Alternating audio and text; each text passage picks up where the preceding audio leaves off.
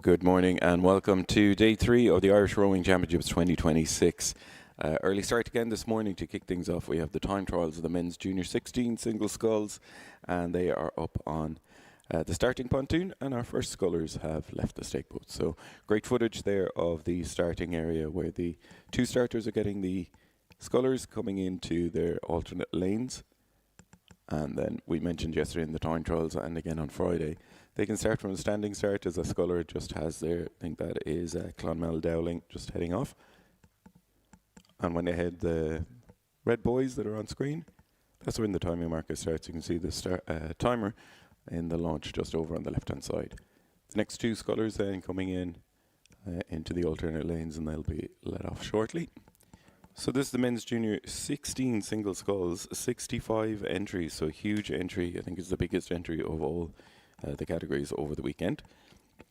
And the first to leave the stake boats was Queen's Corrie, and then we had Dowling Clonmel, and I think these two scullers should be Northwest Crescempic and Waterford Ogilvie. So we'll get more footage of the guys as they come in. After the men's junior 16 time trial, we have the women's club single time trial as well, just taking place just after 8 o'clock. Short break then to collate the times for the time trial to find out who's going to advance on to the heats. And we kick things off just after 9 o'clock with racing for the heats and qualifications in the women's Inter 4, the men's Club 8, the men's junior 18 Cox 4, the men's senior single, men's intermediate 4, the men's junior 16 single, men's inter double, and the women's club single to close out the qualifiers before we move into the second half of this morning session, where we move into the finals, kicking off that final just at 11 o'clock. The first race there, the women's intermediate Cox 4. So we'll be back shortly when the crews start making their way in towards the finish, and we can pick up the bow numbers and give you some details of the crews that are racing there. But lovely footage. You can see absolutely glass calm out on the water, not even a ripple. Only being disturbed now by the crews coming down, and lovely footage there of our first 4 scullers coming off the start and making their way down into the course.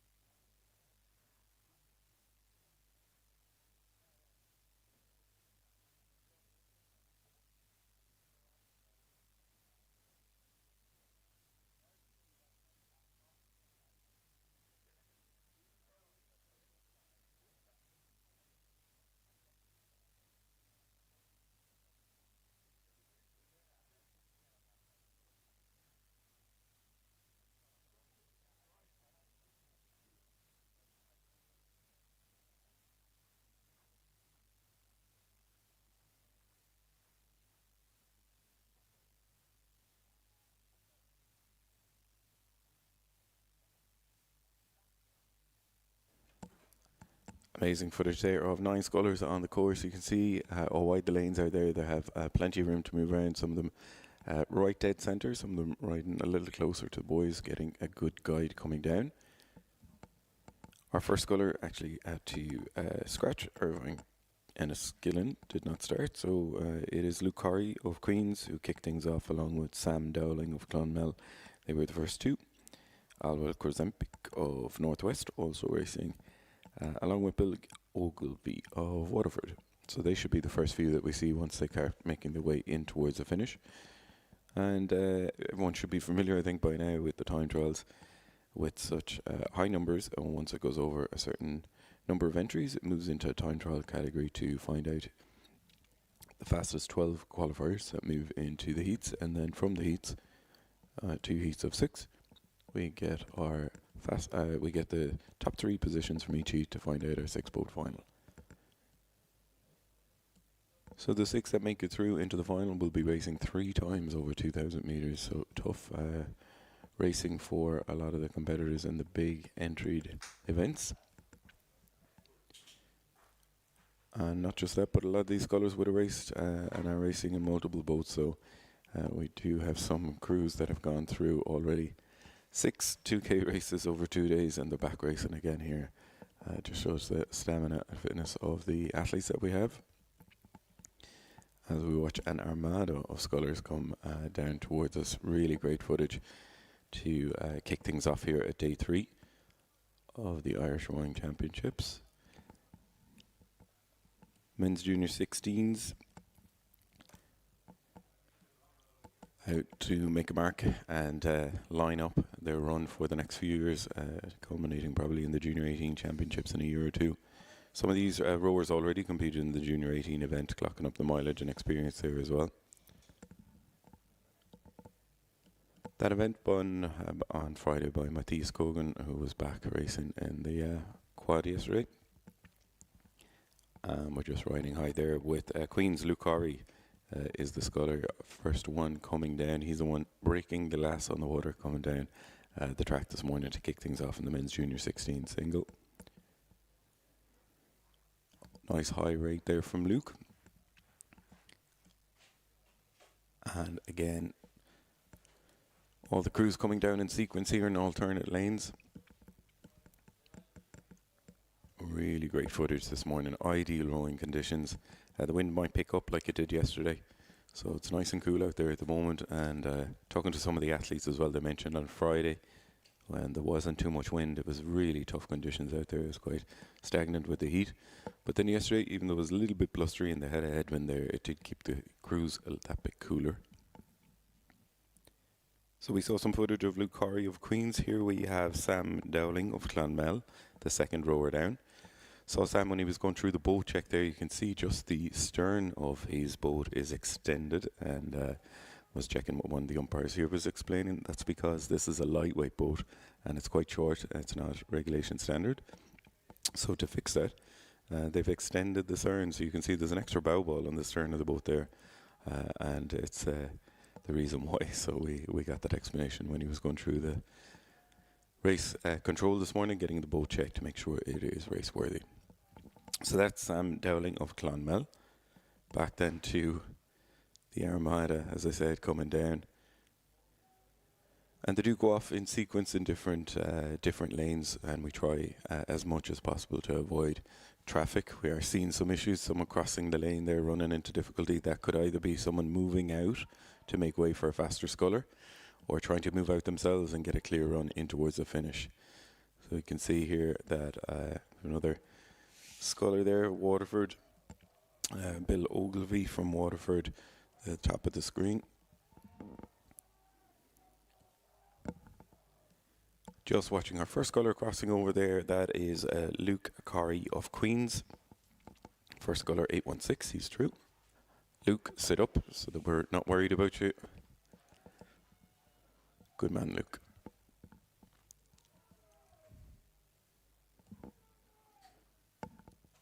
Next down, and this is where we're doing our eye test to make sure we can catch the right bow numbers. Things that's Sam Dowling and Clonmel 818.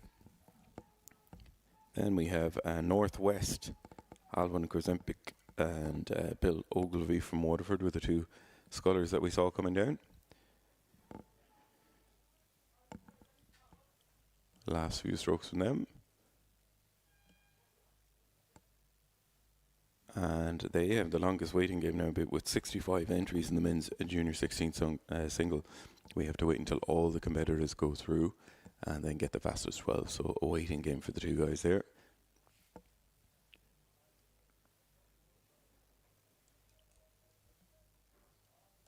And our next two rowers coming in, we've got Nicholas Kirby of Kenmare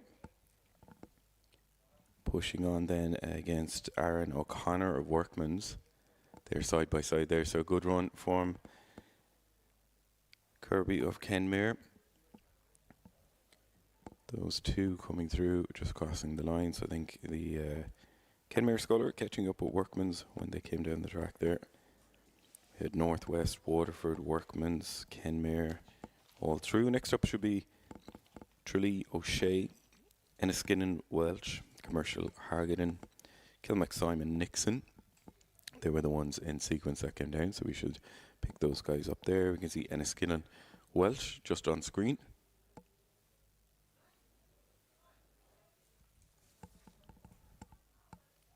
And we mentioned this is the largest entry of all the events over the weekends. 66 crews entered. I think the 65 racing this morning with that one scratch that we got overnight.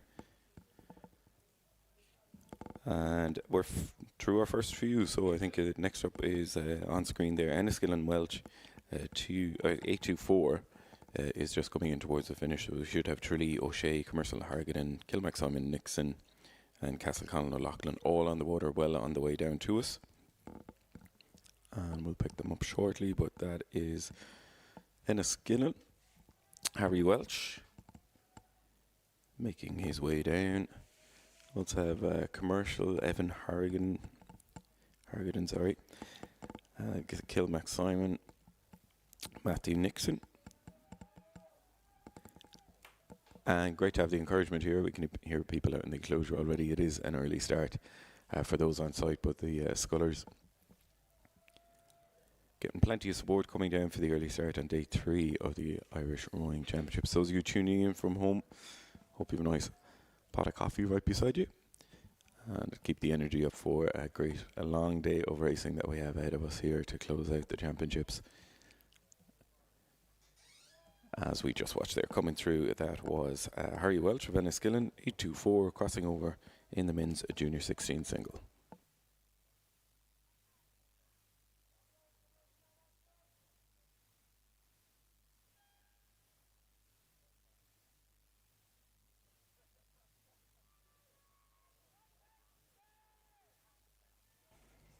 So that looks to be Commercial's Evan Hargaden safely home and over the line in his time trial of the men's junior 16 single scull. As Richie mentioned, the largest entry in this event here today, as what looks to be Tralee O'Shea just coming up to cross the line in his time trial of this event. So I'm going to say we're approaching... I was going to say we're approaching a third of the way through, but it's more like a quarter of the way through here in these time trials of the men's junior 16 single scull. And that shot up on screen there, that tells you how busy the course is at the minute, as Kilmac-Simon, Matthew Nixon comes down towards the finish line now in a very distinctive red colours. Matthew Nixon just coming across that red line of boys there to signal the end of his 2,000 metre time trial here in the men's junior 16 single scull. So the course coming alive with activity here this morning, as Skibbereen's Olin Ferguson just comes across the line slightly before Charlie O'Loughlin of Castleconn. Looked to be like a good row from the Skibbereen Sculler. Could we be hopeful to see him into the semi-finals later on this afternoon? Potentially. We'll keep an eye on the times as they're updated on the spreadsheet. But yes, the fastest 12 set to go through to the semi-finals later on this morning, as scullers from Lee Valley, Cappoquin and Offaly start to make their way down towards the finish line. Just up on screen now, in the centre of your picture, is Michael McGillicuddy of Lee Valley coming down towards the lines, flashing the red blades of Lee Valley. No stranger to the shores here of Inniscarra. This will be one of his home water, and just coming up to the line slightly further ahead of him we have Cappoquin, Kieran Organ just crossing the line there. Again, a time trial event. You may not have scullers beside you, so it's very, very important that you keep the foot to the floor the whole way down the course, as Michael McGillicuddy of Lee Valley comes up to the line. Look over the left and right shoulder, exhaustion on his face as he has completed his time trial in the men's junior 16 single scull. as I mentioned, a large entry in this event. As you can see on the pictures up here, we've countless scullers on the course at the moment. This is exactly the shot you want to see to say, look at this. How many scullers have we got out here at the moment? Oh, as I do a very, very, very quick count, I'm going to say upwards of about 14 scullers in picture, as we say, and even more lining up behind the stake. But as Galway's Brian Clark comes down with about 3 strokes to go. Bow number 833, Clark of Galway, just across the line in the men's junior 16 single scull. We can see more scullers just making their way up to the start. What have we got coming up next after the men's junior 16? We have the women's club single scull, 39 entries in that event, and of course the women's junior 16 single scull, the female counterparts of the men that are just coming down the course now, as Offaly David Maloney comes down to the line, a very, very distinctive black and green Felipe. Just crossing the line now, bow number 832. Who are we expecting to see next? I'm expecting to see Skibbereen Keane, Fermoy's Matthew Long, and Carrick's Eli Lowe on the course. Look at this, lovely contrasting styles here making their way down towards the finish line. We'll take a closer look at them when they get closer to us here down at the National Rowing Centre, as Skibbereen's Oran Keane approaches the line now. Again, the very well known and distinctive colours of the white one piece and the red stripe across their back. This is Oran Keane of Skibbereen coming down towards the line with about 3 strokes to go, bow number 834 on your list of the 66 entries we had here in the men's junior 16 single scull. Great to see so many entries getting junior rowing, a really an up and coming scene here at the Irish Rowing Championships, and indeed across all the domestic calendar. Matthew Long of Fermoy should be coming down towards the line in the next couple of moments, and Eli Lowe of Carrick also due to come down the course in the next couple of moments. Lovely long strokes from Matthew Long of Fermoy. You can see the distinctive rings, the green rings of Fermoy on the back of this athlete. Also expecting to see Laffin of St. Michael's coming down in a couple of moments' time. He's just in the centre of your screen at the minute, but just across the line it is Matthew Long of Fermoy, and coming down behind him here, who has made, looks to be like he's overtaken the Carrick sculler, it's St. Michael's Laffin. Could this be looking good for him for a lane in the semi-final later on? I think it might. We'll have to wait, of course, for the times to come out in a couple of moments' time, but exhaustion on the face of Laffin of St. Michael's. Next rowers behind the St. Michael's crew is going to be New Ross Crotty, Cormac Crotty coming down, along with Patrick Keenan of Commercial, Henrik Yanissonis of Lee, and Dahi Gallagher of Lockers. They're the next that are coming in sequence there. Just trying to catch there who was New Ross Crotty coming through. New Ross with a win in the women's intermediate single yesterday, doubling, I think, their championship over the last couple of years. There's a Lee sculler, Henrik Yanissonis. Coming in, a name familiar from the indoors as well. Patrick Keenan of Commercial. There's the Lee sculler, Henrik just coming in towards the line. Impressive stuff from the Lee junior 16s in the double race yesterday. They did well in the quad as well. And after that, we're going to have Loughra supported down from Moy. CRCC should all be coming down. Again, beautiful shots there this morning. It's absolutely perfect rowing conditions out on the water. And the starters doing a great job of getting everything lined up, but not just the starters, the rowers as well, because it is a different format that they're used to the head of the rivers, of course, but this coming in sequence and going off in alternate lanes. Last year was the first time that we brought that in to cover the increased entry we have in a number of the race categories, so it's working out really well. I know it's an early start for everyone, but it's the best way to deal with the entries, especially when you have 60 plus coming through. So we're just looking there, Commercial. This is Patrick Keenan coming in towards the finish line, about number 841. Oh, and we have someone, fortunately someone just turned over there halfway down the course, maybe clipped a boy because they were running very close to the line, so hopefully they'll be okay. Our safety launches and umpires are out there to handle every situation like this, so be well taken care of. Lockers there, Dahi Gallagher, I think, just coming in after Lee. And then we should see the Portadown sculler from Moy, CRCC Cormac Coffey on the way down. David O'Sullivan of Ring, met him yesterday with his mum, one of the few competitors from Ring, and he's one of the crews from Wicklow, and also from some of the clubs that we have. Max Simon from the coastal side now competing very well over in the river rowing. Great to have them as part of our rowing community events. Fermoy just coming in there, that's Fermoy Oisin Dillon. Little glance over his shoulder, again checking out how many strokes he has left. So he's just crossed out there, just checking to see if we have Alexander Love of Portadown coming up.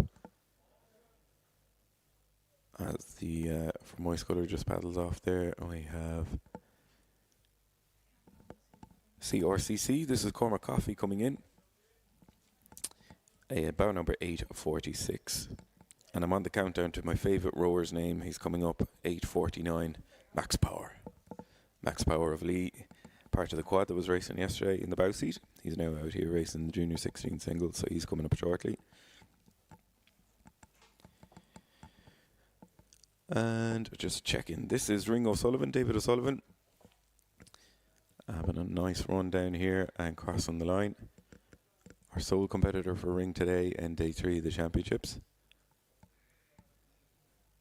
Well done there to David O'Sullivan of Ring. And coming up we should have Rory Collins of Athlone and Max Power of Lee as well.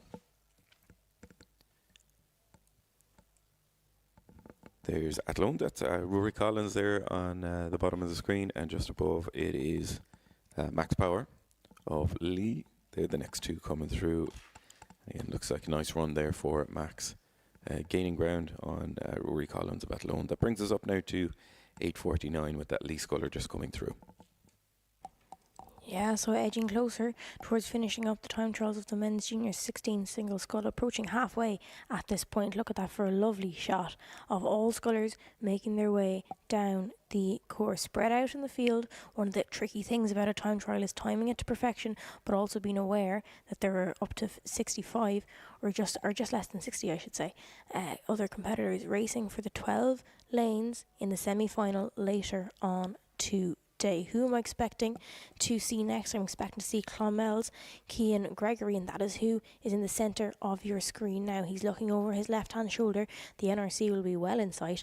I'm sure he'll be very, very aware that the crowds are starting to gather on the bank here at the National Rowing Centre for day 3, the final day of the Irish Rowing Championships, as Cian Gregory of Clonmel comes across the line, bow number 851.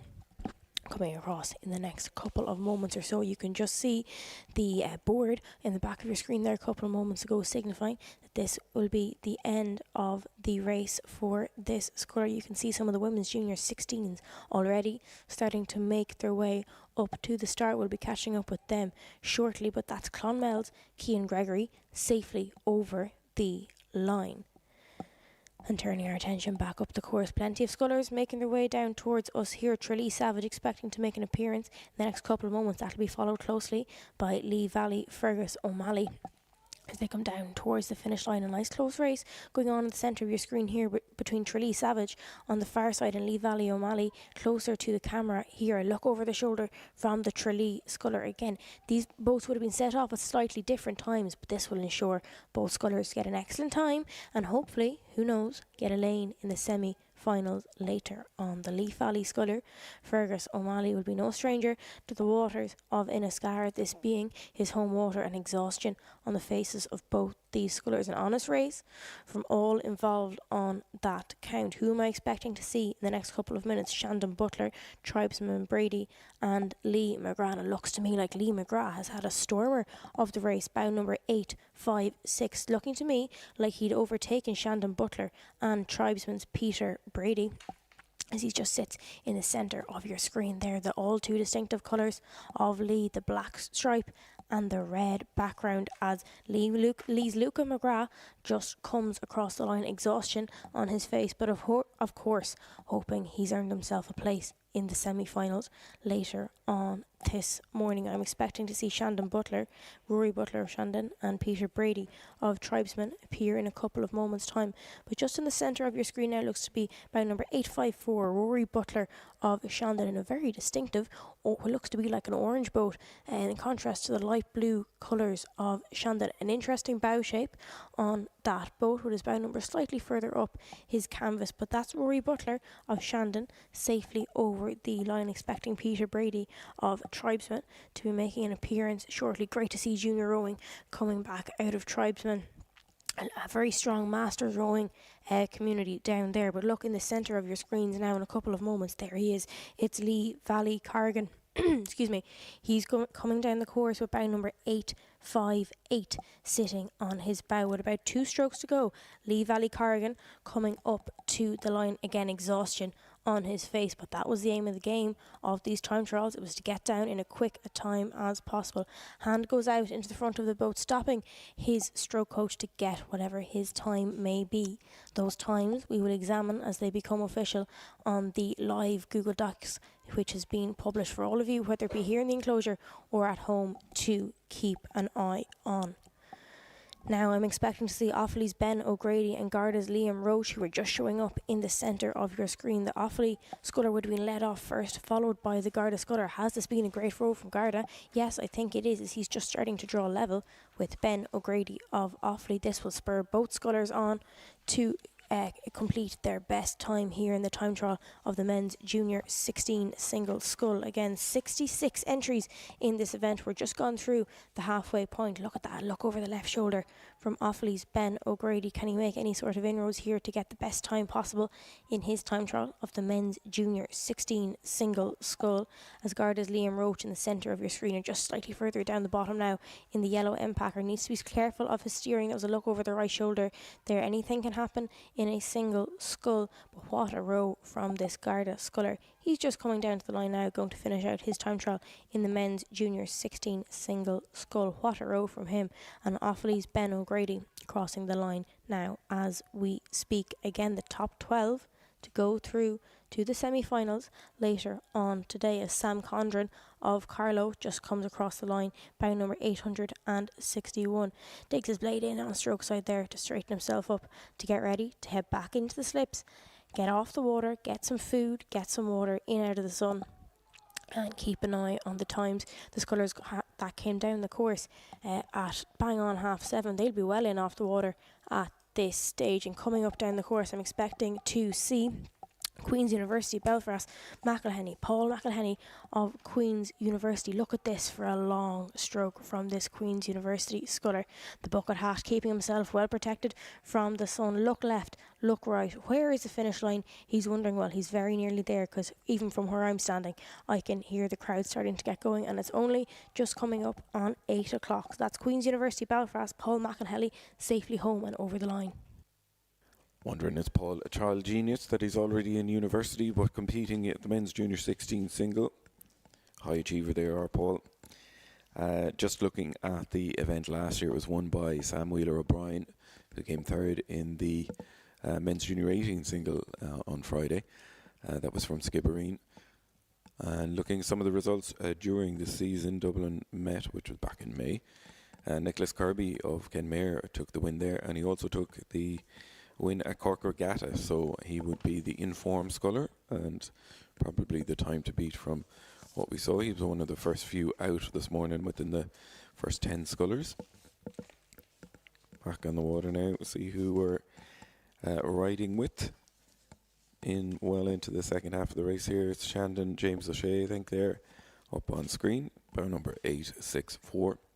And we're going to have Joseph Garland of Wicklow, Conor Fox of Athlone, Hody McCraman of Gloucester. It's too early to try that. CRCC.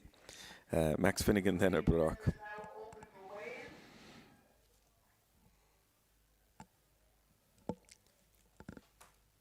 So just through the finish there, we saw James O'Shea of Shandon. Just going to pick up our next runner coming in. Trying to spot the bow number in the sunshine there. think it might be Joseph Garland of Wicklow. And then we have Connor Fox of Athlone as well.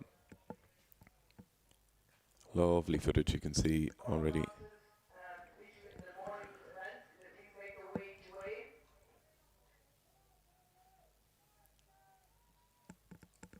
So the Athlone sculler here, Connor Fox, 866 the bow number. He's just powering in towards the finish. So lovely footage of the rowing centre in the background, the crowds. You can give a wave if you spot yourself up on screen. Also coming in towards the finish, we have Joseph Garland of Wicklow in the blue colours. Just crossing the line there, that's James O'Shea. Well done, James, from Shandon. Next up, and in the view there, we have Joseph Garland of Wicklow.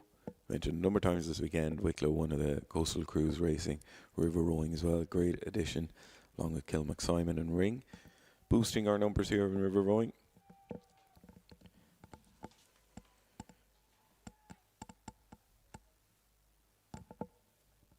And just glance over the shoulder there for Joseph, checking out where he is last few strokes. And those big road boys will let him know, as well as the finish.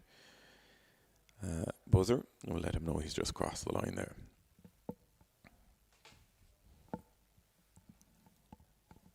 Next up, we just went there, Wicklow Athlone, CRCC, Blackrock, Fermoy, Newry, Shannon.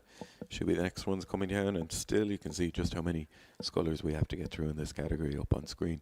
They're making the way down in sequence and using both lanes.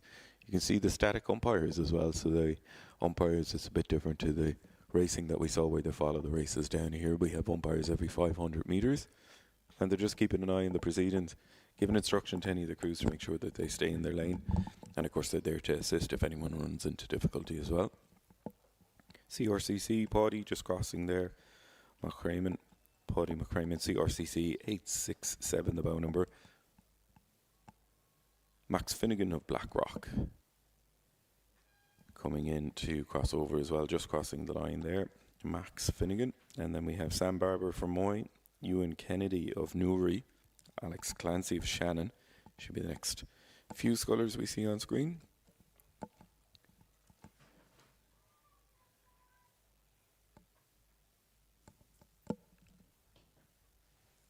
And this is, you can see the Newry sculler just coming up here. So that is Ewan Kennedy of Newry, just on screen. Black, yellow and red colours, similar to the Ord School Reach Schools one piece, the Limerick school that race at the schools regatta every year. But it's the Newry sculler here, Ewan Kennedy, 870 the bow number, just crossing over. And again, we see so many of the scullers here checking the stroke coach. They have that little pocket watch in the front where they set it off when they're going into the start, and it gives them their boat speed and rates, and gives them the metrics they need to know how they're running coming down the track when they are just racing against the clock. Back to the Skipperine sculler, Desmond Keane. And it looks like Desmond Keane has made good ground there, passing out some scullers maybe on the way down too. And just paddling on then to recover. And as Ella said, with 67 or 65 scullers racing in this, I'm sure the early ones are already in, resting, rehydrating, while we still have some scullers to leave the starting area to close out this race. So long waiting game to collate then the 12 fastest that are going to go through to the heats later on. Just coming up on the line. That is Shannon. Yep, that is Alex Clancy of Shannon there, 871. Just come in.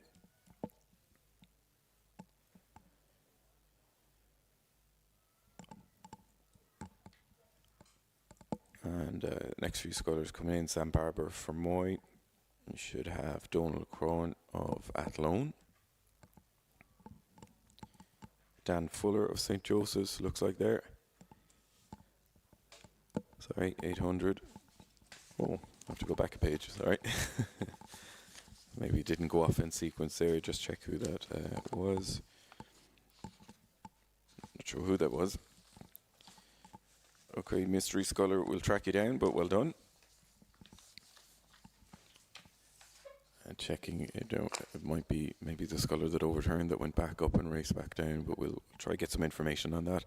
The Cork sculler just coming through there, Edward Wall, 876. Dan Fuller, St. Joseph's was through as well. Just waiting now for Athlone Cron. And for my Barber should be in the mix as well. And we're down now to the last few, just about 12 scullers left to come through to close out this singles race, and then we move on with the women's club single. Yeah, coming in towards the last couple of scullers here now in the men's junior 16 single scull. The women's club the women's club singles and the women's junior 16 singles all corralling under the start as we speak. We're just seeing a little gap then between the end of the men's junior 16 and the start of the women's club single. But up on screen now at the centre of your picture looks to me like tribesmen wackle whack coming down towards the finish line. Again, apologies for the pronunciation if I've got that incorrect, but look at this for a long stride from this tribesman sculler. Slightly lower rate of striking, a contrasting style to what we've seen here in previous races. I'm clocking him at only about 28 and a half strokes a minute. We can see some scullers up at 38 in some races, but this tribesman sculler looks all in control. Let's see, do we see him in a semi-final later on as he comes down to cross the line and finish out his time trial in the men's junior 16 single scull. Lovely close race going on between Sligo Foley and Enniskillen Reese Brady. On the right hand side of your screen, Sligo Foley would have been let off first, and Reese Brady of Enniskillen would have been let off second. So a strong row and a strong performance from Brady of Enniskillen on the right hand side of your screen. Sligo's Ben Foley, then on the left hand side the distinctive black and red of Sligo, but the all too familiar E on the back of the one piece of Reese Brady of Enniskillen coming down towards the finish line, lifting the rate as he look over the left shoulder. Where is the line? Where is that finish up? Because he's been able to hear the shouts of the crowd supporting him for the last couple of moments. So that's Reese Brady of Enniskillen safely over the line. Ben Foley of Sligo due to come in the next couple of moments time. Again, it may only be 6 minutes past 8 on a Sunday morning, but the crowd's already coming out in force here at the Irish Rowing Championships Day 3 2026. Ben Foley safely over the line in the men's junior 16 single scull.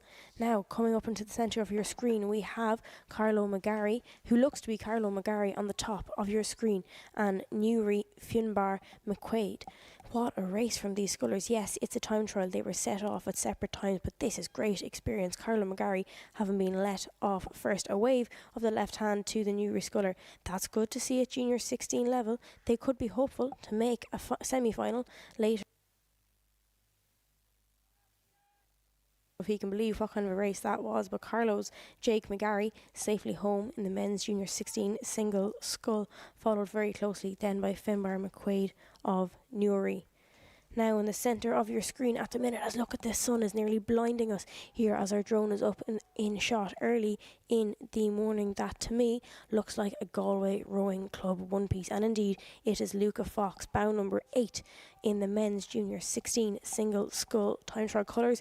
Sometimes confused with St Michael's when we have bright sunshine like this, but there's no doubt about this fact that it's Luca Fox coming down towards the line. Look over the shoulder there a couple of moments ago, and in one stroke time there he goes. He's home in his time trial of the men's junior 16 single scull. We're down to the last 5 scullers to go here in the men's junior 16 single scull.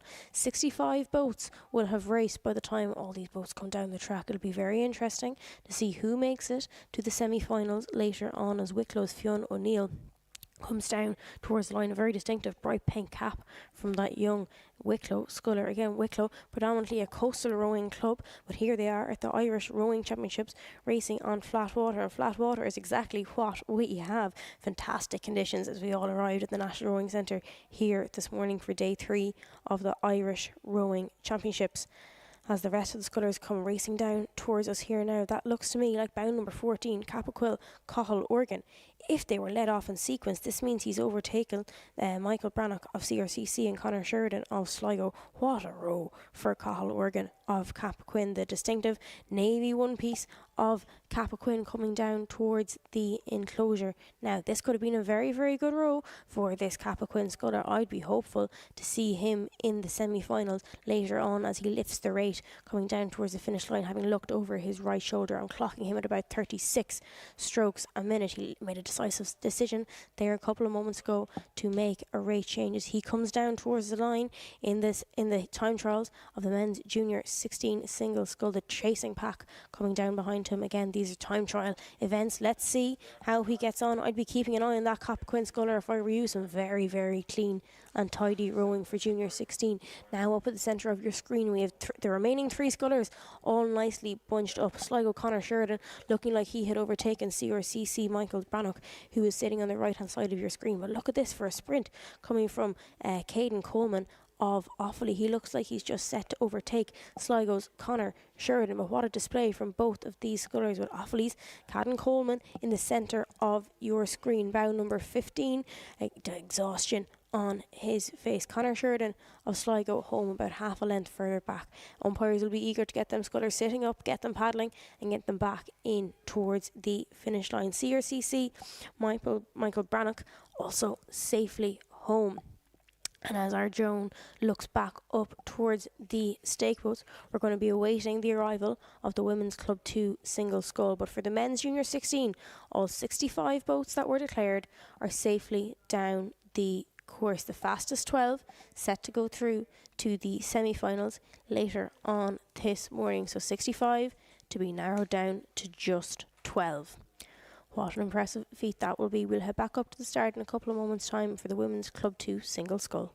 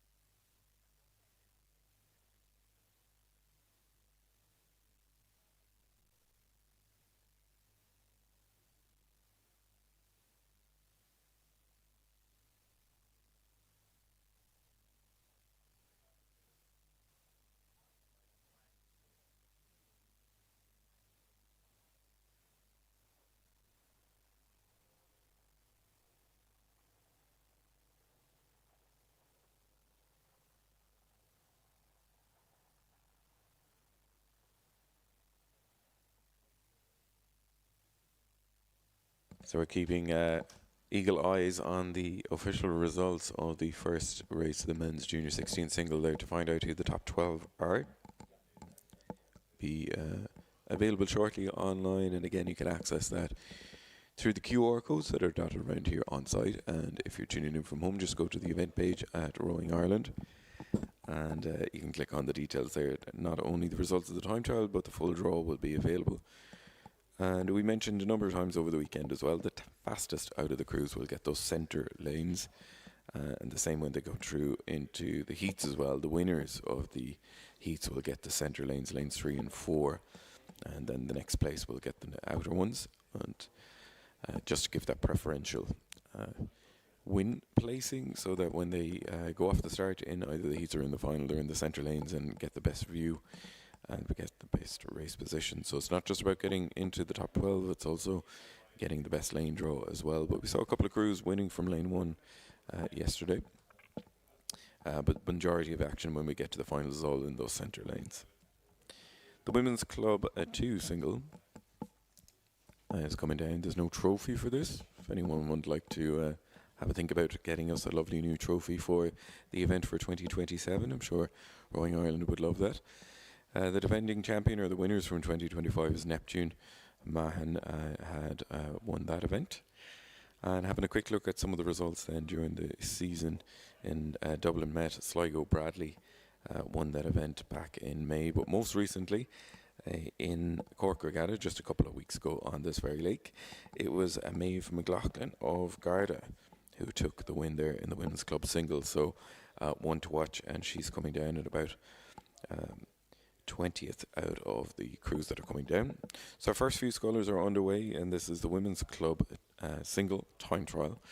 And we're going to have Aoife Dunn of Neptune, Niamh Dugan of Commercial, Olivia Kiley of Cork, Abby Rainbow Blake of Atlunkert, Amelia Brennan of Neptune, Dervla O'Brien of UCD, and A.B. Scannell of Cork. They should be the first few out of the starting box and on the course at the moment.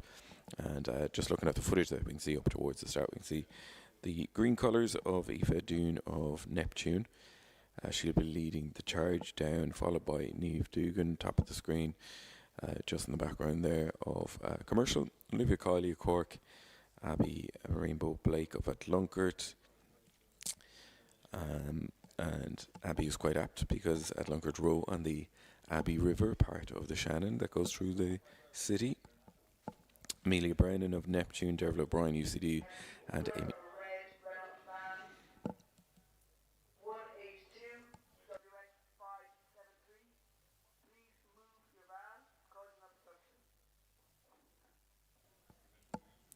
Just an announcement there for anyone tuning in at home as a van obstructing some of the way. But back to the action here. The Women's Club 2 single. We're riding high there with Aoife Dunn of Neptune. Top of the screen there, just below the umpire's static launch, we have Niamh Dugan of Commercial. Over on the right hand side of your screen then Olivia Kiley of Cork and Abby Rainbow Blake of Atlunkert. They're the first four scullers out of the starting pontoon in this race. Really nice rowing here from Aoife Dunn and Neptune. Beautiful footage. We're seeing long, powerful strokes from Aoife to make her way down towards us here. 39 entries again, big entry in this event to be narrowed down to 12, and then from that 12 to get our top 6. So the time trial is definitely a great addition to cope with the increased numbers we have in the championship events. Especially some of the junior 16 events where I'm sure there's some of the junior 15s who didn't get to race at the weather affected 1K championship or the 1K regatta that we have in Lochrain. So increased numbers and pushing us over the 1,000 entry mark for this 3-day regatta, which is a new record for the championship. So fantastic to see the numbers continuing to rise. And a couple of new events we mentioned recently passed at an EGM, some details on some of the new club events that have been added as well. So even more to look forward to next year. But here we are trying to get through 2026 and we're already talking about 2027. Aoife Dunn still powering on here along with Niamh Dugan of Commercial. They're the 1 and 2. Olivia Kiley I mentioned of Cork should be the third place sculler, top of the screen. But looking good so far here.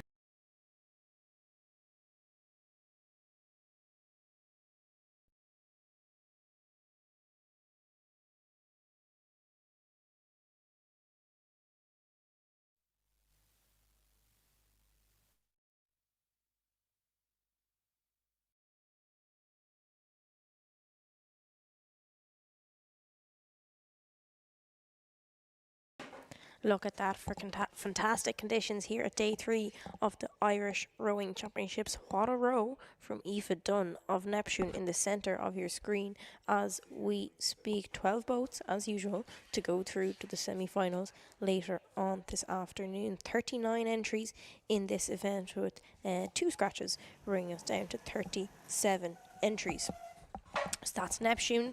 Aoife Dunn in the centre of your screen as we speak, powering down the course in her time trial of the Women's Club single Skull, we're expecting to see Commercial, Cork and Atlunkert follow down behind her with a powerful row from this Neptune sculler, the all too familiar green background with the black stripe across her back. I'm clocking that Neptune sculler at about 32 strokes a minute as she raises the rate and she comes into view of the National Rowing Centre in her time trial of the Women's Club Single Scull.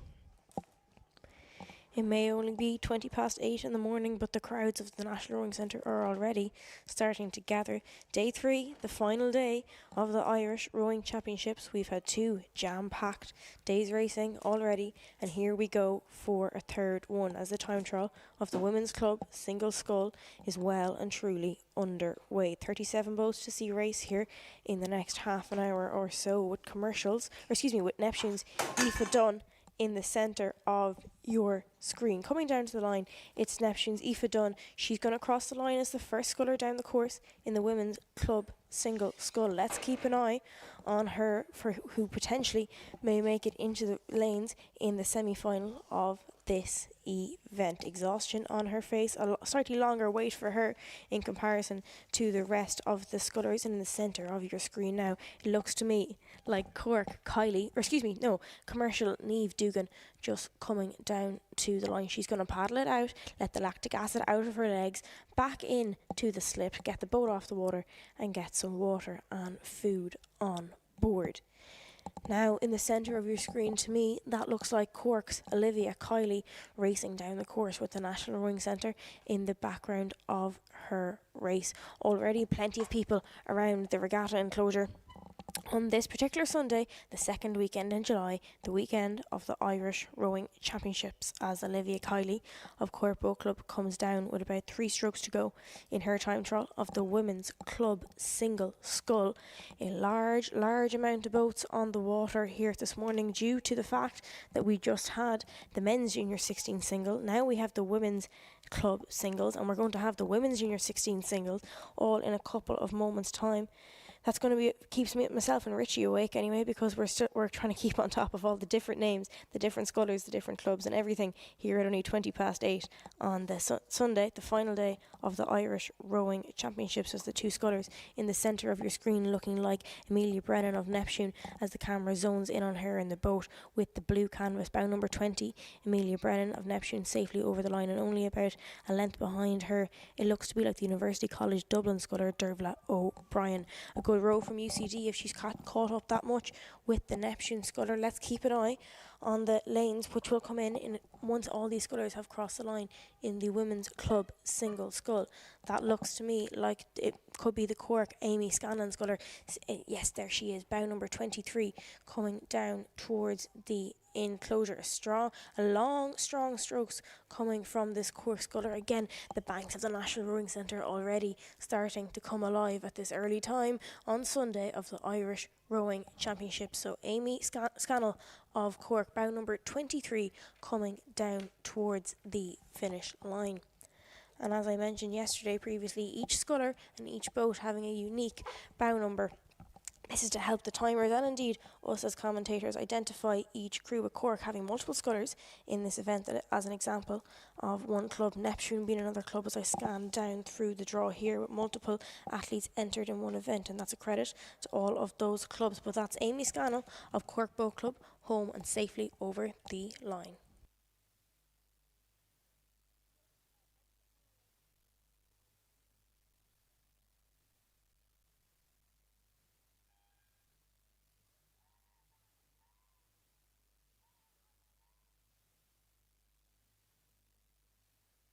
Just while we're waiting for the next few scullers to come down, I think that's Zena Jordan there of Neptune, bow number 27, just crossing over. I'm having a look at the results here. The Men's Junior 16 single, the results just being made available there.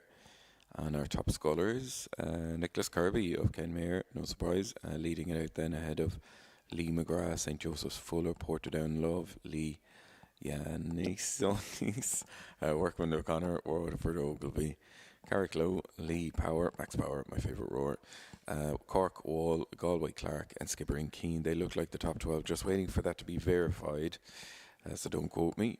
And then we should see the draw updated with the details, which we do. So those of you tuning in from home or check in the results there. The full times for all of the rowers that were racing in the single Junior 16 available, and the results up as well.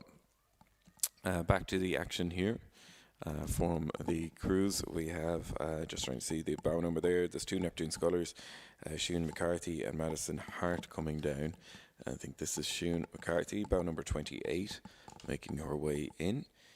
So we've gone through about 12 scullers here so far. Sive O'Sullivan, Killorglin, Madison Hart of Neptune, Orla Brennan and New Ross should be the next ones down. There we just see those scullers coming through. Orla Brennan, New Ross, Madison Hart of Neptune through, just coming up towards the finish there. That's Madison Hart of Neptune, bow number 31, rowing centre just in the background. Give us a wave. And just coming in, you see the other competitors that have crossed the line. So 31, Madison Hart of Neptune. Waiting now on Ava O'Sullivan from Muckross, Abby O'Sullivan from Lee, and then probably one of the favourites for this race, Maeve McLaughlin of Garda. We mentioned the winner of Cork Regatta just a couple of weeks ago. There's the Lee sculler. Abby O'Sullivan, bow number 35, just crossing over the line. We also have Isabel Neff, who raced a number of times. Number of the Neff family racing for Cork this weekend. Hannah Sullivan from Tralee, Elle Brady of Neptune. That's Ava O'Sullivan there from Muckross, bow number 34, crossing the line. And just paddling on.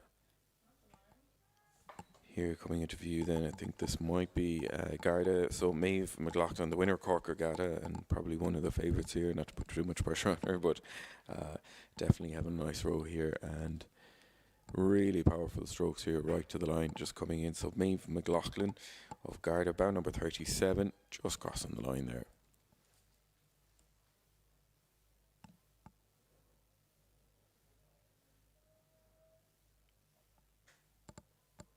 Our next rower in, I think this might be Isabel Neff of Cork,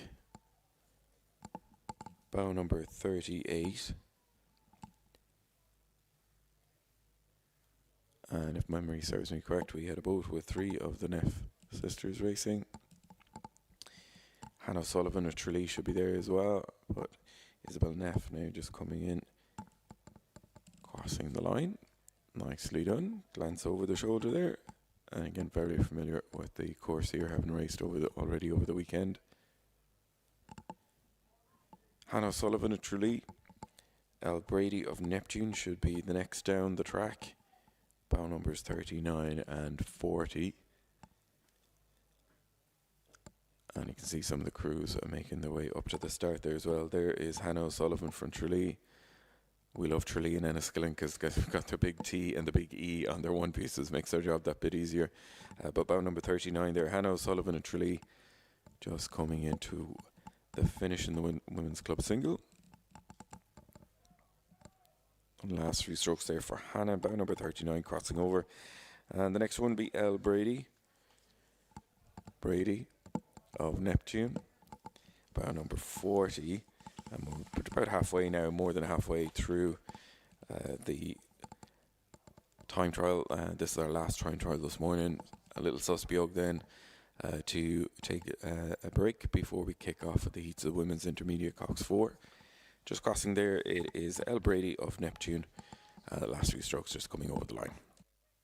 Yeah, look, the women's club single scull, it's always a hotly contested event. We saw a dominant performance in the intermediate single yesterday from Anna Brennan of New Ross. Her sister Orla raced down the course only a couple of moments ago. So exciting racing lining up here at day 3 of the Irish Rowing Championships over the next couple of hours in the women's club single Skull, I should say. Bow number 41 now just coming across the line. Maddie Horan of University of Galway. Look over the right shoulder. She's well aware she's across the line. Definitely not her first run down this track. Feet into the water. Already getting warm here at the it's only walk time we're coming up on, just coming up on 8:30, and the heat already starting to pick up. Now, just on the right hand side of your screen looks to be bow number 43, Niamh O'Brien of Cork Boat Club. She's really starting to lift the rate here in her time trial of the women's club single scull. 37 sculls are scheduled to race in the next couple of moments' time. Really lifting the rate there. Niamh O'Brien of Cork Boat Club, bow number 43, catches her breath as she crosses the finish line, and she will head back towards the slip, get her boat out of the water, get herself off the water, and get some well-earned recovery. And that looks to be bow number 42, Carrick Ingrid Jemison Strinch, just crossing the line there. I saw those Carrick scullers taken to the water earlier on with the help of all their coaches. The boat park alive with people this morning. It's single scullers galore heading up the river there this morning. Just at about 7 o'clock, the boat park started to come alive at 5:30 this morning. Where else would you get a place getting packed with people at 5:30 on a Sunday morning? Only in rowing. Of course.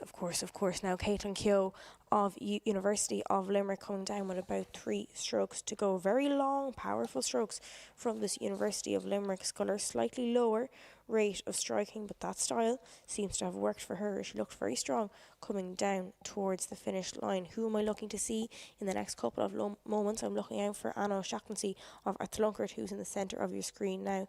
DULBC Anna Venables and Athlunkert's Ingrid Thunder Beastie, the next 3 scullers due down the course. Atlunkert, O'Shaughnessy Anna, bow number 46 in the centre of your screen. Looks to me like she's racing in, I could be wrong, but it looks like nearly a wooden boat from where I'm standing here, or it could be just brown either. But what is definitely certain is this is the Atlunkert sculler with the blue one piece and the red stripe across her back. Lovely long reach from that young Atlunkert sculler in the women's club single scull. In about 3 strokes time, she's going to cross the line in the women's club single. Looking back up the course, we're keeping an eye for the Trinity scull and Venables on the left hand side of your screen now as we look up the course. Trinity, a stronghold for sweep rowing, but we've definitely seen them make waves in the sculls in recent times. At Atlunkert, just coming up on the right hand side of your screen. Trinity on the left. Again, 37 crews after declarations were made yesterday evening in the women's club single scull. Only 12 will go through to the semi-finals later on this afternoon, and the fastest 6, 3 from each of those semi-finals, will go through to the grand final later on this morning before we take our lunch break at about 12:30 this afternoon.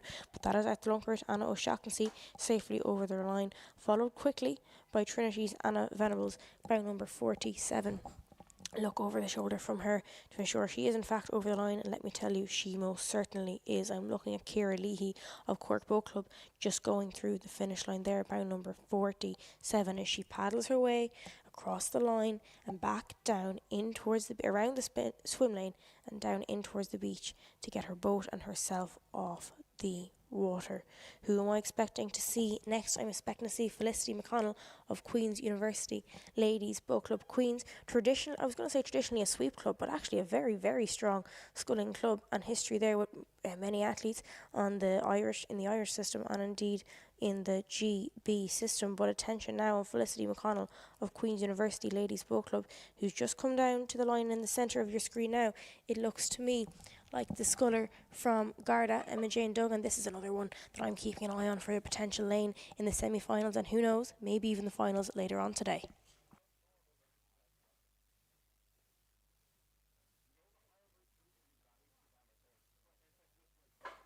Down to the last 8 or 9 scholars now in the women's club single event, and that will close out our time trials for this morning, and we'll be back shortly. They're just after 9 o'clock at the women's intermediate Cox 4 heats. The crews will be underway for those races just after 9 o'clock. We already have our qualifiers from the men's junior 16, so be sure to check out the details there. 9 out of the 12 all going under 8 minutes, so fairly fast race there for the crews. Meanwhile, back on the water, we have Jade Bradley of Sligo, bow number 53, just coming in there. We saw seen on screen in the red boat.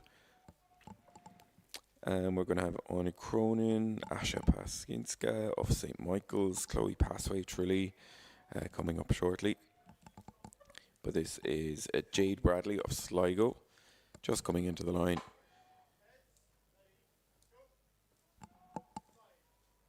So Cork, St Michael's, Tralee, UCC, Lagan, Sligo and Carlow, the next rowers to come through to close out the women's club single.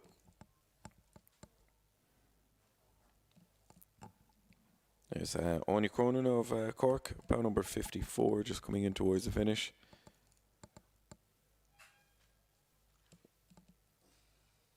And again, a waiting game for some of these competitors. And just looking at the men's junior 16s, to jump back to that, I'm sure, not just the top 12, but the other crews are all going to be looking to see.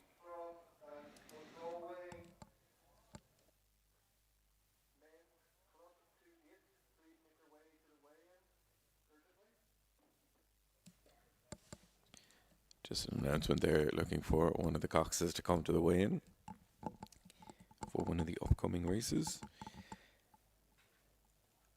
Next up, trying to see there.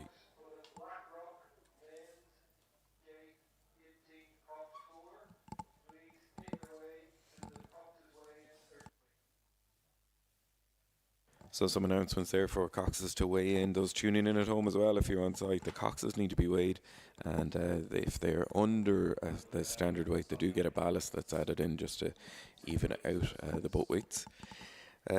On screen, Aoife Connolly, UCC, bow number 57, making her way down the track here. Last few strokes for Aoife Connolly. Again, 39 entries we had to narrow down to 12. And I was briefly going to mention as well, if you have a look at the times for the crews in the junior 16, I mentioned it's not just the top 12, obviously with 60 plus rowers there, they're all going to be checking to see how their times did. 9 out of the top 12 all going under 8 minutes, and led out there by Kirby of Kenmare, so he'll probably be one of the favourites when we get into the final racing in the certain centre lanes in Heat 1. Kirby of Kenmare, Love of Portadown, Lee McGrath and St Joseph's Fuller, the 4 fastest crews there in the time trials. Back on screen there, that's the UCC just paddling on. Just checking who else we have. Coming down, Carlo Long, the green colours. Looks like a good row there for Tara Long of Carlo, bow number 60, coming in to take the last few strokes. Looks like she passed out a number of scullers there. If she's gone off in the sequence that she should have, it means she's pulled through 2 different scullers, if not 3, on the run in down. Picking up the next sculler, Sheena Clark of Sligo. Just coming in towards the finish. Sheena's claim to fame is being the sister of Ella Clark, who's sitting here beside me, nonchalantly taking a photo of her sister crossing the line. So that's Sheena Clark of Sligo, bow number 59. And just picking up our last few scullers there, Chloe Passway of Tralee. Again, we mentioned Tralee and Enniskillen. Easy to identify because they've the big E or the big T on the one pieces. So Chloe Passway, bow number 56, just making her way down. We still have 1 or 2 scullers out on the water there. Trying to see if the St Michael's sculler lagging as well. Should be the 2 that are remaining. That is Chloe Passway of Tralee, just crossing the line there, by number 56. And just going to catch up, hopefully, with the next few. So again, if you're looking for the heats of the men's junior 16, they're available, as well as the times online. Sure, all those scullers that came off the water now are furiously trying to get online to check and see how their scores went. But some good results there. I did see some of the guys, medalists. I'm trying to refresh the system here, but those guys, the twins from Carrick, who've won multiple medals. The guys, I spotted their names a minute ago, just trying to see if we can get details there. So I think that completes. We're trying to see on course if we have any crews left. I think we didn't spot St Michael's there or Lagan, about numbers 55 or 58, but I think we're done for the time trials. So we'll get those results available shortly. Again, you can check online yourselves to see how the crews fared and what the draw is for the next races. We're going to take a little break here, swap over the commentary, and we'll be back from the balcony position to kick things off just after 9 o'clock with the Women's Intermediate Cox 4.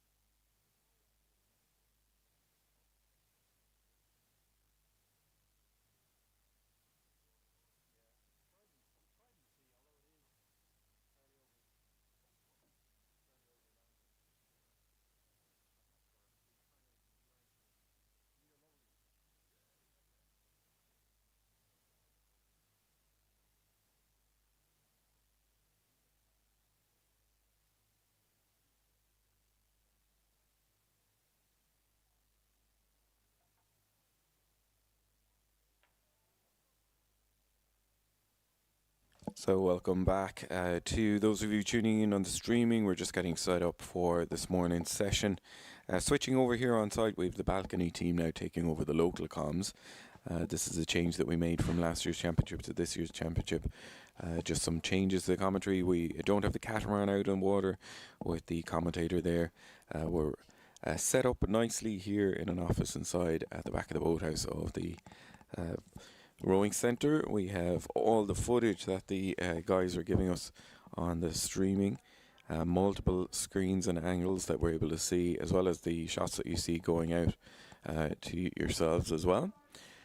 So it allows us to get full vision of everything that's going on, and it's been vital and hopefully beneficial for everyone at home here enjoying what we're doing with the setup that we had, especially for the time trials, where we're able to give that bit more detail on the crews that are coming down, access the names as well. So looking like this new setup is working well, hopefully. Back to the action here, and on screen it's the heats of the women's intermediate 4. Later on this morning they're going to be racing for the Una O'Driscoll Memorial Trophy. That's the one that's on offer for the women's Coxed 4 at intermediate level. 2025, this event was won by DULBC Trinity ladies, winning that event, and they'll be lining up here in Heat 1, and we'll give you some of the results during the season as well. In Heat 1, same as some of the races we had yesterday, where there are 4 crews racing but just 3 to qualify, so 1 out of each of the heats is going to be dropped. In Heat 1, and on the state boats in Lane 2, we have UCC, Lane 3, University of Galway, Lane 4, DULBC, the current defending champions, and in Lane 5, St Michael's B. 2 St Michael's crews racing here. They're in the next race as well, part of the crews that raced in the club event yesterday, finishing 3rd overall, I believe. So in Heat 1, 3 to qualify out of the 4, 3 colleges, UCC, University of Galway and Trinity, and then the St Michael's crew as well. In the second heat we have the A crew from St Michael's, along with UL, Neptune and BAN, and again 3 of those 4 to qualify. After that event we have the men's club 8, 2 heats of 6 in each there with 3 to qualify, so big numbers in the men's club 8, and we should have the crews coming through. We'll get our top 6 out of that as well. Just checking online now, checking on screen, sorry, the first race you can see there glistening in the sunshine, already underway. So this is the women's intermediate Coxed 4, racing for the Una O'Driscoll Memorial Trophy. Our current champions are Trinity, and the Trinity crew are in Lane 4 in this event. Not sure if it's the same lineup as last year, but they are racing in Lane 4. When we get our drone up, we'll be able to, up onto the race, we'll be able to see how the race is panning out. The intermediate crews are the ones that have coxes. When we get to senior and some of the junior events as well, they are coxless, where someone in the boat is doing the steering. But here in the intermediate level it is cox, so we'll see the coxes tucked into the bow seat, or the bow position, when they make their way down in towards the finish. And we also have our catamaran out on the water with the camera that'll be able to pick up the racing, and we'll be able to see side-by-side views of the crews once they make their way down the course. Always great to get those up-close angles. And the crews that are in Lane 1, that's where our catamaran is positioned right beside, so we always get a good view of Lane 1 and 2. But a great addition as well in the changes we made over the last couple of seasons to get the camera angles and the catamaran, as well as drone footage as well. So I'm just going to check.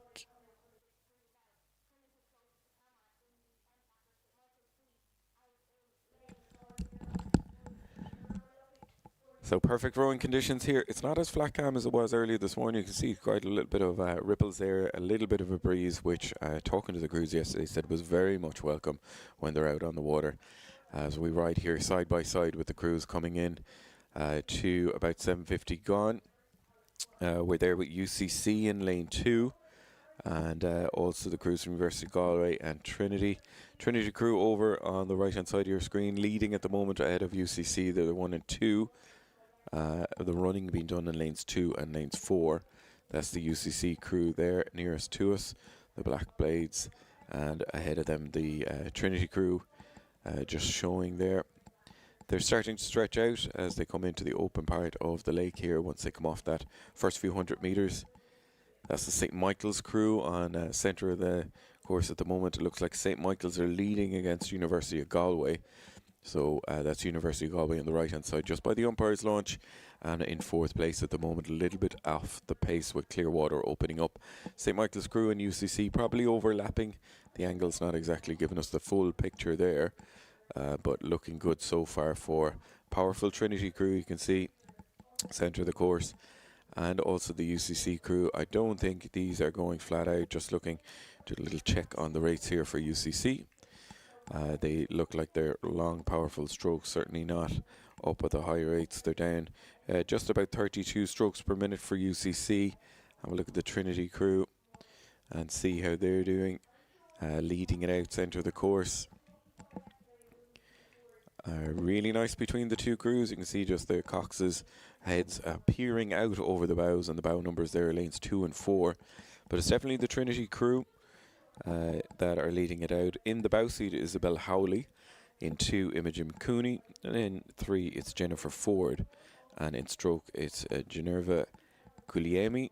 And in the Cox's seat, one of the most important roles here, it's Ava Dolan for that Trinity crew. For UCC, Kate Reedy in the bow seat, Maeve O'Connell in 2, Danielle Winter in 3, Lauren O'Brien in stroke, and Zoe Burke in the Cox's seat. For St. Michael's, it's the B crew from St. Michael's, Sheila Clavin and Vanellis Lawrenson. I hope they won't mind me saying 2 of the most experienced and successful women's rowers we've had in Irish rowing at national level, and they've both competed internationally as well, winning multiple championships. Racing yesterday in the St. Michael's Club 8 along with some of our juniors, and here combining in the St. Michael's Intermediate 4 as well, along with Lucy Hartigan and Amelia Corcoran. Tegan Marley Buckley is in the Cox's seat for St. Michael's, and they're looking good in 3rd place at the moment, holding off the University of Galway. Aoife O'Sullivan, Anna Trench, Jennifer Hogan, and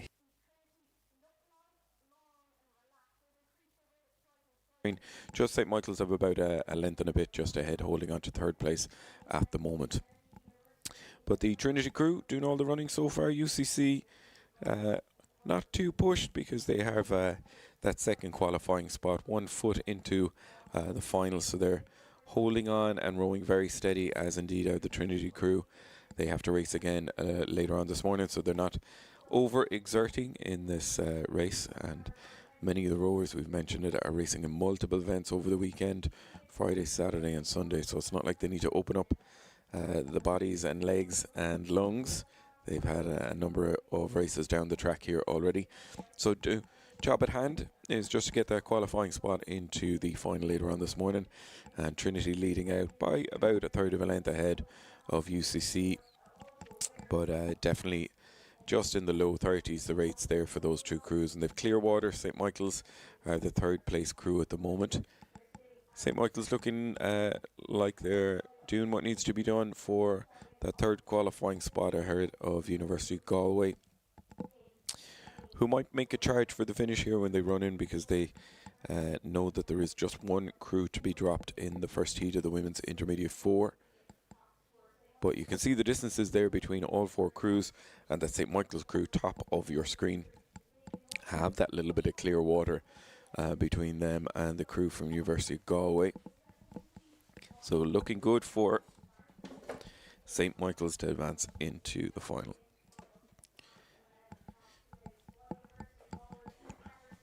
So conditions changed since we had the time trials earlier on this morning. You can see just some little bit of breeze on the water again. It was a headwind yesterday, so definitely we weren't hitting any of the times that were coming into the championship course record. Most of those being set in 2017, 2018, 2023, where we had very strong tailwinds. We don't have those types of conditions here. But who knows? We're going to keep an eye out when the race is finished. We do have a quick look to see if any of the crews have come anywhere near those course records, and of course we publish those and announce them as well. Just looking there on screen, we have that Trinity crew and the crew from UCC. So the angle's a little bit deceptive there, but when they go through the boys that you can see kind of running top to bottom of your screen, we do get a better sense of how exactly they're running there. The Trinity crew probably by about a third, half a length at the moment ahead of UCC. But I won't call it a leisurely pace, but they're definitely coming down with the gears down a little bit, just paddling in to secure the spots in the first heat of the women's intermediate 4. The 2 Coxes there in view, trying to avoid the direct sunlight coming into there. The UCC Cox, Zoe Burke, and for Trinity, Ava Dolan, are the 2 Coxes there that we saw on screen. And it is going to be the Trinity crew just crossing the line there just by 3/4 of a length. They take the first qualifying spot, ahead then of the crew from University of College Cork and the St. Michael's crew. Just coming in, there was a big sprint finish on there from University of Galway, but I think it was the St. Michael's crew that managed to get through there. I'm just going to check the official results as well, just to be sure. And we'll be have those shortly and find out who's going to be joining the other crews, because the women's intermediate heat 2 will be underway shortly. And again, 3 crews to qualify out of 4. We'll be back to take a look at St. Michael's A, UL, Neptune and Ban.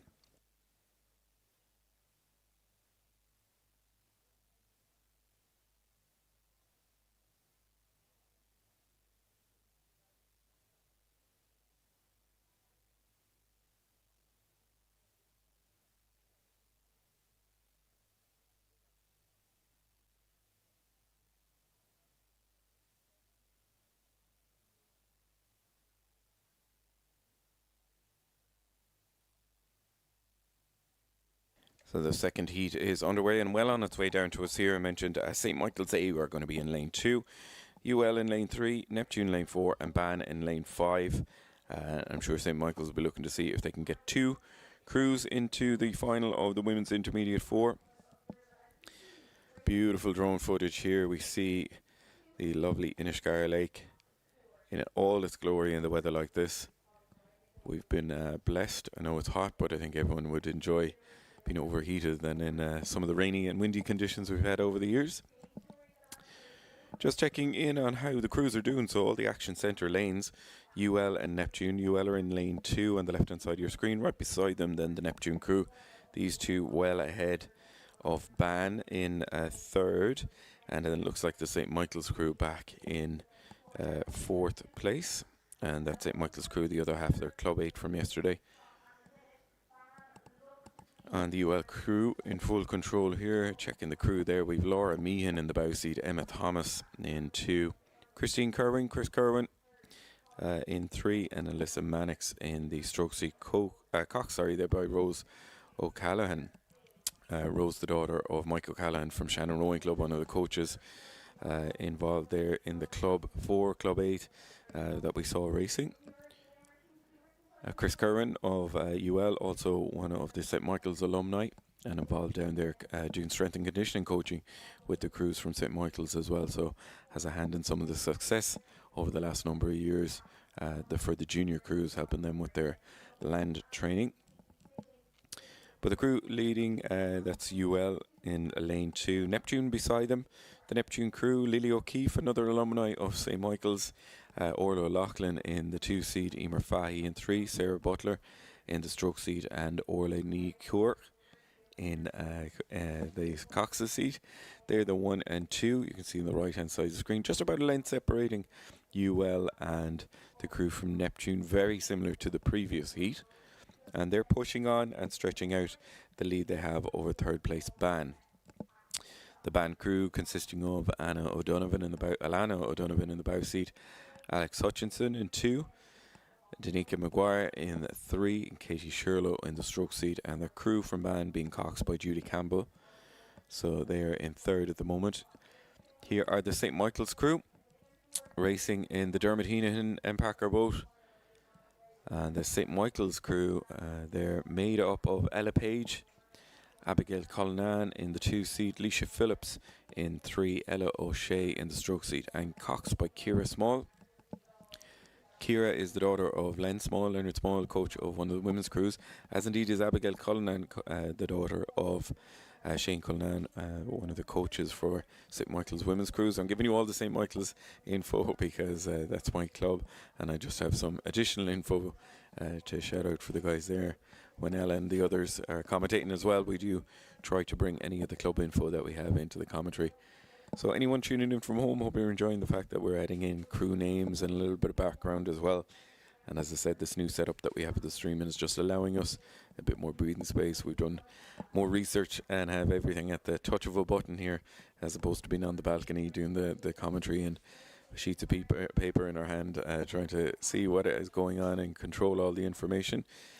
So definitely a less stressful commentary setup for 2026 for us here. Back on the water, it is still the crew from UL. They've stretched out the lead there. It was just about a length separating crews, but the UL crew just starting to make a push here. I think they just want to maybe wake the body up a little bit. They're coming in towards the finish. Just going to have a look at the rates. The UL crew, they're 35 strokes per minute, so they certainly have a little bit of a squeeze here coming in towards the finish. Maybe freshen up the bodies and set up themselves for a nice run into the finish here. They're shaking off the crew from in second place, the Neptune crew. Neptune quite happy to let them go. Lily O'Keefe, Orla O'Loughlin, Emer Fahy and Sarah Butler, Coxby, Orla, Ní Cork in Neptune. But it's the UL crew. They're really stretching out here, really opening it up, and I think that's what they're looking to do. A nice paddle down, and then they're just pushing on here to wake the bodies up a little bit. Laura Meehan, Emma Thomas, Chris Kerwin, Elisa Mannix and Rose O'Callaghan, the Cox of UL. They cross the line. Wait for the official results, but it looks like they've got the first qualifying spot ahead of Neptune. And just coming in to see how the other crews get on there. I think we have the crew from Bandcake coming in third, ahead of St. Michael's then back in fourth. So the St. Michael's B crew from the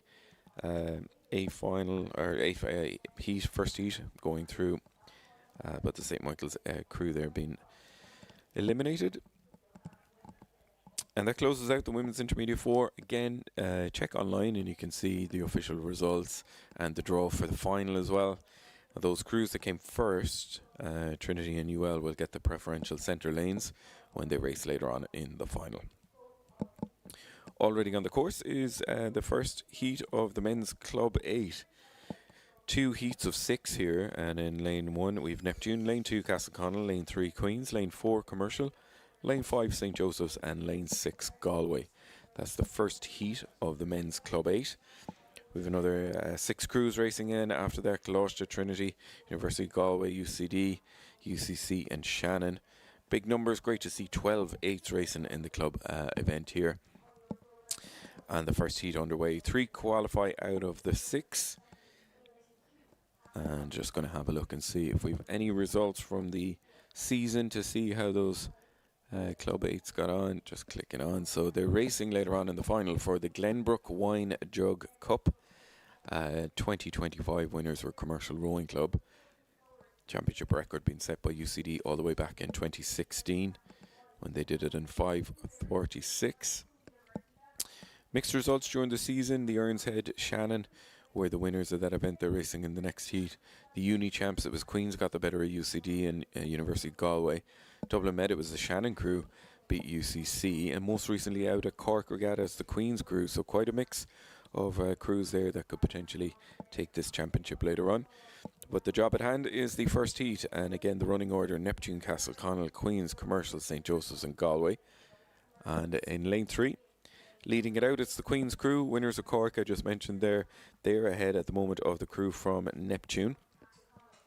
They're the 1 and 2 in lanes 1 and lanes 3. Beside the Queen's crew, Commercial are the other crew that are in the mix. These 3 well clear then of Castleconnell, St. Joseph's and Galway, which I'd imagine some of the junior crews from those clubs here racing at club just to get some experience and more mileage and try get into an A final. But they're stretching out. It's a tale of 2 races here with 3 crews well ahead of the chasing pack that's there. So it's looking good for the moment. The Queens, one of the favourite crews you'd have to imagine after their success at Cork. They're leading just ahead then of Neptune and Commercial. neighbours, of course, up at Island Bridge. So I'm sure they might have done a little bit of racing and training together out in Blessington then as well to get the long stretch of water to get that all important 2K racing underway. We're riding now. We can see again side-by-side footage here of the Neptune crew. That's that unusual rigging that they have where stroke is in the stroke suite, but then 7 and 6 are on the bow side, 5 and 4 are on the stroke side, and then it's back to the normal rigging for 3, 2 and bow. So a little bit of an unusual setup for the Neptune crew. You can see we're riding high with them there. They're in third place at the moment. That's Commercial just ahead of them overhead, and we can just see the puddles of the Queen's crew out in the lead. We're just trying to get both crews. We can see great footage there of Neptune and Commercial, but it's the Queen's crew well ahead. I mean, they've a couple of lengths of clear water coming into the run into the finish. I can see from the drone that we just switch over to there, and you can see just how much they're leading by. And again, I'm sure the Neptune and Commercial crews are holding off because look at the distance they have all the way back to the 3 crews that are chasing behind the Castleconnell, St. Joseph's and Galway crews. So no one really in danger here. The 8th races, they're a very solid boat. It's unusual for an 8 to run into any difficulty. I hope I'm not giving the commentators curse now where we see our first 8 overturning as they come in towards the finish. But the Queen's crew looking rock solid here and in full control. That's the Queen's crew, centre of your screens, Neptune overhead.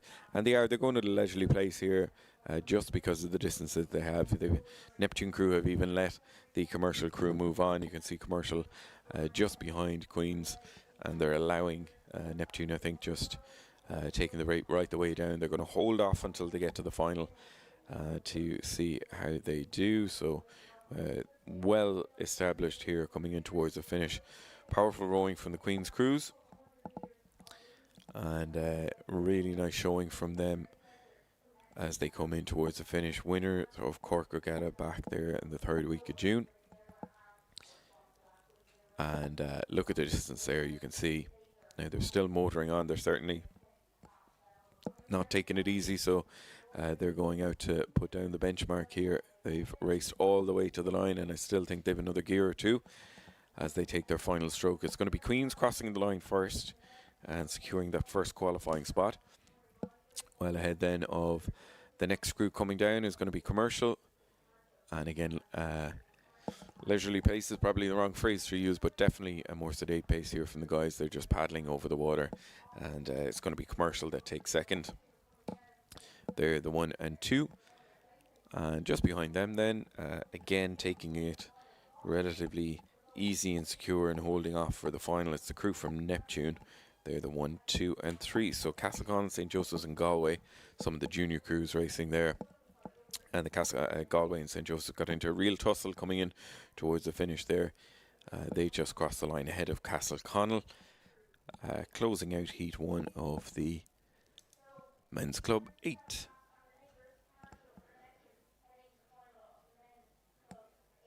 Second heat. We're winging our way up to get you there. You see the crews already underway. Second heat is between Closhignoid, Trinity, University of Galway, University of Dublin, University of Cork and Shannon.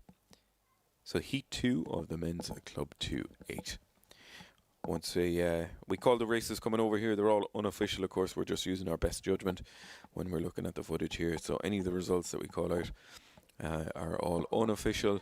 You do need to go and check the Rowing Ireland event page and the results sheet as well, just to make sure we have the right understanding. We saw yesterday in 1 or 2 of the races where we're very close finishes that we couldn't call. There was some photo finishes.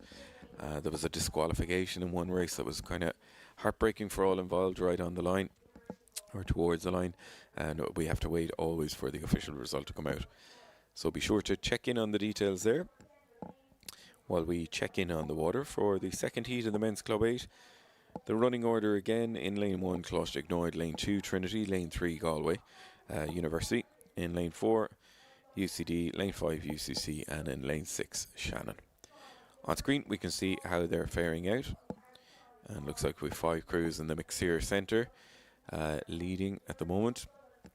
We're just riding here with the Trinity crew. I think Cloustignoid have been dropped back, young Cloustignoid junior crew, but the Trinity crew are right here beside us in lane 2, University of Galway then in lane 3, but the leaders at the moment, UCD in lane 4, ahead of Shannon in out on lane 6. They'll be nearest enclosure. Top of your screen is that crew from Shannon. So it's Shannon, University of Galway and the Trinity crew. They look like the 3 at the moment, and just 3 to qualify. So they're starting to stretch out now once they get into their race pace. We've 2 other crews nipping at their sterns, trying to get back into the mix here. So Trinity are going to come under pressure from the crews from UCC and University of Galway as well. They're the other ones that are showing in the 5 here. I do think that Cloustignoid crew back off the pace, and I can see in the drone footage back off the pace, back in 6th pace. And they're stretching out again here, centre of the course, University of Dublin in the blue and yellow colours. There's the Trinity crew just coming up. We're looking at bow pair from Trinity. Just rowing in there in lane 1. It's great for us to get the side-by-side footage for the crews that are there.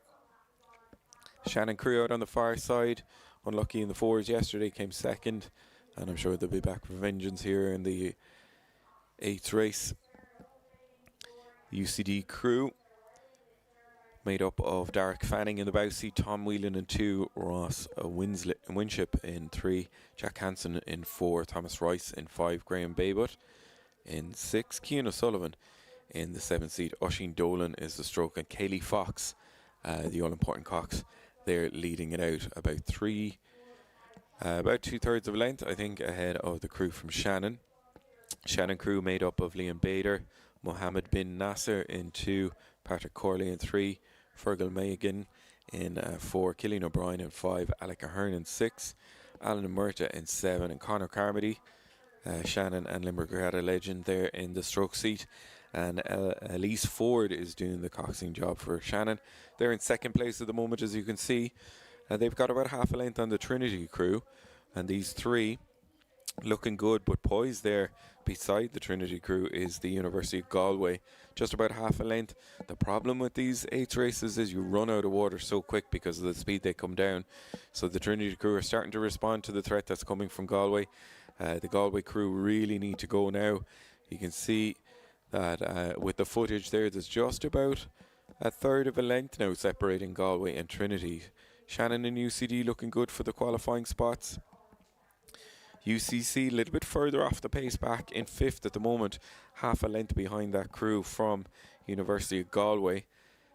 So we'll see what might change coming in the run into the finish, but it'd be highly unusual in the 8 races to see them change so much. But University of Galway impressive here. They're coming more and more pressure on that Trinity crew with each and every stroke. They're edging and inching towards that finish line, trying to get back and get that qualifying spot. A lot more competitive race here than we had in Heat 1. University of Dublin, still leading it out on the left-hand side of your screen. Shannon looking good in 2nd, but the Trinity crew really lifting it here now and starting to respond to that Galway threat that was coming in. Shannon may be coming up on the University of Dublin as well. So just looking at the overhead footage, it'll level up and we'll see what the playing is. UCD and Shannon looking good for the 1 and 2 qualifying spots. And then Trinity still holding on to 3rd, and I think that's a threat from University of Galway. Pushed them on and got them to secure that 3rd spot, but they're running towards the line here now. The Shannon crew absolutely motoring, led out there by Conor Carmody in the stroke seat. Elise Ford coxing the Shannon crew. They're putting down a marker here for UCD. They're telling them, I'll see you in the final, because they win it by not even 1/3 of a canvas. Shannon take the win there from UCD. That's impressive from the Shannon crew to take that from UCD. They raced all the way to the line. It was not like the first heat where we saw crews paddling in across the line at their own pace. Really impressive stuff there from UCD and from Shannon. I think you wait for the official result, but I think it was Shannon crossing the line just by about 1/3 of a canvas ahead then of the crew from UCD, and then it was the Trinity crew holding on. So out in lane 6, Shannon crew doing what needs to be done. UCD in the 2nd position, Trinity in 3rd. Fast finishing University of Galway just miss out, and the crew from UCC not too far off University of Galway. And then we hit the junior crew, then Glashig Noid back off the pace there as well. Close out the second heat of the men's Club 8.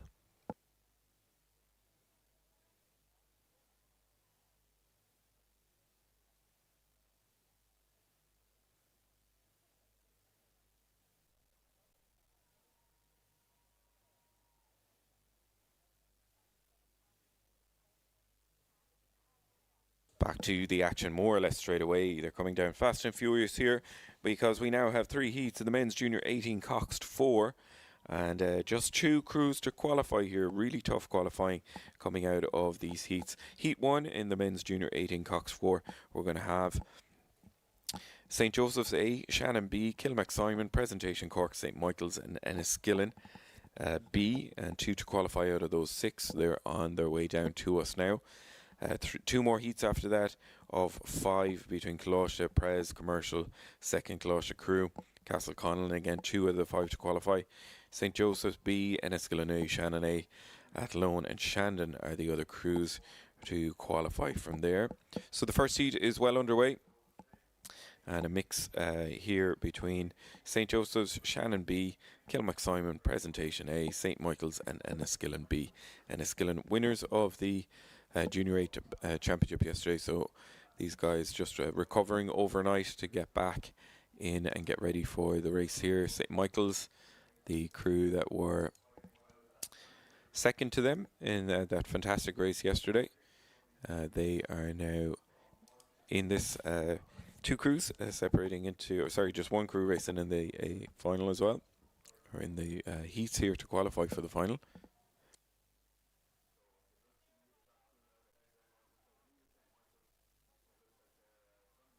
So checking in on how the race is going, we can just see the bow there of St. Joseph's in lane 1. We were riding beside them there, but the action is with the St. Michael's crew in lane 5. That's St. Michael's. Clearwater lead then back to lane 1, the crew from St. Joseph's. They're the 1 and 2. The Enniskillen crew a little bit further back, the B crew back on the left-hand side of your screen. So at the moment, with 2 to qualify, St. Michael's looking good. They're bottom of your screen.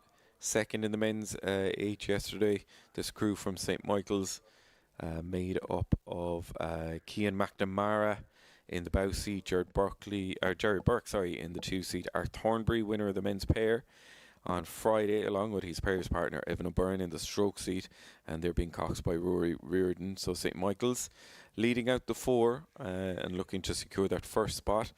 Best of the rest then at the moment, St. Joseph's A, Luke Scarry, Conan Lynch, John Morrison, Senan Devan and Aaron Spellman in the Cox's seat. That's Aaron there, just encouraging his crew. There in second, he did a little glance over his shoulder there just to check in on the latest challenger, and that challenger is the crew in lane 2, Shannon B.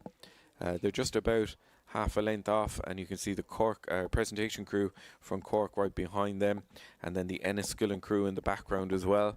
A little bit choppy conditions. Have a look at the conditions there. You can see the blustery conditions definitely affecting some of the crews there. You can see the run on that St. Joseph's boat nearest to us.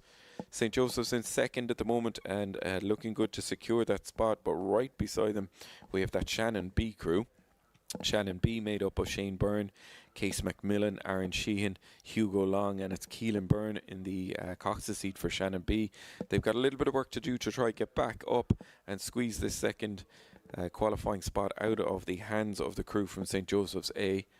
But impressive as well here from St. Michael's. They've recovered well from the second place that they took yesterday. Very brave race from St. Michael's going out for it, but the power of Enniskillen coming through, and they took that win coming in the last few hundred metres. The St. Michael's crew here back racing and in control. Clearwater ahead of St. Joseph's. They're looking good, 1 and 2. That's the St. Michael's crew we mentioned. Championship winners already, Art Thornbury in the 3 seed and Evan O'Byrne, also racing internationally last year and this year. Art Thornbury picking up a medal.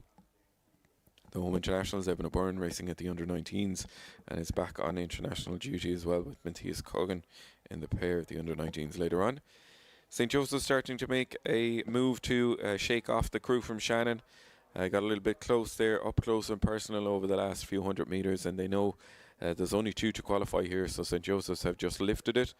The St. Michael's crew in control here, and with that Clearwater advantage, they're able to just make sure they get a nice steady row in towards the finish to get that first qualifying spot. And then we have the St. Joseph's crew. Looks like they're holding off the challenge from Shannon. Shannon really giving it to them over the last 100 metres, but not enough to secure the spot. St. Michael's go through ahead of St. Joseph's. They're the 1 and 2. Wait for the official result, of course, to come out, but they're looking good for the final there. 3/4 of a length back then to Shannon. Be unlucky not to make it into the final there. Ahead then of the crews from Presentation and from Kilmac-Simon and Enniskillen. Just coming through there. That's St. Joseph's top of your screen, and that's Shannon middle of the screen. And then we have the crew from Presentation, and we just spotted the bow there. That's the Enniskillen crew, left hand side. Disappointment for Enniskillen B, not making it into the final, but we wait for the official result to come in there to tell us how we got on. And the Kilmac-Simon crew just coming in to close out that race as well. Just having a look at some of the heats that we had earlier on. The women's intermediate 4, Trinity won the first heat and UL won the second heat. Just less than a second separating the two races there, so that'll be interesting when we get to the final. And in the Club 8, we saw that first heat was nice and relaxed, 6:41 for Queens. They definitely motored on. Neptune and Commercial took it a little bit more easy, but 6:41 were the crew for Queens. The times for Shannon, 6:44. And Shannon were really racing to the line there. So I think Shannon, UCD and Queens very similar times in the men's Club 8. Back to the action here. We're now in a 5-boat final, or 5-boat heat, of the men's junior 18 Cox 4. Closhignoid in lane 2. Presentation Cork B in lane 3. Then we have Commercial, Closhignoid B and Castleconnell. So 5 crews here. And just having a look, in lane 1 it is Closhignoid A leading, and then on the far side opposite Castleconnell in second. It looks like they're the 1 and 2. Centre lane then, trying to work out who is our third place crew there, just as the cat comes up to catch up to the crews. But definitely being led out here by Closhignoid A. Closhignoid A, Harvey Solon in the bow seat, Owen O'Connell in 2, Oisin O'Connor in 3, Leon Hume in 4, and Jim Hearn doing the coxing there for Closhignoid A. They are leading on the right hand side of your screen. And then a Castleconnell crew. Killian Kinsella in the bow seat, Barry Wilmot in 2, Daniel Hickey in 3, Alex Kennedy in 4, and Aoife Bowen in the Cox's seat for Castleconnell. And Aoife Bowen is the daughter of Derek Bowen, Lot of Snow Derek from St. Michael's and from Castleconnell, also of course with Rowing Ireland. And she's coxing there in the Cox's seat for Castleconnell. So those two crews looking good. And then inside from the Castleconnell crew, it looks like Commercial, centre of the course. Just off the pace at the moment in third, but let's see what they can do when they get the run into the finish. The Commercial crew, centre lanes with the bucket style of rigging, so stroke and bower on the stroke side, 2 and 3 on the bow side as they come in. And I think actually the Castleconnell crew might be putting a squeeze on here to pass out Closhignoid. Just seeing them in the last few hundred metres here. Nice and competitive here. Lovely run on the boat for Closhignoid. They did most of the leading all the way down. Very high rate from Closhignoid. They're really going for it here. They want to secure that first spot. And we were speaking about conditions. Have a look at the water just running on the side of their boat as they come down. There is a little bit of that swirly headwind affecting the crews. And they're sitting the boat up nicely coming in towards the finish. So they're looking good in lane 2, Closhignoid, to join St. Michael's and St. Joseph's from the previous heat. And really powerful rowing here for the junior 18 fours, both from Closhignoid. coming in. They're just in the last few strokes, so impressive stuff from here. I don't think the commercial crew are going to get back on level terms, but really exciting finish there between Castleconnell and the crew from Closhignoid. I think it was almost a photo finish between the two of them for the qualifying. Heartbreak there for commercial. That's tough. Race back in third place, not securing the spots there, and it's some way back then to the crews from Closhignoid B and Presentation B. Clearwater back, you can see, for those crews, but impressive stuff there from Closhignoid and from Castleconnell. Moving on to the final, I think they're going to feature heavily as well when it comes into the mix for the championship pot later on this morning. Just waiting to see the official result coming through. The St. Michael's crew from the previous heat got through in a time of 7:41.7. So again, a really competitive race there in Heat 2. So we'll see how we got on with those two crews and how those times fare as well. So that was the second heat. The third heat coming down to us shortly. And again, a 5-boat race here with 2 crews to qualify. Heat 3. St. Joseph's B in lane 2, Enniskillen A in lane 3, Shannon A in lane 4, Athlone in lane 5, and Shandon in lane 6. So the 5 crews here up on screen, lovely drone footage again. This really helps with us setting out how the race is laid out and how things are going with the distances as well. So in lane 3, it's the crew from Enniskillen, winners of the men's 8 championship yesterday, the junior boys 8. They're leading it out. They've got Clearwater ahead of the crews. Then from Athlone in second place, right beside them the crew from Shandon, and inside those it's Shannon A. So we have 3 crews potentially in the mix for that second qualifying spot. It's just the St. Joseph's B crew, the top of your screen. They're the ones that are currently off the pace back in 5th position. So Enniskillen doing what St. Michael's did in the first race, getting out to a Clearwater lead and make sure they're in control there. They're leading it out, and best of the rest at the moment, it's Athlone. Multiple championships for Athlone in the smaller boats at under 18 level over the last number of seasons. They're in second place at the moment, and they have to hold off Shannon A and Shandon, who are either side of them, to make sure that they get through. But we're riding here side by side with Enniskillen. Impressive stuff from them. They have the rate down. So just going to do a quick check with my stroke coach here. Multitasking. And I can see that they're about 30 strokes per minute. So definitely in full control here, the crew from Enniskillen. They're powering on towards the finish. Nice stuff from them to do what needs to be done. Just having a look at the times as well. Wow, that second heat of the men's junior 18s was much faster. Castleconnell just getting ahead of Closhignoid, and the Castleconnell crew did it in 7:28.9. That's some more than 10 seconds faster than St. Michael's. So definitely the most competitive heat so far has been that second heat. And back here now to see who's going to join St. Michael's, St. Joseph's, Castleconnell and Closhignoid. Enniskillen looking good for the first qualifying spot. Athlone now 3/4 of a length Athlone have over the crew from Shandon in third place. These two pushing off, and I think the Shannon A crew are out of a shot here into the final. And let's see what will happen between Athlone and Shandon, especially when they get into the run into the finish. The Athlone crew and Shandon are now pushing back on Enniskillen.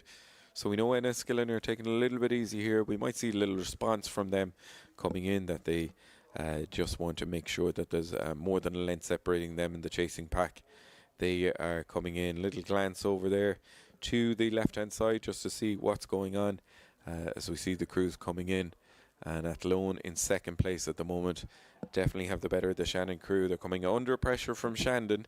It's down to about a half a length now between Athlone and Shandon for the second qualifying spot. Shandon on an absolute charge here coming in. The Shandon crew, Fionn Moles, Joshua Kelly, Bobby Heffernan, Harry Murphy and Irla Timony. Really putting it up here, and the race is on for that second spot. Enniskillen looking good, but the crews coming in towards the line. Shandon and Athlone, really exciting finish from them. There goes Enniskillen. Into the final they go. Athlone just doing enough, just by half a length, getting ahead of a spirited performance there from Shandon. Did absolutely everything they could to try to get that spot, but they're pushed out. The Shannon crew back in fourth place, well ahead then of the crew from St. Joseph's B. So as always, have to wait for the official results to come in. But that was impressive from Enniskillen, winners of the 8 yesterday, and really good from Athlone there to hold off the challenge that came from Shandon. Shandon pushed out. So we now know our qualifiers are from Heat 1, St Michael's and St Joseph's A. In the second heat, it was Castleconnell and Closhdignoid. Castleconnell just getting the guys right on the line. And in Heat 3, it was Enniskillen A crossing the line ahead of Athlone. So that closes out the men's junior 18, Coxed 4. We'll be back shortly with the heats. 3 heats now of the men's senior single coming away shortly. And again, 2 crews to qualify from these races coming up.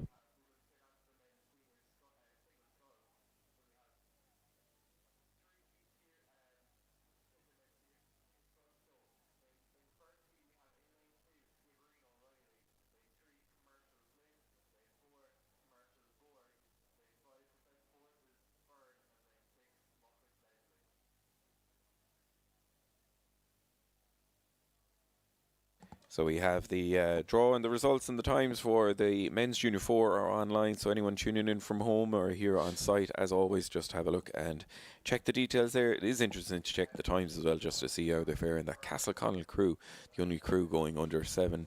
Castleconnell and Closhdignoid, sorry, going under 7:30. So definitely Heat 2 the more competitive. In Heat 1 of the men's senior scull, we have 5 scullers here racing for 2 spots. Skibbereen O'Reilly, Commercial Flynn, Commercial Borough, Defence Forces Byrne and Muckross Leslie, already raced over the season, or yesterday, a familiar name.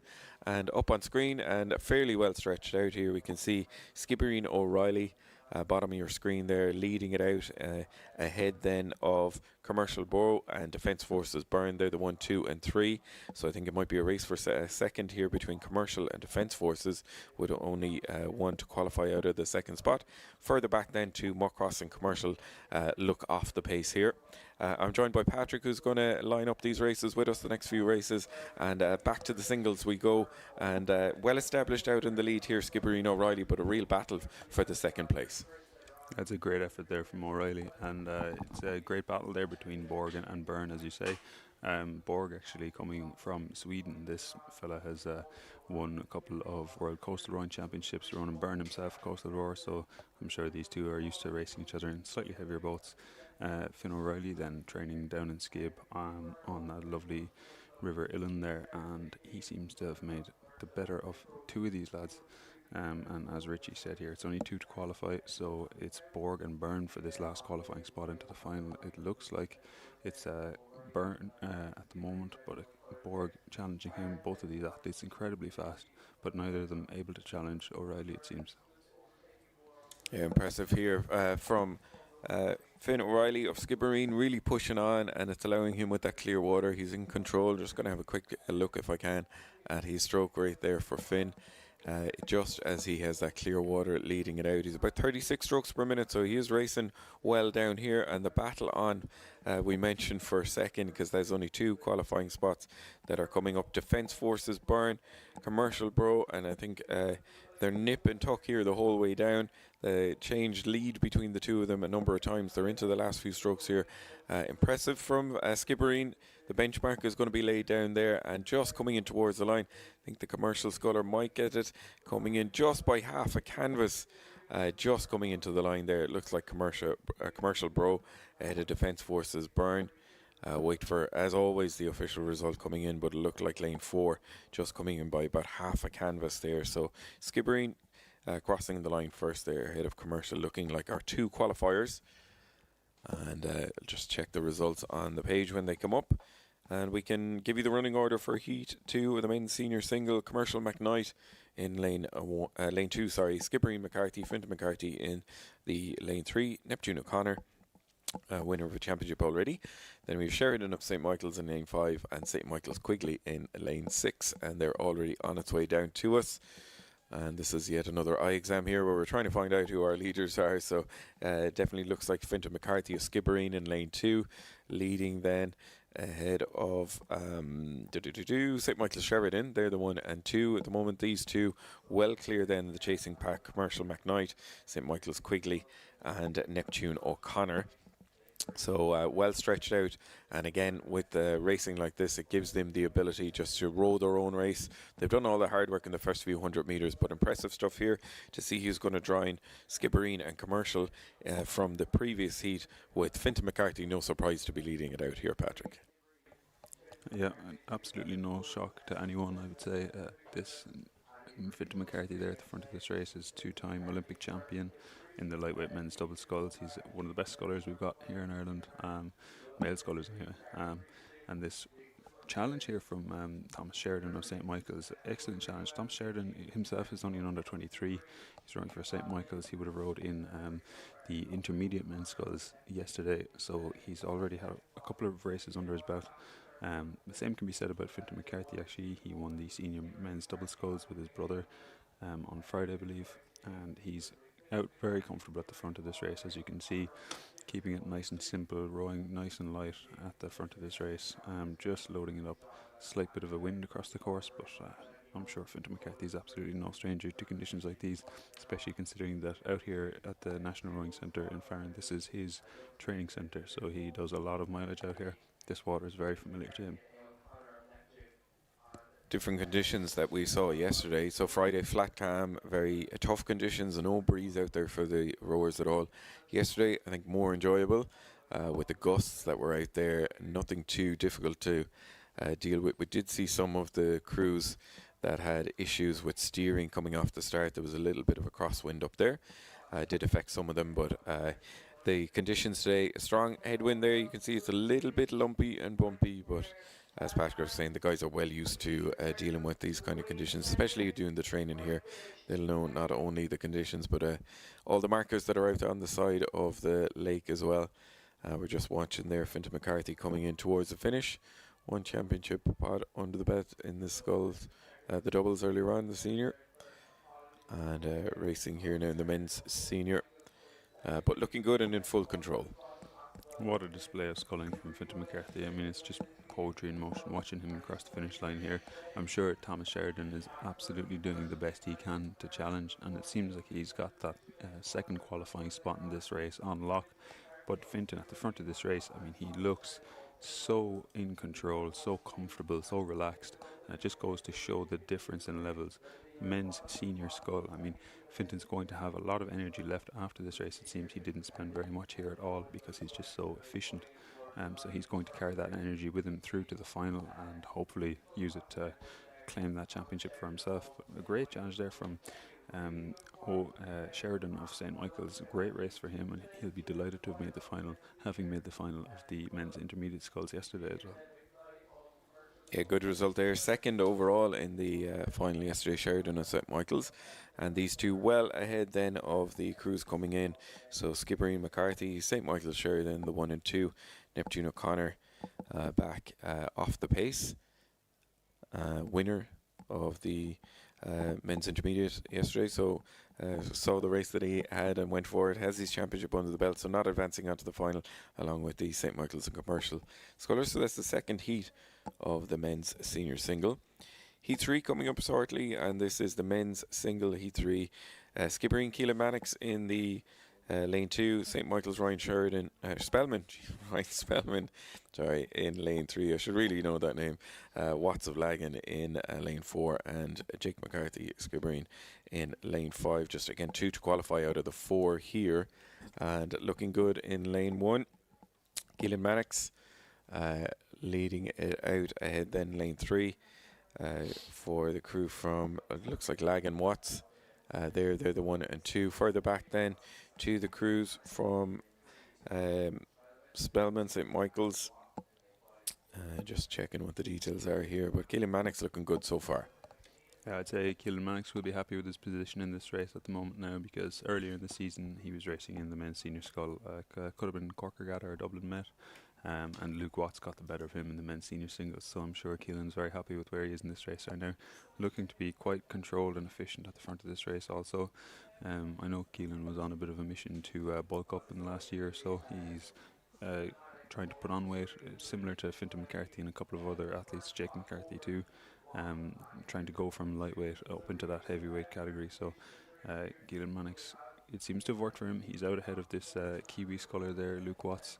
coming from, I believe, Armoho Whanganui in New Zealand. He's after moving to the Lagan Scullers Club there in the last few years.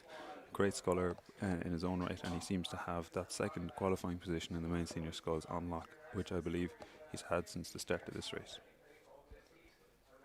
And some beautiful conditions here today as well.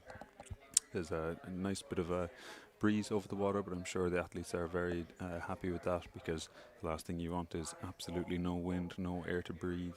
The heat today is going to be just as bad, if not worse, than yesterday. And as you can see, though, there's a slight roll on the water. There's a little bit of waves and stuff like that, but it doesn't seem to be upsetting Keelan Mannix here at all, or Luke Watts at the front of this race. They're just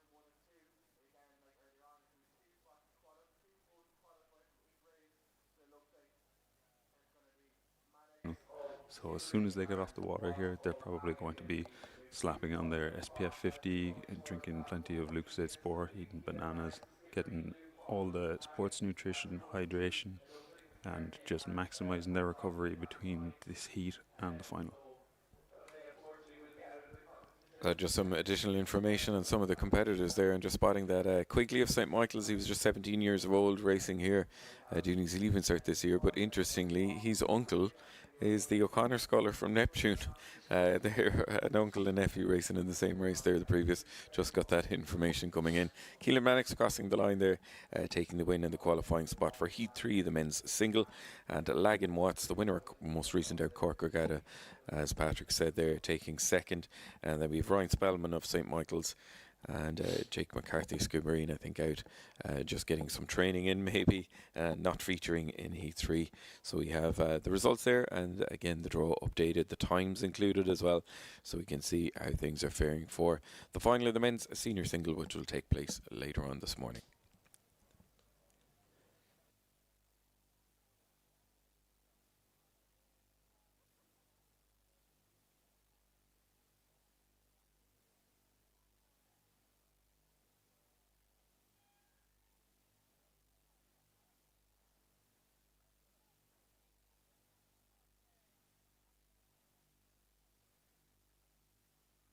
Back to the action we go for two heats of the men's intermediate Cox 4. 3 crews to qualify here from the first heat. 1 crew to be dropped between Queen's, Shandon, UL and University of Galway. And then with 3 crews in the next race with just 2 to qualify. So 1 crew from each of these heats going to be dropped. And we're riding side by side here with the crew in lane 1, Queen's. Already winners of one of the club 8 events heats earlier on. They're leading in lane 1, nearest to the enclosure, University of Galway. They're in second, they're the 1 and 2. With 3 crews to qualify. Next, looking like it's UL, and then it's just the Shandon crew at the moment back in 4th place a little bit further. So the Queen's crew looking good here so far. The Queen's crew of William Letton in the bow seat, Michael Farrell in 2, Tiernan McKnight in 3, Ronan Gibbon in 4, and Nancy Roberts doing the coxing there. And we're just seeing them lead it out ahead of the crews from in second place. Nearest the enclosure, it's going to be that crew from University of Galway. And then further back at the moment, there's a little bit of overlap, but the crew looking good to secure the 3rd spot. It's the University of Limerick. This Queen's crew is looking really strong at the front of this race. An interesting bucket rig there. They've a bow bucketed, it seems. So their stroke man has his oar on the left hand side on bow side, followed by 2 oars on the same side, and then the bowman again having a bow side oar. So interesting setup there. It seems like they're a direct challenger there. UGBC in lane 5. They've gone for the traditional rig. But this bucket seems to be working for Queens. They're nice and comfortable there at the front, rowing really long. And you can see them there really reserved, kind of holding on to that energy. As I say, all of these heats at the moment, these athletes, if they've got any bit of a lead at all, they're going to want to take the foot off the pedal, try and save a bit of fuel for the final, because every bit of energy that you spend here, you have to get either back into you between the short race, between heats and finals, or that energy's just gone. And you don't want to build up a big burn on the legs in the heats, because then you'll just have nothing to give. So it's all about tactics here in the heat stage, and especially for some scullers that will be coming on later on, they'll also have had a time trial in the morning, so there's just more and more racing. But this men's inter 4 here from Queen's out at the front of this race seems to be a slight bit of a challenge there from UGBC. UGBC having won Club 4 last year, they've about 5 pots I think this weekend already, so they're going to be looking to get into this final, and then they're going to be looking to make even more pots for their club. But it seems to be they've comfortable enough in that second spot, and it's actually 3 to qualify in this race, so it looks to be UL challenging for that final spot there, just ahead of Shandon, but Shandon actually possibly edging them out there. It's hard to tell who's who here with the camera quality, but I think it might be Shandon ahead of UL there. So it's coming up to the line. There's 3 to qualify. Queen's comfortable in first, UGBC comfortable in second, but it might be Shandon over UL into this final. What do you think, Richie? Yeah, it's a bit of a surprise there. I thought the UL crew would be the one doing the lead coming in, but the Shandon crew have lifted it again. They've got just about a canvas off of the UL crew. UL go again. They're trying everything here, throwing everything at the Shandon crew as they wind for the line. University of Galway still feel they might have a little gear change there as we watch Queens cross the line just a length ahead of University of Galway. Shandon half a canvas. They take it over University of Limerick, so rather cruelly for UL. They're the crew that are dropped and not making it in to the final of the men's intermediate Cox 4. Impressive stuff there for Queens and University of Galway, and a great little tussle there, and Shandon the crew getting the better and getting that qualifying spot. Heat 1 of the men's Inter 4.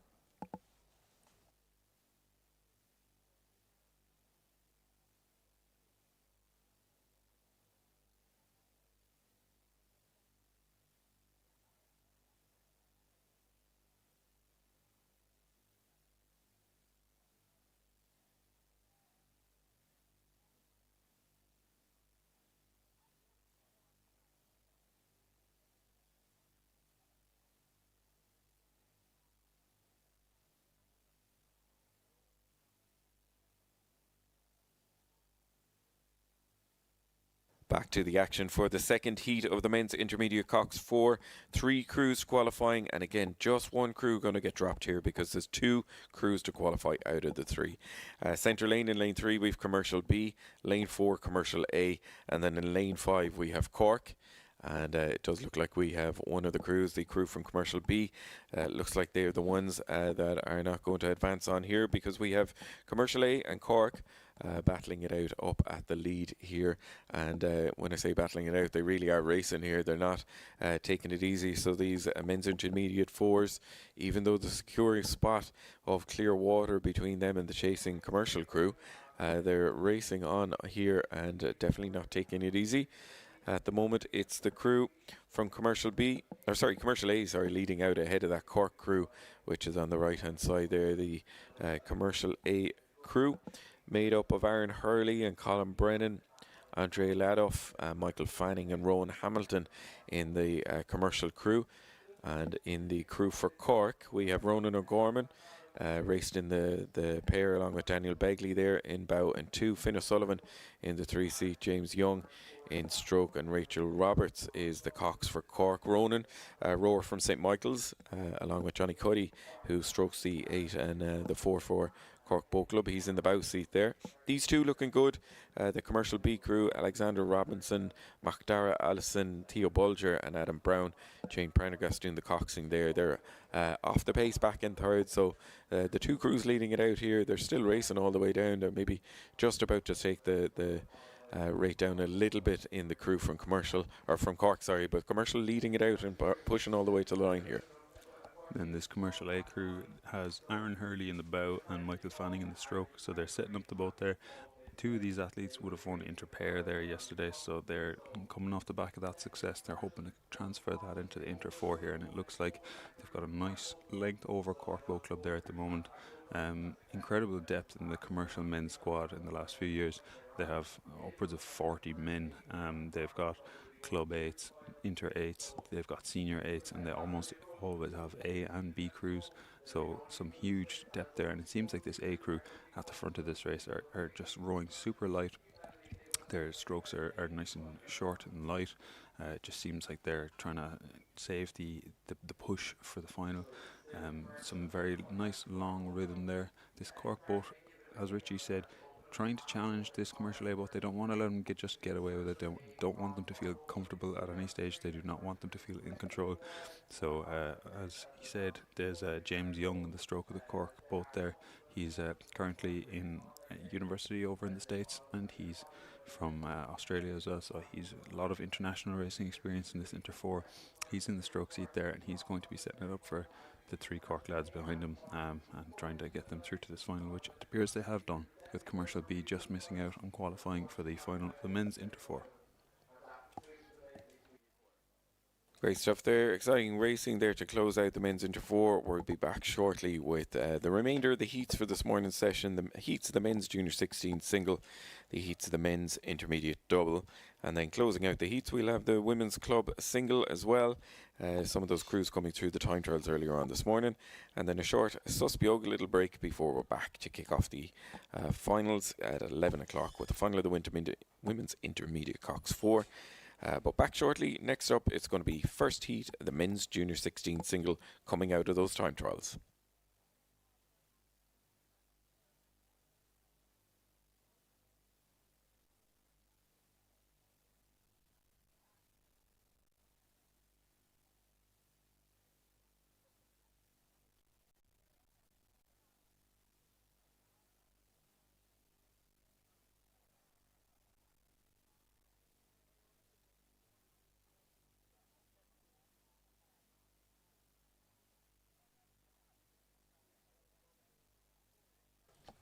So here is heat 1 of the men's Junior 16 sculls. In lane 1 we've got Power of Lee, great name for a rower, Max Power.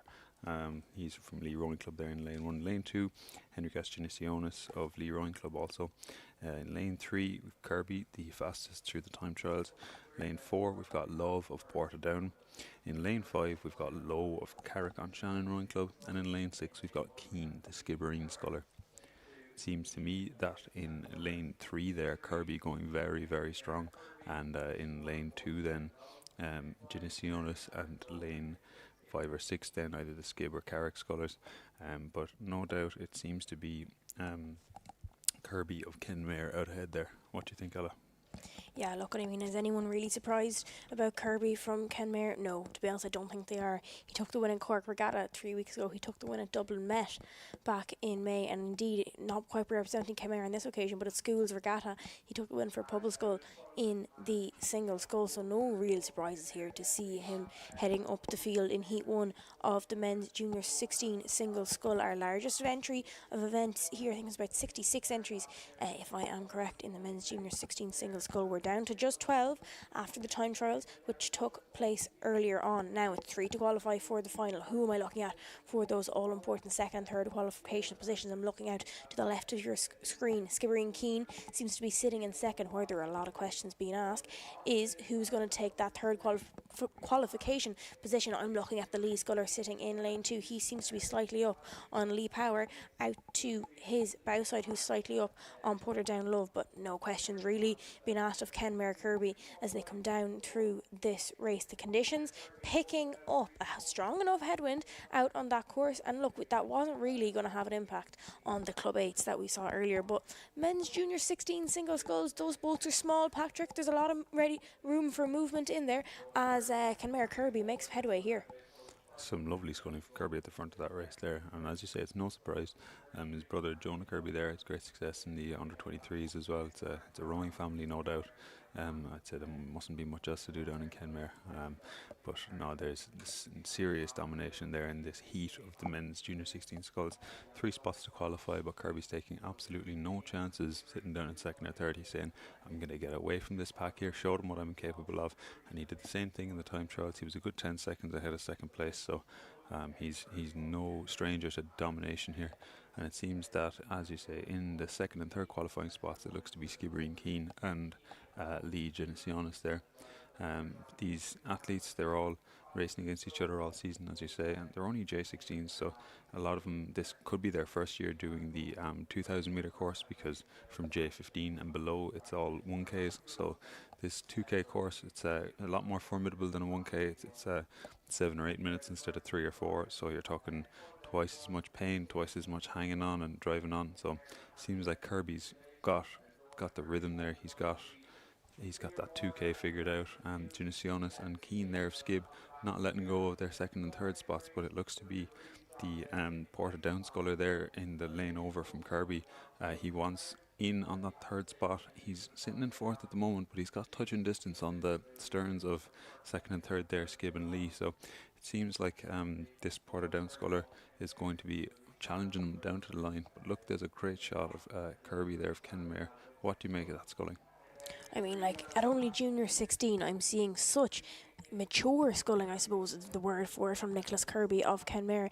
He's well out in front of the chasing pack, and he has the responsibility and the maturity to take the rate down. All going to plan. He's going to get a middle lane in the final of the junior 16 scull at 12 today. He's rating, I'm going to say, nearly 24 strokes a minute there. Where are the questions being asked? They're being asked behind him for the second and third place finishes. Still looking good for Lee Jannison's in lane 2, and the Skibbereen sculler out in lane 6. But as you mentioned, Portadown Love really trying to get up in the mix there. Has he left it too little too late? I think he might have. Close racing, always guaranteed in the junior 16 events, especially the men's junior 16 single scull, as the National Rowing Centre starts to come into shot there. The banks starting to come alive. I was up on the balcony a few moments ago, crowds starting to build up there.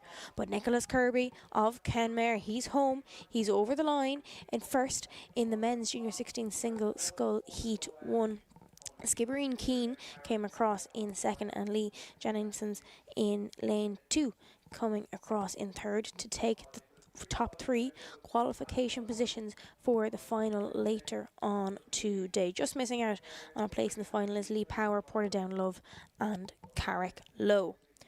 Okie dokie, that's heat 1 of the men's junior 16 single scull, all safely home. Now let's find out who's going to be joining Lee Jannison's Kenmare Kirby and Skibbereen Keane in the final of the men's junior 16 single scull. We're going to race 316 on the programme. Heat 2 in lane 1, Cork Wall. Lane 2, Workman's O'Connor. Lane 3, Lee McGrath. Lane 4, St Joseph's Fuller. Lane 5, Waterford Ogilvy. And in lane 6, Galway Clark, as they're well underway here, going through 1,000 metres at this point. Who am I looking at? I'm looking at St Joseph's Fuller sitting in lane 4, keeping a very close eye on who looks to be Cork Wall out in lane 1. That's your 1 and 2. Then I'm looking just to the stroke side of the St Joseph's Sculler. I'm looking at Lee McGrath sitting in second. Dead level though either side is the Waterford and Workman Sculler, with Galway Clark slightly further back in the field. But look at this, Cork Wall starting to ask questions of St Joseph's Fuller. It's this Cork sculler now. It could be the camera angle, but it looks like this Cork sculler is just after edging out that St Joseph's sculler. Some great racing at the front of this race, though. Seems to be the Lee sculler, then McGrath sitting in the third and final qualification spot in this race. And you know, this speaks a lot to the depth in the Lee J16 squad at the moment. They had 2 scullers in the previous heat of the men's J16 sculls, one of them making it through to the final, and it seems like McGrath here is going to make it through to the final as well. And it's no surprise then that with 3 scullers in the heat stage of the men's junior 16 scull, that this club won the men's junior 16 quads there a few days ago. So this Cork sculler looking very strong, rowing very long. As you say, some mature sculling on display here. There's some great technique work going in, and credit to their coaches. You know, coaching a young athlete like this, they're getting influences from all sorts of different places. So like, you're a super important influence on a young athlete's development, and to see them rowing and sculling and racing like this, you know, it speaks to more than just the amount of training that they're doing, but also you've got to have the racing mindset, don't you, Ella? Yeah, like, I mean, at junior 16, as you mentioned, a lot of influence coming from a lot of different places, but to have this level of maturity, to be up at the front of the field and in control of a race, and aware of the fact that you're going to have your third 2-kilometre race of the morning coming up in only probably just over an hour's time. Cork Wall closest the camera there, as you saw, looking like he's pushing out in front of St Joseph's Fuller as they come down through, coming into the last 500 metres of this race. Over at Nat Schools, over in Dorney back in May, St Joseph's Fuller placed 9th overall in the championship single. That's why I'm not overly surprised to see him up here heading towards the front of the field, but he's locked together with Cork Wall sitting out in, with the St Joseph's Fuller heading up the field.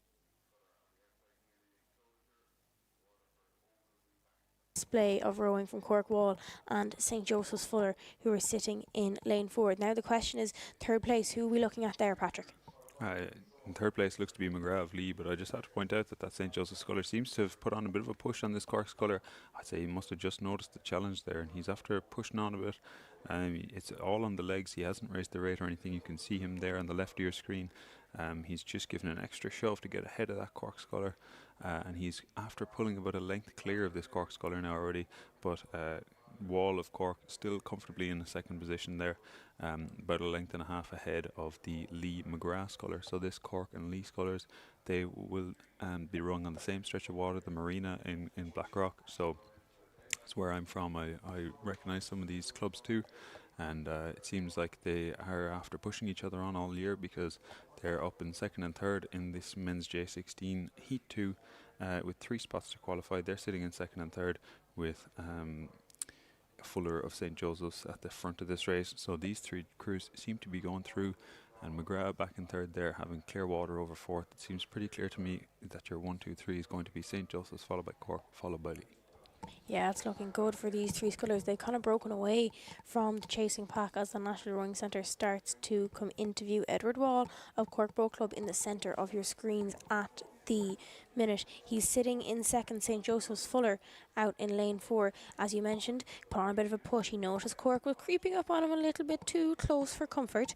He then put on a bit of a push. He's dropped the rate slightly now and nearly almost paddling into the finish. This, I know I've said it nearly 3 times, but this does take a level of maturity at junior 16. All too often we see them, sprinting down the course. They don't necessarily need to, but look at this. He's rating down about 23, 24 strokes a minute in the Heat 2 of the men's junior 16 single scull. St. Joseph's Fuller coming across the line in first. That's going to be followed by Cork Wall, going to take the second qualification position, and of course the sculler from Lee McGrath, coming across the line in third in Heat 2 of the men's junior 16 single scull. On this occasion, Workman's O'Connor, Waterford Ogilvy and Galway Clark going to have to settle for the minor placings and will miss out on a place in the final. So the final of the men's junior 16 single scull will take place today at the time of, if I can find it here on my draw, yes, 10 past 12. We expect to see these scullers back out on the stake boats. Who is going to be sitting in those 6 lanes from the first heat? We had Lee, Jenninsons, Kenmare, Kirby and Skibbereen, Keane, and from the second heat, freshly down the course, St. Joseph's Fuller, Lee McGrath and Cork Wall. So no time to breathe at all. We're straight on to the Heat 1 of the men's intermediate doubles. In lane 1 there, we've got UCCA. In lane 2, we've got Methodist College Belfast. In lane 3, we've got Waterford Boat Club. Lane 4, we've got University Galway Boat Club A. In lane 5, we've got Queen's University Belfast. And in lane 6, we've got Skibbereen. So it seems here that we're looking at the UCC crew in the foreground of our image. Some great sculling there from Jack Cotter and Rory Buckley. Shout out to the lads. At the front of this race, it looks like a Queen's crew there in lane 5. Some great rowing there. Skib crew then, or I could be wrong actually. Do you know who that is? That is the Galway A crew out ahead. Queen's crew sitting a bit farther back there in lane 5. It seems to be the University of Galway A crew here in the men's intermediate doubles, which is Michael McGrath and Kieran O'Sullivan. No surprise there, with both of these scullers making the final of the men's intermediate singles yesterday. It's not not shocking anyone that they're out in front here. And there's Rory Buckley and Jack Cotter in the front of your screen there in the live stream. Some great rowing from these rowers. Jack there with his sleek white baseball cap there, his style points there. What do you think, Brian? Yeah, so it's really good to see University of Galway out in the front. They are actually the defending champions of this event, so well done to them. So Michael and Kieran doing really well. Obviously they've both rowed for Ireland in the Worlds before, so not very surprising that they're doing so well in that further lane away from the camera. We have their University College Cork looking really strong as well. So that is your 1 and 2 at the moment. It's going to be 2 to qualify, and it looks like those 2 are going to be taking those spots. However, it looks like on the screen as well, making a good showing there on the far side. Although they are a little bit far away from us, it looks like the crew from Skibbereen looking really strong as well, and they have the potential as well to make it on, into the spot if something does go wrong towards the start. But looking good so far. Absolutely, and in that Skibbereen crew there, we've got Michael Horan and Ultan Carney, Some great scullers there from Skibbereen, and I'm sure they rode in various quads over the weekend. Michael Horan himself, he's won Club Scull before, so some great scullers there. And it seems to be the Galway crew still about 3 lengths ahead of UCC there in second, with Rory Buckley and Jack Otter sitting there in second place. And then it's only 2 to qualify from this race, so this Skib crew has a bit of work to do if they want to overtake this UCC crew and get into the final of the men's intermediate doubles. This Galway crew seems to have their ticket, and possibly favourites, as I say, with both of them making the final of the men's intermediate singles yesterday. Yeah, so on the left of your screen there, you can see Galway looking really strong as they have about 2 boat lengths up on that crew from UCC. You can see there Harahan and Kearney of Skibbereen just on the top of your screen. They are just challenging for third, but it looks like they have left it a little bit too late, as we can see those last few buoys. So it's about 250 metres left to go. So you can see Kieran in the stroke, Michael in the bow, looking really competitive there against the rest of the field. So they look really slick there. I know they have put a lot of work in this year. I've seen them training up in the car a lot. They're not going to walk away without a battle in the final of the men's intermediate double.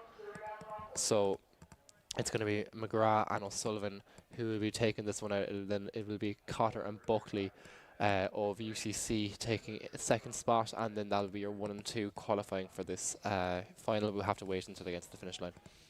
Absolutely, yeah. Some really tidy sculling from both crews at the front of the race here. Really relaxed, nice body swing from both crews.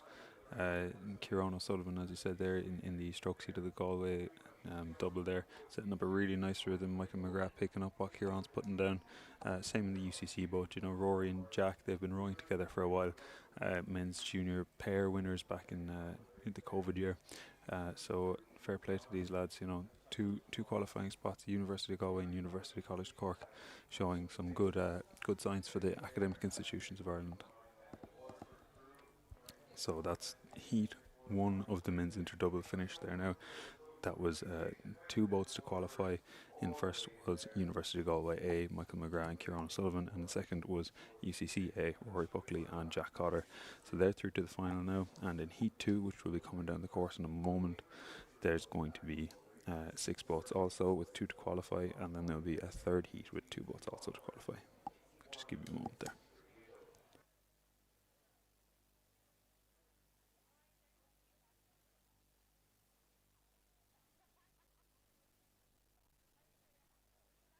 So we move straight on to the second heat of the men's intermediate double sculls. In lane 1 we have Kilmac Simon B, lane 2 UCC B, lane 3 University of Galway B, lane 4 Neptune, lane 5 Cappoquin, and lane 6 University of Galway C.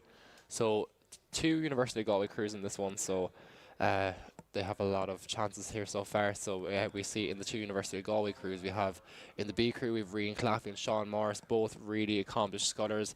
Rian, of course, winning the junior single in 2024, I believe. So really, and as well, these lads also rode together in the quad in the junior world championships in 2024 as well. So really competitive scullers in that one. In the C boat we have Rory Kane and James Hall. James Hall putting in a really good effort yesterday in the men's club scull.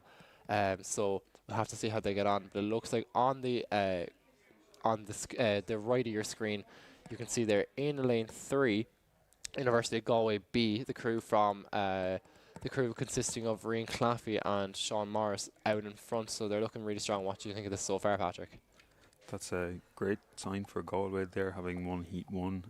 Their B crew seems to be in the front of this second heat of the men's interdoubles, as you say, and it seems to be Neptune there back in third, and it's quite difficult to make it. I think that could be Cappoquin there over in lane 5, which is currently in the second position. So this Galway B crew, as you said, it's Rian Claffey and Sean Morris. We know these names. They've plenty of pots to their name already for quite young scullers also. This Cappoquin crew, this is Stephen Quinn and Bill Murphy, great scullers in their own right. I believe there was a Queen's Cappoquin composite in the men's senior quads with one of these Cappoquin rowers in it. Look at this, the Galway B crew really winding it up. Nice sculling there. I mean, how can this be a B crew winning the heat. I mean, this is incredible. What do you make of that, Brian? It's just great news for Galway and their sculling, isn't it?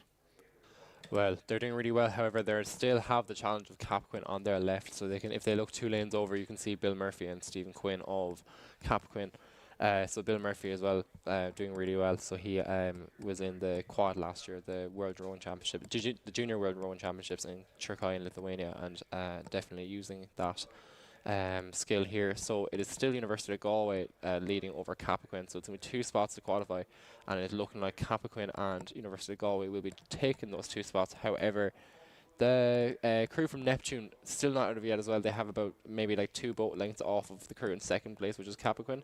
So still, if something does change, which always can, we saw in the women's senior pair yesterday with DULBC and University of Galway, anything can change towards the end of a race.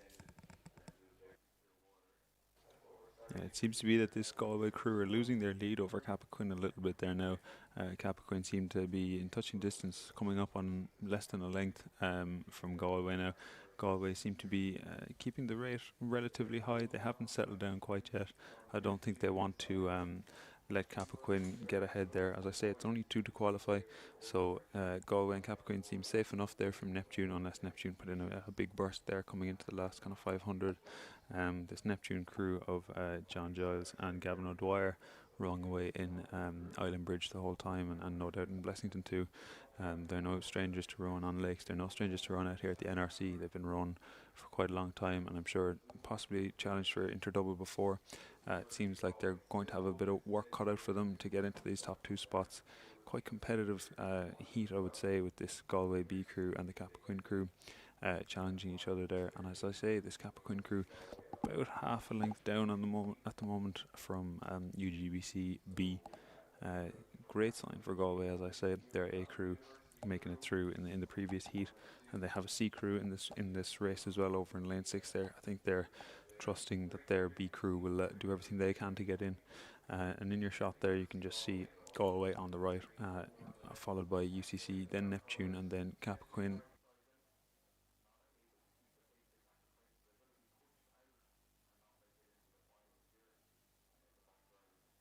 The better lane out of these 2 qualifying spots, but it seems that Galway are responding to the challenge. Capquin driving off the legs and rowing within themselves at the same time.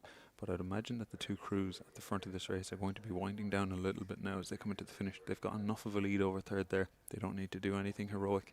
They want to save a bit of energy for this final, because as we've seen from the last heat, there's some great performers there, and UGBC have their own A crew to contend with. So there's going to be a big race in the final for the J.H. Smith Trophy in the men's intermediate doubles. So just on your screen there, you can see the crew from University of Galway winding down towards the last 150 metres.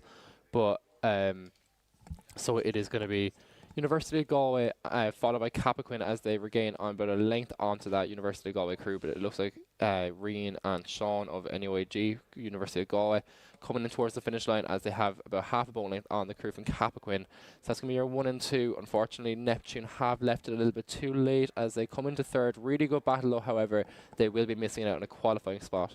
So it is your 1 and 2. We have University of Galway and Capquin going through to the final of the men's intermediate double sculls.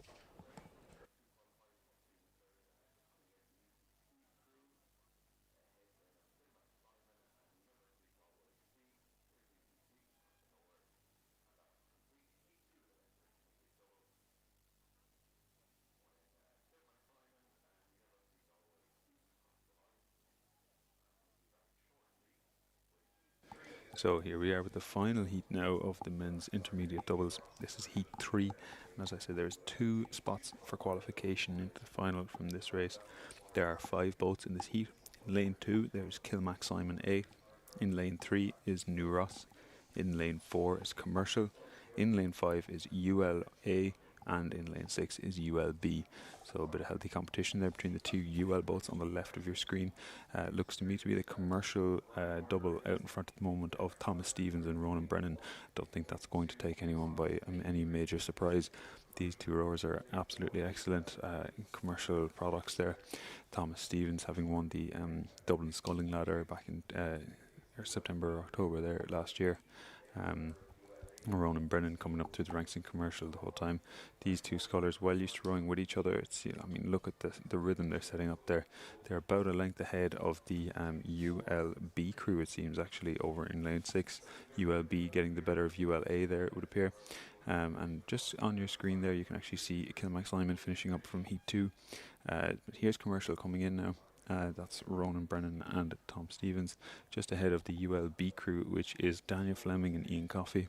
Fella there in the bow seat there with his red cap, as I say. These two lads with their white caps. Everyone trying to keep the sun off their head in this race, trying to keep the heat away. This ULB crew, healthy challenge to this commercial crew, but commercial showing real dominance there. It looks to be ULB and commercial through to the final, followed by ULA there in third, just not doing enough to get the better of their B crew, it seems.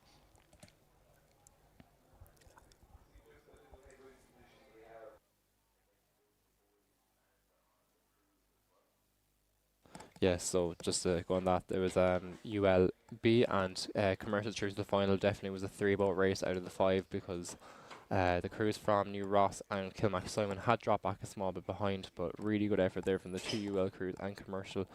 However, it was ULB and commercial making it through to the final of the men's intermediate double sculls. Yeah, and already on the course as I speak is the first of 2 heats in the women's club single scull. This is going to be a hotly contested event. I have absolutely no doubt. Some of the closest racing, and as I mentioned with the 8s we saw earlier on, one of the fabulous things about club is that you have juniors, or they might be just out of junior, they might be in that awkward period between junior 18 and under 23. You're not quite there with under 23, but this category can give you the opportunity to race against some of the more senior athletes who are on the club scene. Okie dokie, Heat 1 of the women's club single sculls, race number 320 on your programme. In lane 1, Garda McLaughlin. In lane 2, Cork O'Brien. In lane 3, Leo Sullivan. In lane 4, Carlo Long. In lane 5, Queen's University Ladies Bow Club, McConnell. And in lane 6, Cork Leahy. Okay, let's have a look as our camera boat up at the start starts to catch up with these crews. I was having a look at Carlo Long and Leo Sullivan there in the 2 centre lanes a couple of moments ago. Again, 3 to qualify from this heat to go through to the final later on this afternoon. All these scullers have went through time trials already. And Brian, look at this for close racing between Lee and Carlo. Yeah, excellent racing between O'Sullivan of Lee and Long of Carlo. So O'Sullivan of Lee yesterday had a really good showing in the women's senior double with Marks Crowns. She was in the bow of that boat and again looking really strong here. And she does just tail off from the sculler from Carlo, who again as well raced the intermediate single scull yesterday. And unfortunately did bow with the semi-final, but definitely came back with a bit of a hunger here for the win in the women's club scull. So it's going to be Abby O'Sullivan of Lee Rowing Club, followed then by the sculler from Carlo, Tara Teresa Long. So that's going to be your 1 and 2. So as I said, it's going to be 3 to qualify though. So we'll have to see who is in 3rd place. But on your screen you can see those 2 very comfortably ahead. So it's going to be O'Sullivan of Lee, followed by Long of Carlo, and we'll have to see now who is in that 3rd spot. Yeah, and just as I look up at the course here, I'm actually looking out to the right. We can't see it in this particular shot, but I'm keeping a very, very close eye on Garda McLaughlin. When our drone gets back up and running in a couple of moments' time, I'm going to give you an update on her. She's sitting out in lane 1, and I'm going to say from this angle, Garda McLaughlin looks to be leading this one out. Then I'm looking at Leo Sullivan, and then I'm looking at Carlo Long, but definitely not forgetting about Cork O'Brien sitting in lane 2, second from the right on your screen as we speak. Garda McLaughlin, she could be one to watch. She won a Cork Regatta 3 short weeks ago. She said, look, I'm on form, I'm ready for this now. She's went back up to Island Bridge, back out to Blessington, got another 3 weeks of training in the bank, and here she is in the Heat 1 of the women's club single scull. She looks to be out in lane 1, and she looks up on Leo Sullivan, who's sitting in lane 3. The drone is back out on the water. We're going to have live shots for you coming up in the next couple of moments. I'm keeping an eye on Garda McLaughlin, Leo O'Sullivan, Carlo Long and Cork O'Brien. 4 4 boats in a line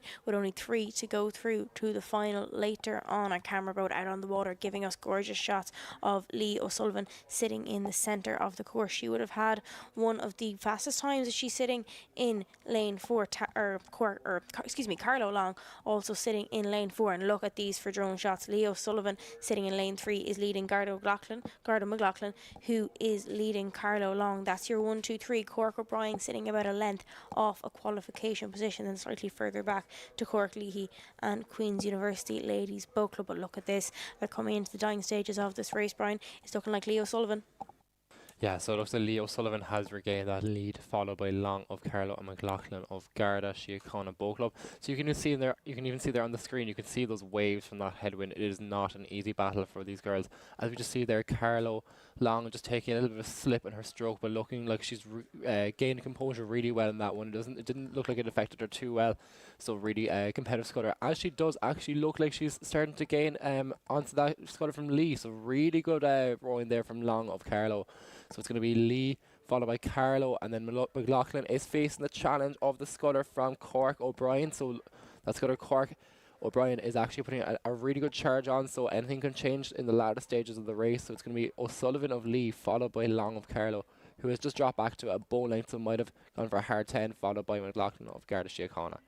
Plenty of questions being asked for the second and third place qualifications positions, let me tell you.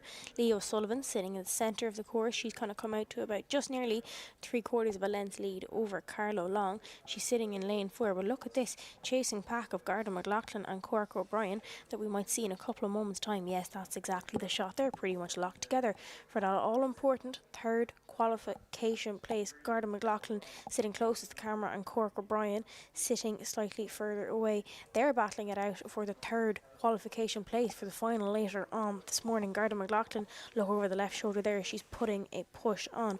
One thing I'm noting about this girl, she actually looks to be rating low in comparison to other styles that we can see. Quick look to the right shoulder as she starts to approach the National Rowing Centre. I'm clocking her at about 28-29 strokes a minute. Back up at the top of the field, it looks to be the sculler from Lee O'Sullivan sitting in lane 3. Questions coming from either side of her though. Garda McLaughlin putting on a push for a second. Carlo Long getting her bow ball right up in there, and Cork O'Brien right up in there, Brian.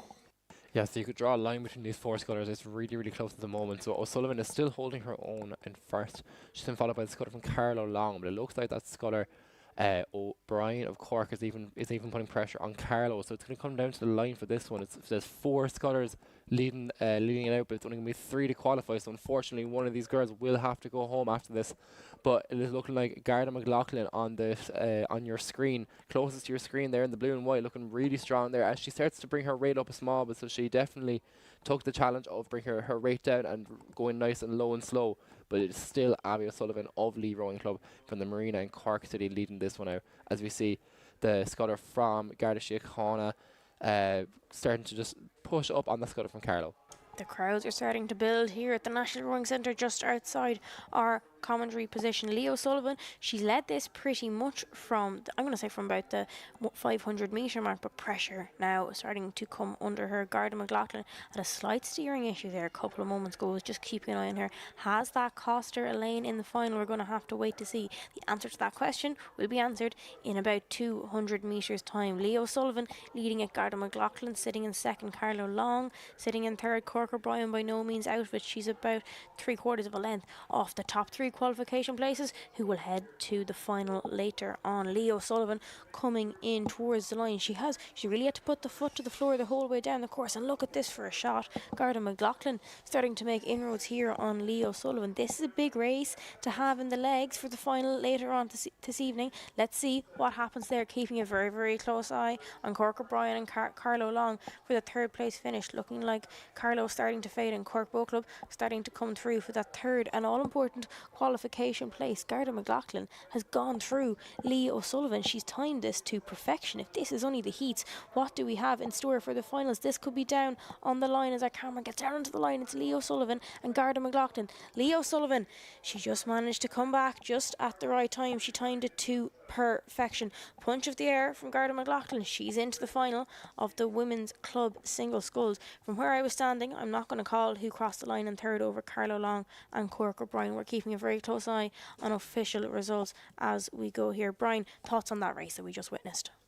Yeah, so some excellent racing there from Garda McLaughlin, really coming in from the back, and she pushed up. So it really shows how vital the sprint is in your race, especially in a single scull, where any sort of a charge can make a big difference to your time. So well done to McLaughlin and Garda, showing a really good battle there against the scutter from Neptune.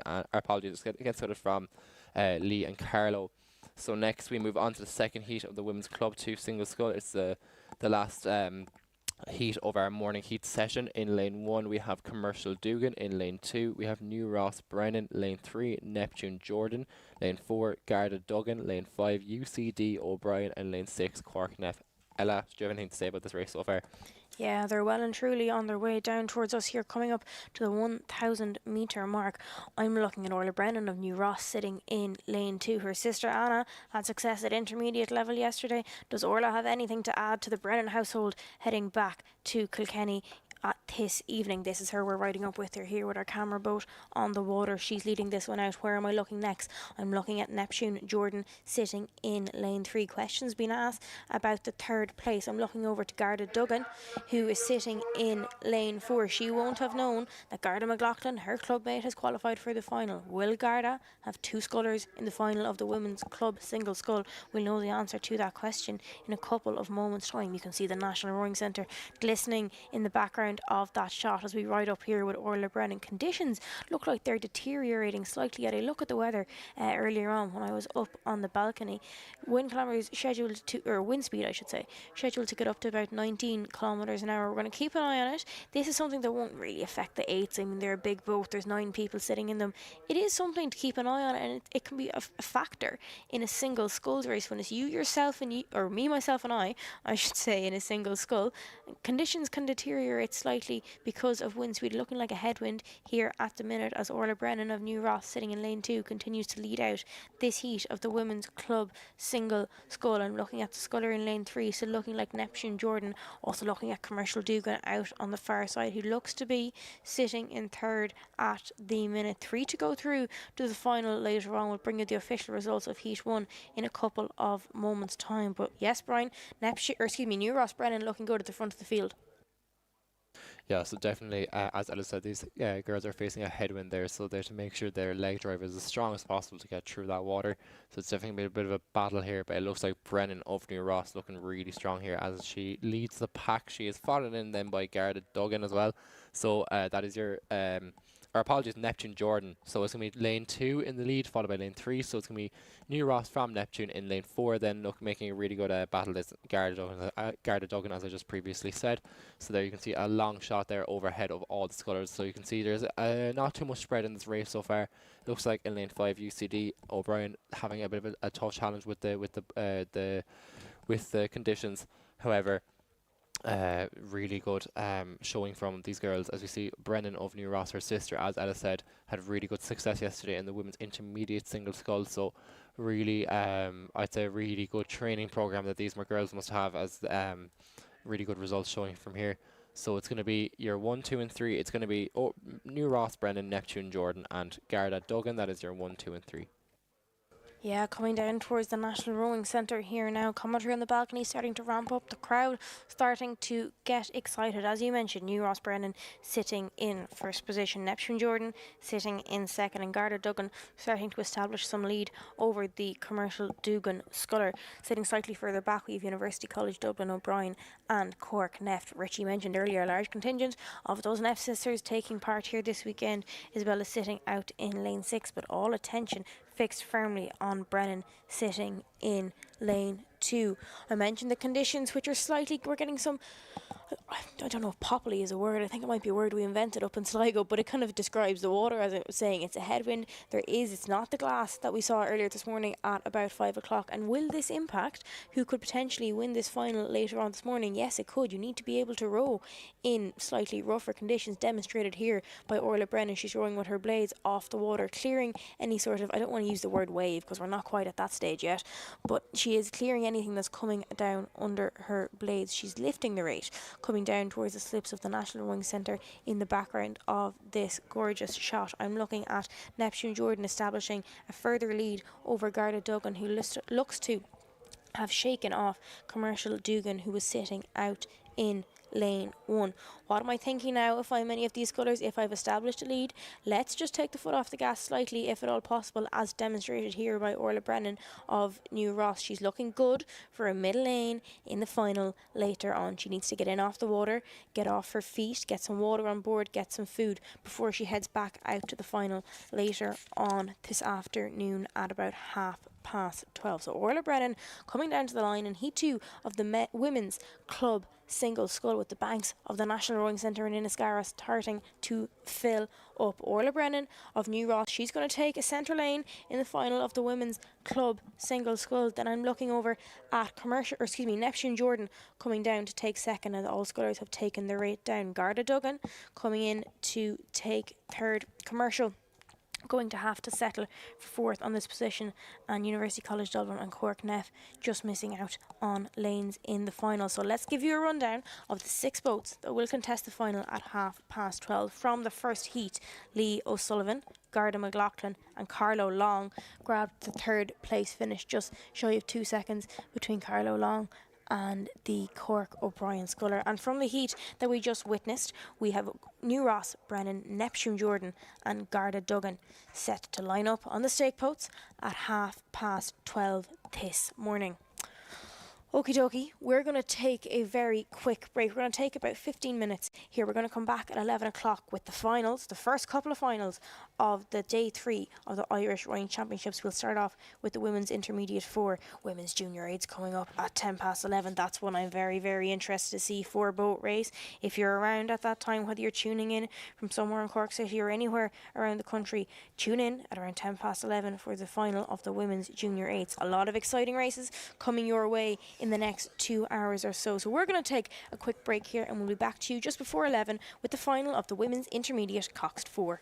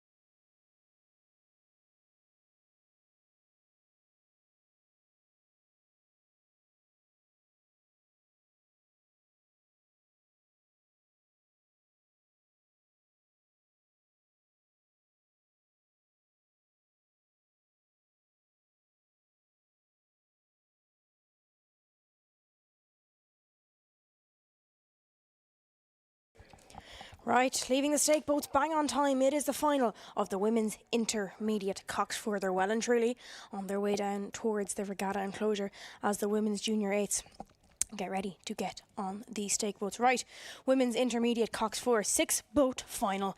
In lane 1, St Michael's B. Lane 2, Neptune. Lane 3, Trinity. Lane 4, University of Limerick. Lane 5, University College Cork. And in lane 6, Ban. These boats are going to be flying it down the course. I'm looking at Trinity sitting in lane 3 from the camera angle that I'm at.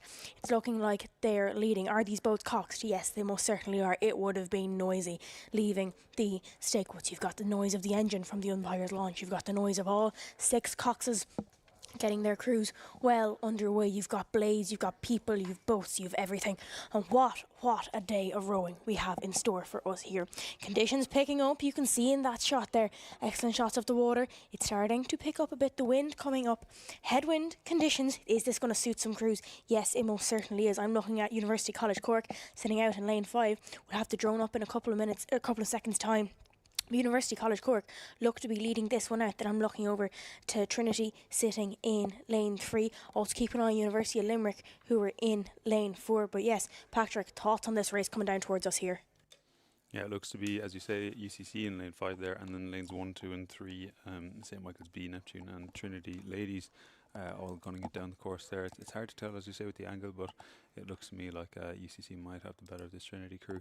Trinity posting the fastest time there in the heats earlier this morning, so it'll be probably a battle, I'd say, between Trinity, UCC and what looks to be that Neptune crew there. Neptune having a very strong women's squad this year, but it looks to be the 2 Dublin clubs there now, Neptune and Trinity, and UCC for the top 3. Hard to say. And then that St Michael's B crew also going quite well there in lane 1. We'll just wait for the drone footage, as you say, and we'll be having a better vantage point there soon enough.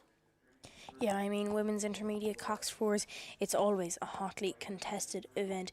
It's not that senior would be the top category. You have novice, you've club, you've intermediate, and then senior up at the top. So we're just one step below the top category here, but the standard of rowing is unbelievable at intermediate level. It attracts a lot of colleges. As you can see here, 3 out of the, 3 out of the 6 crews are university crews, especially look at UCC out in lane 5. I'm going to say they're up on Trinity, who are in lane 3, who are up on Neptune in lane 2.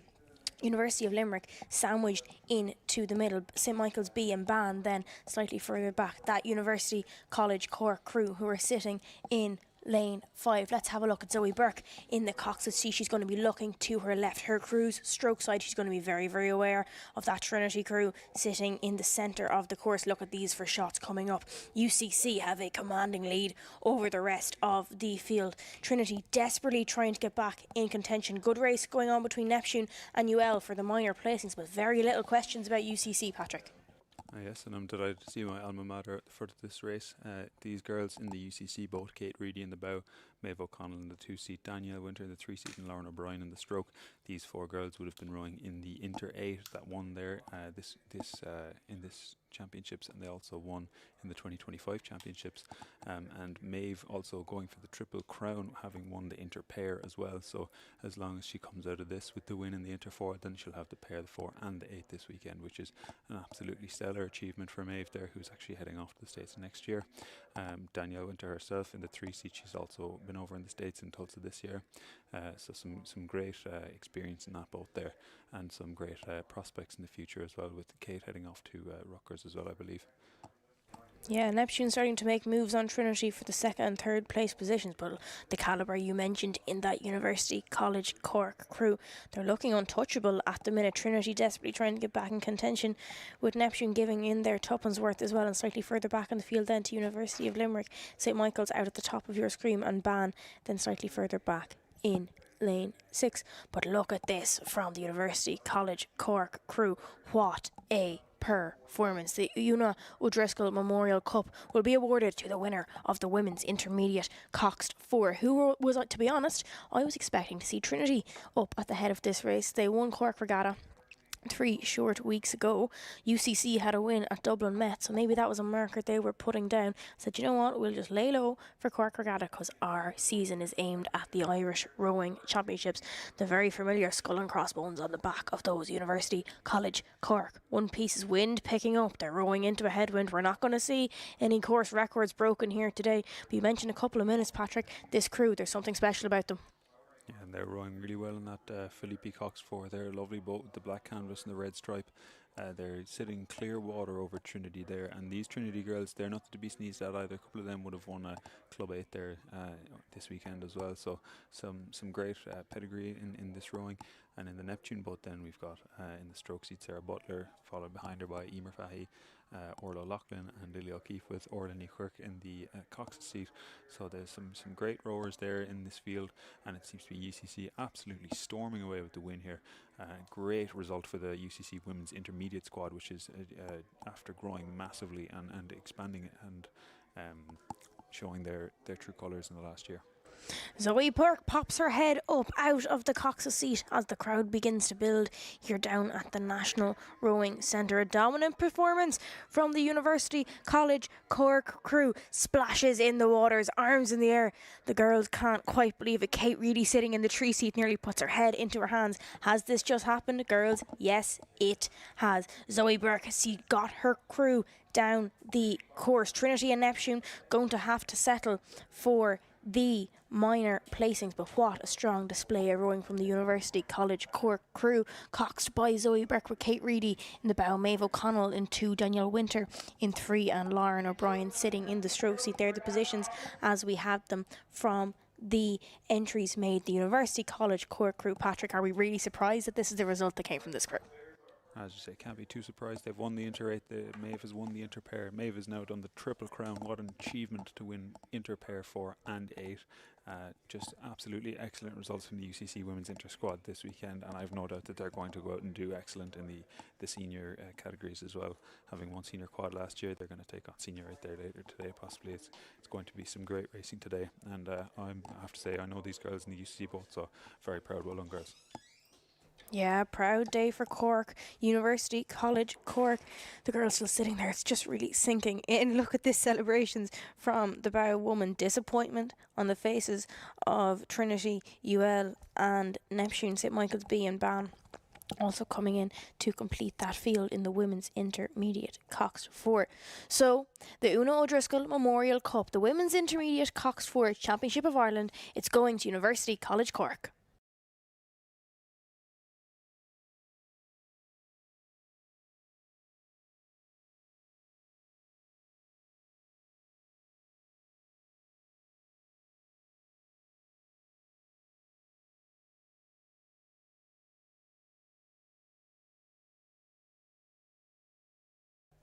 Right, we're going back up to the stake boats. I'm looking at the final of the Women's Junior 18-8. This is only a 4-boat race. This might prove, I'm not going to say difficult, these crews are going to have a lot of experience. But we have a headwind coming up the course. You can see the 2 women of the Enniskillen crew constantly tapping, touching, listening to her cox sitting in the stern, Jessica Thompson.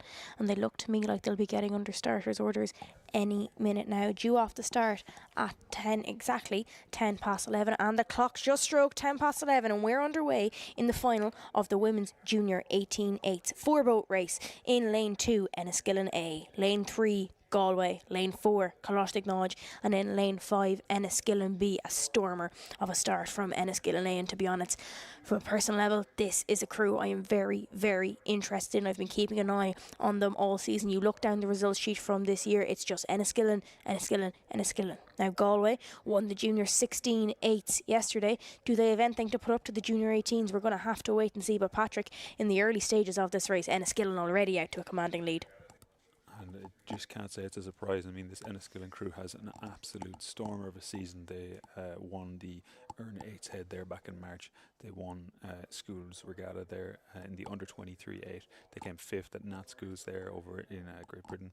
They won Cork Regatta by Clearwater, and they went to Henley and they got knocked out on day 2 by US national champions in the Prince Philip Challenge Cup. I mean, this crew just has pedigree and in every meaning of the word. Now, even even with this pedigree, they've also got depth in their squad. They've got a B crew here, and that B crew is still up in contention with the other two boats, the Galway and the Coláiste crew. And I have to say, like, there's an absolute great effort from Galway and Coláiste, considering the amount of work that this Enniskillen crew has put in for Coláiste and Galway to even be so nearby. And these two crews, by the way, Coláiste and Galway, rowing in the same stretch of water there up in the Corrib. I'm sure they're well used to racing each other as well. So it's just great racing here in the women's junior 18-8s. Yeah, as you said, it was always really going to be expected. Enniskillen were going to take this by the scruff of the neck and go for it in style slightly further back in the field. I'm looking at Coláiste look to be sitting in silver medal position at the minute, but Galway right on their tail, and the depth of Enniskillen being shown as their B crew there is slightly further back. This could be a good race between Galway and Coláiste for the minor placings, but I want to talk about this Enniskillen Royal Boat Club crew. As I mentioned, and Patrick mentioned a few minutes ago, Enniskillen is the crew to watch. Henley Royal Regatta on just over 10 days ago. What an experience for these young athletes, as Cox's Jessica Thompson guides her crew down the course. Claire Walsh and Isabella Wright sitting in the stern. What an impressive display of rowing from them. Jessica Thompson has guided this crew down many a course, whether it be Henley, whether it be Dorney, or whether it be here in Inniscarra at the Irish Rowing Championships. She has experience. She's going to know this crew inside out. I'm sure lots of technology inside the Enniskillen Royal Boat Club crew. They might have stroke coaches, they might have the telemetry, plenty of things to tell them exactly what is going on under the instruction of Cox Jessica Thompson. Nice race going on between Galway and Coláiste indeed, for the second and third place positions. You can just see the E of Enniskillen as their B crew battle it out there slightly further back in the field. I'm looking at Coláiste seem to have edged out to about half a length over Galway for the second and third place. But Patrick, Enniskillen Royal Boat Club, they're kind of looking untouchable. What a great race. And do you know what, I have to say, these Enniskillen athletes are so deserving. They must have worked so hard, because to have that kind of lead in an 8, you can see it on your screen there, you're talking 2-3 boat lengths in an 8, and an 8 is, do you know, 60 feet long, something like that. It's a crazy amount of a lead to have. You can see how close the two Galway crews are together, and this Enniskillen crew just stamping their dominance all over the field. And the 4 of these girls in this Enniskillen 8 would have won the Junior 4 in a very close race there yesterday. So they're coming off the back of that win. They've got one pot, they want another, and I'd say, to be honest, you know, they knew the result of this race before they even went out in the water. They just knew they had to deliver what they were capable of delivering, because they've been doing it all season.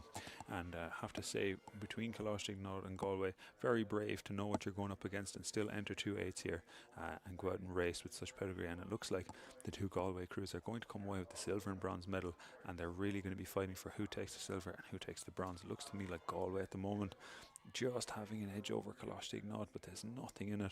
And this Galway crew, you know, excellent racing. They won the women's junior 16-8, as Ella was saying. There's some great women's junior racing there up in Galway as well as in Enniskillen.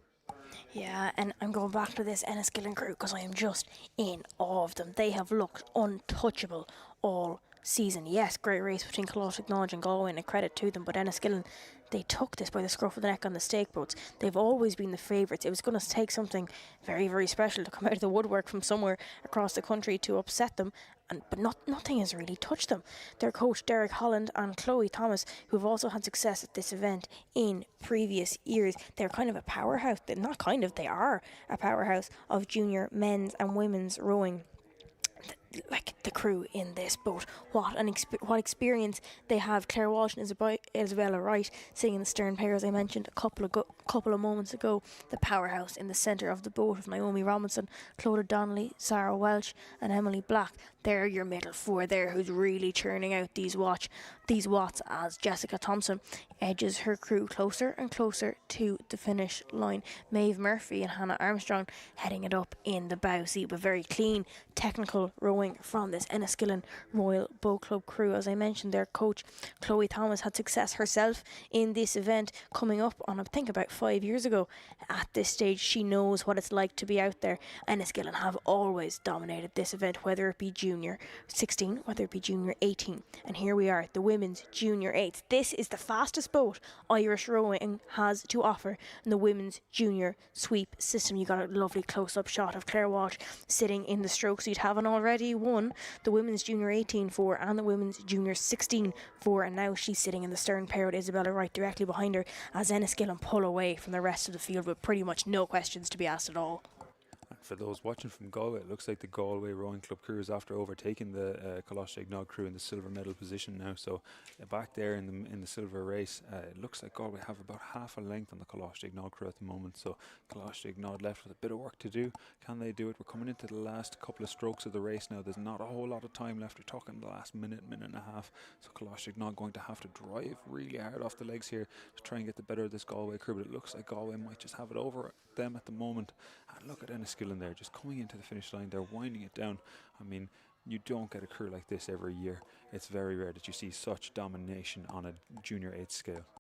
To be able to wind it down as you come into the line in the final of the women's junior 18-8, if that's what you're doing, you know you are dominating this field with no questions to be asked. The distinctive E of Enniskillen making their way down towards the finish line. They're the 2025 defending champions. They hold a course record from 2018, and here we are in 2026 with a dominant display of rowing. They are literally paddling to the finish line. They have such a dominant lead over the rest of the field here in the final of the women's junior 18-8. Enniskillen, there's something special up in the water up in County Fermanagh, because what a dominant display. No questions were asked of them the whole way down the course. They're gliding their way down. Very, very clean, tidy rowing from the young Enniskillen Royal Boat Club crew. The synchronisation in that Enniskillen boat, just bringing it across the line. I mean, look at the control they have over it. It's excellent. And as soon as they cross the line, they're now the champions of the Women's Junior 8 of Ireland. And it looks like Galway Rowing Club have taken a length now on Colossaignac. So it looks like Galway are in the silver medal position over Colossaignac back in bronze. Galway putting a great amount of distance. It was a lot closer a couple of 100 metres ago, but Galway have just crossed the line there now in silver with Colossaignac in the bronze. What racing from all three crews, and a major, major shout out to Enniskillen there. Enniskillen Royal Boat Club, you are the Junior Women's 8th Champions of Ireland. The Junior Championship Cup, it's heading back up north to Enniskillen. They are untouchable. There's something in the water up in Fermanagh. There's something up there. I don't know what it is yet, but what a dominant display of rowing from them. Coxed by Jessica Thompson sitting in the stern. From the bow, Hannah Armstrong, Maeve Murphy, Emily Black, Sarah Welsh, Clodagh Donaghy, Naomi Robinson, Isabella Wright and Claire Walsh in the stroke seat. If you're not familiar with rowing, let me tell you one thing. It is very, very rare to have a crew have a dominant lead like that they can in fact paddle essentially down to the finish line. So that's a win for Enniskillen Royal Boat Club in the women's junior 18-8s. Now, before we can even catch our breath, we're going straight back up for the final of the men's Club 8. Race number 324 on your programme, already tearing down the course. A 6-boat race. In lane 1, Neptune. Lane 2, University College Dublin. Lane 3, Queen's University Belfast. Lane 4, Shannon. Lane 5, Commercial. And in lane 6, Dublin University Boat Club. Oh, this is looking good and promising from Queen's University Belfast in lane 3. They led their heats earlier on. Let's have a look. Either side of them very, very, very closely in contention. University College Dublin. Shannon sitting in lane 4. Not forgetting about Neptune on the near side of the enclosure. Patrick, this could be close. Looks like Queens have a great lead there at the start of this race. They're sitting about a length up, which is, as I say, a big deal in an 8. They've even got Clearwater over what looks to be UCD in second there. UCD and Neptune training in Island Bridge the whole time together out in Blessington. They're really close together, and it looks like Shannon in third or fourth at the moment. These Shannon lads, Shannon Rowing Club has put out a very competitive men's club 8 the last 3, 4, 5 years in a row. They've got an excellent squad, and they've been have a couple of wins there during the year. Dublin Met, they came first, and they also won the Earn 8's Head Club 8 in March of this year. But it seems like they are sitting a bit back on Queens at the moment. They're also sitting a bit behind UCD and Neptune, which just goes to show how much these UCD, Neptune and Queens crews would have come on to have beat the winner from Dublin Met just in May. And this Queens crew really stomping out at the front of this field. What a great lead to have in a men's Club 8 final. Usually what you see in the men's Club 8s is something a lot closer coming up to the finish, and it could still be that way yet. There's a lot of distance left to do. Only coming up to about the 1K at the moment, so just maybe past that. What do you think, Ella? Yeah, I saw a video of that Queen's University Belfast crew training down in Enniscarra only a couple of weeks ago, and I won't lie, I raised an eyebrow when I saw it. They looked handy, they looked like they were flying in quick wobble there from the Neptune crew, as I mentioned. Conditions getting slightly choppier, that'll mean nothing, though in an 8 big sturdy boats with plenty of stability. Queen's University Belfast approaching the National Rowing Centre in the final of the men's Club 8s. The crowd starting to get going here behind our commentary position. The Cox of the Queen's University Belfast crew. He's sitting in the stern of his boat. His arms are nearly starting to move now. He's telling his crew, we now have clear water over University College Dublin. We are up in the final of the men's Club 8 as we come into the final 300 metres of this race. University College Dublin going to have to do something very, very special if they're going to get back in contention with this, along with the Shannon crew, who did very, very well at Dublin Met only a few short months ago. Queen's University Belfast coming down towards the line, Patrick, looking very good. Queen's still sitting a length ahead coming into the finish of this race. It's going to be very difficult for UCD or Neptune to make a move on them. And it actually seems like Shannon are making a move on Neptune there over there for the third place spot. Commercial sitting back there in fifth. Great men's squad there in Commercial, but they're just not up in the top 3 or 4 there this year, with Trinity sitting behind them. But Queen's really at the front of this race. They've got just clear water. Their stern is clear of UCD's bow there in second place. And behind UCD, it's a real race for third between Shannon and Neptune. Shannon sitting about a length back, 2 lengths back on Queen's at this moment. Queen's really putting a great performance there coming into the line. These lads all coming down from Belfast. That's a 6-7 hour drive just to come down here. Great performance. Look at them coming into the Red Boys, crossing the finish line. Queen's University Belfast Boat Club, Men's Club 2A champion of Ireland. John Hart sitting in the Cox's seat. He made a statement a couple of 100 metres ago. He was like, boys, this is happening. Stay up. You're coming into the finish and you have clear water over the rest of the field. John Hart stands up in the Cox's seat, congratulates his stroke command. The Men's Club 8 Championship of Ireland heading the way of Queen's University Boat Club, the Glenbrook Wine Jug Cup. 2025 defending champions Commercial Rowing Club, who were in lane 5, didn't really feature at all in this final. But look, Queen's University Belfast, a dominant display of rowing, coxed by John Hart, who kept his crew informed the whole way down the course. From the bow, Lewis Thompson, Jonathan Robinson, Jacob Steele, Rory McElhenney, Zach Cummings, Tim Murphy, Joshua Cromie, and in the stroke seat, Alexander Crave.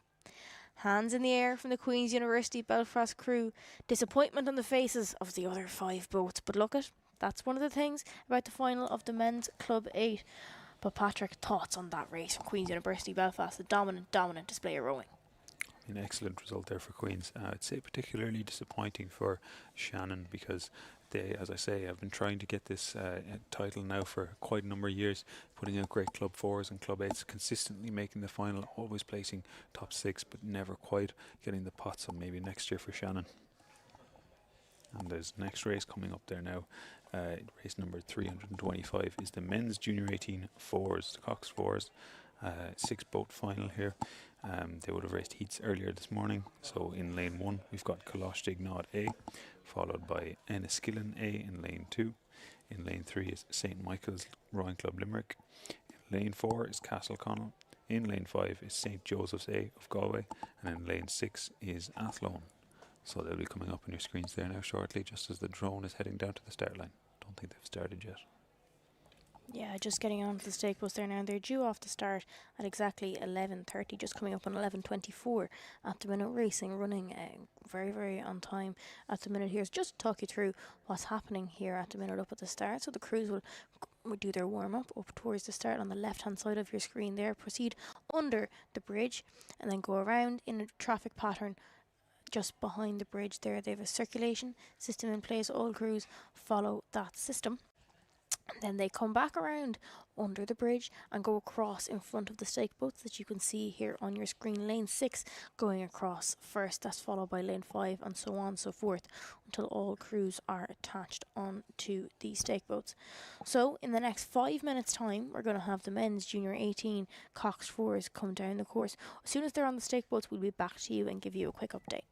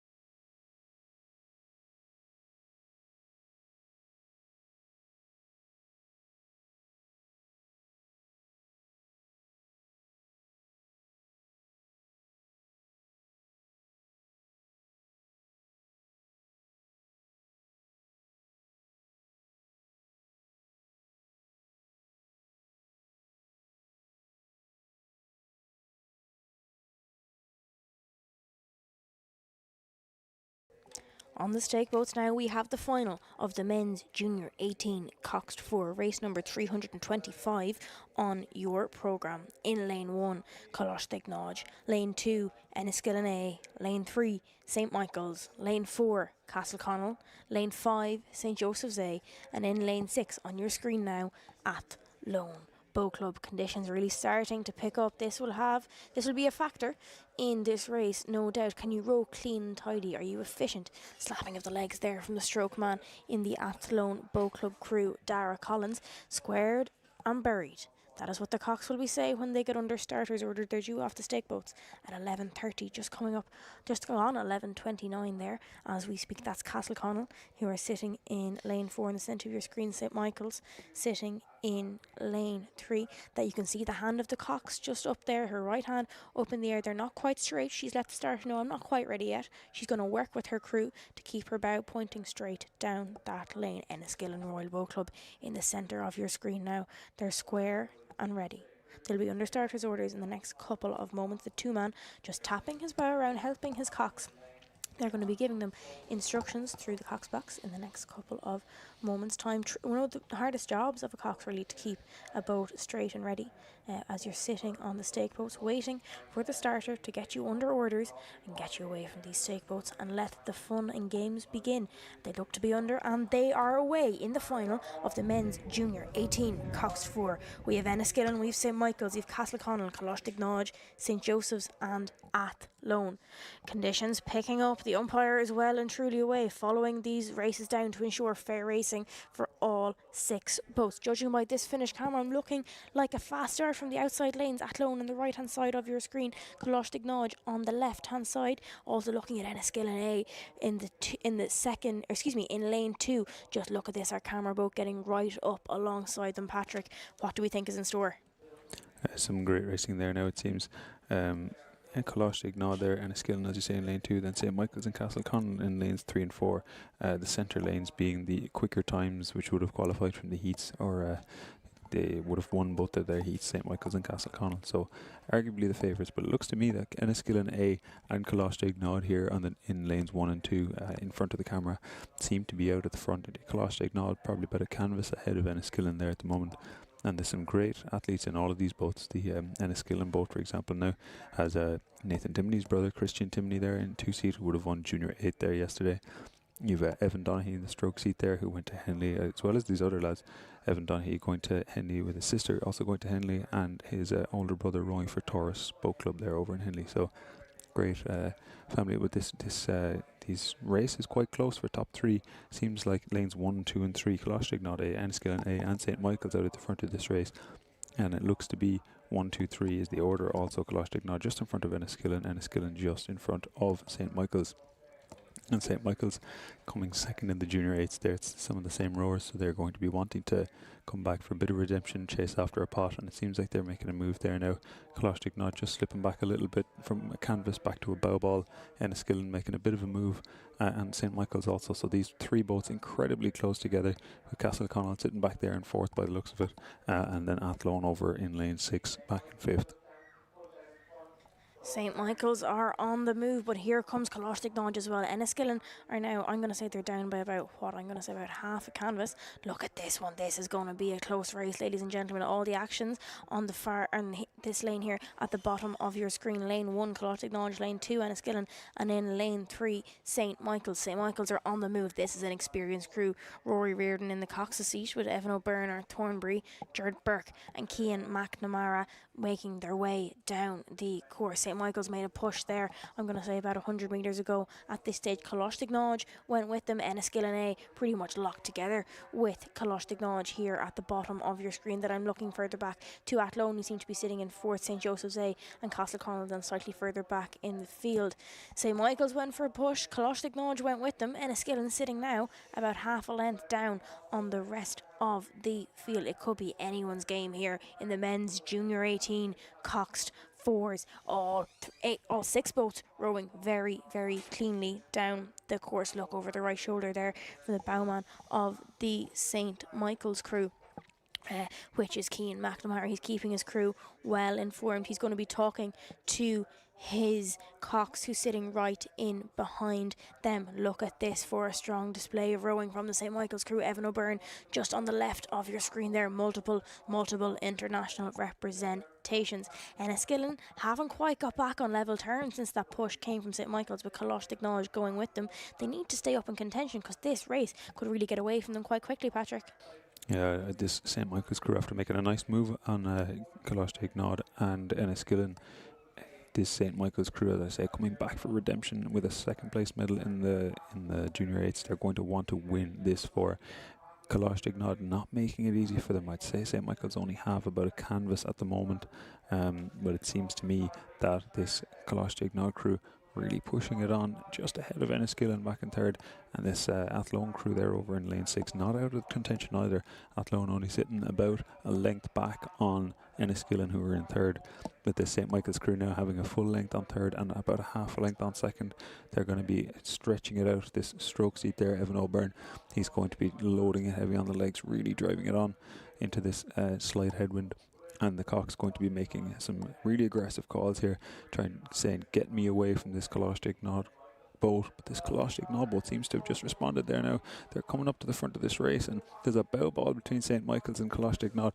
I say the Limerick club still has the advantage ever so slightly, but Colostic Nod are making their move, and it's very obvious. They're doing some great shifting here, it seems, and they're after both leaving Enniskillen back in that bronze position. Now the fight is between first and second, and there's nothing in it between this Enniskillen crew and this Colostic Nod crew. This St. Michael's and Colostic Nod, they're up at the front. It's lane 1 and lane 3. Colostic Nod here on the near side, and St. Michael's on the far side. It looks like Colostic Nod, the Galway club, has just edged ahead of St. Michael's. What do you think, Ella? Colostic Knowledge are on the move, ladies and gentlemen. Are St. Michael's going to go with them? Enniskillen drop back. They're going to have to make a serious move if they want to get back in contention at all. This Colostic Knowledge crew, what experience with Jim Hearn sitting in the Cox's seat, Harvey Sloan in bow, Owen O'Connell in 2, Oisin O'Corn in 3, and Leon Hume in the stroke seat. They are on the move. Their Cox made a call. Jim Hearn made that call, I'm going to say, about 150 metres ago. St. Michael's have yet to respond to that move that Colostic Knowledge made. Look at this for a strong, determined face on the man sitting in the 2 seat. They're well and truly on their way down towards the regatta enclosure. Crowd starting to wind up, Patrick. And as we're coming into the finish here, just seeing some fairly interesting mullets there in the boat. Some great haircuts. I have to say that's free speed for these lads who are after moving about a length ahead of St. Michael's there now. We're back in second, and St. Michael's having a nice length over Enniskillen in third. Enniskillen, their men having won the junior eights there. These four are still just going flat out. They're going to take a handy bronze medal there. St. Michael's really wanting to touch that pot, but they're going to be in the silver medal position, it seems, as Colostic Nod are putting on a major burst. And you're seeing from the drone footage there, the puddles off of these oars, there's a serious maximum power going through every single one of these strokes. They're going to be in a world of hurt the minute they cross this line. They're going to be gulping down air, and it's just coming into the last couple of 100 metres, last few strokes. Colostic Ignod A are ahead of St. Michael's of Limerick. St. Michael's just in second place position ahead of Enniskillen. It looks like this Colostic Ignod crew can't be touched coming into the last 100 metres. They put down a serious move against St. Michael's. St. Michael's tried their hand. They got about half a length ahead there a couple of 100 metres ago. Colostic Nod were not letting it happen. Now they're up to about a length ahead. What a lead in the men's junior 18 fours.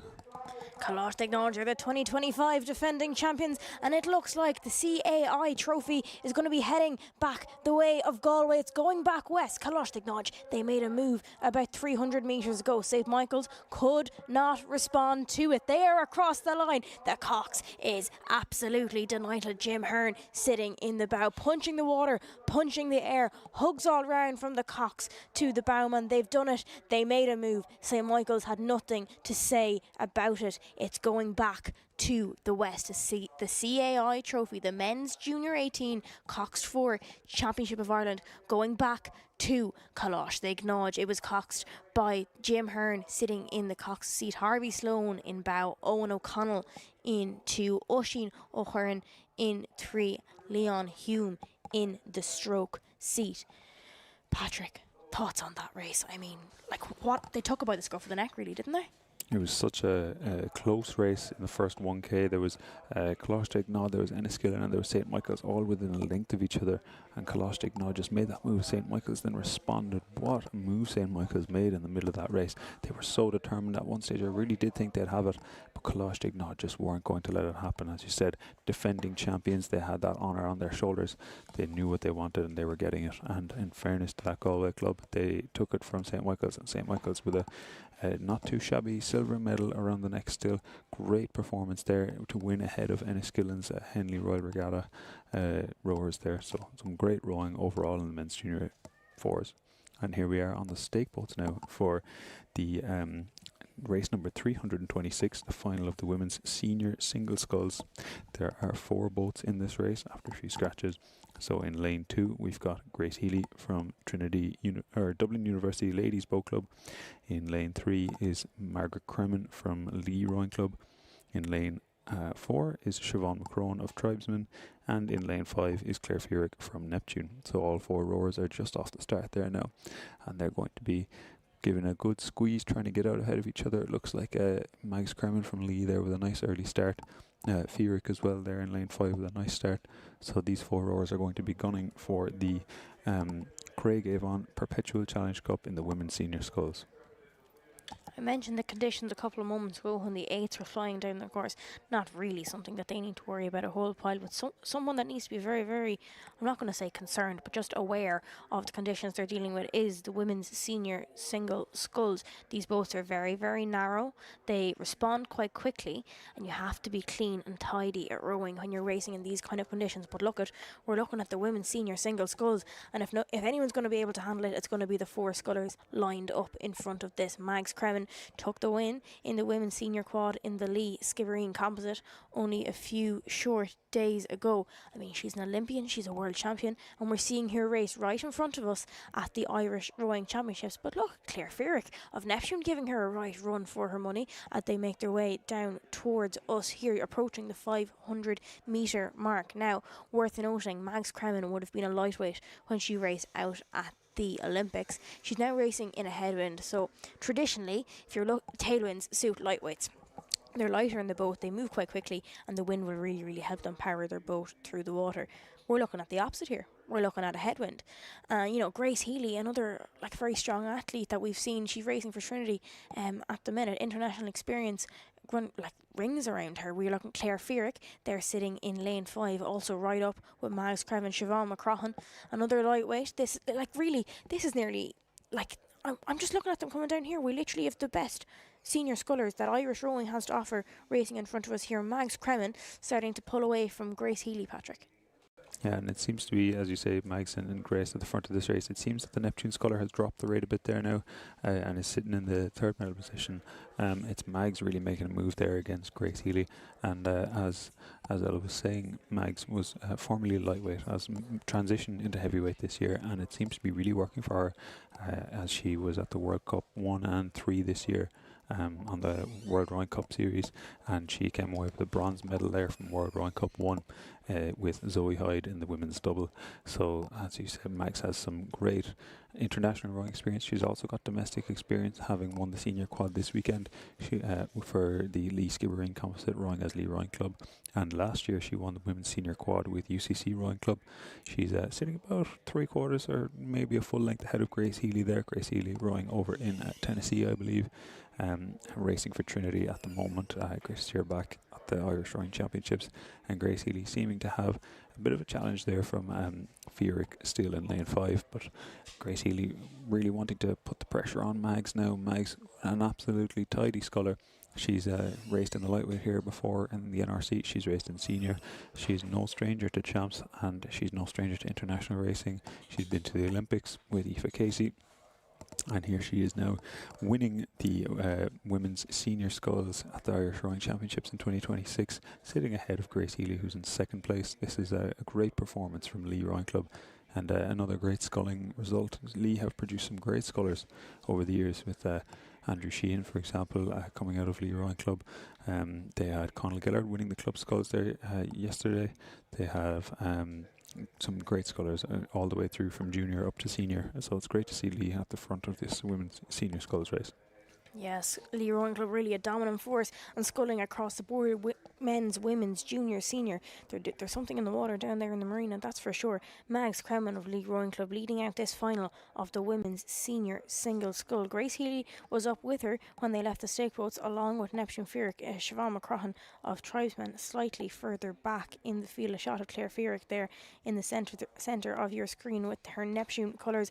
A lot of these athletes rowing at a high performance level. Bit of a wobbler there from Grace Healy. She's recovered well, but this is what I mean about these conditions. It's not the glass water that I was talking about at 5 o'clock this morning. The wind has picked up, meant to get up to, I think it's about 19 kilometres an hour this afternoon. Yes, 18 kilometres an hour is what Med Erin is telling me at the minute. But Mags Kremen, she's kept composure. She's rating quite low. This is one of the things, and often when conditions start to pick up like this and it gets slightly rougher, you're better off just rating it low, go long, low, and your boat's going to fly you could say. I was nearly going to say slow after that, but that's definitely not what's going on with Mags Kremen here. She's rating only about 27 and a half strokes a minute. You can see the water there going up against her boat. You can see that. I'm not going to call them waves. I still don't think we're quite at that point to call them that. But look at this. You have the red and black of League Rowing Club yet again. Another dominating race from the League Rowing Club sculler, Mags Kremen.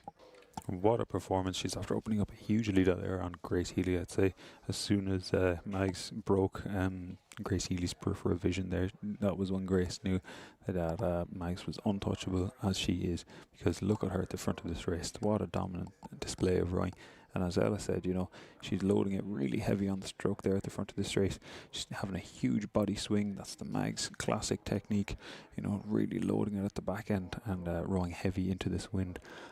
It's one of two approaches, rowing into a headwind, as my coach would have always told me, to try and keep it nice and light, shorten the stroke a little bit and bring the stroke rate up. She's taken the opposite approach here. She's actually dropped the rate and she's loading it really heavy on the legs, and that suits people who've got a huge amount of power, as Mags does. She's got power to weight for days.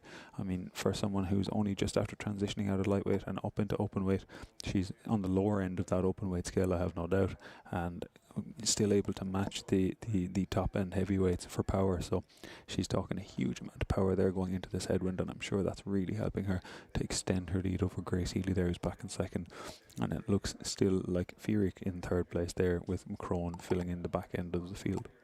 Yeah, you mentioned power there from Mags Kremen. Look at this gorgeous up close shot. The power that are coming off the end of those blades from Mags Kremen is something else. Little bit, I'm not going to call it a wobbler. Her blade just kind of smacked off the water there as conditions start to pick up. The power that are coming off those blades and being propelled through the water. Her lovely Felipe, who, and now maybe it's the light from where I'm standing, but I think her canvas might even have a purple canvas on the top of it. But here she is in the black and red of Lee Rowing Club. Dropped her rate even further. I'm clocking her at about 25 strokes a minute.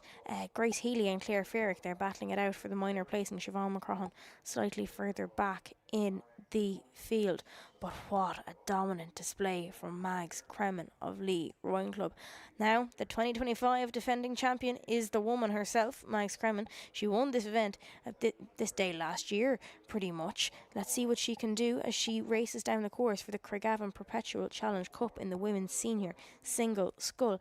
Whether you're in the kitchen watching this at home or you're in the living room, you might be coming in and out. Just come in, have a quick look at this, because this is some of the fastest sculling Irish rowing has to offer. Look at this, a dominant display of rowing. She is also dealing with these conditions very, very well. You mentioned a couple of minutes ago, Patrick, about this whole thing of there's two approaches to going about rowing in a headwind. You can shorten and jack the rate way up, or you can take the approach that Mags is taking here and working for her very well, which is reduce the rate, go long and low, and power the boat through the water. What a display of sculling. As you say, look at the lead on the drone footage there. She's miles ahead of second and third place there, and it looks like there's actually a great race going on between Grace Healy of Trinity Ladies Boat Club and Claire Fearic of Neptune, and they would be rowing on the same stretch of river there on the River Liffey up in Island Bridge in Dublin. So these athletes, I've no doubt, have raced against each other before, and here they are again. Looks like Fearic might just have the advantage over Healy there back in second place, with McCrone falling a little bit behind those two then. But no doubt about it, Mag's miles ahead in this race, and as Ella correctly said, there's a purple canvas on her boat. Absolutely fab for the big strong girls there. She's got the bow number 3 there, purple canvas, and rowing in her lee unisuit with lee blades. What a performance from Mags Kremen. 2-time now, back to back, 2025 and 2026 Women's Senior Scull Championship. And if you're watching this, as I said, from the living room or for the kitchen, and you're just tuning in and seeing this Women's Senior Scull absolutely dominate this race, then don't go anywhere, because the very next race up is the Men's Senior Scull, which will have some Olympians in it as well, such as Fintan McCarthy. So don't go anywhere, stay tuned, and we'll be right on to the Men's Senior Sculls in a moment. That's Mags Crownman safely home and across the line in the Craigavon Perpetual Challenge Cup. The Women's Senior Scull Championship of Ireland, serious race going on for the minor placings, with Neptune Claire Fearick just coming across the line in second. And Grace Healy sitting in lane 2, coming across the line in third, with Siobhan McCrahan coming down to finish out the final of the women's senior single scull. A dominant display from Mags Kremen of Lee Rowing Club. She's the 2025 defending champion, and now in 2026 she is the Women's Senior Scull Irish Championship of Ireland.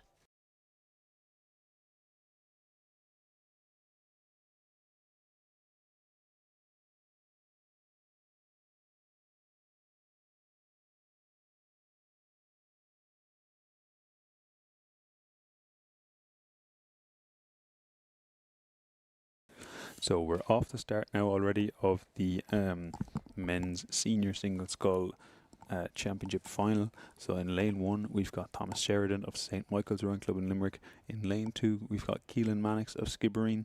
In lane 3 we've got Finn O'Reilly of Skibbereen. In lane 4 we have Fintan McCarthy of Skibbereen. In lane 5 we've got the Swede Eskil Borg from Commercial, and in lane 6 we've got the Kiwi sculler Luke Watts representing Lagan Scullers Club there. So Ella, what do you think of this placing so far?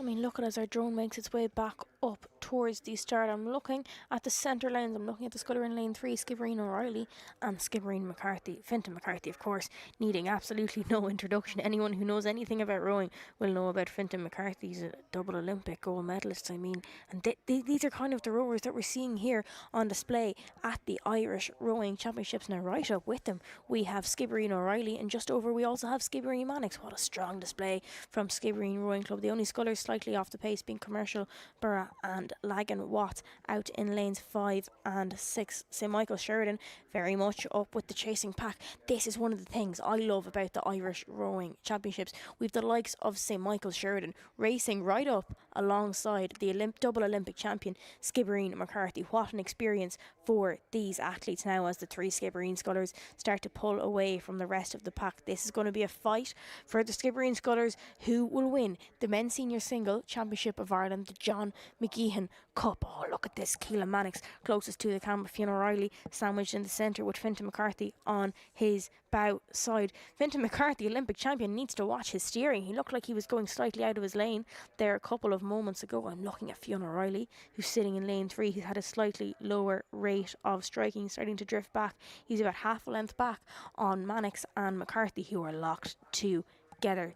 As I mentioned, Skibbereen McCarthy, a man that needs absolutely no introduction, double Olympic champion, says enough about him. Keelan Mannix, a really dominant force on the scene in recent weeks and months here back at the domestic rowing events back on the island of Ireland, and indeed over in Great Britain as well. A couple of moments I saw a splash come from Fintan McCarthy's boat. What's the conditions like out there, Patrick? It seems to be a strong enough headwind again, similar to the women's senior scull race, but there's no doubt about it. It looks like Fintan McCarthy there just sitting about a length ahead of Keelan Mannix. Fintan McCarthy, our resident double gold Olympic medalist here at Rowing Ireland. He's rowing for Skibbereen here, and his fellow Skibbereen clubmate Keelan Mannix, as you say, he needs no introduction either. He's been on the Rowing Ireland circuit for a long time. He's rowed internationally for Ireland in Coastal, in Beach Prince. Here on your screen you can see Fintan McCarthy there on the very bottom. He's leading the race by about a length, and there's Thomas Sheridan rowing with Sligo Blades, but representing St Michael's. He's sitting in 5th or 6th there at the moment. It looks like Fintan McCarthy out ahead of Keelan Mannix, and then it looks like Finn O'Reilly back there in 3rd place. So that means it's Skibbereen in 1st, 2nd and 3rd of the final of the men's senior single sculls. So it's no strange happenings here.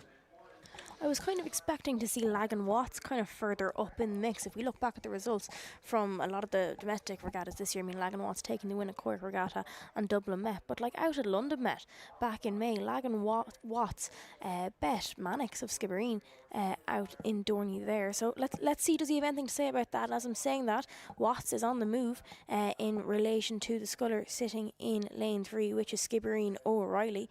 Fintan McCarthy desperately trying to shake off Mannix. Mannix hanging on for dear life. He's really putting it up to the Olympic champion, and no doubt that they've paced each other countless times up and down in Skibbereen.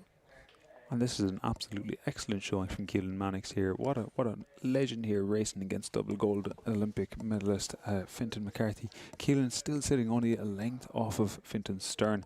Keelan Mannix coming from a rowing family with Tony Mannix and himself, Fintan Mannix, or Finian Mannix rather, founding Dunmanway Rowing Club there. So Keelan Mannix there, he's sitting in second place there, just behind Fintan McCarthy. He had a great show there at the start of the season, beating Jack Rafferty and St Michael's Head of the River. He's really after pushing it on this year. He's after bulking up, putting on the muscle, and you can see that's really after paying off for him, because he's really putting it down to Fintan McCarthy. You can see Fintan McCarthy's rate is going up, but so is Keelan's. He's having the race of a lifetime here.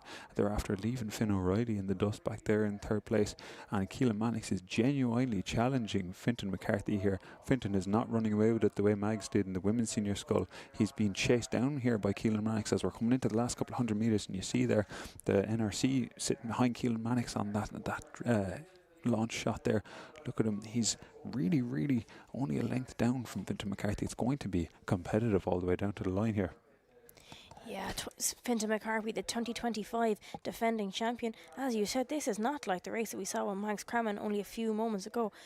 The sculler sitting in lane 2, Mannix of Skibbereen, Keelan Mannix. I've been watching him there for the last couple of minutes. As you were chatting away there, Patrick, he keeps looking over his left shoulder. He knows where Fintan McCarthy is. He's not letting him get away. There's about 3/4 of a length in between Fintan McCarthy in lane 4 and Keelan Mannix in lane 2. Look at this strong, dominant display of rowing. He's making a move. Keelan Mannix, is he going to get further back in contact with Skibbereen's Fintan McCarthy as they come down towards the National Rowing Centre here? Or as our commentary position, I can already start to hear the crowds gathering along the bank, because this is some of the best sculling Irish rowing has to offer when Keelan Mannix of Skibbereen is putting it up to Fintan McCarthy.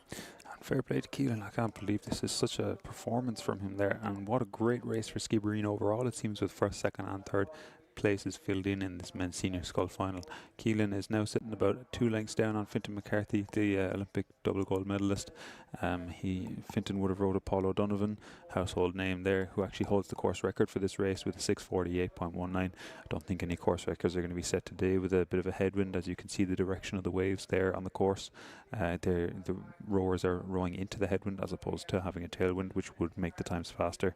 But on this drone footage now, it does look like Fintan McCarthy has clear water over Keelan Mannix. Keelan Mannix not making it any easier for Fintan McCarthy, though. He's going to challenge him right down to the line. He's not letting him get away with an easy win there.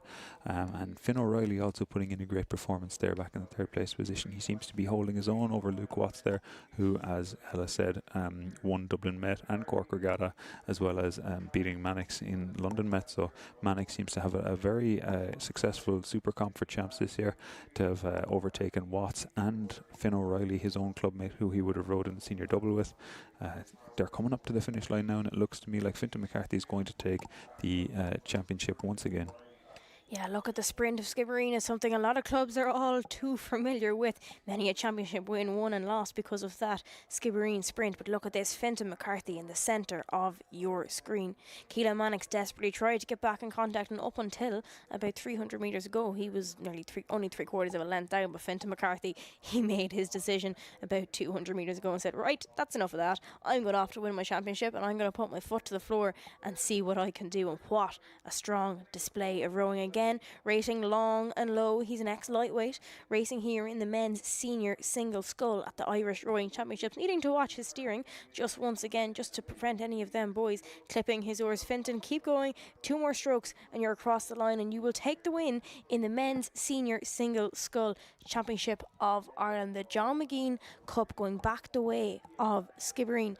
Patrick, Thoughts on the display that we just saw from all these scullers, especially Mannix Skibbereen? What a performance from Maddox, I have to say. Completely commendable and showing a great finale to his season. He would have had some great results during the season, but I think second to Fintan McCarthy, double Olympic gold medalist at the championships, is not quite bittersweet. I would say he's delighted with that performance. He's beaten Finn O'Reilly, he's beat Luke Watts, he's beat Eskilborg, and he's beat Thomas Sheridan in the final of this men's senior scull final. Eskilborg just crossing the line there ahead of Thomas Sheridan. These scullers, I mean, Eskilborg is coming over from Sweden. He's rowed for Sweden before internationally in river rowing and coastal. Luke Watts has been rowing. He won senior scull before at the New Zealand rowing championships. So some great pedigree in this field, and as it turned out, those rowers placing 4th and 5th. So it just goes to show the level of Irish sculling. To have 3 Skibbereen scullers out the front, it's no shock. As you rightly said, there's something in the water down in Skibbereen and the River Ill. Yeah, between Enniskillen in the 8th and Skibbereen in the single sculls. What a display we just saw there. So Fintan McCarthy, the 2025 defending champion, and now the 2026 Men's Senior Single Scull National Championship of Ireland, the John McGean Cup, going back the way of Skibbereen.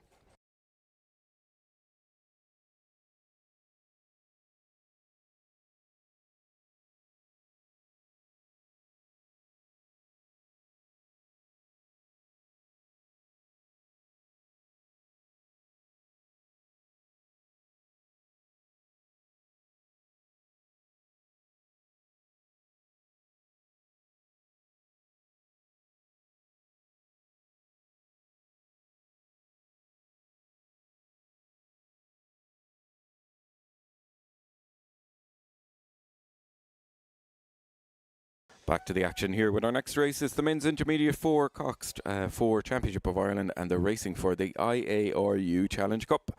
Our winners from 2025, University of Galway. And as they were known back in 2017, NUIG set the course record back in 2017 with the strong headwind there. It's unlikely we'll see them challenge that today. A mixed bag of results over the last season, and the Earns 4 head, it was UCD taking the win there. Dublin Met, UL beat UCD, and last time out in Cork Regatta it was the Shandon crew. So plenty of crews that could potentially be in the mix here for the men's Inter 4. The running order in lane 1 Shandon, lane 2 Cork, lane 3 Queens, lane 4 Commercial, and lane 5 University of Galway. So our camera crews just catching up with all of the action. They've gone through the first few 100 metres, and we can just see those choppy conditions. I'm sure the guys have been mentioning it there. We saw it in the single sculls, the handling it really well, but it is a very strong headwind that is affecting the crews here. And just as they come up level with the camera, we're going to find out who our leaders are. And I think out over on the far side, I think it might be University of Galway, just about taking the lead there at the moment.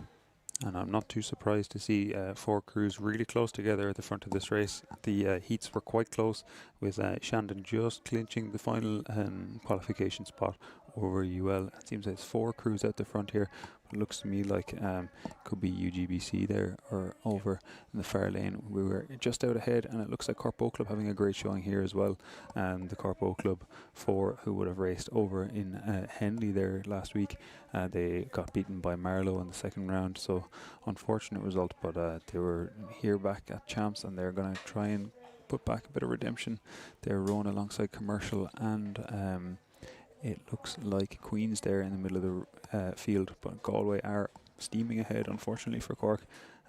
Galway are just stamping out their lead there now. The Galway crew consisting of Dominic Casey in the bow seat, Harry Feeney in 2, Zach Megan in 3, and Cathal Monaghan in 4. Cox by Owen Finnegan, and they're striding out to the lead here. So they're looking for 2 for 2, winning this championship last year. Not featuring in some of the results that we had throughout the season in the 4s races through the head of the river and also into the regattas, but they are dominating this race here, and through the first half opening up that Clearwater lead. We're riding side by side by the crews that are locked in a battle for second and third. The Cork crew, Ronan O'Gorman in the bow seat for Cork, Daniel Begley in 2, Finn O'Sullivan in 3, James Young in the stroke seat, Rachel Roberts doing the coxing for Cork. We're just looking at the Cork crew there. In the background we can see Commercial. The A crew from Commercial, Aaron Hurley, Colin Brennan, Andre Lyadov, Michael Fanning and Rowan Hamilton coxing that boat there. At the moment, the inside crew from them, though, it looks like the Queen's crew. Give you the runs down for Queens: William Letton, Michael Farrell, Tiernan McKnight, Ronan Gibbon and Nancy Roberts, the crew that are there. They look like they're establishing themselves in second place here. So settling into the race pace, it is Galway striding out, and it looks like Queens now moving ahead of Cork. That's a great performance there from the Galway four, with, as you say, Dominic Casey in the bow there. He would have won the lightweight and sculls there on Friday, the first championship of the Irish Rowing Championships 2026. So he's back again, and he's going to look for a second one now in the men's inter four. You've also got Harry Feeney, Zach Megan in there. Zach Megan won Interskull last year, and Colin Monaghan with Cox, Owen Finnegan. So Owen Finnegan's going to be really driving these four lads on, telling them, get me away from these other crews, get me away from Queens, get me away from Cork, and get me away from Commercial. It seems to be that the Shandon crew is a little bit farther behind, but the there's a clear water from Cork back to Shannon, but it seems to be Galway with a nice lead over Queens here. Galway sitting about a length ahead of second place at the moment, and they're coming into the last kind of 750 there now. They're going to be winding it up, and they're going to be thinking all about this pot that they can be drinking out of afterwards in the evening. This cock's going to be really winding it up, and there's Rachel Roberts in the Cork boat, and she's going to be pushing these lads on. They're on the back end of a day two knockout in Henley, so they're going to be wanting redemption here at the Irish Rowing Championships. They're currently sitting in third. I think they'd be doing well to overtake Queens here now, because Queens are after just getting their stern clear of Cork's bow, and Queens still sitting behind Galway in the front by about a length and a half. So Galway really dominant here at the front of this race. So you can see the conditions there, just how blustery it is, especially when the lake opens up and that centre part, it narrows again before opening and narrowing it again. But it's definitely blustery. The headwind pushing the crews back. The lightweight, the single sculls times wouldn't be anywhere near the fastest times due to that headwind. The crews here just really having to get everything that they can out of the stroke and the finish and push the boat on into the headwind and get a good run at it and get back up for the next stroke. But this is so impressive from the Galway crew. They're dominating the race here. As Patrick said, Dominic Casey going from the lightweight single championship, now racing sweep. He's in the bow seat. Harry Feeney in 2, Zach Megan in 3, Carl Monaghan in the stroke seat, and Owen Finnegan doing the job in the Cox's seat. But the Cork crew starting to make a charge here. They're shaking off Commercial, and the Cork crew still a little bit of clear water, a couple of 100 metres to go. Can they make any inroads to the Galway crew's lead? It looks like this Galway crew, after really upping their rate, they have a clear water lead over Queens, but they want more. They're really emptying the tanks here in the last couple of 100 metres. They're coming up to the finish line, and they're really winding it up. They want to put down the best possible time they can here. And I'd say this, as you say, this Cork crew is just edging out from Commercial. Commercial going to be slightly disappointed with two of these lads in the Commercial boat having won the inter-pair there this weekend already. They were probably hoping for an inter-4 pot there as well, but it seems Queens are the best challengers for Galway here, but they're still no match for this Galway crew who are out in front. They've got their rate way up. They're finishing really strong, quick catches. I mean, amazing technical efficiency coming into the last 100 metres of a 2K race. These lads' lungs are burning, their muscles are burning. Everything is telling them to just stop and slump over, but they're still managing to stay sitting up, nicely poised, and they're rowing super well into the last couple of 100 metres. Really, everything is burning. Everyone's screaming at each other. The Cox is probably being drowned out by the sound of just screaming and noise. And here is Galway, University of Galway Boat Club, across the line in first place, men's intermediate 4 champions of Ireland for 2026. So impressive from the University of Galway crew there. They dominated the second half of the race to push on, doing all the hard work in the start there as well. Really impressive stuff from Dominic Casey, Harry Feeney, Zach Meehan, Cathal Monaghan and Owen Finnegan, who was punching the air as he came through the finish line, knowing that he had that win there. The IARU Challenge Cup for the second year in the row, heading the way of University of Galway.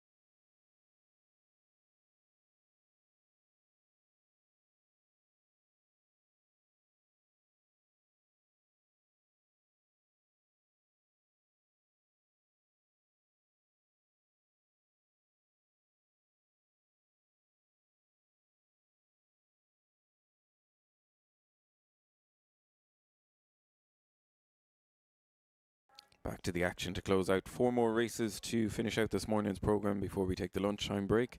Back after that with a series of time trials that will go on for over an hour, with the Women's Junior 16 time trial, and then the Men's Junior 18 double and the Women's Junior 18 quad as well. Huge numbers there, so we need to get those time trials done and find out who the fastest 12 are going into heats and then going into final this afternoon to close out the championships. Meanwhile, while back in the action, we've 4 more races here. The Men's Junior 16 single came through time trials, came through the heats, now racing in the final. That's on the stake booths, as you can see there, and we mentioned so many times this morning the blustery conditions, so they're going to do well here to make sure they're all level and get the good clean run off of the start down in the Men's Junior 16 single. Followed shortly afterwards by the men's intermediate double, the women's club single, which also came through those time trials, and then fantastic to see the para event here. We've had some invitational races over the last number of years, but here we have the men's women's para single will be taking place between Tribesman Keady, Castleconnell Ryan and Castleconnell O'Malley to close out this morning's session before the lunchtime break. Back to the action we go, and in the men's junior 16 single scull, no trophy on offer here because it isn't a championship event, it is just a championship trophy. So the defending champions from last year, Sam Wheeler O'Brien, came third in the men's junior 18 single earlier on this weekend, part of the crew that won the quad. He is the current defending champion from Skibbereen. And the lineup for the single here, and we mentioned coming through those time trials into the heats and into the final, it's Lee in lane 1, Cork in lane 2, Kenmare in lane 3, St. Joseph's in lane 4, Skibbereen in lane 5 and Lee in lane 6. And off to an absolute flyer of a start, it's McGrath of Lee in lane 6, off and maybe leading this one out in lanes 2 and 3. Then we have Cork Wall and Kenmare Kirby. Kenmare Kirby probably one of the favourites for the race here, leading and now starting to make a move. But these three moving ahead then of Lee, Yanis Onius in the lane 1. Further back then to maybe a surprise, Fuller, the winner of his heat. He's back in lane 4. He's back in 6th place at the moment, just nipping at the heels of Skibbereen Keane, who's riding in 5th. But we're just starting to see a move here now. They've settled into the race pace, and Kirby of Kenmare, no surprise to see him leading it out. But impressive here from Lee McGrath. He's really going for it off of the start and moves into 2nd.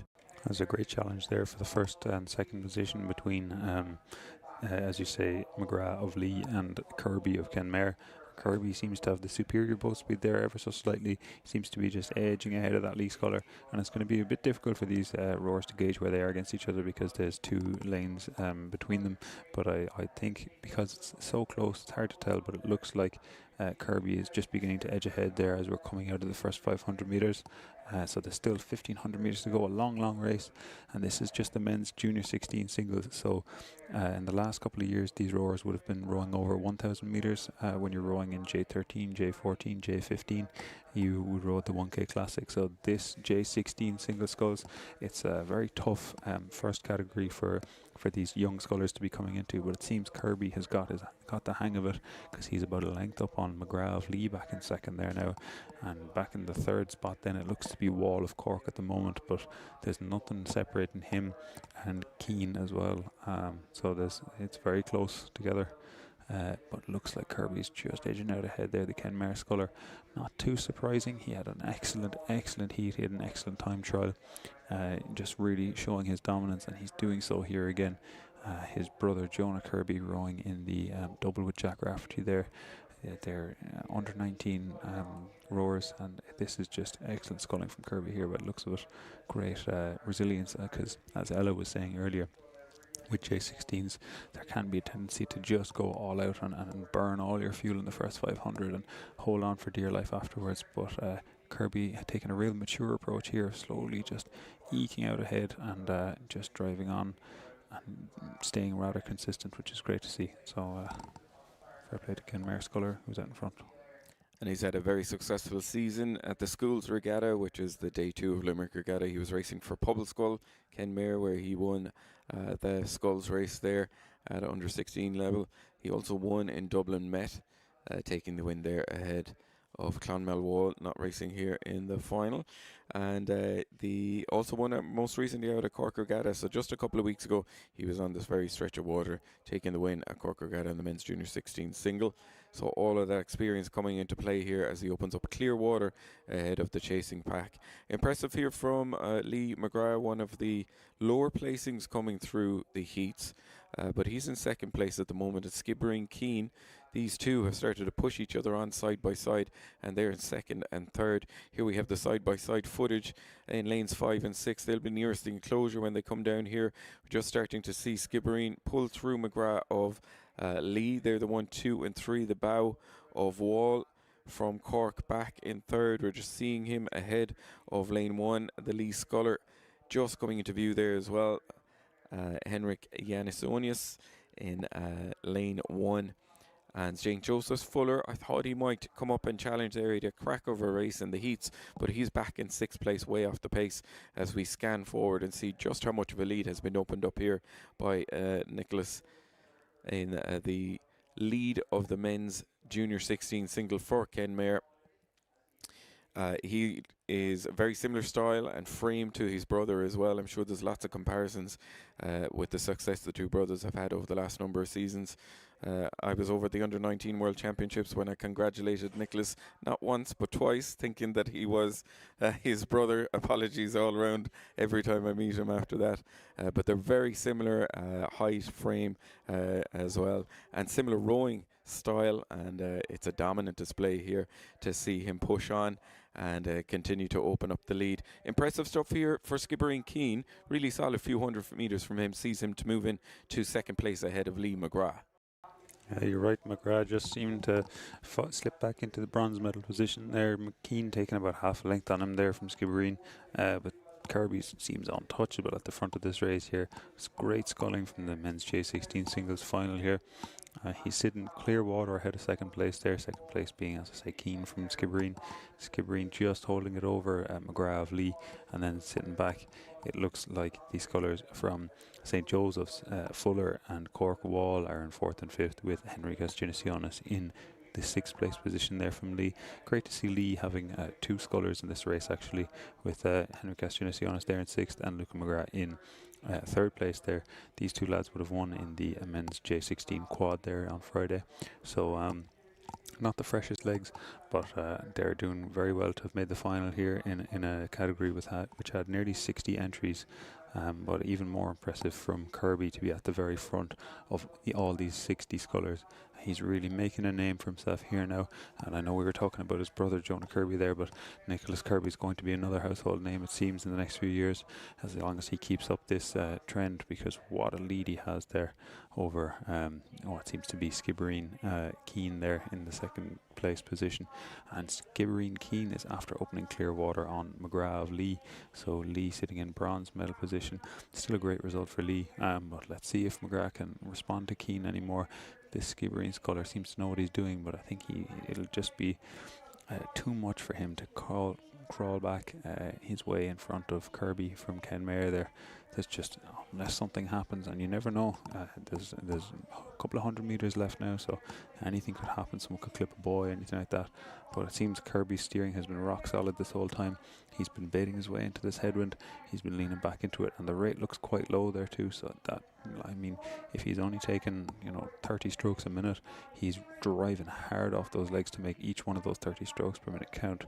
And just look at the power going into each stroke there now. His blades are entering the water, and immediately the legs are going on. The body's swinging back, and then the arms are coming in. He's driving the knees down in the boat, and he's leaning back into that wind. I'm sure there's similar conditions back in Kenmare where he's from, rowing in the bay there, but it looks like this Skibbereen sculler, who'd be used to the nice and calm River Illan, is just on the buoy line there, but he's still in 2nd place position. This is Skibbereen Keane there in 2nd place. As I say, he's about 2 lengths ahead now of McGrath of Lee, but McGrath of Lee still sitting in a comfortable 3rd there with Clearwater over 4th place position, who I believe is Wall of Cork. But look at this for a lead from Nicholas Kirby out at the front of the race. He's been leading it from the first 300 metres and he hasn't let it go. He's just been walking, eking it out the whole time. Great sculling, great racing, and I'm sure it's a lot easier to start to wind down in the last while when you're so far ahead. I mean, he's coming into the last couple of 100 metres there and he's looking so composed, so relaxed. He's got the power, he knows he's got it, and watch this, he's going to celebrate his win there now. So humble, so demure. Look at this. What a win for Kirby of Kenmare. And there's Keane of Skibbereen just after crossing the line for the silver medal, with McGrath of Lee there for the bronze. Great sculling from all of these J16 scullers. And these are the top 6 of, as I say, 60 entries. So excellent feat from all of these rowers.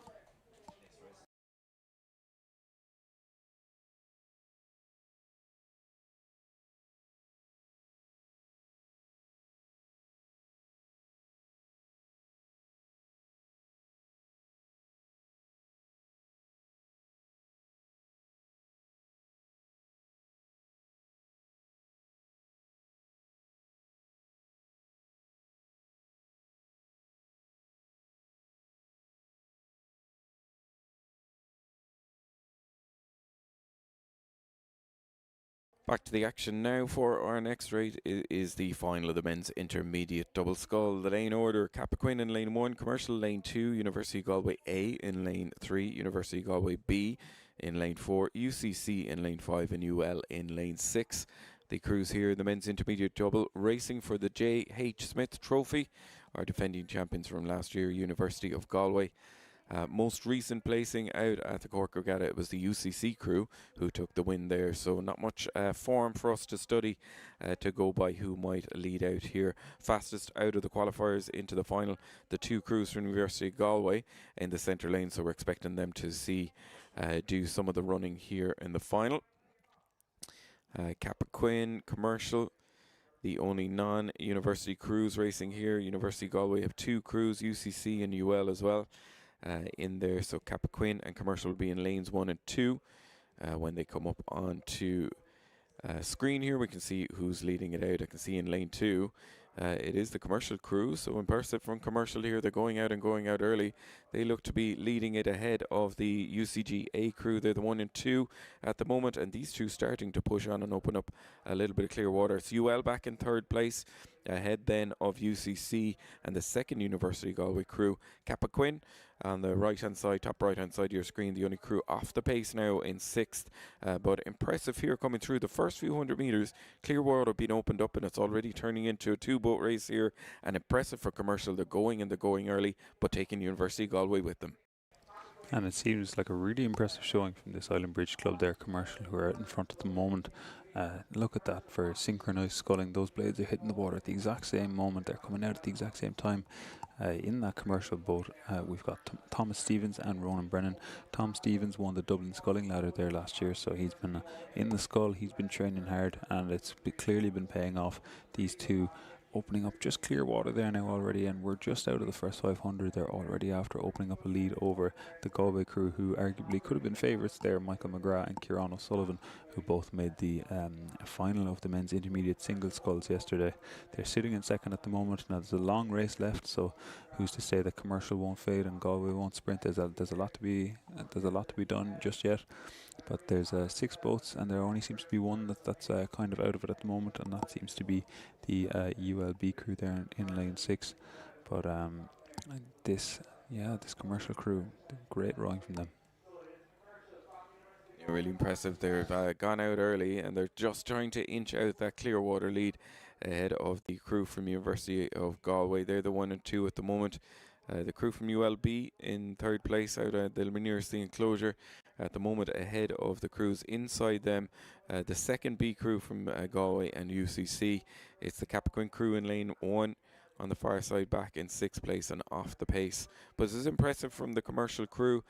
Thomas Stevens in the bow seat, Ronan Brennan in stroke. Just from the 100 metres they pushed on. We thought University of Galway might go with them, but Clearwater being opened up and it's rock solid here from the crew. They're dealing with the headwind really, really nicely here, cleanly down their lane, not running into any trouble. The crew from University of Galway riding very close to the buoy line, Hopefully they won't have any issues, and a small bit of adjustment there, getting them not quite in the centre of their lane, but definitely out of danger, clipping a boy, which can be almost fatal coming in to the run in towards the finish. The UL crew making a good move out on the far side, nearest the enclosure, the far side to us and our camera. There we're watching, they're pushing on and trying to get back into contention for a second with the University of Galway crew. The line's a little bit deceptive here, so it's more than a length separating them out. Back then to the second University of Galway crew back in fourth, and UCC in fifth, overlapping for fourth and fifth there. The vision of the rowing centre in the background for commercial on the right, left hand side, and the crew from Galway on the right, just seeing how they're powering on towards here. Very similar rates and boat speed, but the boat speed of that commercial crew that bit quicker, and it really is the blade work. You can see they are having to dig those blades in at the catch just to deal with that headwind, but they're pushing the boat on nicely here, and they continue to move away from the chasing pack. Might be a closer finish than we thought of the crews that are there from Galway and from UL, but again that line is a little bit deceptive there now. As he swings across, you can see the UL crew more than a length off the pace back in third.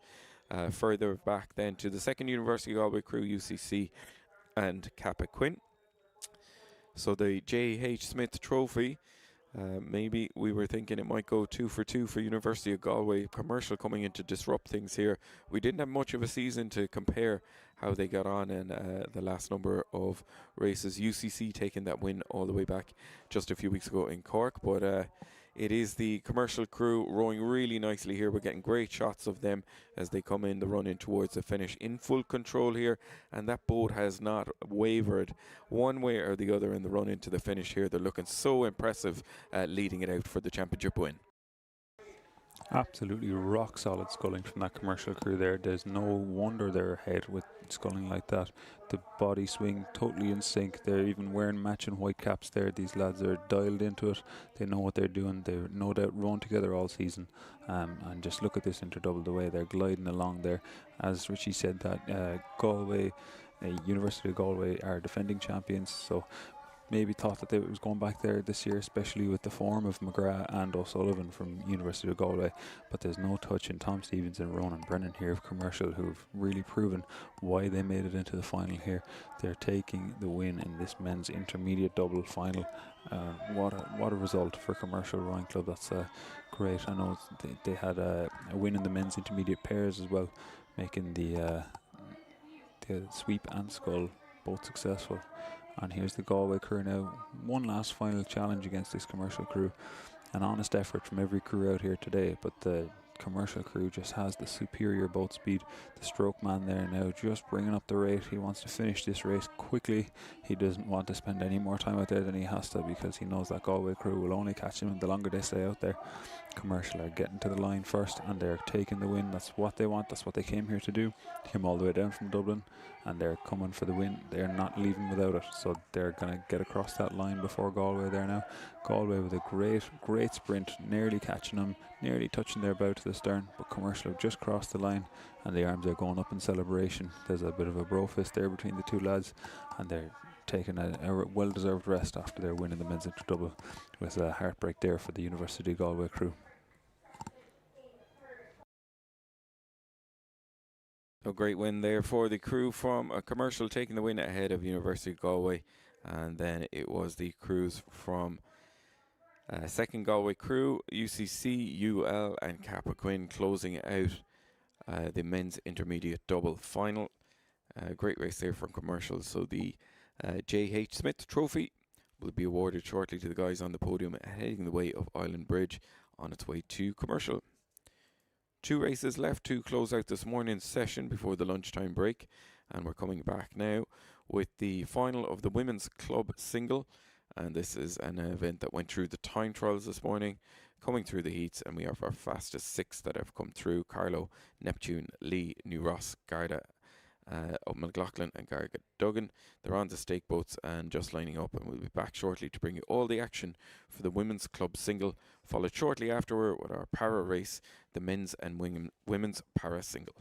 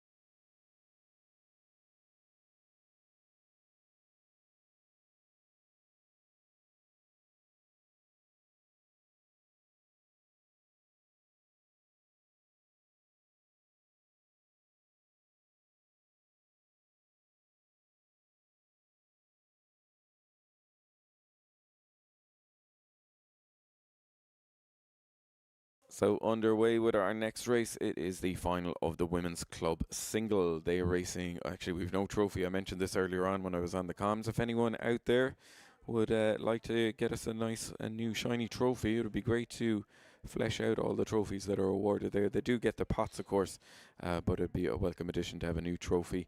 St. Michael's, the latest people to donate a trophy, the Women's Novice Quad, donated last year. The first year it was handed over to Rowing Ireland in memory of Ailish Sheehan, who used to row for St. Michael's and was awarded last year for the first time. And back here now to the women's club single. The defending champion was Neptune Mahan, has kind of moved on from club now. These tough races for the club single, they came to the time trials, the second race off this morning, where we narrowed down the 30 plus rowers down to 12. They came through the heats earlier on, and now we're down to 6. The running order again: Carlo Long in lane 1, Neptune Jordan in lane 2, Leo Sullivan lane 3, New Ross Brennan lane 4, Garda McLaughlin in lane 5, and Garda Duggan in lane 6. Our cameraman and catamaran is on the way up there to pick this race up from about 250, and winging its way up also is the drone, where we can get that overhead footage to see how our leading crews are. So we're looking down the course right now at the competitors there with the blustery conditions. A little bit tough to get off of the starting blocks cleanly, but no issues so far for the crews that are there. And we're going to shortly find out who is leading out this championship final for the women's club singles. So just having a look, and I think the running being done on the far side by Duggan of Garda, if that is lane 6. Again, another eyesight test for us here. Lane 6, it looks like Garda in centre of the course. Lee O'Sullivan as well. They're the two leading crews. The bow of lane 1, Long of Carlo, we can just see edging into our screen. But lane 6 leading it out here for Garda, it is Emma Jane Duggan. Impressive on the outside lane here. She's not one of the fastest qualifiers, getting the favoured centred lane, but she's leading it out at the moment, doing all the running in lane 6, and then centre of the course for Lee. It is Abby O'Sullivan in second place, and we're just further back into the crews then. Carlo Long, the crew that we can see on screen there, Tara Teresa Long, just back in third place at the moment, and then further back to the crews from Neptune, New Ross and Garda McLaughlin in 4th, 5th and 6th. A little bit third, 4th and 5th. Looks like we're turning into a race of two halves here between Garda Duggan. Impressive stuff there in lane 6 to be leading out of the first few hundred metres, but the informed sculler from Lee, Abby O'Sullivan, in control as well. So similar to we saw with Mag Scremin coming down in the women's single, where she dominated for Lee in the centre lane. Now Abby O'Sullivan for Lee looking to do that as well, but she's not having it her own way, because it's impressive here from Emma Jane Duggan of Garda. And Patrick and I were talking earlier on, we thought maybe it was going to be Garda McLaughlin that might be in the mix here, but it's Emma Jane Duggan pushing on and putting pressure on the Lee sculler, and third place then it's Carlo. They're the 1, 2 and 3 with the first few hundred metres gone. It's interesting watching this Lee sculler. She actually, as you said, similar to Mags in lane 3 there, but she's also rowing quite similarly to Mags. She's got that pronounced body swing there. There's a real lever of the oar once it goes in. There's a nice defined catch, and then there's a real body swing just like Mags. If you squinted your eyes, you'd nearly believe they were the same rower. This O'Sullivan sculler from Lee, great boat speed there at the moment. Seems to have just eked out a lead over the Garda sculler now of Duggan, who's sitting back in second place by about half a length. And the Lee sculler has the superior boat speed. It would look like to me that she's edging out up to maybe a length ahead.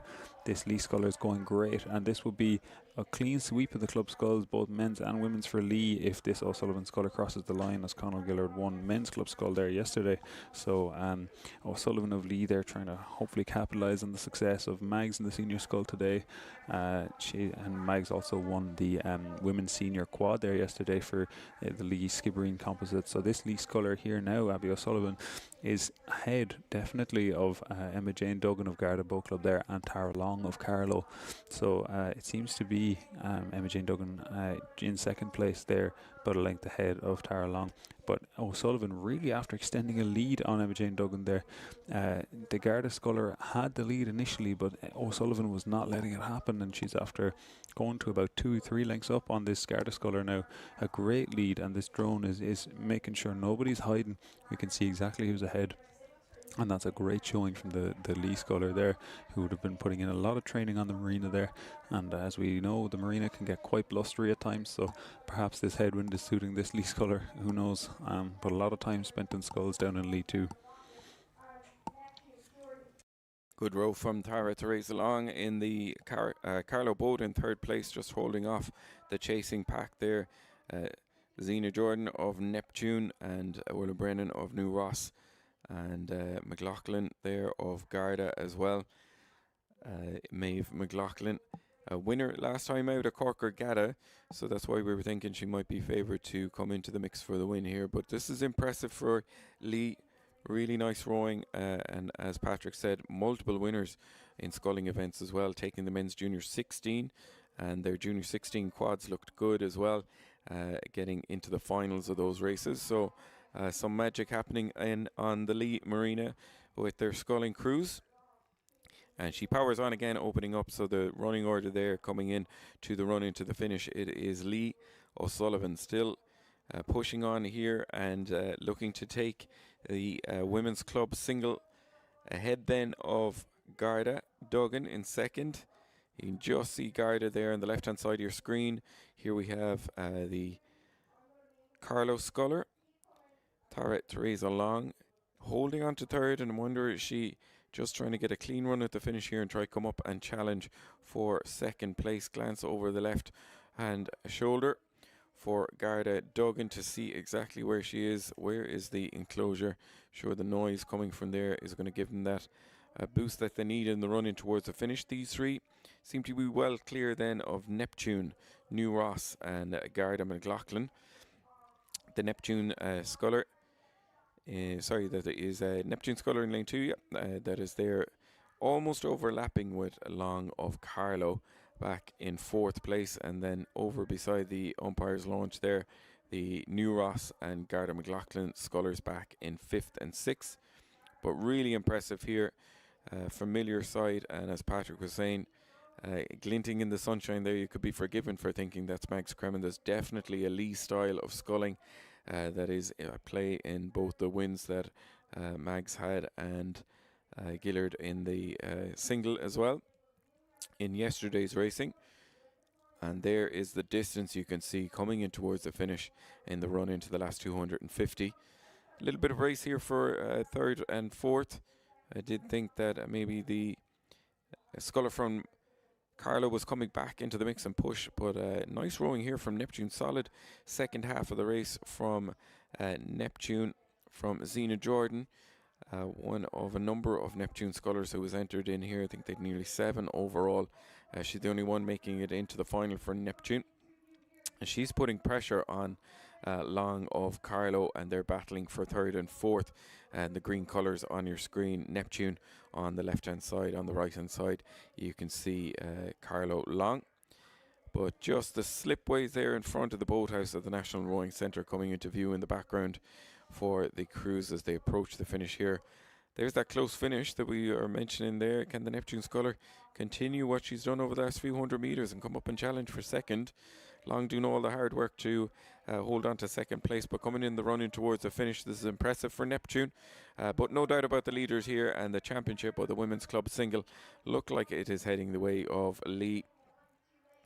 Impressive stuff here from Abby O'Sullivan, coming through 3 2K races, so coming through that time trial this morning, coming through and winning her heat of the club single earlier on, just over an hour and a bit after that time trial, going back, resting and coming out completely refreshed here and mad for action, because she has powered down here, opening up a lead for the first few hundred metres, similar to what we saw from Mags Kremen in the women's senior race. Now the club single, Abby O'Sullivan strides out and continues to push for the line, and making fast work of the choppy conditions here, because she's rock solid in the water, powering on and really dishing out a lovely boat speed as she makes her way in towards those all-important red boys for the finish line. And it does look like Garda Imogen Duggan holding on to second place at the moment, as we centre of the regatta lanes. In lane 3, Abby O'Sullivan for Lee strides out yet again and pushes on. I'll say she'll be up challenging Mags for that senior championship next year. We might see a 1-2 from Lee coming in. Last few strokes for Abby as she takes the Championship of Ireland in the women's club single, crossing the line to relief. And it's just sinking in there. Those 3 races she's gone through, she takes the win in the women's single. It is going to be Carlo taking second. Ahead then on the far side, Carlo just coming in about a Clearwater, and it's coming down to that exciting finish, but Carlo just about holding on by half a canvas.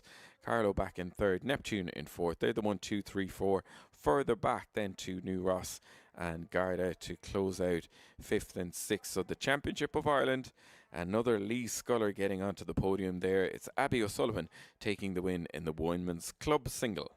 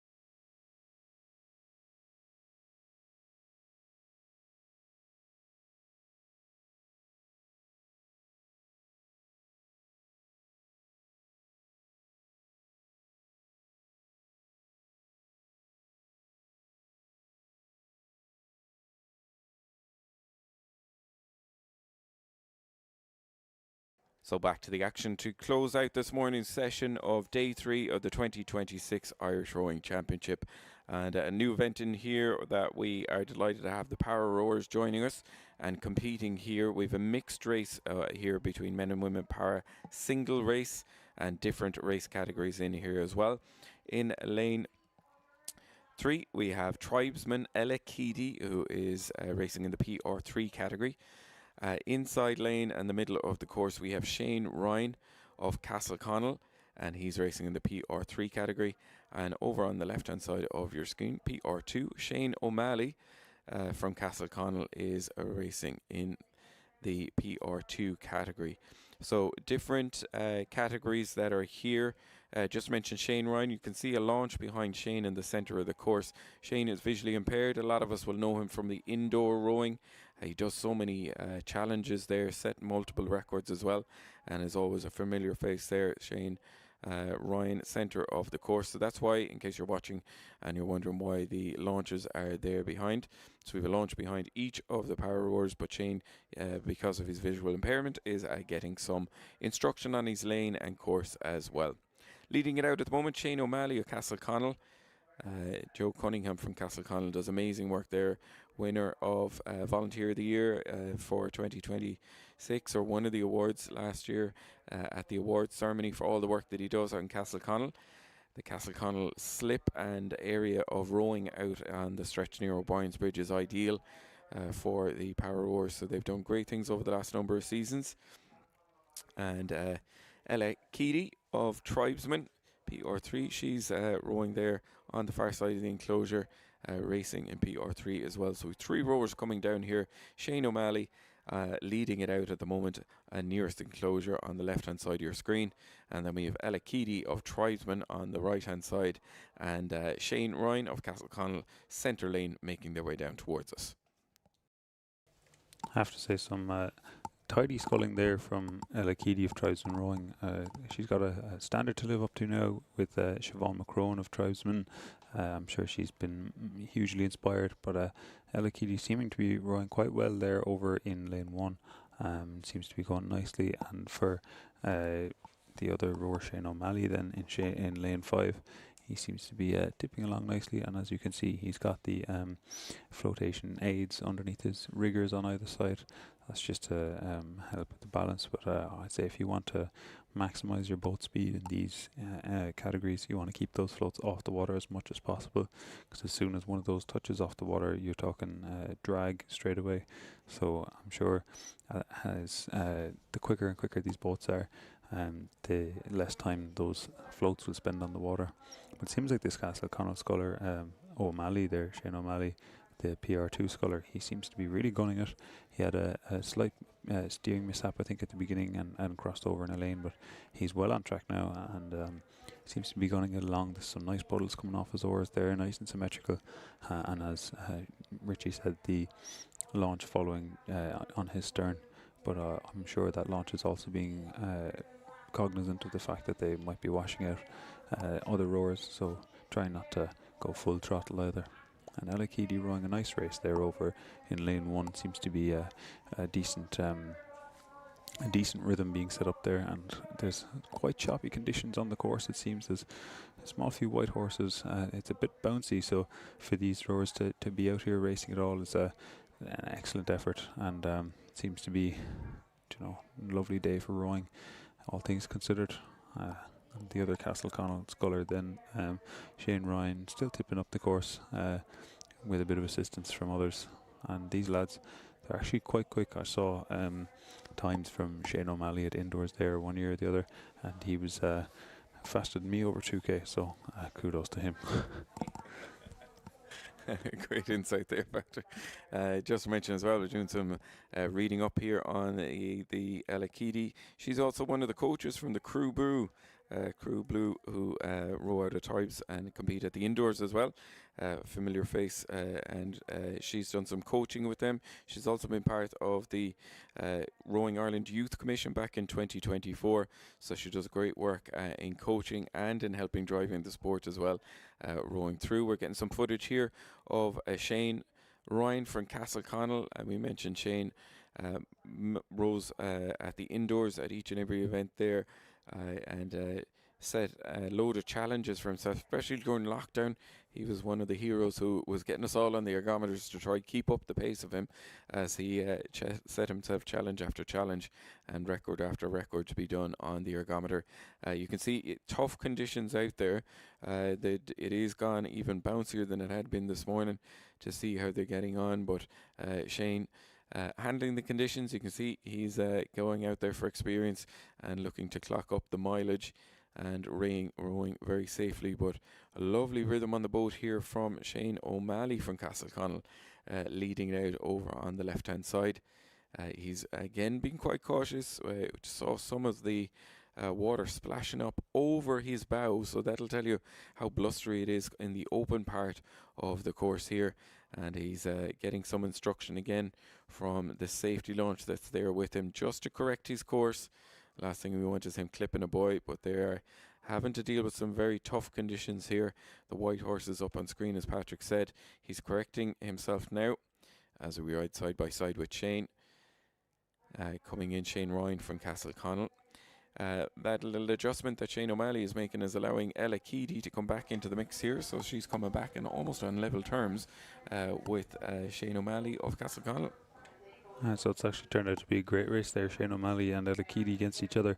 And I just pulled up the results from the Provinces Indoor Rowing Championships there last November, and Shane O'Malley pulled a 6:42.6. So very quick, genuinely up there with some club rowers. He wouldn't be misplaced in a men's club 8 or club 4. Genuinely very competitive, and there he is in the scull, just sitting behind Ella Keady there in the Tribe's scull. So genuinely quick times here. And I know the person who Shane O'Malley was rowing against and at that PIRC event. So some great erg times there. And these rowers are coming into the last 500 meters now. As I say, bit of a headwind, bit of chop on the course there. So keeping the blades off the water, super imperative to keeping that boat speed up. And both crews seem to be doing a good job of it.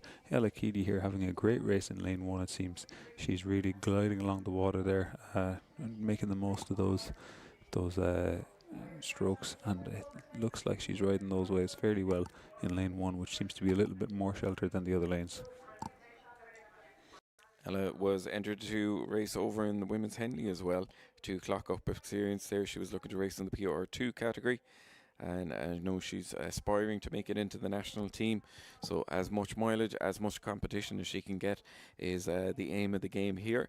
And she's taking advantage of the issues that Shane O'Malley had there with the steering, dealing with the waves out in lane 6, and it's allowed her to make a move and move into the lead in the Paris single race. Moving in and opening up clear water now ahead of Shane O'Malley. Hit a really solid first 500 metres, but it is Ella Keady pushing on here, and you can see the lead that she's opened up. They're the 1 and 2, and further back to Shane Ryan in third place. We're just riding there with Shane, who's having a really solid row to come down and close out the Paris single. I'm just after pulling up results there now from the most recent IIRC, and Ella Keady putting down nearly an 8-minute 2K. Very quick times from these para athletes. Nothing to be sneezed at. And Ella, as Richie rightly said, having a great race there in lane 1. Seems to have overtaken O'Malley, who's having some steering issues in lane 5. But it's safe to say O'Malley will definitely be making it home, as will Shane Ryan, who's still tipping away down the course, and he's he doesn't have a hat on or anything now. I hope he's factor 50 on. He's tipping away down the course. As you can see, the conditions are quite rough, so he's making sure to get those blades in cleanly. He doesn't want to put himself at risk of falling in or anything like that. He seems to be confident enough there at the catch and the finish, and a serious amount of power in that stroke, as you can tell. And there's another drone shot with Ella Keady storming out to the front of this race at this stage. Very impressive that, as Richie said, she was going for a women's Henley campaign there. Seems like the catamaran can't even keep up to her. She's winding it up towards the finish, and she's going to get through those red buoys. She's going to be the first one to cross the line in this men's-women's mixed Paris singles race, which is the last race that we're going to have before our lunch break here out at the NRC for the final day of the Irish Rowing Championships in 2026.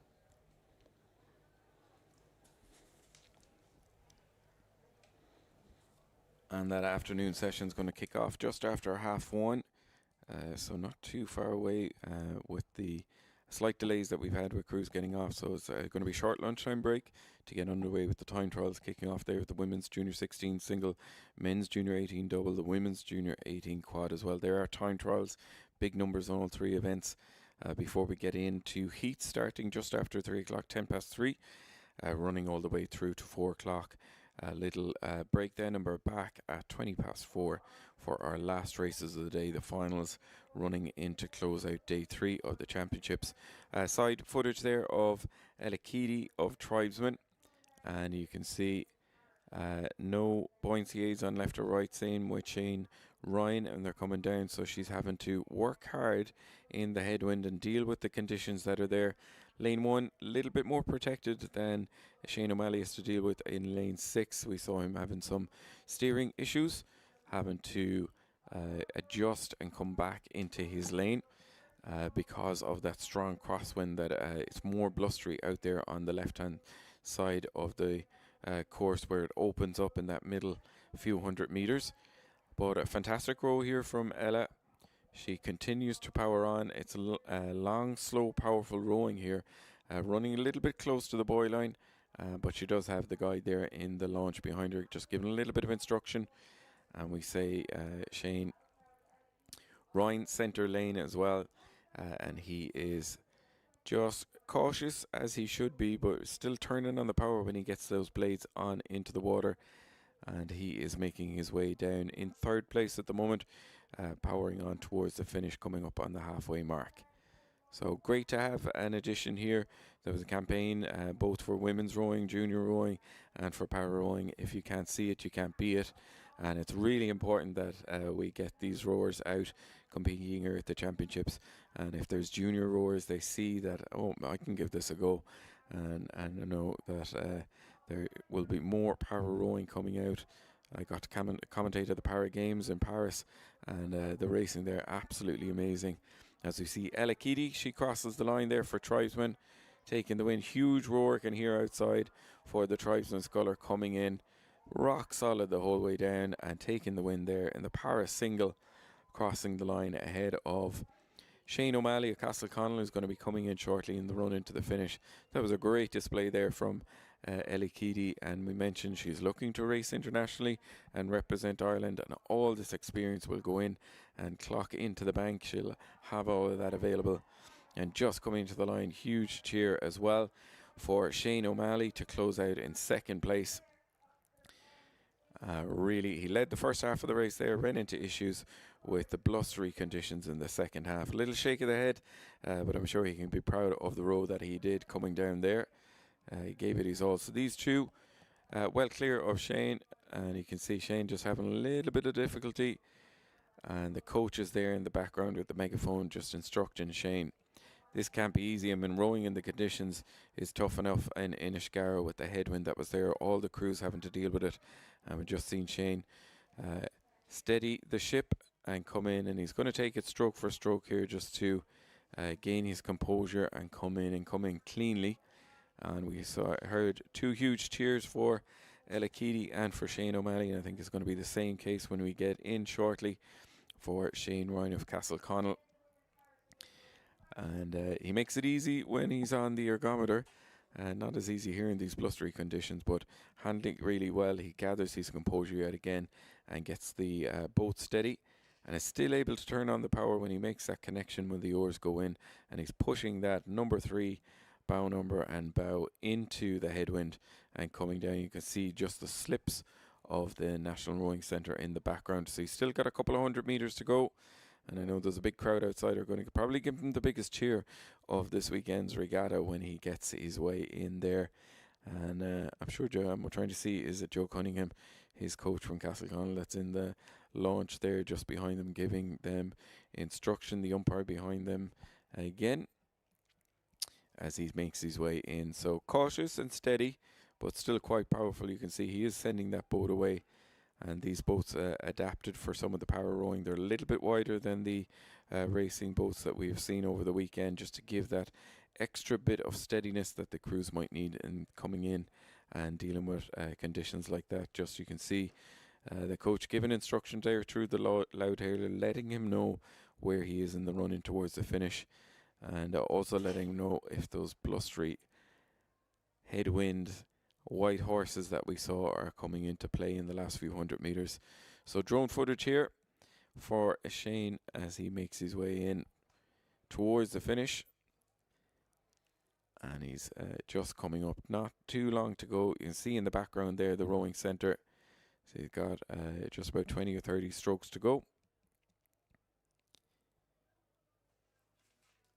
But impressive here. Really great to see Ella, number one, take the win. Shane O'Malley, he shook his head there, maybe a bit disappointed. He had a great first half of the race here. And hats off to Shane Ryan here. Really dealing with these conditions, dealing with them well. He's cautious, but he's still powerful in the water. And he's coming down, and I'm sure going to get a huge cheer as he makes his way in. The finish line's in sight for his last few strokes coming in for Castleconnell. So as you said, Richie, he's got some really nice power there on the stroke. He gets those legs down and swings the body back. Cautious at the catch, but I think I will be too. I think these conditions are not the nicest. It's not the flat water that you might think of when you think of Olympic rowing or whatever. But no, it's great to see Shane here out in the course. It's great to see the development of power rowing in general. I love to see it being brought on. Plenty of power rowers. We had Katie O'Brien there rowing in the women's PR1 scull there recently. We also had Tiernan O'Donnell there in the last year or so rowing along, and he's still training away the whole time. And I also noticed recently there was a GB power rower who rowed in Henley in the men's quad, Ed Fuller, and he's a PR3 athlete, I believe, who was rowing with non-para athletes in Henley. So it's great to see a great variation and great inclusion of para sport. As Shane Ryan of Castleconnell is coming in here to the finish line, and I'm sure Shane Ryan is gritting his teeth thinking, I can't believe I let Shane O'Malley beat me, but here he is coming up to the finish line now. The last couple of strokes, and as Richie said, there's going to be a ginormous cheer as he crosses those red boys at the finish line there. Major well done Shane Ryan for wrapping up the men's and women's para single sculls and wrapping up our morning final session. Great stuff. White flag there from the umpires, and huge thanks to the supporters that were there cheering those crews home. And well done to Elakidi taking the win in the para single, Shane O'Malley in second and Shane Ryan in third. And great to see them out here and competing over the 2K course and handling the conditions there, the bumpy headwind that we have.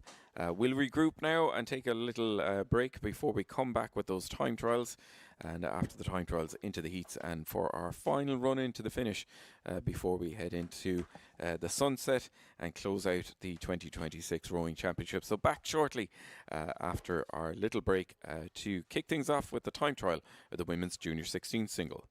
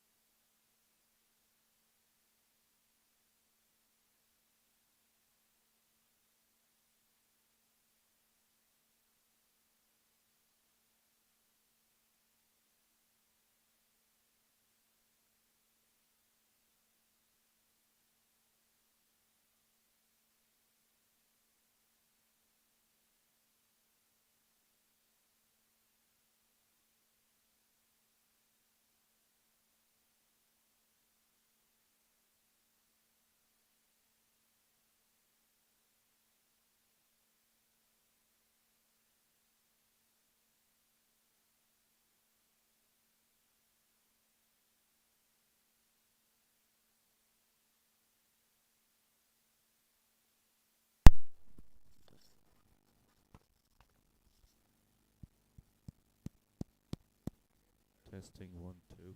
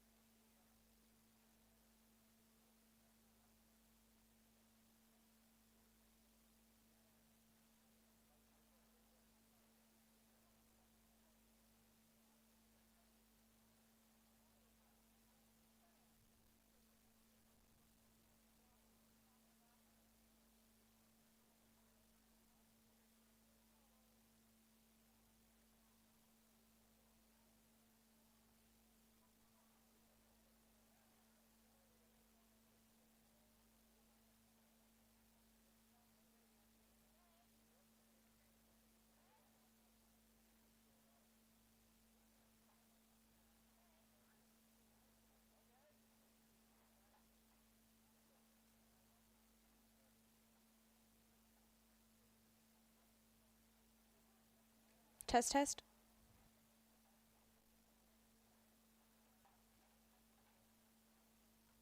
Test, test.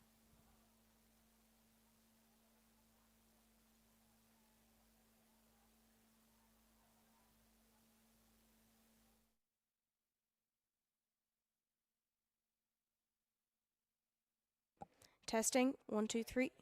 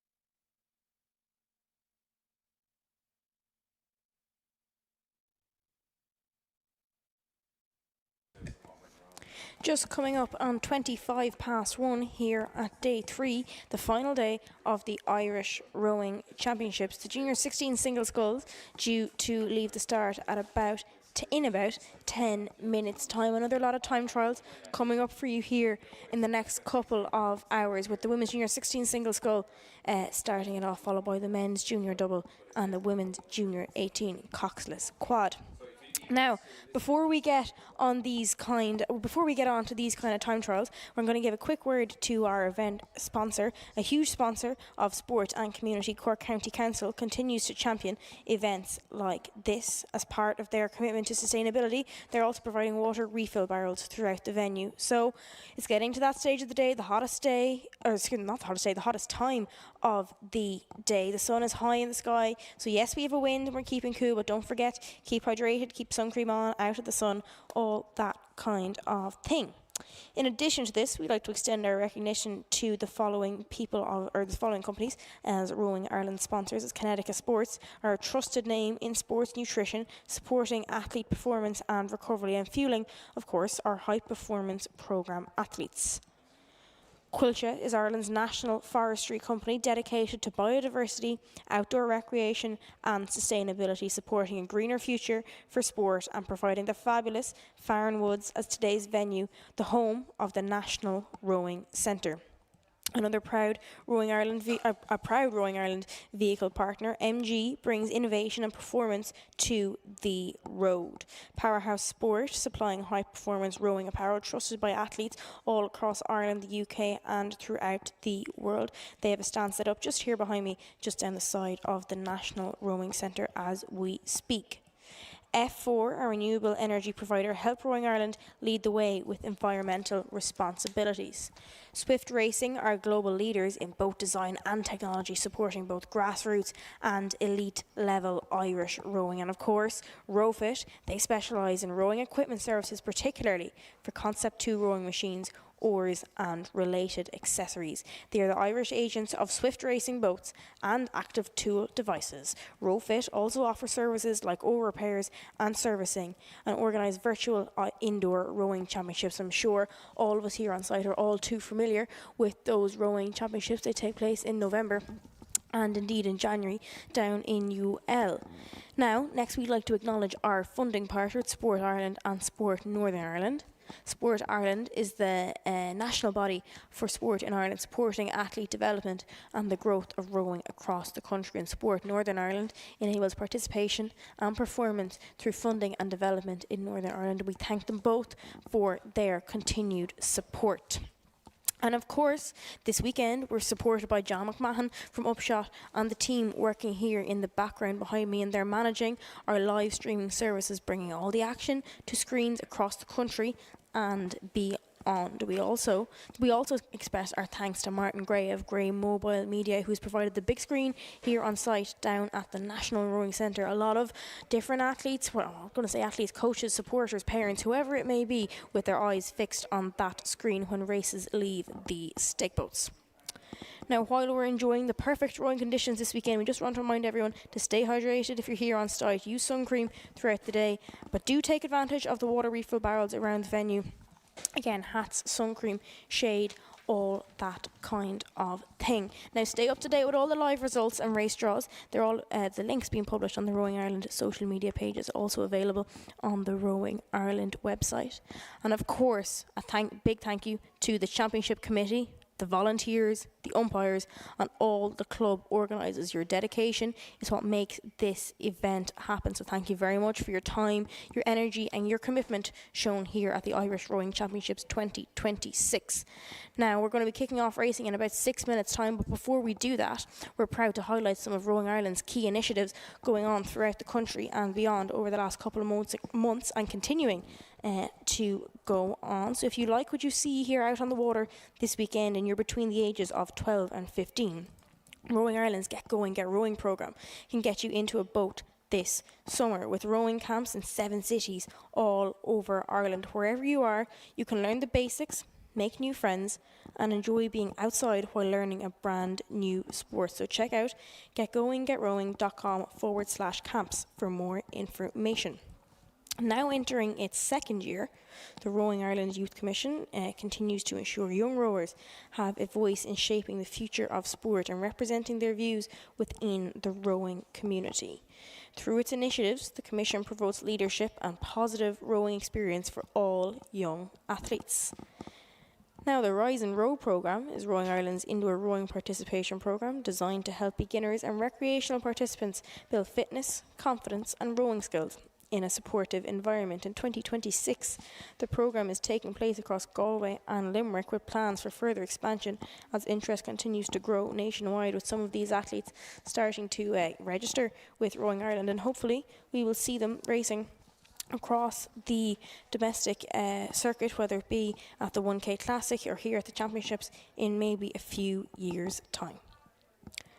One of Rowing Ireland's newest initiatives is Boat Movers, a Women in Sport ambassador programme that will help to bring together women from across the rowing community to champion participation, leadership and inclusion. The programme will support a network of ambassadors from clubs around the country who will help inspire more women and girls to get involved in rowing. Applications for the first cohort are now open and you can apply on the Rowing Ireland website. Now, sticking with the women in sport theme, Rowing Ireland are also placing a strong emphasis on developing women leaders within the sport. The Women in Leadership programme facilitates this. From club committees to coaching roles to governance and board positions, new pathways are being created to support women to step forward into leadership. Strong leadership helps build stronger clubs, and today's athletes are most definitely tomorrow's coaches, volunteers and decision makers. We run two main leadership programs, Women in Leadership and Young Women in Leadership. You can find out more information on those on the Rowing Ireland website. Now, again, sticking with the Women in Sport theme programs such as Women on the Water, continue to introduce more women to rowing through supportive and social environments. Across the country, clubs are creating opportunities for women to learn new skills, improve their fitness and of course enjoy the benefits of being active on the water regardless of previous sporting experience. If you can erg, which a lot of us can if you're here at the Irish Rowing Championships, you'll be all too familiar with the erg, the ergometer, the rowing machine, whatever you like to call it. But if you can erg, you can coach for Rowing Ireland's Get Going, Get Rowing programme. They are always looking for folks who can take on an hour or two a week in cities all over Ireland teaching erg basics in schools. So email getrowingmanager@rowingireland.ie to learn more. And finally, women play an increasingly important role as coaches and officials. Through targeted development opportunities and education programmes, Rowing Ireland is supporting more women to progress through coaching and umpiring pathways, helping to strengthen the sport at every level across the board. Now, just coming up to 1:33, the first of the Women's Junior 16 single scull time trials due off the start at 13:35. That's going to be a time trial event. It will be followed by the Men's Junior 18 double scull and, of course, the Women's Junior 18 cocktail squad, a hotly contested event. Side-by-side racing in the heats scheduled to kick off at about 3:10. And we'll kick off the last of the finals here at the Irish Rowing Championships 2026 at about 4:20 this afternoon. So we'll be back in a couple of moments' time with the time trials of the Women's Junior 16 single scull.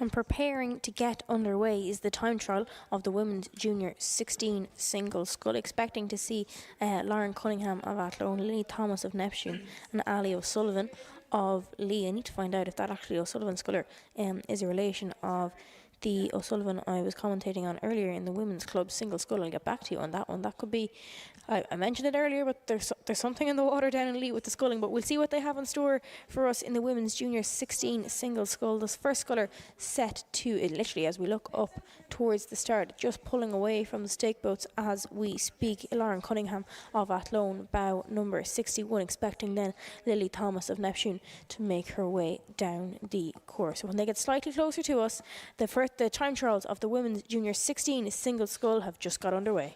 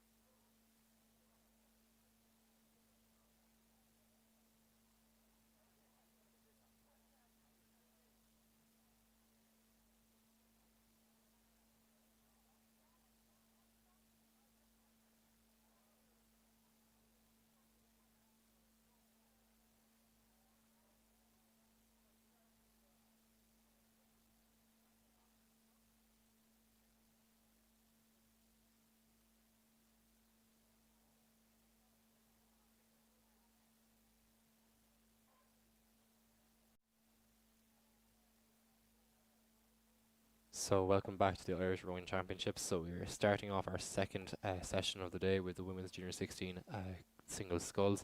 So there's 39 entries altogether. They will be going through a time trial. The top 12 crews will qualify into the semi-finals later on, and then we will have the final later on this evening, where the top 6 crews from the women's junior 16 single sculls will be fighting it out for that those medals for gold, silver, and bronze in the junior 16 women's single sculls. So they'll be coming down one by one in intervals of about 1 minute. So there'll be bow number 61 till about bow number 104. So we have a long list of junior 16 women ahead of us. So we're just waiting for them to get a little bit closer to the finish line, and we can report back to you on how these girls are doing.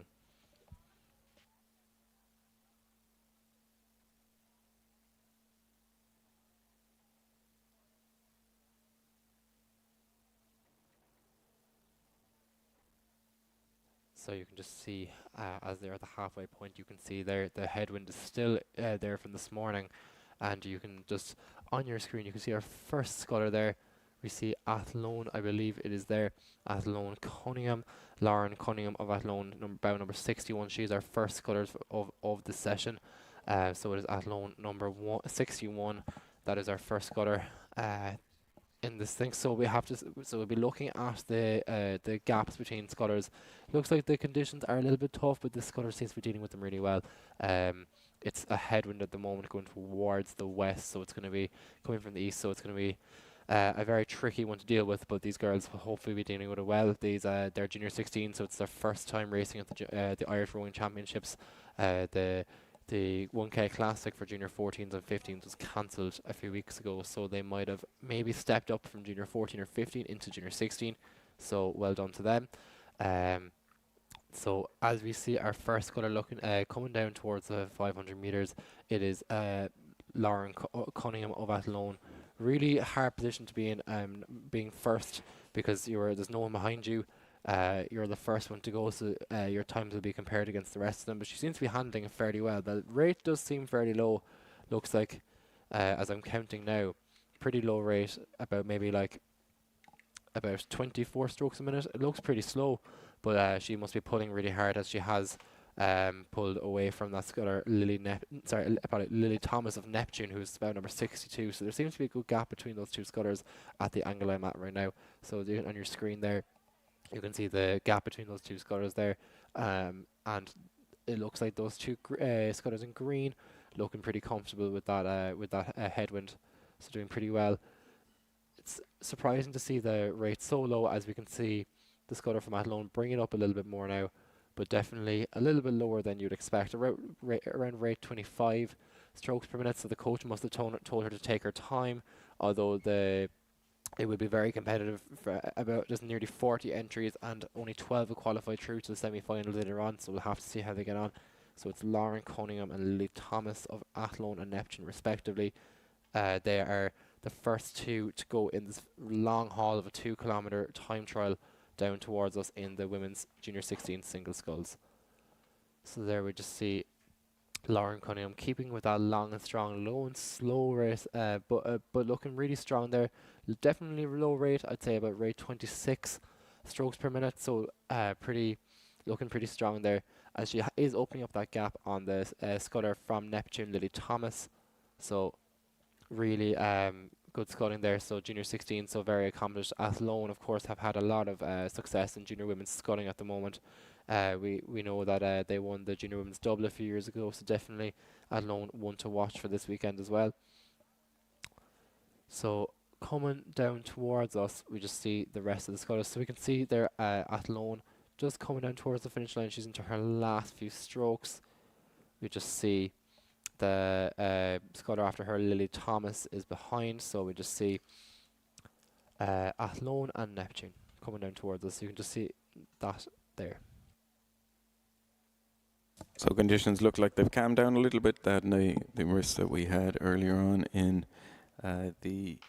just before the break, when we saw some difficult conditions for the scullers in the power race, and also in the last few races we had the women's club single, men's junior 16 single. It was lumpy and bumpy out there. It's calmed down a little bit now, and ideal conditions to get us underway in this women's junior 16 single.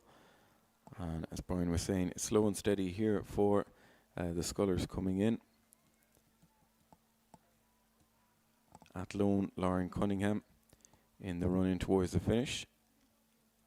And definitely you can see there up on the big screen here on site, and those tuning in from home as well, definitely conditions have calmed down.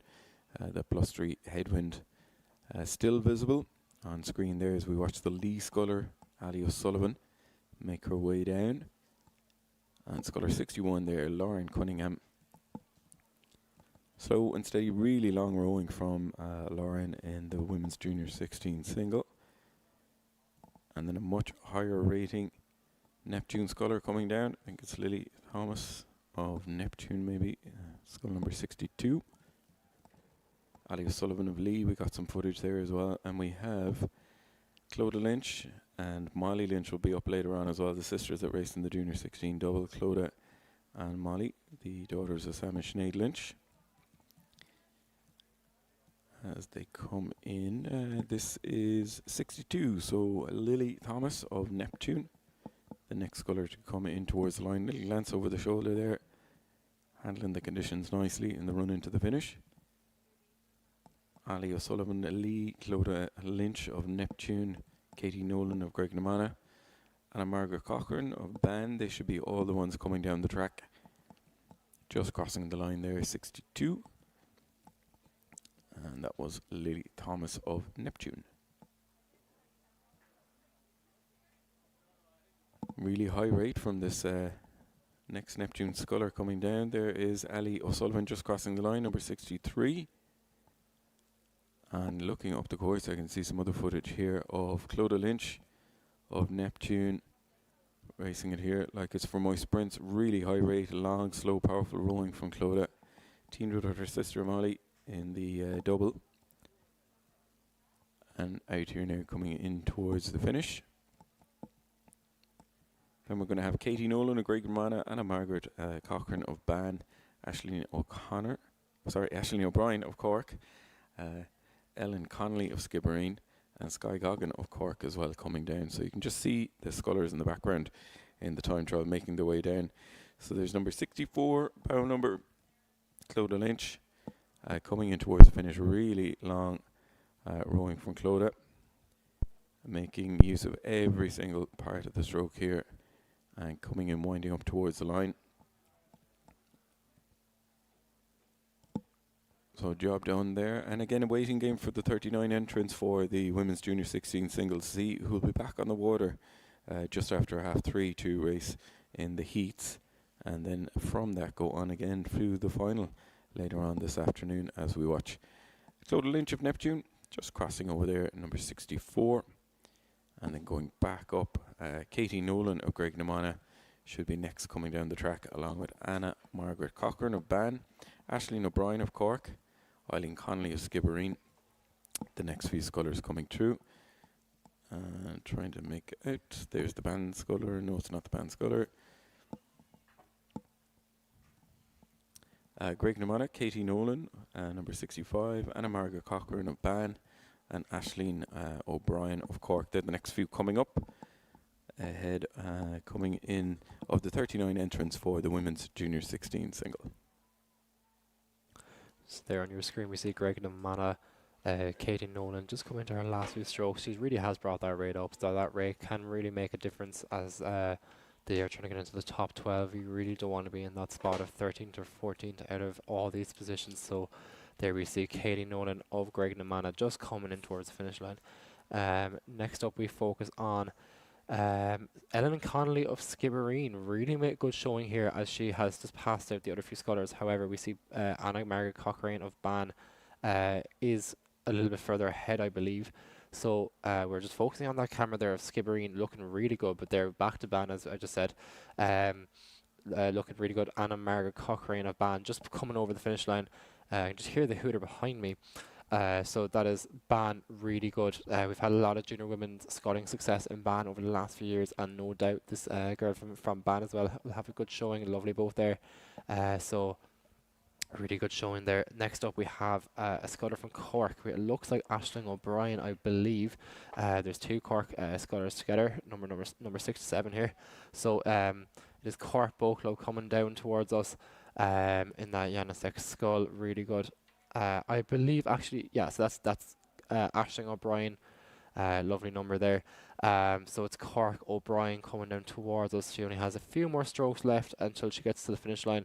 I can see lovely drone footage above her. So really good footage there of O'Brien of Cork Boat Club. Chasing her down, we have Skibbereen. So there's not much of a gap there, but we have good showing there. So number 67 there, O'Brien of Cork coming over the line. Next up behind her, we actually have the sculler from Enniskillen. Maeve Rolston McCall, really good showing there. So that's she's on your screen now, but we can also see sculler number 69, Sky Goggin of Cork Boat Club. Just looking really strong there. So there is number 69, Sky Goggin coming through the finish line there. So that is her finished her race there on your screen. We have in the black skull Maeve Rolston McCall over here. So Enniskillen again having a brilliant weekend, winning the men and women's junior 8s, winning the women's junior 4, and she comes through the finish line there. So Enniskillen really good showing there. I'd say one to watch for the times later on. So just taking a deep breath there, hoping she makes it through to the semi-finals. As we just back out with the drone, and we'll just be watching now to see who is coming down the course next.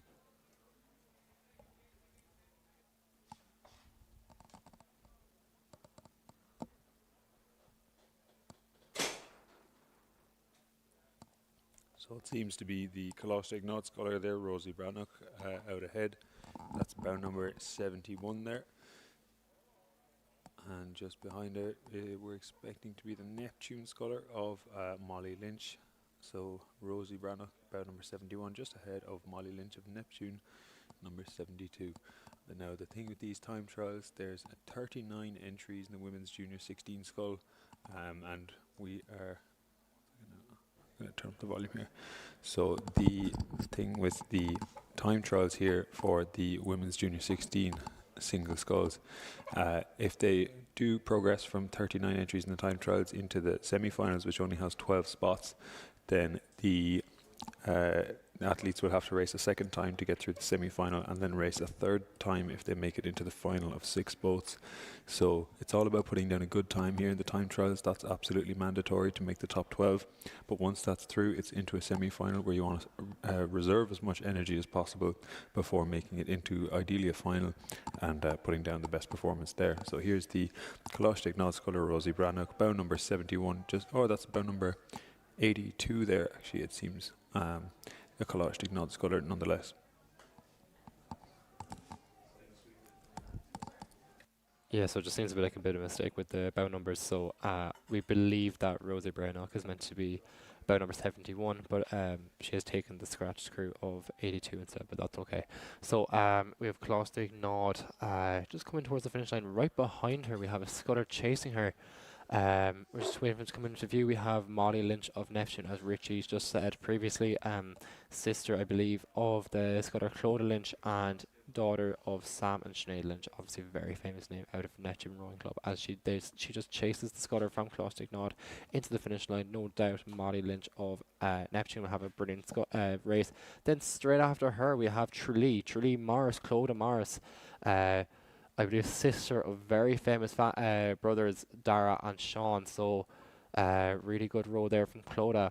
So Clodagh Lynch through the finish line as well. So there's two very fast cutters there. So definitely ones to watch. Next up we have on the screen, we have Sligo Niamh Mackey. She has just passed out the scutter from Portadown, Lucy Bell. So Niamh Mackey looking really strong here in that lovely red skull, coming down here looking really good sculling here. Looks like she's a junior 18 or even club rower.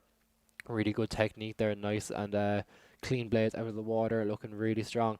definitely one to watch. She has overtaken that scutter from Portadown, Lucy Bell, but definitely Neve Mackey here in the red. She's on the right of your screen there, looking really strong. You can just see she has overtaken that scutter from Portadown in the yellow and green. So really good showing there from Neve Mackey of Sligo. So these crews are rowing into a slight headwind at the moment, a bit of a crosshead, if anything, and it seems quite difficult there to get the blades off the water for some. It's quite unforgiving conditions, so putting down a good time here is going to be imperative, but it's also not going to be easy. But thankfully, the conditions have stayed roughly the same all day, with that slight headwind coming from the northwest. But this Sligo sculler really putting a good push on coming into the line now, and some lovely drone footage there as well available of this sculler. Some really nice technique, as Brian said. The blades are going in nice and clean and coming out nice and clean. It looks like a J18 or even a club rower. So plenty of potential in this J16 category, and some definite progression here from this Sligo sculler.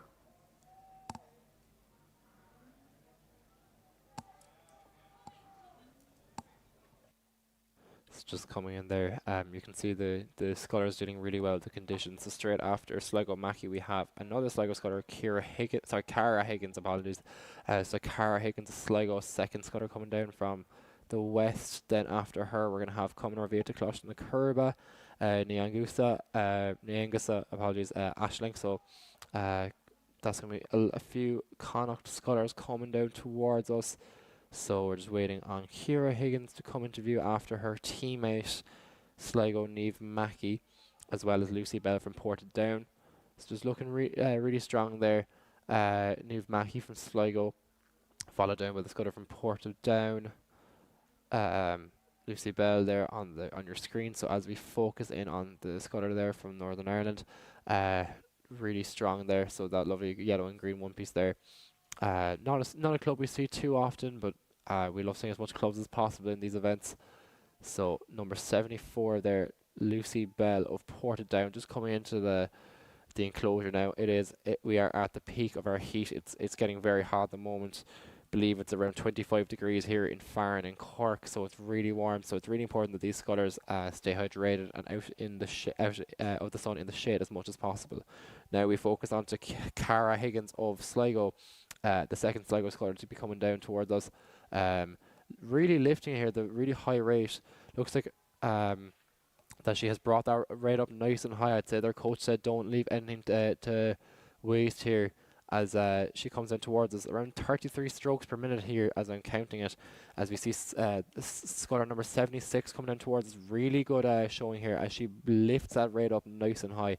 Following her, we have the sculler from Cumber via to Closh in the Curba. So that is your scullers. We have 76 and 77 coming down towards us.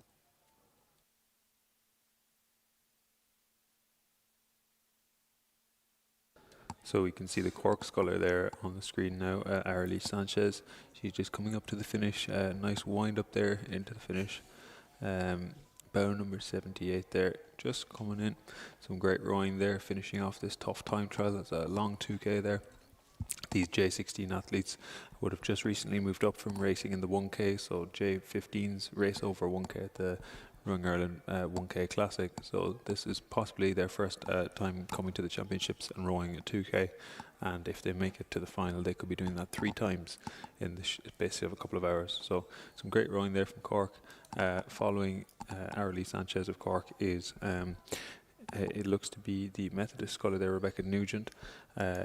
Bow number 83 after passing out the CRCC sculler. And just some nice drone footage there. Going back over the course, you can see just how spaced out the time trialists are. So they're after being left off roughly about a minute apart. Some footage there of the Kilmac Simon sculler, Kate Lynch. She's coming down. This is Kilmac Simon's second Irish Rowing Championships. So they have a lot of entries this year, which is great to see. As Brian said, the more clubs, the merrier. And Kilmac Simon are contributing to the 39 entries that are in this event. Similarly, they submitted 3 men's club scullers, for example, and 2 men's inter doubles, things like that. It's great to see plenty of entries. And here is Kate Lynch, Max Simon coming up towards the finish as well, bow number 80. So the athletes from Kilmac Simon would be used to the coastal format. So if they're doing beach sprints, that's only a 500-meter row. So that could be over pretty quickly, usually over a space of 2 or 3 minutes. Or if they're doing the endurance races, they're 4K races usually, or sometimes 6K, which can be anywhere from 20 minutes to 25. So the 2K format is a little bit unusual, probably closest to the 1500-meter format of the coastal sweep races, which Kilmac Simon also do. So this sculler, I'm sure, is well used to racing in all sorts of different formats, and possibly our first time here at the Irish Rowing Championships for Kilmac Simon.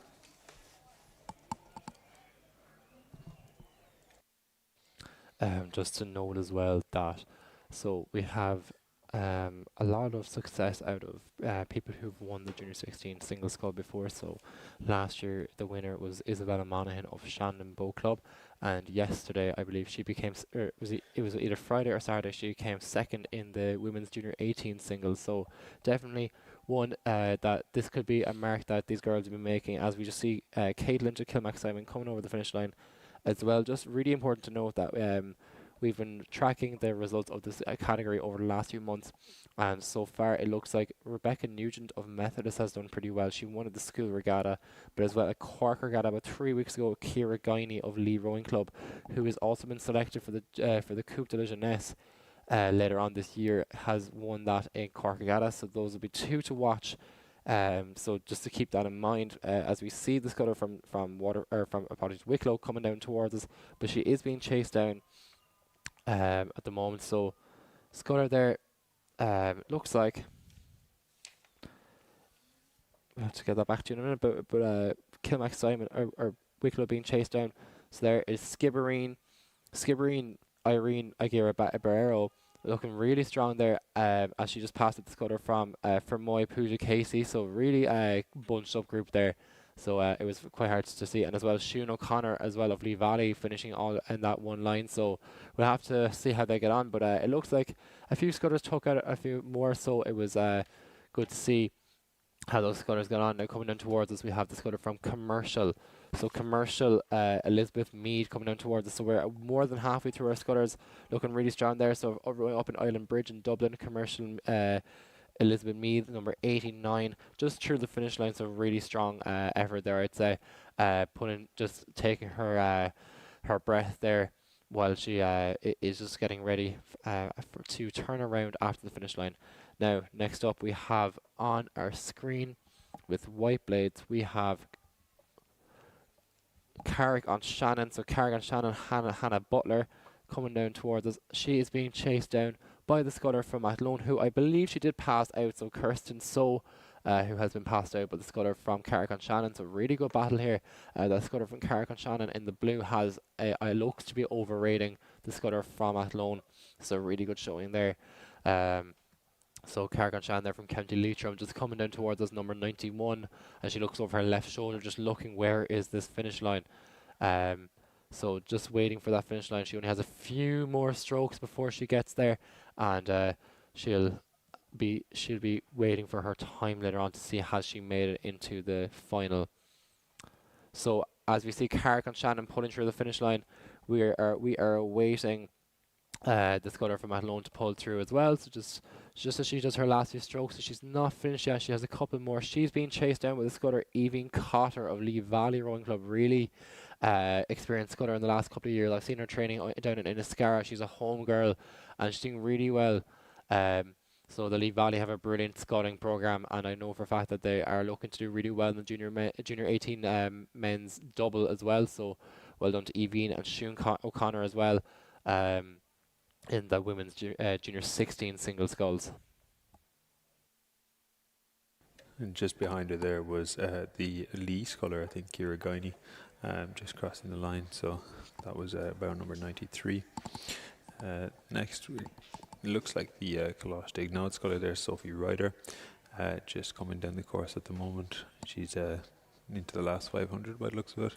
Keeping the rate down low. Something tells me this wind is quite bothersome for these rowers. It seems like a bit of a strong headwind, so it's going to be tough battle from the start all the way to the finish line there.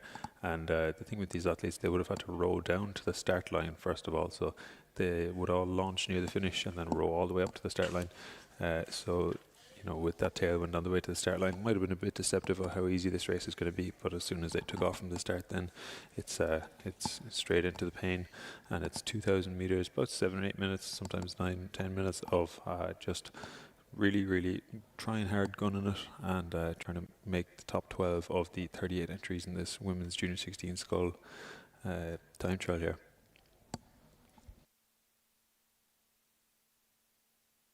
So just coming in towards us, it looks like the Clostig Nod sculler. So they've had a brilliant success in the junior men's 4 this morning. So hopefully now they are trying to continue their successes over the weekend. They came 3rd, I believe, in the women's 8 and in the 4 as well. So really good.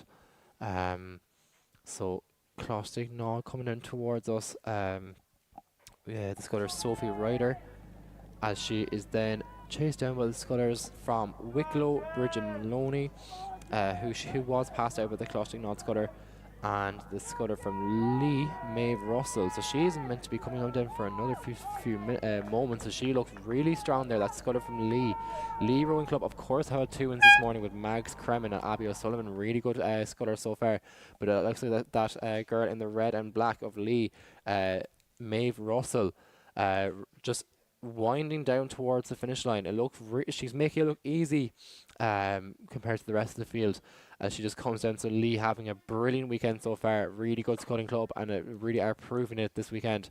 So number 101, Maeve Russell, one to definitely watch as she just winds down towards the finish.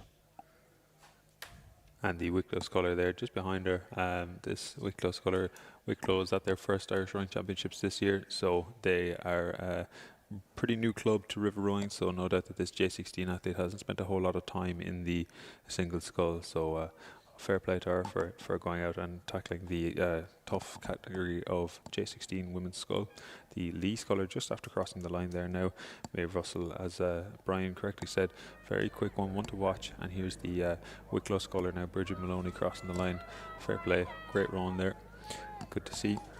Just behind the Wicklow sculler then, we're expecting to see a Mucker sculler here of Lauren Donoghue. She'll be coming down soon, about number 97 in the yellow there. You can see her with the visor on, keeping the sun out of the eyes. Great idea. It's a fairly relenting sun there, as well as a headwind, so it's nice to be super locked in, wearing the sunglasses, wearing the visor, and just looking at the stern of your boat, seeing what can you do to increase the boat speed and not having to worry about anything else there. And just behind that Mucker sculler then looks to be the Tralee sculler of Chloe O'Sullivan. She's just coming in there now. Some great rowing coming out of Kerry there recently, between Ken Mayer and here's Tralee now. So Chloe O'Sullivan there, bow number 100, just coming up to the finish of the women's J16 single time trial. And she's one of the last boats as well in this time trial. There's only about 3 more expected after this Tralee sculler. We're looking to see Atlunkard, Tralee again, and Commercial coming over the line. And this looks like the Atlunkard sculler there in the blue with the red stripe. So bow number 102, Carmel Bracken, coming up to the finish there. Just nearly at the finish of the 2K. The Tralee sculler just over the line there, making room for people coming through. Here's the Atlunkard sculler now.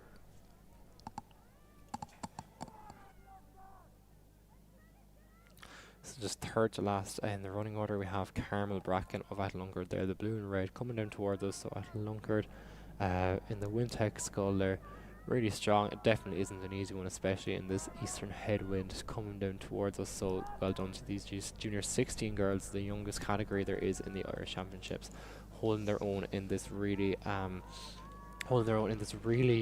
competitive field of almost 40 scullers. So there we go. The conditions are a little bit tricky, but but looking really confident there. Carmel Bracken of Atlunkard just coming down towards us in bow number 102, as she just hoped for the best time possible to get into the top 12 for the semi-final later on. So Atlunkard just looking where the finish line. Definitely only about a few more strokes left. She looks over her left shoulder only about, I would say, 5 or 6 more strokes left just to get the rate up nice and high as she comes through the finish line. We're only waiting for 2 more scullers, 103 and number 104. So just brilliant view there of the sculler from Commercial. Apologies. So Freya May Mar of Commercial, number 104. So the final sculler to be let off this morning, or earlier on, apologies. But it looks like she is the last to come down, so it'll be interesting to see whether she passed out the sculler from Tralee, Alice Kennedy. So we're just looking for Alice Kennedy to see if she is still on the course. But that sculler there from Commercial, just coming through the finish line, number 104. We'll just get back to see if we can see that Tralee sculler. Yeah, so we can see Tralee there coming down towards us. However, we have the first scullers from the next category, the men's junior 18 double sculls, down straight after us. So unfortunately, there was a bit of there was unfortunately a situation where they had to pass out the sculler from Tralee. But we can just see there Cork coming down towards us, Edward Wall and Ray McGawdy. Edward, I believe, was in the final of the men's junior 16 single scull earlier on and did very well. I think 4th this morning, so really good effort from him. Fair play that he has the energy to go and do a time trial and possibly even a heat on the final later on. So there, Cork Boat Club opening out the junior 16 doubles, sorry, junior 18 doubles, apologies, for the men. So it's Cork Boat Club, who are then being chased down by their Marina opponents, Lee B. Lee B consists of Donal Hurley in bow and Jack O'Rourke in stroke. So as we saw earlier on, Lee having a brilliant sculling weekend as well, in particularly the women's side. But can the men do the same? We saw Luca McGrath take bronze in the junior 16 men's single earlier on. But we'll have to see as Cork Boat Club, the first double to push over the line, and we just wait for Lee B to come down towards us there. That has taking a bit of a rest, but we see Lee on your screen there making their last push. So that is the first 2 doubles of the men's junior 18 double sculls.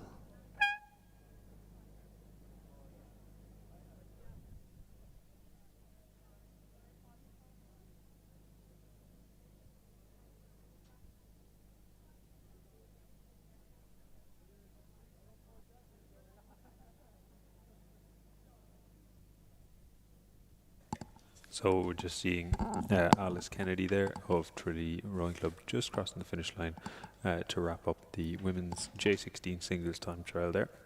So that's bow number 103 there, I think. Fair play from Tralee. So we have the first 2 men's junior 18 doubles already. There seems to be a Muckers A crew there of Cian Scannell and Ronan Fahy just coming up to the finish of their time trial now. Their legs are going to be hurting. They're putting out a good time here by the looks of it. Some tasty sculling. Muckers always provides some decent junior scullers here at the Irish Rowing Championships, and I'm sure their Muckers A junior 18 double is going to be no different. They just have to finish in the line there. Both of the lads looking a bit red there now. I don't know whether it's sunburn or whether they've just been trying really hard, but either way, I'm sure it'll be no harm for them to get straight in and back into the shade. Coming up next then, looks like the Atlunkard C double there, followed by Castle Connell and Commercial, all tightly wrapped in together. Seems like that Atlunkard C crew might have been passed out by the Muckers A boat. Castle Connell hot in the heels of Muckers. Looks like Commercial passed out Castle Connell, and Commercial might be passing out this Atlunkard crew too. Very strong crew from Commercial there. Commercial A in the boat being Tygo O'Toole and Finn Collin, and then in the Castle Connell boat being Mark Kiley and Matej Ventuniak. So there's Commercial really gunning for the finish there. Great finish out of Commercial. The backwards white baseball cap there, I have to say, very stylish. They're just all crossing the finish together now. 3 boats in a row, and it looks like it's going to be Commercial ahead of the other lads there. Great time from all 3 crews, it would appear.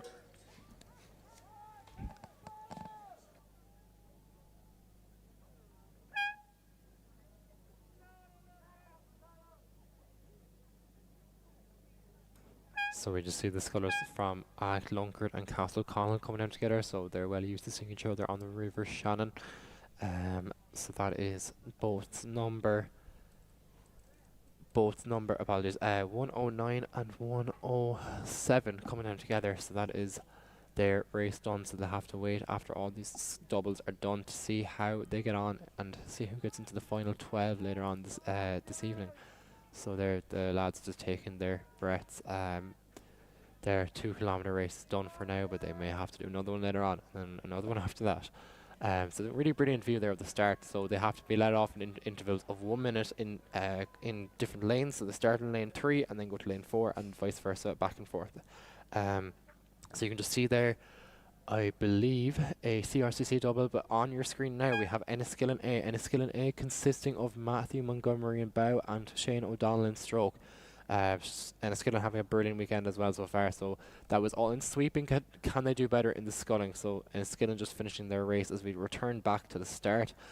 So you can see there a lot of coordination above, so massive kudos to anyone coordinating up there. I'd say it's not easy to get all those doubles in line and making sure they're off the start on some bit of time, keeping to the schedule.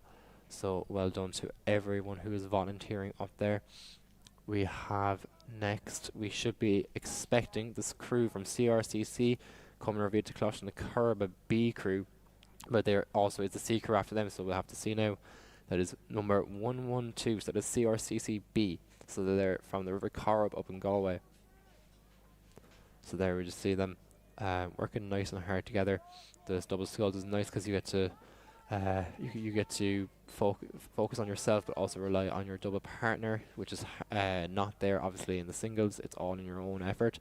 So there we go, boat number 112, CRCCB.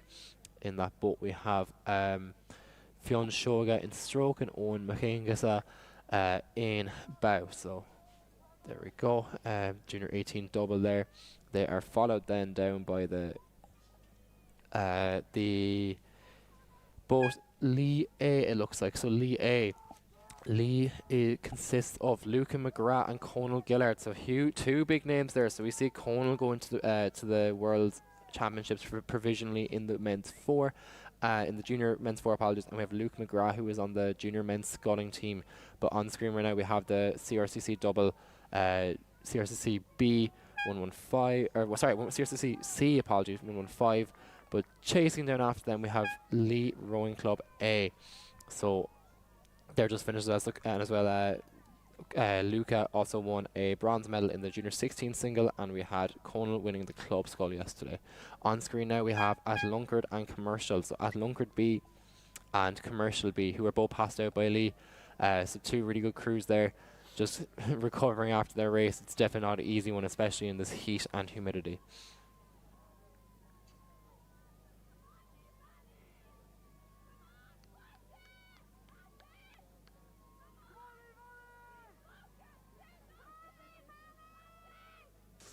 So here's the Lee Valley B crew now, bow number 118. In the Lee Valley B crew is Aidan Barry in the bow seat and Killian Rail in the stroke seat.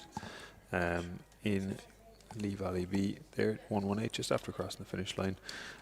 Some more stylish hats there, bucket hat in the bow and a baseball cap in the stroke. Some lovely styles there, lads. Bit of a gap then back to the next boat, which seems to be a Shannon crew, bow 119. Shannon is Max Sigielski and Joseph McDevitt. So they're coming from Shannon there. Some tidy sculling there. They seem to be rowing a Swift or something like that. Just coming up to the finish. Last couple of strokes, really winding it up, wanting to put down a competitive time here in the time trial of the men's junior 18 doubles.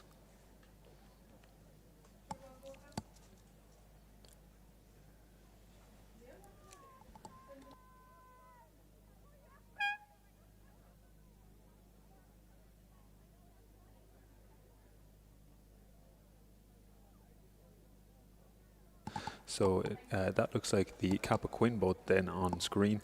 The Kappa Quinn boat is Malachy Hallahan in the bow seat and Finlay Miles in the stroke seat. So the Kappa Quinn producing some great junior scullers there over the last couple of years. They're just gunning it towards the finish there now after Shannon. Kappa Quinn, bow number 120. So there's plenty of entries in this men's junior 18 double category. We're about halfway through them now. The Kappa Quinn boat just coming up to the finish there. We can also see Ported Down on the screen coming just after Kappa Quinn there. Kappa Quinn not quite across the line yet. They're just bringing up the rate. There they are now. Ported Down, as I say, they're coming all the way from the north of Ireland. So long journey to come down here. So fair play to these two junior 18 lads for making the journey down to Farran, and they're here racing today. They're probably been racing all weekend, so fair play to the lads.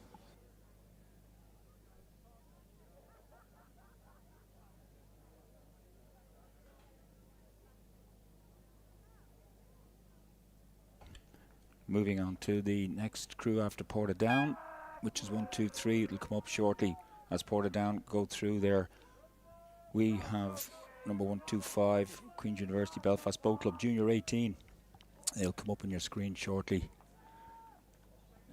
Number 125, just a little delay in getting them. So Isaac Scholes and Joseph Meese, yeah, that's the Queen's crew. Here we go, see them there now. Third level students rowing at Junior 18. That's a new thing now, as these students could go into college a lot earlier and able to row at Junior 18. Double sculls, that's 125 as you see them go across the line. Next one up is shortly on your picture as Queen's there. Give their all. Time trial, you just don't know what you've done until you see the results coming up. You got to give your all the whole way down the about 1900 meter course. And looking for 126. Here we go. As they come along, that's Kilmac-Simon, and looking very enthusiastic now as they come along here. And that's Jack McCarthy and Dermot Carney and Kilmac-Simon Bantry, Bandon. Yeah. So. We watch them come along here. Now these coastal clubs, they throw me, but here we go. He's having a look around over the line to go. So that's 126, Kilmac-Simon. And 128 now will come up shortly as the Kilmac-Simon guys get their breath back now, and it's a waiting game to see if they get through to this semi-finals of the men's junior 18 doubles later on. So here's a bunch of them coming together now. We would be expecting there might be a few crews have gone through. I'd say Skibbereen have gone through a few of them, and they've pushed on. This is the big crew, Skibbereen A, one of the favourites as we look for them here now, and we'll see them come up here. Yep, Sam Wheeler O'Brien and Matthews Coogan finished first and third in the junior single sculls there on Friday, so this is a very strong double, and they've gone through 3 crews now on the way down in this trial as they push along here in their white caps. Felipe Boat with the red tops over the line to go, and I'm sure that's a very fast time. Just looking him over the last few strokes, number 133 completed. So there'll be a little bit of a mixture of numbers now after Skibbereen gone through 28, 30 and 31. So no 129, but yeah, so we've missed the other 2 now have gone through there, 131 and 128. So that's Methody B and Offaly A. They've gone through, so they've completed. So Offaly A over the line, they've gone John McDonald and Oren Sampson, and the Methody B crew also. Yeah, that, so we'll move on. Next crew up is number 134. Yeah, that's Cumann Rovik, the Colossian Corba A crew from Goliv. And as they come on down here now, pushing towards the line, as they come along, flashing those white blades, doing their best now to get a good time. As we look here at them in their Felipe white boat, out in this sunshine, very warm, hot summer day. They'll have taken along lots of water, make sure they're hydrated because it's so warm out there. So as Cumann Rovik, the Colossian Corba move along now in a number 134, heading towards the line. And you can see the view there, glorious afternoon, little stiff headwind, and it's a little worse than it looks. Over the line go Cumann Rovik, the Colossian Corba, 134. And here's New Ross just coming down the course there now. New Ross with a strong double as well. That is Dara Dreelan in the bow seat and Ben Cashman in the stroke seat. These lads have a nice tempo going in that boat there. As Jerry said, there's You don't know how you've done until you've crossed the finish line and checked the times, and the times don't come out straight away. So these lads are going to be gunning it to the finish line. You can't leave anything out there. You can't play tactically in a time trial. You just have to go for it and try and get as high as you can on the rankings. There's no messing about. There's only 12 spots for the final to make it into semi-finals rather, and then your results in the semi-finals determine whether you've made it to the final. So after that new Ross crew, there's the Fermoy crew. That's Dean Horgan and Liam McDonough from Fermoy there. They're coming up as bound number 136. They're just coming over the line there now. And following them is the Muckers C crew of Donica Cassan O'Sullivan and Colm O'Connor. They're just coming up to the finish now as well in the yellow of Muckers. You can spot them from a mile off with their yellow blades and their yellow one pieces. They're just crossing the line there by 137. And then after them, we're expecting to see Sligo and Killorglin.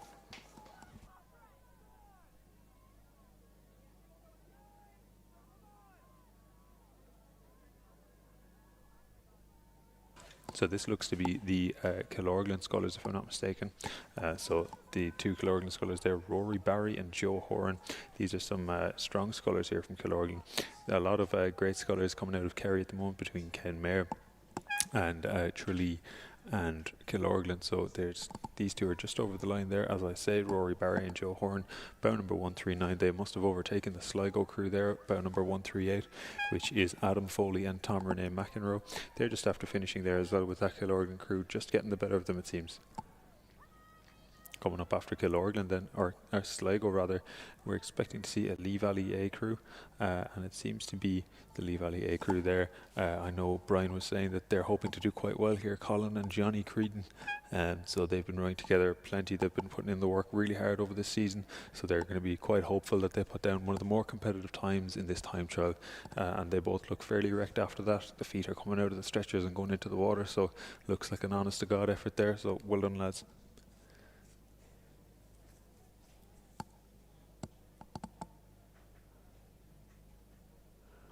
Bit of a gap back then to Muckers B, bow number 141. So we're coming towards the end of the men's junior 18 doubles time trial now. There's only about 20 crews left roughly. These two lads in the Muckers B boat, that is Diarmid Moynihan and Dara Kavanagh. They're just coming up to the finish now. That is Muckers B. So a lot of these clubs entering A, B and C crews as well. Shows a great depth in their junior 18 squad. It's great to see so many juniors entering this event.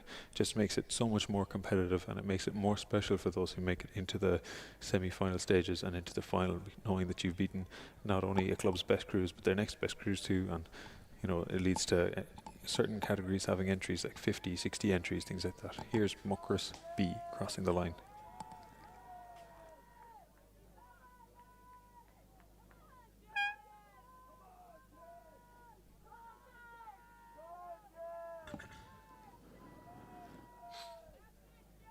So number 142 should be coming along on your screens now very shortly, and that's Offaly B, and in fact that's 143 Kalashniknoy. They won the junior fours this morning, and they're all very excited after that. Lots of fans down here from Galway, from Kalashniknoy, and we watched them go through here now as James Keady and Maktar Taig, and that's the Kalashniknoy Day crew now looking quite comfortable as they push along now, looking for that fast time.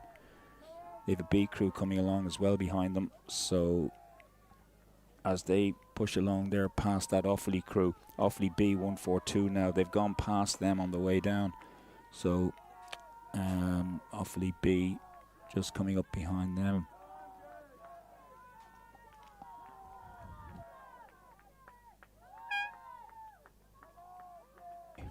So Offaly B, as they go along, John Toomey and Cian Craven in the picture there as they move away towards the line.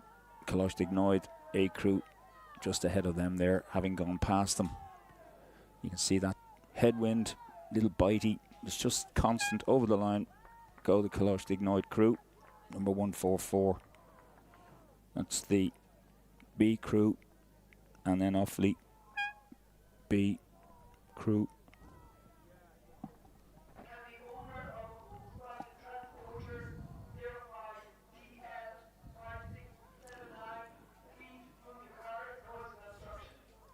So, watching them now heading down.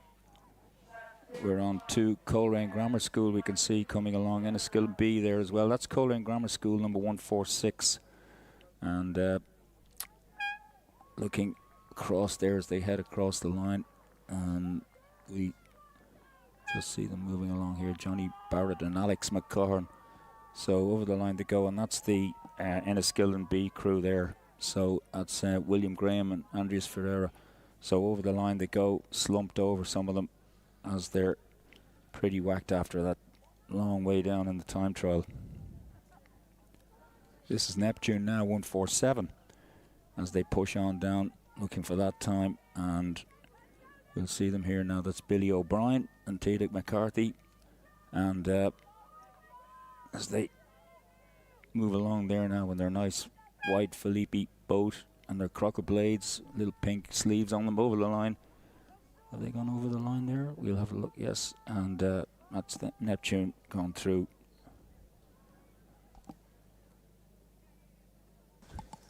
So we have the Skibbereen Sea crew coming up there now. In the Skibbereen Sea boat is Mark Jaskozuk and Brian Hurley. They're really bringing the rate up coming into the finish there, rating higher than most boats we've seen so far in the men's junior 18 doubles. These two lads with their matching white caps there, something tells me they had a conversation before they came down this morning asking should they match up. That's bow number 148 just after crossing the finish line there, Skibbereen Sea. So after them in the red boat there comes Wicklow Rowing Club. As I say, these lads are fairly new to the river rowing. So these two lads in the Wicklow boat are Sean Power and Sylvester Burke. They're just after finishing their time trial there. Some of these lads are beach sprinters, coastal rowers. They're just after taking on 2K there in the men's junior 18 doubles. And they're going to be hoping to make the top 12 there to make it into the semi-final for the men's junior 18 doubles. So after Wicklow there's only about 7 crews left in this time trial. So we're looking to see, it looks to be banned there, bow number 151, banned from Northern Ireland there after coming down. So I'd say these lads weren't going to make that journey likely. If they're coming down in the car for a 6-hour drive, they're going to make sure that it's worth their while. They're not going to come down and just do light work. They're coming down here to do the heavy work, and they seem to be after overtaking Blackrock Rowing Club there from Dublin, Blackrock College, and they're training out of Ringsend at the moment next to my coastal club Stella Maris there. Shout out to Stella Maris. Blackrock Rowing Club there from Ringsend, bow number 150 just after passing the finish line there in the men's junior 18 doubles. Coming up next now is the Graignamanagh crew, followed by the Skibbereen B crew. They're just a bit down the course there now. Graignamanagh of Irish Rowing Adventures fame. Plenty of rowing in the canals there down in Graignamanagh and Kilkenny, run by the Roberts. It looks like the Methodist A crew actually getting the better of the Skibbereen B crew there. In the Methodist A crew is Jensen Miller and Harry McCartney, 2 strong names there. These lads are well-known scullers, and they're after beating out the Skibbereen B crew of Desmond Keane and Ultan Carney. They're after both overtaking this Graignamanagh crew. They're both over the line, bows 155 and 156. Looks like they're just after finishing it out. And here's the Graig crew now. In that Graignamanagh boat is Luke Hennessy and Jack Kidd. They're just finishing up there as well, leaving only 2 crews in the men's junior 18 doubles before we're finished. I'll hand you over to Brian. Thanks, Patrick. So to our second last crew, we have coming down with St. Michael's. So St. Michael's, of course, have won this championship multiple times. This junior 18 men's double so many times in the last few years, including last year when it was Jack Rafferty and Evan O'Byrne. So here we see Blaze Ryan and Oscar Buckley, I believe, coming down towards us. So there's our penultimate double of this this time trial. So it's going to be these two. Definitely ones to watch, as St. Michael's have a reputation for winning this event in the junior 18 men's double sculls. So can they relive their legacy from last year set by Jack Rafferty and Evan O'Byrne as they pulled through while we were waiting for our very last double to come through? Interview, we have Oisin Walsh and we have Darren Noonan. So I know Oisin Walsh did very well in the Irish rowing trials last year for the high performance team. I don't believe he made it to a team, but he did very well. So we just see there that Clonmel double just finishing off there. And that concludes our time trials of the men's junior 18 double sculls. Already on the course now, it is the first couple of boats in the women's junior 18 coxless quad. 25 entries in this event from a scatter of clubs all across the country.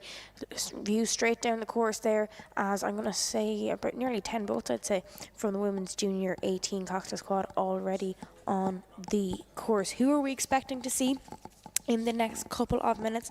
I'm looking at Clonmel there, bow number 159, Methodist 160, and Waterford B 161. So what's going on in these quads? There's no cocks sitting in the bow or stern of the boat. One person, it can be any seat in the boat, is steering this boat with their foot. So it depends on the boat, but I know most of the boats in the boat club that I'm from, the way I remember it is you point your toe to where you want to go, essentially. But you have to remember the tiller acts as a brake, essentially, on the boat. So one little touch if you need to move over, and one little touch the other way.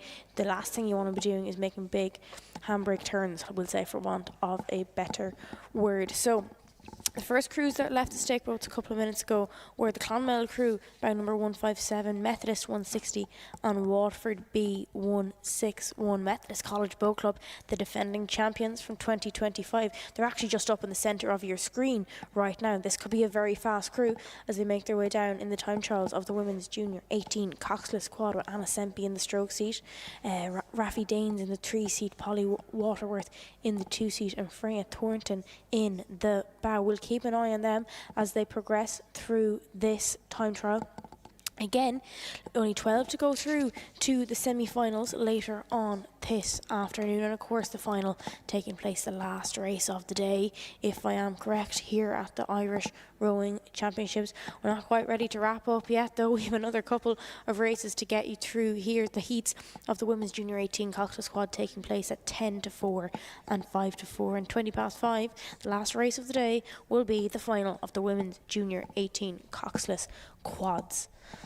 So look at that for a lovely view straight down the course. The Methodist crew in the centre of your screen, and just one boat ahead of them, the Clonmel crew, bow number 159. Clonmel here out in force this weekend with Kate Fogarty in the bow, Millie Crean in 2, Iola Cummins in 3, and Emer Sweeney in the stroke seat. Our Methodist gaining on Clonmel, that could be a good indicator into which crew is moving in what direction. Looking very tidy rowing from the Clonmel crew right in the centre, or just to the slight left of the screen there now, up in front of you, whether you're joining us online or you're here in the regatta enclosure in Farran Woods at the National Rowing Centre. Keep up to date with all the live results. You're looking at the exact same screen we'd be looking at here down in our commentary position. You can keep an eye on all the official results, all the times for the time trials, and all the lanes that will be allocated as we make our way through this afternoon session here at the Irish Rowing Championships 2026. This is the Clonmel crew now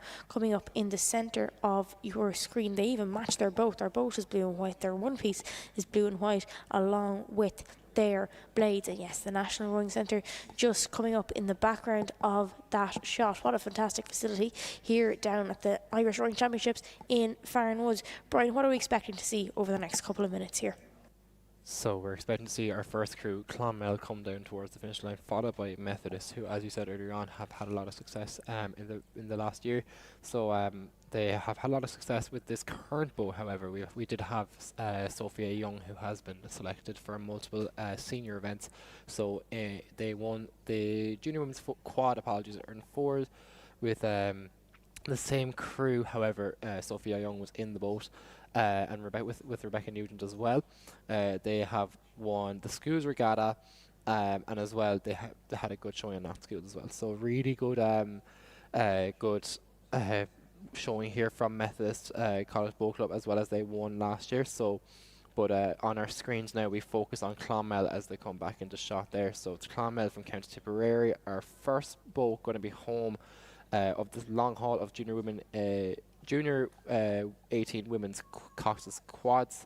So just looking at Clonmel there as they are just about to come into the view of the enclosure I can hear a lot of of shouts for Clonmel, even from inside the office that I am currently in. So a lot of support here for these women. So really a heavily contested event, very fast event as well. These girls are powering the boat down with 8 oars altogether, 4 sets of sculling oars. So really, really fast event. So I have Spuddy Jerry with me here with me now.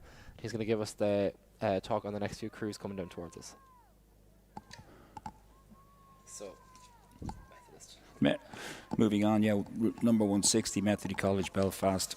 And as they come along, we'll see them on the screen there now. Looking very good indeed, and very strong rowing from them. Number 160. These junior quads, lovely boats to watch indeed. And Methody, of course, have over the last number of years come on tremendously, and you can see it in their rowing and in their results. And as these girls now push on number 160, he's watched them go through here.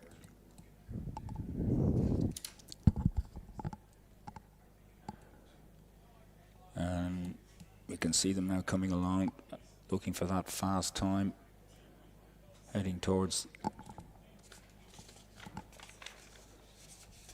the finish very shortly. So coming down after Methodist, we have Waterford B. So Waterford B, this crew consists of in bow Rachel Weldon, 2 Leah Trant, 3 Moya Carraher, and stroke Hannah Lemon. Coming down towards us, so it is bow number 161, so Waterford B, as they just come into their last few strokes. So really good. They are being chased down by another crew who are just coming into shot. It looks like the crew from, I believe, White Blade. It looks like Fermoy. So crew number 163, Fermoy. Fermoy consisting of Lucy O'Toole in bow, Aoife Clifford in 2, Bridget Mahin in 3, and Gabriella Nagel in stroke. So Fermoy chasing down that Waterford boat, looking really strong. Gabriella Nagel, of course, winning the single and the double in this age category. So can she make it 3 for 3? So we see here Waterford B coming in towards the finish line. So Waterford B just coming in there, really good showing there from Waterford as they just finish their race, taking their recovery as we just pan the drone out. So we just see there the crew from Carlow consisting of Orla Dunleavy, apologies, Kelly Coakley, Maureen Coyne, and Annalise Coffey. But that crew for Fermoy just getting the better of that Carlow crew. So Fermoy overtaking Carlow, which meaning they'd have about a minute on the Carlow crew. So massive well done to Fermoy. Really, really good women's sculling this year.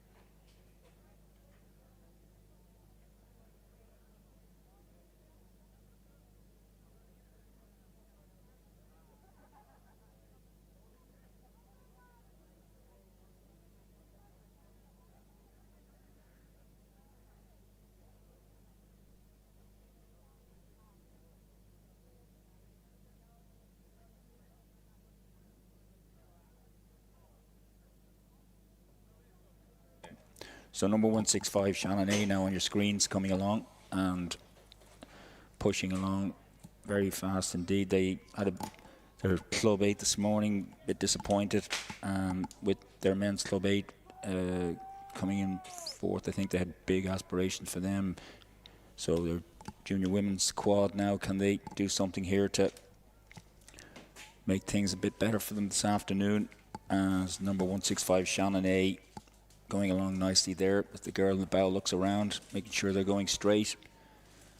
And we see them coming along now. And that's the Shannon A, Neve Thomas in the bow, Rose Cunningham, Aoife Laffin, and Hannah Bave over the line, slumped there. Hannah giving it all.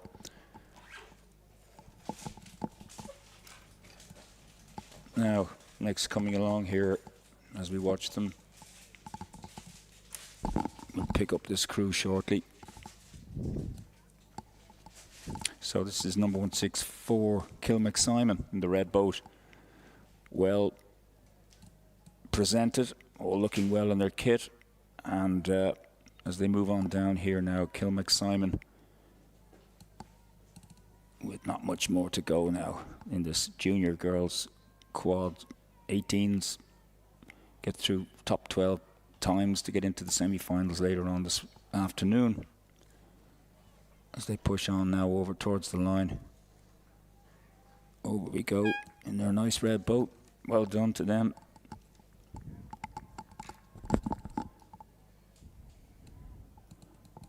And we see now a few of them coming along this glorious afternoon here in Inniscarra. The hills in the background. Usually a few cows there, but they're not there this afternoon. It's too hot. They've gone looking for the shade.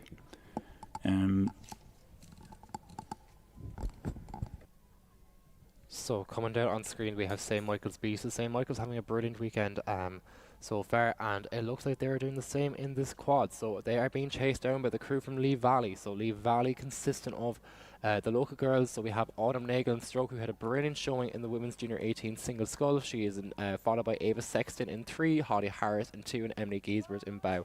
But in that St. Michael's crew, we have the girls. We have Louise Thornbury, Lady McDonald, Shun Larkin, and Robin Marley Buckley, who are just coming down towards the enclosure there, and they're being chased down by the girls in the Lee Valley boat, the M-Packer.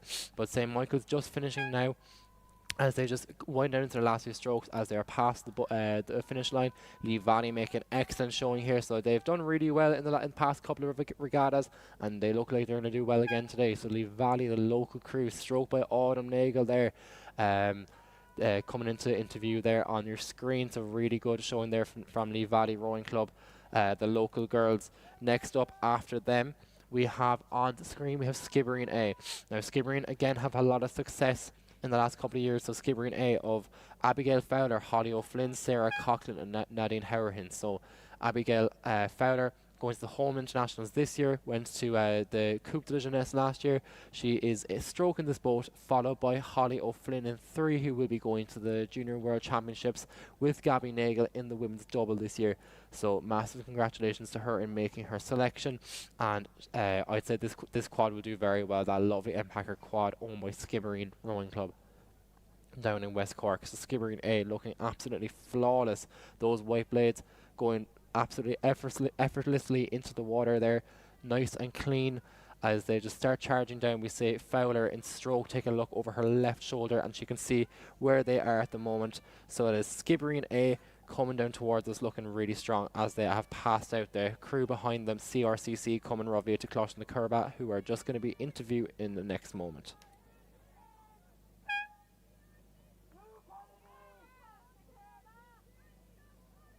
So, yeah, moving on. We coming Rovia to Closh and the Curba here now, coming along, and number 170. As we see them in the picture as they head towards the line. That's Laura Quinn, Lorna Nikelig, Sophie Maloney, and Ava Conroy. So over the line they go, and hopefully their time will be good enough. We have to wait and see, obviously.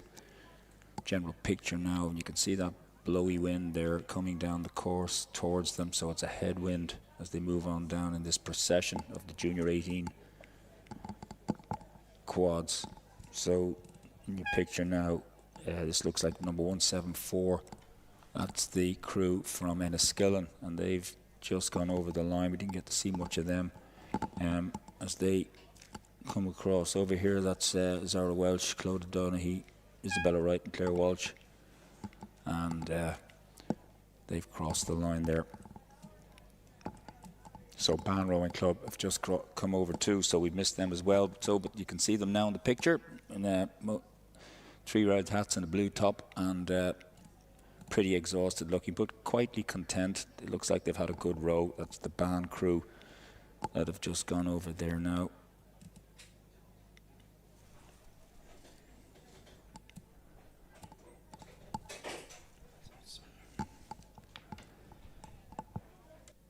So next up on your screen, we can see a crew in all white. It looks like the crew from, I'm just trying to look here now on the screen, so it looks like the crew from Wicklow, I believe. So yeah, so our apologies, Shandon. So Shandon, boat number 176.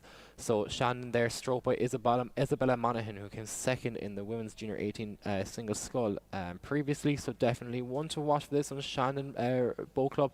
Roisin O'Donovan in the 3 seat, looking really strong as well. She has been selected for the home internationals this year, while her teammate Isabella Monaghan will be going to the Coupe de la Jeunesse. We can see Roisin Manning there as well in 2 seat, who has a lot of success in the coastal beach sprints. So Shandon Bow Club looking really strong there in the blue, coming down towards the finish line as they just look over their shoulder. Really tough event, however, they have managed that really well, and I'd say Shandon will make a good showing later on. So Shandon there recovering from their race. As we can see into view, we see the crew from Neptune race boat number 177. So we're nearly done now with the time trials. It's been a tough few days, however, we are winding down to our last few events. So it is Neptune now, just getting the details up on screen. But Neptune having a lot of success as well. We have our own Spuddy here as well, who is very passionate about Neptune Rowing Club and their results. So Neptune, their boat is they will have Shue McCarthy in bow, Madison Hart in 2, Aoife Dunn in 3, and Ellie Brady in stroke. So I'm sure the guys have already told you this is the only time trial event we've had in the big boats. So any of the time trials we've had so far this weekend has been the singles, the doubles, but now into the junior women's quads. Our last time trial to close out the afternoon session. The draw for the women's junior 16 single, that time trial that was the earlier one, is up now. We have heat 1 and heat 2, and the men's junior double already populated there, the 12 faster crews, and the results of the time trial all available online in the results tab. So just 2 more heats to be populated, and they are the heats of the women's junior 18 quad. On screen we can see 2 crews coming down. It is the crews here from Offaly and from Killorglin on the star side. The Killorglin crew look like they're a nice little push on the boat here, coming in towards, they're passing up on the Offaly crew coming down. That is 178, 179. We're expecting then to see the Shannon, St Michael's, Skibbereen, Muckross and Waterford crews coming down next. And we were talking about conditions as well just before the halfway break, or the lunchtime break.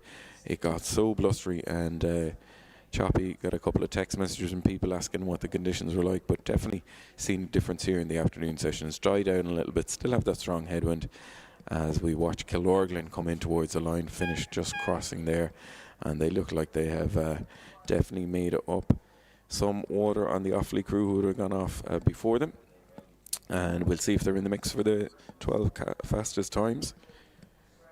On we go then to the crew from Shannon, St Michael's, Skibbereen, Muckross and Waterford. I think we're riding now with the Shannon crew. Shannon A, Niamh Thomas, Rose Cunningham, Aoife Laffin, Hannah Balfe, and also St Michael's. The St Michael's A crew, we saw the B crew coming down, the St Michael's A crew. Clodagh McDonough, Melaine Keane, Clodagh Phillips and Ada Hare. Stroking there, Ada, winner of the championship. Actually, I think they might have made a change to the crew. It doesn't look like the lineup I'm used to seeing, but St Michael's safety through there, and again the waiting game begins for those crews just to see how they're going to fare, and a quick check of the stroke coach as well to see what time they came up with there. On we go to the last few crews coming in to close this out. We have Shannon B, Skibbereen B, Muckross, Waterford and another St Michael's crew. And I said the draw already out for the women's junior 16 and the men's junior 18 double, the women's junior 16 single from the time trials out. That's the Shannon crew, Shannon B I believe. Shannon B with Julia Horahan, Lucy-Ann O'Leary, Alice Moran and Emily Kane. Emily Kane in the stroke seat. On we go then, Skibbereen B coming up. Skibbereen B, Alicia McCarthy, Mia Maguire, Mimi Jacob and Saoirse O'Donnell. And we're riding high there with them, just the drone following them down in the run into finish, but looking good here, Skibbereen. Always strong in the sculling events, especially at the junior level as well. So we'll see how they fare. The women's junior 18 Cox's quad powering in towards the line. And we're down to our last few. Skibbereen B, Muckross and Waterford A, and St Michael's be the next crews coming down. So just winding down towards the very last few crews, the last time trial of this weekend, and for 2026 we see Skibbereen B just finishing their about to finish their race. They have about 5 more strokes left, so their Skibbereen A crew looked really strong, and so did their B crew. So definitely we might have 2 Skibbereen crews in the final later on. We'll have to see. Next up we see Muckers, a really historical favourite in the junior women's quad.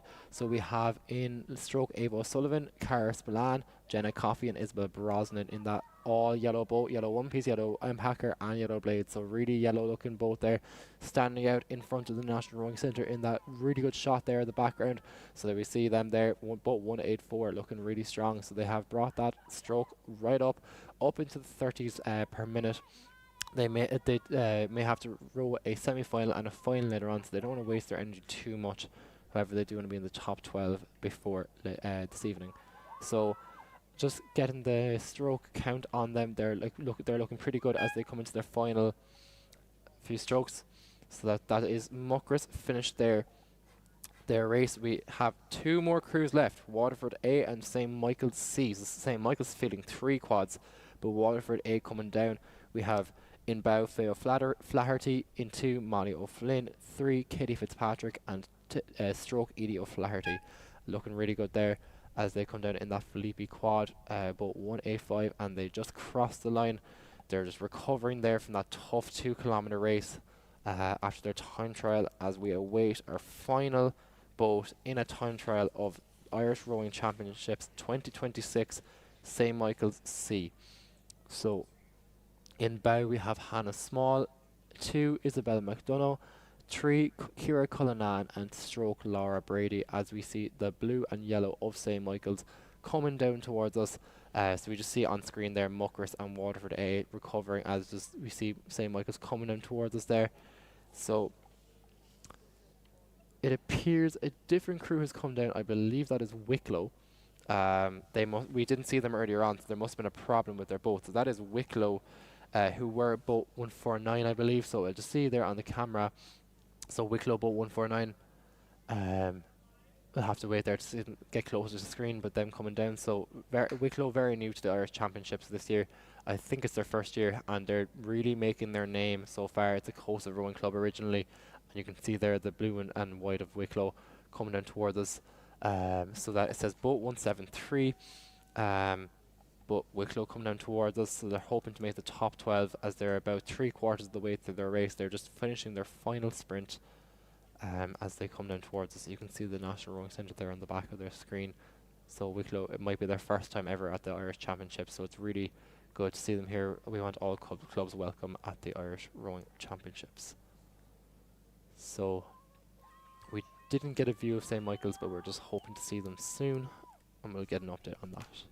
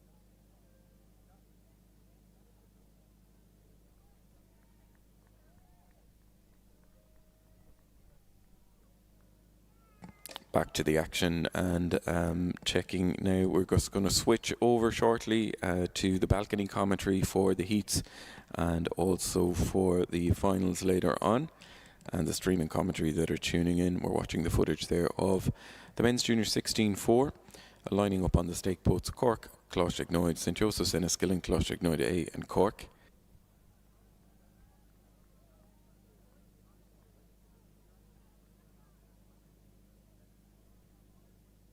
So the crew's just on the stake boats, and they'll be settling in to line up the races. The junior 16s are coxed events, so we will see the coxes. They'll be able to get a clear run of the view down the track there. And when the umpire sees that they are given their 2-minute warning, they'll be ready to go. And it's up to the crews then to get themselves going. We've 2 heats of this men's junior 16 coxed 4. Heat 1, Galway, Closhignoid B, St Joseph's, Enniskillen B, Closhignoid A and Cork. 3 to qualify out of that, and then we have 5 boats in the second heat: Athlone, St Joseph's B, Enniskillen A, Shandon and Closhignoid C. So just on site here, they're switching over to the balcony commentary. I'm still here on the streaming setup that we have new for 2026, and I'll be joined shortly by Brian O'Callaghan from Lee Valley, who's been with the part of the commentary team over the last number of seasons. He's joining me for the first few races here this afternoon. And then we'll have Patrick Ahern, Jerry Murphy, Ella Clark on the team. We're rotating in and out here between the on-site commentary and tuning in from home as well. And we're already underway. So the men's junior 16 Cox 4 off the stake boats there. That bit easier to manage because they have the coxes in the boat. And the running order again in lane 1, which is on the screen keeps changing on the right hand side there: Galway lane 1, Closhignoid B lane 2, St Joseph's A lane 3, Enniskillen B lane 4, Closhignoid A lane 5 and Cork in lane 6. And it's Closhignoid A, the men's junior 16 Cox 4, maybe looking to emulate what the guys did in the men's junior 4 final earlier on when they took the championship. They're retaining their championship. They're off to a flyer a start there in a lane 5, so Closhignoid leading it out. I think best of the rest is right inside Enniskillen B, and right beside Enniskillen B it's St Joseph's A. They look like the 1, 2 and 3, but really very little between second to sixth. The only crew a little bit off the pace in lane 6, maybe the Galway crew. But impressive stuff here to get underway. The crew from Enniskillen, from Closhignoid, they got off to a flyer of a start and now moving into a little bit of an open water lead ahead of the chasing pack. Yeah, so very similar scene to the Junior 18 final this morning in the men's 4. I got very excited during the final on the balcony, but it is Closhignoid A who are leading it out, definitely at least a boat length on the rest of the crews. Still, we have in the first 4 lanes Galway, Closhignoid B, St Joseph's and Enniskillen B have essentially a line drawn between them. They're so close, but it looks like Cork unfortunately have dropped off the pace. It will be 3 to qualify from this, so it'll be the top 3 there. But definitely making strides here. We have the Closhignoid A crew. We don't want them to over-exert themselves into the final, or in the semi-final only, but they are stroking at about 30 strokes per minute, so they don't seem to be going at full pace in terms of strokes per minute. On your screen there you can see the crew from Galway really having a successful weekend as well, doing very well in the junior women's 4 and 8 this weekend, so really good. As we see in lane 4, Enniskillen B, so their B crew is starting to make a bit of work here. So we have Enniskillen B coming to second place. If this is their B crew, I'd love to see how their A crew get on in the next heat. But it's Enniskillen B who are running into second place, and it looks like next to them we have St Joseph's A, the main Bish St Joseph's crew from County Galway, in third place. That is your 1, 2 and 3. So it is Closhignoid A, back to Enniskillen B, then to St Joseph's A. So that is your 1, 2 and 3. The 3 to qualify, so they are your qualifying spots at the moment. On the right of your screen, it looks like in lanes 1 and 2, Galway and Closhignoid B, the second Jez crew, they are in 4th and 5th. They would want to put on some more pressure on the St Joseph's and Enniskillen crews if they want to make it into the running for the qualification spots later on. So you can just see there the Galway crew in purple and yellow. They are just trying their best now to get out of their 5th place and into the top 3. trying to beat out that other Jez crew. I'm sure they have. I'm sure they're well used to rowing against each other on the River Corrib up in County Galway and sit in the city. So it is Clostig, Nod B and Galway fighting there for that third spot. But it looks like Enniskillen and St Joseph's there are in spot 2 and 3, and with the lead in the way of Clostig, Nod A. Impressive stuff here from the Closhignoid crew. Ben O'Donovan in the bow seat, Jamie Dewan in 2, Owen Valls O'Dowd in 3, and Michael Cahill in the stroke seat. Jim Hearn coxing there for the men's junior 16 cox quad for Closhignoid, leading it out and opening up clear water now. We're starting to see 2 in from them. The St Joseph's A crew starting to motor into second place. The St Joseph's A crew made up of Lucas Sablik, Ryan Agnew, Dara Fuller, Alexander Paul Oshin and Victor Orgazin in the Cox's seat. They're now pushing out and moving into second by about half a length ahead of the crew inside them. That Enniskillen B crew, James McAleer, Oliver Collins, Joel Crean, Caelan Moore and Freya McNeary in the Cox's seat. We're in second place but now being pushed back by a solid 500 metres there from St Joseph's, seeing them move into second place. The Enniskillen crew still looking good though to qualify in third, but there's a crew there from Galway sneaking up on the inside lane, and Closhignoid B running with them as well. They're pushing each other on side by side, and they might just start into get gaining on that B crew from Enniskillen. But you can just see Enniskillen on the right hand side of the screen, and they look like they are about a length clear. The camera angle is a little bit deceiving here when we're running behind the crews. We can't see exactly the distances between them, but we do know the positions. Closhignoid well out in front, as you can see, top of your screen, and that St Joseph's crew. Really nice rowing from them to see them firmly established now into second, and the Enniskillen crew back in third. They're the 1, 2 and 3, and just checking to see how this Galway crew and Closhignoid B are going to get on, pushing each other on, as I said, side by side. And we can also see with these up close views just the conditions that we have. There are lumpy and bumpy is the best way to describe it, with the white horses that are there. Nothing like we saw just before the lunchtime break when we had the power race. They probably had the worst conditions to come down into that very strong headwind. Dealt with it perfectly. We got our 3 crews down, and Kedia Tribesman taking the win there. And now it has calmed down a little bit since then, so still not ideal rowing conditions with that high headwind pushing the crews back, but definitely they are dealing with it with no issue here. Of course, they have the bow person in the Cox's seat, a little bit of extra weight for the bow to slice through the waves that are coming their way, and it's looking fairly set now with the crews coming into the run in towards the enclosure. You can see in the background, and the crew from Closhignoid have done all the running here. Impressive from St Joseph's, second half for them to see them move into second. The Enniskillen B crew gave it all in the first part of the race here, and I think they are in danger of being caught up now by Closhignoid B and the Galway crew as well. Our drone is just about to wing its way over, maybe we get the overhead shot to see the distances between them, and we can make it out there as well. The left hand side of the screen, the crew from Closhignoid, the A crew, Ben O'Donovan, Jamie Dewan, Owen Valls O'Dowd, Michael Cahill and Jim Hearn, looking to get 1 foot onto the podium and get that qualifying spot. And then a real battle here between St Joseph's, who pushed on in this middle half of the race here. They moved into second, and impressive here from Galway. So I think it's Galway and Enniskillen coming down for the last qualifying spot. Yeah, so it is looking like Galway, and it actually looks like St Joseph's who are in second. So it's going to be 3 Galway crews going to be in the top 3 here. It's going to be Closhignoid A in first, followed by St Joseph's the Bish in second, and then we're going to have Galway Rowing Club in third. So it's going to be 3 Galway City crews cruising through to the final. Looks like the Galway crew on the far side of the enclosure on the top of your screen there, looking like they got the better of the Enniskillen crew. So that's going to be your 1, 2 and 3. So Closhignoid, they're taking that rate down nice and low. They know they have control there. As Richie said, they look fairly dominant as they have a few boat lengths up on the rest of the field. As they just start to pull in towards the finish line, Closhignoid really take it handy there. They deserve that win, so they're straight through to the final.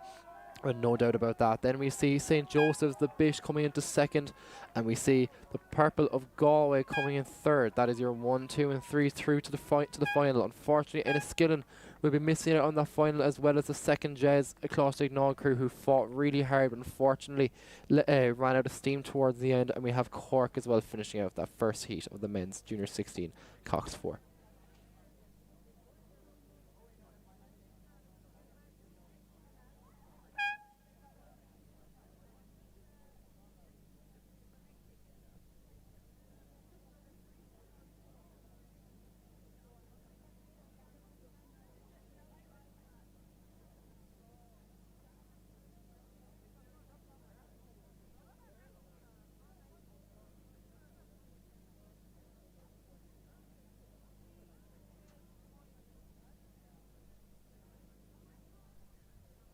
The second heat of the men's Junior 16 Cox 4 is on its way down to us. 3 crews to qualify out of 5, so better chances in this race than in the previous one. Athlone lane 2, St. Joseph's B in lane 3, Enniskillen A in lane 4, Shandon in lane 5, and Closhig Noid C in lane 6. So our drone footage there picking up the race they're coming, and look how far they've stretched out here, and trying to get my bearings to see. I think it's lane 3 or the third lane over. Enniskillen A leading it out. Nearest to them, then Shandon in second place, as well as the crew from St. Joseph's. They're the top 3 centre lanes. Athlone and Closhig Noid C off the pace. You can see them further back with the umpire at the top of your screen there. But no doubt about the leaders here. Enniskillen A dominated the 8s and in the junior 18 level. The men's junior 16-4 now looking to do the same here. The Enniskillen A crew, made up of Josh Allen, George Elliott, Oliver Jennings, Evan Clark and Oliver Carty in the bow seat, or stroke, third time lucky, Cox's seat, coming in to lead it out. Clear water they have, so you can just see their puddle's been pushed on. They're lifting the boat out and pushing on towards the finish. Shandon inside them. In second place, Rory Butler, Liam O'Brien, Ronan Kennelly, Cathal Lunig and Irla Timoney in the Cox's seat for Shandon. They're the second crew. And back in third, the crew the other side of Enniskillen at St. Joseph's B, Daniel Postachin, Cormac Hogan, Lorick Ferrier, Jack Boyle and Paddy Heffernan. Coxing there for St. Joseph's B. They look like the 1, 2 and 3, and it's the outside lanes then of Athlone and Closhig Noid C well off the pace back. You can see where the umpire is just at the top of your screen, so clear water between them. But the Enniskillen crew are looking really nice here, coming in towards the finish in full control. A bit more of a competitive race than the previous one. Just waiting for the official results to come through for that one. But looking good here so far. The crews that we thought crossing the line first in the previous heat, Closhig Noid A, St. Joseph's A and Galway B. Let's see who's going to join them here, but it looks set in stone with these Cox 4s coming down. The crews of Enniskillen, Shandon and St. Joseph's really well stretched out. Unusual to see, Brian, that there's such a distance between these crews as they're making their way down. Open water separating the top 3. Yeah, unfortunately that is the way with the heats and the time trials. There is a big spread between the crews, and the umpires will have to usually have to be dragged off with a crew that is slightly slower. But we have the crew here in Enniskillen right out in front in the middle of your screens there at home in that red and yellow empacker there. They are hungry for the win on this. Unfortunately, they were beaten out of it by Clostig Nod in the Junior 18 event. So will Enniskillen have the power to beat Clostig Nod in the Junior 16 event? Then they are followed down on their left in lane 5, Shandon. Shandon Bow Club have had a lot of success in the Junior 4s as well. They won the Junior 4s in 2023. So can they do the same thing in the Junior 16 4s? So it's going to be Shandon in second place. On your screen there we have St. Joseph's, the Bish. That is them in lane 3, and they are in third place at St. Joseph's B, so that is their second crew. St. Joseph's there. I know Kieran Lynch from St. Joseph's and University of Galway. He has done a lot of coaching, but a lot of effort into these guys, so well done to him. So Kieran Lynch coaching that crew there from St. Joseph's, the Bish, and they're doing really well here. This is their B crew as well, so they're well in contention to qualify for this final. Now they are a bit behind the Enniskillen crew, but Enniskillen still leading it out. They really have dropped down. It looks like they are going at about maybe 26 strokes per minute, really saving that energy. I suppose they have a lot of power over that crew from Shandon, so they know their capabilities and where they will be in the final. Yeah, absolutely, and I think that Shandon crew have done the same. They're taking the power down. They know they can see the third place crew, St. Joseph's B, are well behind them there. So 3 crews more or less just paddling down here. It is Athlone and Clostrignoid on the outside lanes, well off the pace and back towards the back of the field. And they don't want to get a move on because the men's senior eights are going to come down fast and furious behind them shortly, but there's hopefully no issue of running in to the men's 8, catching up with some of those quads there. And we just see footage of when the umpire launches, they make their way back up to the start, and you see the lanes coming down there. The crew's well on the way in towards the finish here. It's looking like a time trial ahead of the river. They're so far apart, but Enniskillen in the distinctive E colours on their one pieces of the E letters, just coming in towards the finish, and rate riding down, as Brian said, a little bit of rack and roll when they come in. It is blustery in towards the finish. Those last 200 metres is where we're seeing the crews, just the blades hopping off the water there every now and again. But they're in full control here as they wind up towards the line, looking to see from the previous heat, Clostrignoid, St. Joseph's A and Galway, the qualifiers, unofficially waiting for the system to update here. But we think it's going to be Enniskillen, Shandon and St. Joseph's B coming into the line. So again, not seeing the crew from Enniskillen in full flight here just yet, because they're holding off for their race for the final. They power in towards the line in full control, striding out and crossing the line. It is the crew from Enniskillen A, Josh Allen, George Elliott, Oliver Jennings, Evan Clark and Oliver Carty in full control there. The Shandon crew just coming in to take second. Rory Butler, Liam O'Brien, Ronan Kennelly, Cathal Lunig and Irla Timoney. They were the 1 and 2. And then the second St. Joseph's crew, we're going to have 2 of them in the final. St. Joseph's B, Daniel Pozikshin, Cormac Hogan, Loric Ferrier, Jack Boyle and Paddy Heffernan in the Cox's seat. They're the 1, 2 and 3 to close out Heat 2 of the men's Junior 16 Cox 4. Next up, it's going to be the men's Senior 8 final between UCD-A, Cork Commercial and UCD-B. So just to correct, the semi-final of the men's senior 8. Semi-final. I'm getting ahead of myself. We're not that excited yet. Yeah. Thank you. Semi-final.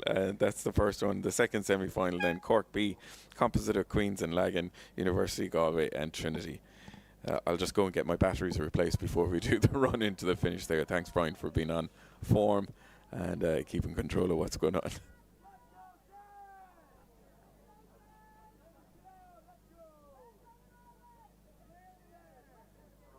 So straight on to the next race. So we have, you can just see coming down towards us, and the distance of your screen. So we just don't want to get confused with the latter crews of the Junior 18 fours, or the Junior 16 fours. Apologies. As Richard said, we have in lane 2 University College Dublin A, lane 3 Cork A, lane 4 Commercial, and lane 5 UCD University College Dublin B, and so. Looking like it is out in front, University College Dublin A. They are always a strong crew. They have Dara Lynch in their boat, Olympian. They also have a lot of just experience. I think we're just double checking the winner from last year, but I'm pretty confident it was the UCD boat who won last year, and I can confirm that they will be competing for the Senior Challenge Cup.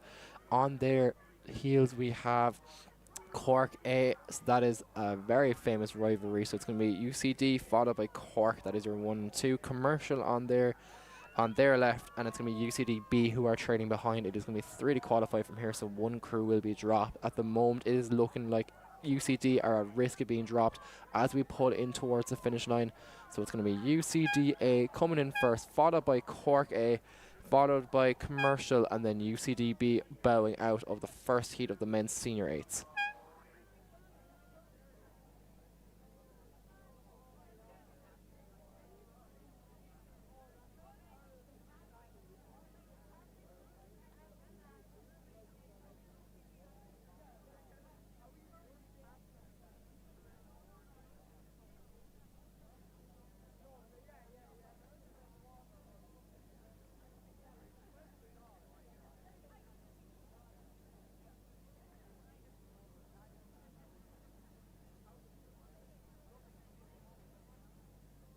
Just waiting for the official result to come through there. Heat 1 of the men's senior 8, it absolutely flew down. 4 crews were racing, 3 to qualify.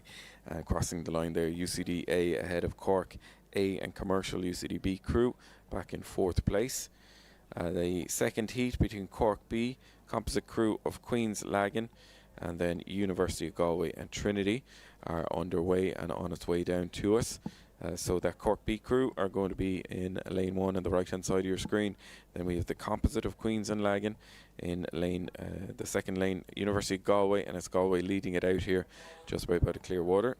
So University of Galway and then the Trinity crew inside those as well. So 4 crews coming down for 3 spots, and it's looking fairly set like the last race, where the composite crew, the Cork B crew, the composite crew of Queens and Lagan and University of Galway looking good for 3 spots. It's the Trinity crew who have work to do well off the pace behind the umpires' launch there. They're not going to get in the mix into the final.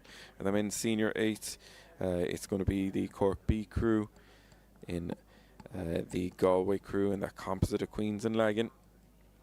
Coming through there, the University of Galway looking to continue the win that they had in the Cork Regatta. They got the better of UCD there, and they're looking to continue that. We'll have to wait till the final to see how that's going to fare out between University of Galway and UCD. And of course we're going to have the Cork crew, a really powerful force of the last number of years at senior rowing. They'll have something to say about the colleges, thinking that it's a 2-boat race here when we get to the final. But it's definitely Galway rowing very nicely here.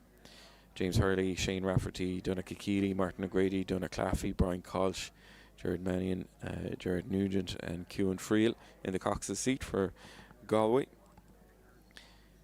Cork then inside them as well. Cork crew, Cork B crew, made up of Aaron O'Leary, Gavin Keane, Michael Condon, Brian Crean, Finn O'Sullivan, Daniel Begley, Ronan O'Gorman, James Young and Rachel Roberts. They're coming in towards the finish as well, just riding there with the crew from Trinity, I think, back in 4th place. The Catamaran just staying back with the crew there. And the men's senior 8 looking like these heats are set in stone. Difficult qualifying there for just 1 crew to be dropped. In the last race we saw UCDB not able to keep up with the pace of their A crew, Cork and Commercial as well. And here in the men's senior 8 heat 2, it's University of Galway doing all the running along with the Queen's composite crew and Cork. Trinity in the mix as well. So coming in towards the run in towards the finish to close out and see who's going to qualify. Yeah, so University of Galway looking really strong here. I know for a fact that they are determined to do as best as they can in the final later on. Ciúin Friel, Cox and them there, so really taking a step up there. So it's going to be a real tough one now between University of Galway and the crews from the first heat. I think Commercial, UCD and Cork all are in with a chance as well. But on their right from University of Galway, we have the crew from Queen's, University of Belfast and Lagan, who are still a bit of boat length and a half behind them, but definitely one to watch for the final later on as well. And it is definitely going to be the crew from on the far side. It's going to be DUBC Trinity in 3rd. That is going to be the final qualifying spot as the way things are going. But University of Galway, they've put a lot of effort into this. I can only say fair play for the for how much they want this. So it's going to be University of Galway, followed by the crew from Queen's, University of Belfast and Lagan. That is going to be your 1 and 2, followed by DUBC Trinity. So there we go. Gerald Nugent there, stroking, originally from Clonmel, stroking that senior 8 from University of Galway as they pull in towards the last few strokes. So just taking the stroke rate down a small bit, they know they are safe enough. And in there, the finish line camera, University of Galway finishing in 1st, then followed by the crew from Belfast, Queen's University and Lagan.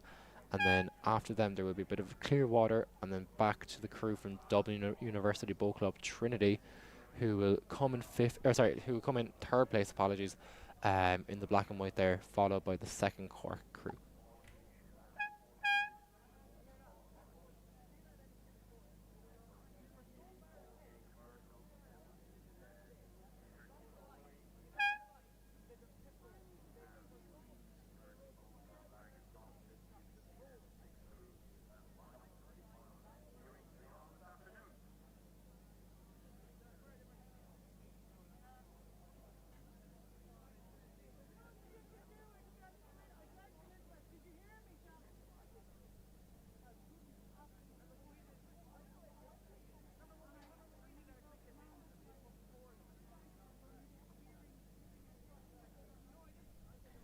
So we now have the lineup for the final of the men's junior 16 Cox 4, the men's senior 8, and we move on to the crews that went through the time trial earlier, now coming back to race in the heat. So the 12 fastest scullers from the women's junior 16 single now coming to race, and they're already underway.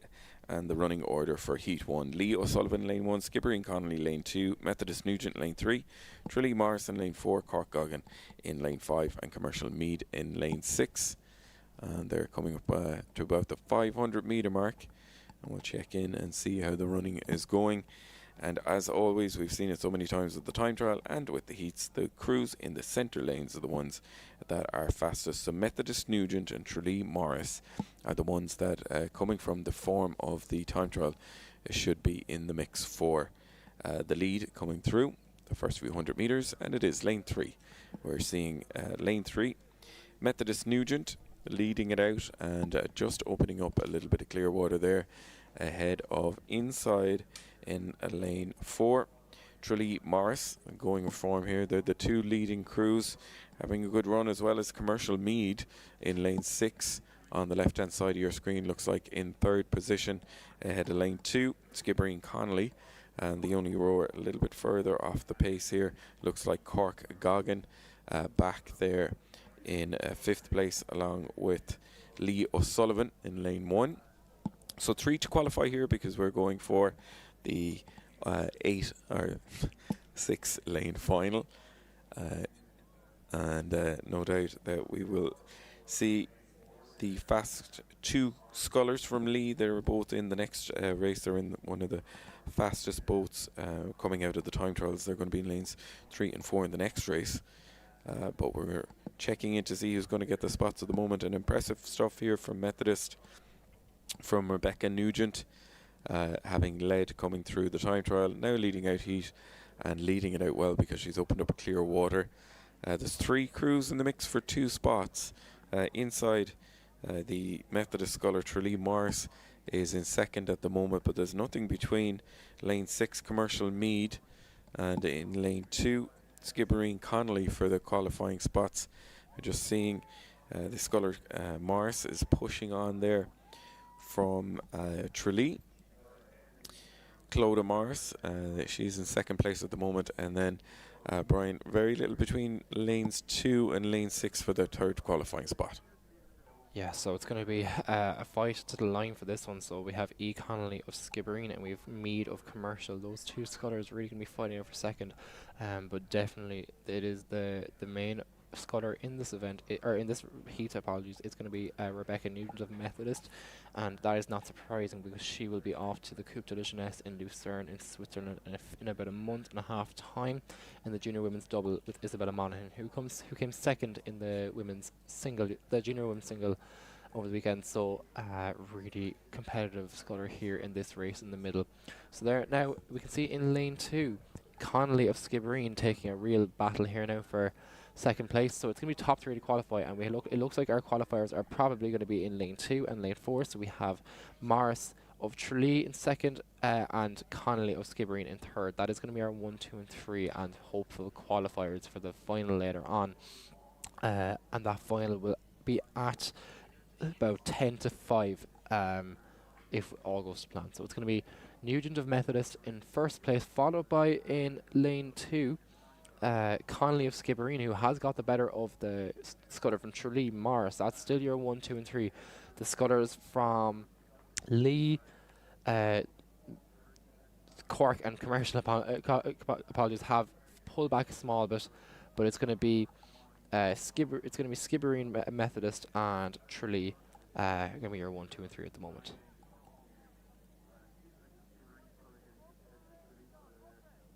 Almost a perfect chevron of rowers coming down, with the centre lanes leading it out, lanes 3 and 4. Impressive here for the Skibbereen sculler is pushing on here. Ellen Connolly, we're just seeing her racing there in lane 2. She's looks like she's moving into 2. Look how lumpy and bumpy it is out there in the run into the finish. It just seems to be in that when the lake narrows up in that run in, it seems to be causing a few issues. You can see the crews just clipping the water on the recovery part of the phase, and even struggling now and again to get the blades out cleanly.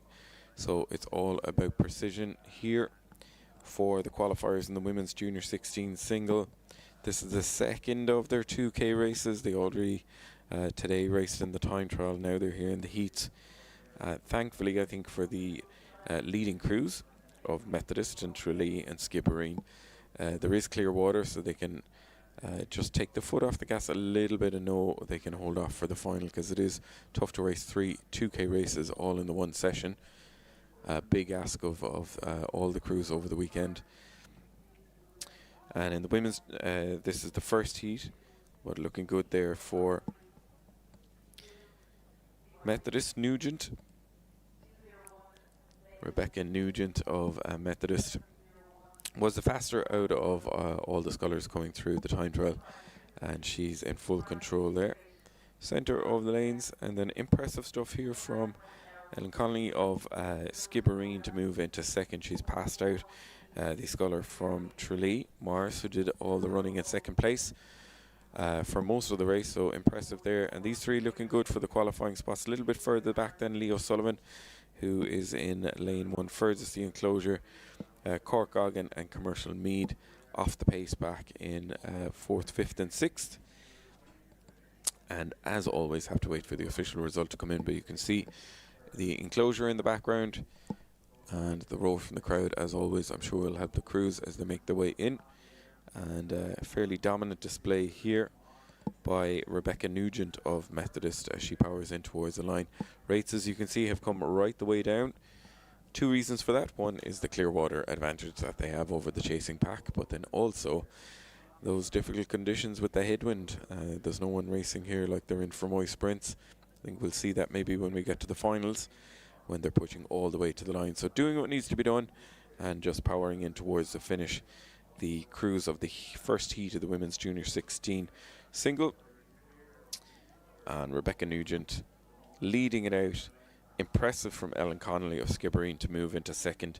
And then I'm just wondering, is the tactics here from Clodagh Morris of Tralee, knowing that she is well qualified into the 3rd spot if she gets home safely.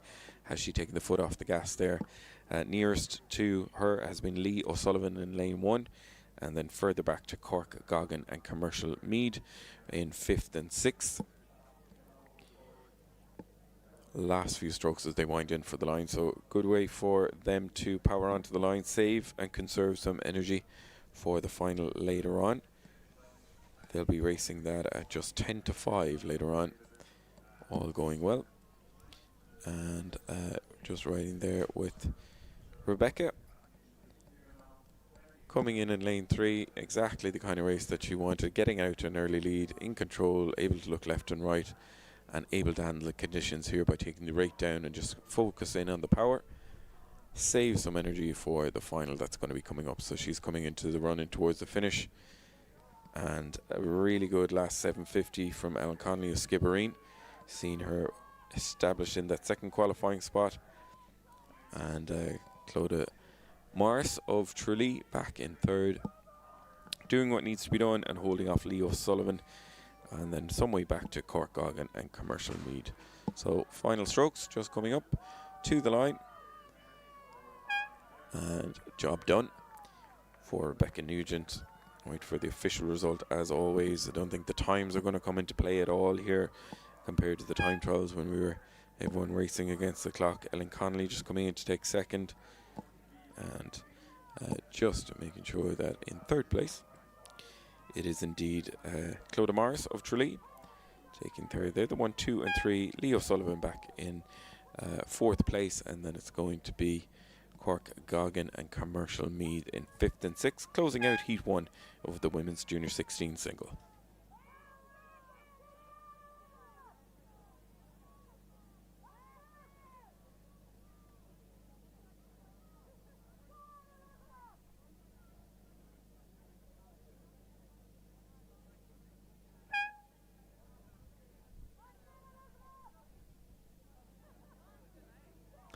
So next up, coming down towards us, we have the second heat, the women's junior 16 single scull. In lane 1 we have Lee Valley Cotter, lane 2 Enniskillen Rollston McAuliffe, lane 3 Lee Guiney, lane 4 Lee Russell, lane 5 Skibbereen Aguila Barrero, and lane 6 Neptune Lynch.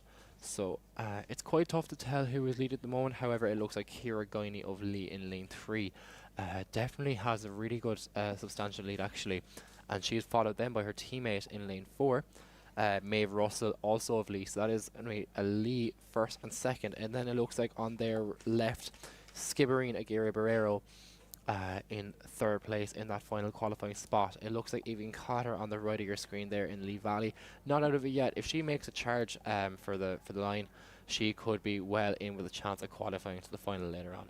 So Ella, what do you have to say about this race so far?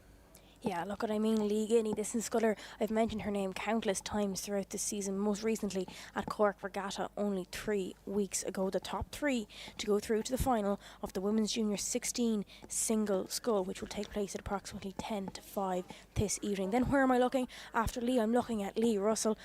I'm not going to say it again because I'm sure you're all sick of hearing me saying it, but Lee and sculling, there's something going on down in Lee because they're doing something right. In nearly every final that we're having here with sculling boats, they're up at the business end of the field. And here in Heat 2 of the Women's Junior 16 single scull, Lee Guinea in lane 3 is leading this one out, followed by Lee Russell sitting in lane 4. Then where are we looking at for the third and final qualification position? I'm looking over to Skibbereen Aguirre Barrero sitting in lane 5. That's the 1 to 3 as I go through this point in the race. I was just out along the banks of the river there a couple of moments ago, and let me tell you, the wind is picking up, and this is going to affect Women's Junior 16 single sculls. We see this lovely drone shot. You can see the ripples starting to go across the water, no doubt about that. There's not going to be any course records broken here today, but some fantastic display of rowing that we're going to see. So Skibbereen Guiney just coming down to the line. She's in lane 3. She's got about a length and a half lead over Lee Russell, who's sitting in lane 4. And then Brian, we're going back to Skibbereen Aguirre Barrero for the third place qualification position.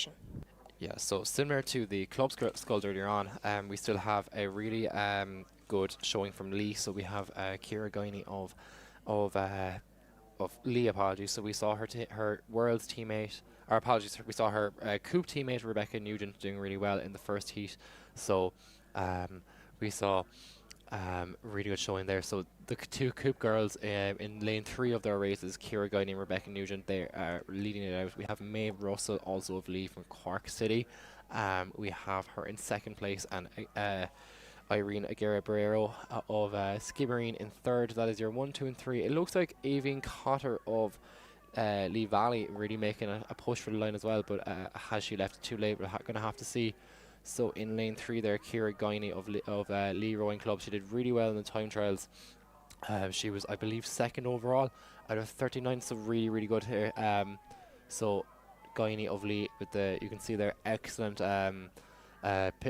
picture of her there with the bun tied up in her hair in lane 3. So she is going to be the first woman home in this heat. But it looks like on her left, her teammate Maeve Russell is putting a bit of pressure on her as she opens up she closes the gap to about a boat length, but it's only going to be about less than 200 meters left. So these girls are just competing for lanes. But you can just see here the two Lee girls batting each other. It's like a battle down in the marina, like training. But it's going to be Lee from Lee back to Skibbereen. It's going to be a really interesting final later on between these 6 girls. So it's going to be the 2 Lee scholars and Skibbereen through to the final if it keeps going like this. Yeah, Lee Guiney really led that one out all the way from the start, with Lee Russell coming in about a length, maybe a length and a half, in behind her clubmate from Lee Rowing Club. You mentioned a push coming from Lee Valley for the third, all-important third qualification position. Skibbereen Aguirre Barrero was leading that one out last time I checked, and as the drone shots come up on screen, yes, Skibbereen Aguirre Barrero looking set to take that third qualification position. Lee Valley going to have to settle for fourth place in this Heat 2 of the Women's Junior 16 single scull. Following in behind them will be the Enniskillen Sculler in lane 2 and Neptune Lynch in lane 6. So we had well over in the Women's Junior 16 single sculls a very, very large entry in this event. That was cut to just 12, and now it's down to 6. From the first heat, we will have Skibbereen Connolly, Methodist Nugent and Tralee Morris taking on the final. And from the heat we just witnessed, Lee Guiney, Lee Russell and Skibbereen Aguirre Barrero. That final of the Women's Junior 16 single scull scheduled to take place at around 10 to 5 this evening. A credit to all the scullers for handling those tricky conditions in a very, very mannerable way. We'll be heading up to the start in a couple of minutes' time, or as I say that, Brian, we're looking at the Heat 1 of the men's Junior 18 double. Yeah, so straight coming down, we see a really fast heat heat slash semi-final coming down. So in lane 1 we have St Michael's, lane 2 Lee A, lane 3 Skibbereen A, lane 4 Lee Valley A, lane 5 Muckers A, and lane 6 Commercial A. So a lot of A crews here, a lot of first crews from their clubs, a lot of, as well, really experienced scullers. So I'll just list out a few. We have in the lead boat, we have Conal Gillard, we have Luca McGrath. I've already mentioned their successes previously. We have Skibbereen A, of course. We have Matthias Cogan, and we have Sam Wheeler O'Brien. In Lee Valley A, we have Dara O'Mahony and Colin Creedon. In Muckers A, we have Ronan Fahy and Keane Scanlon, went to Coop last year. In St Michael's, we have Blaze Ryan and Oscar Buckley.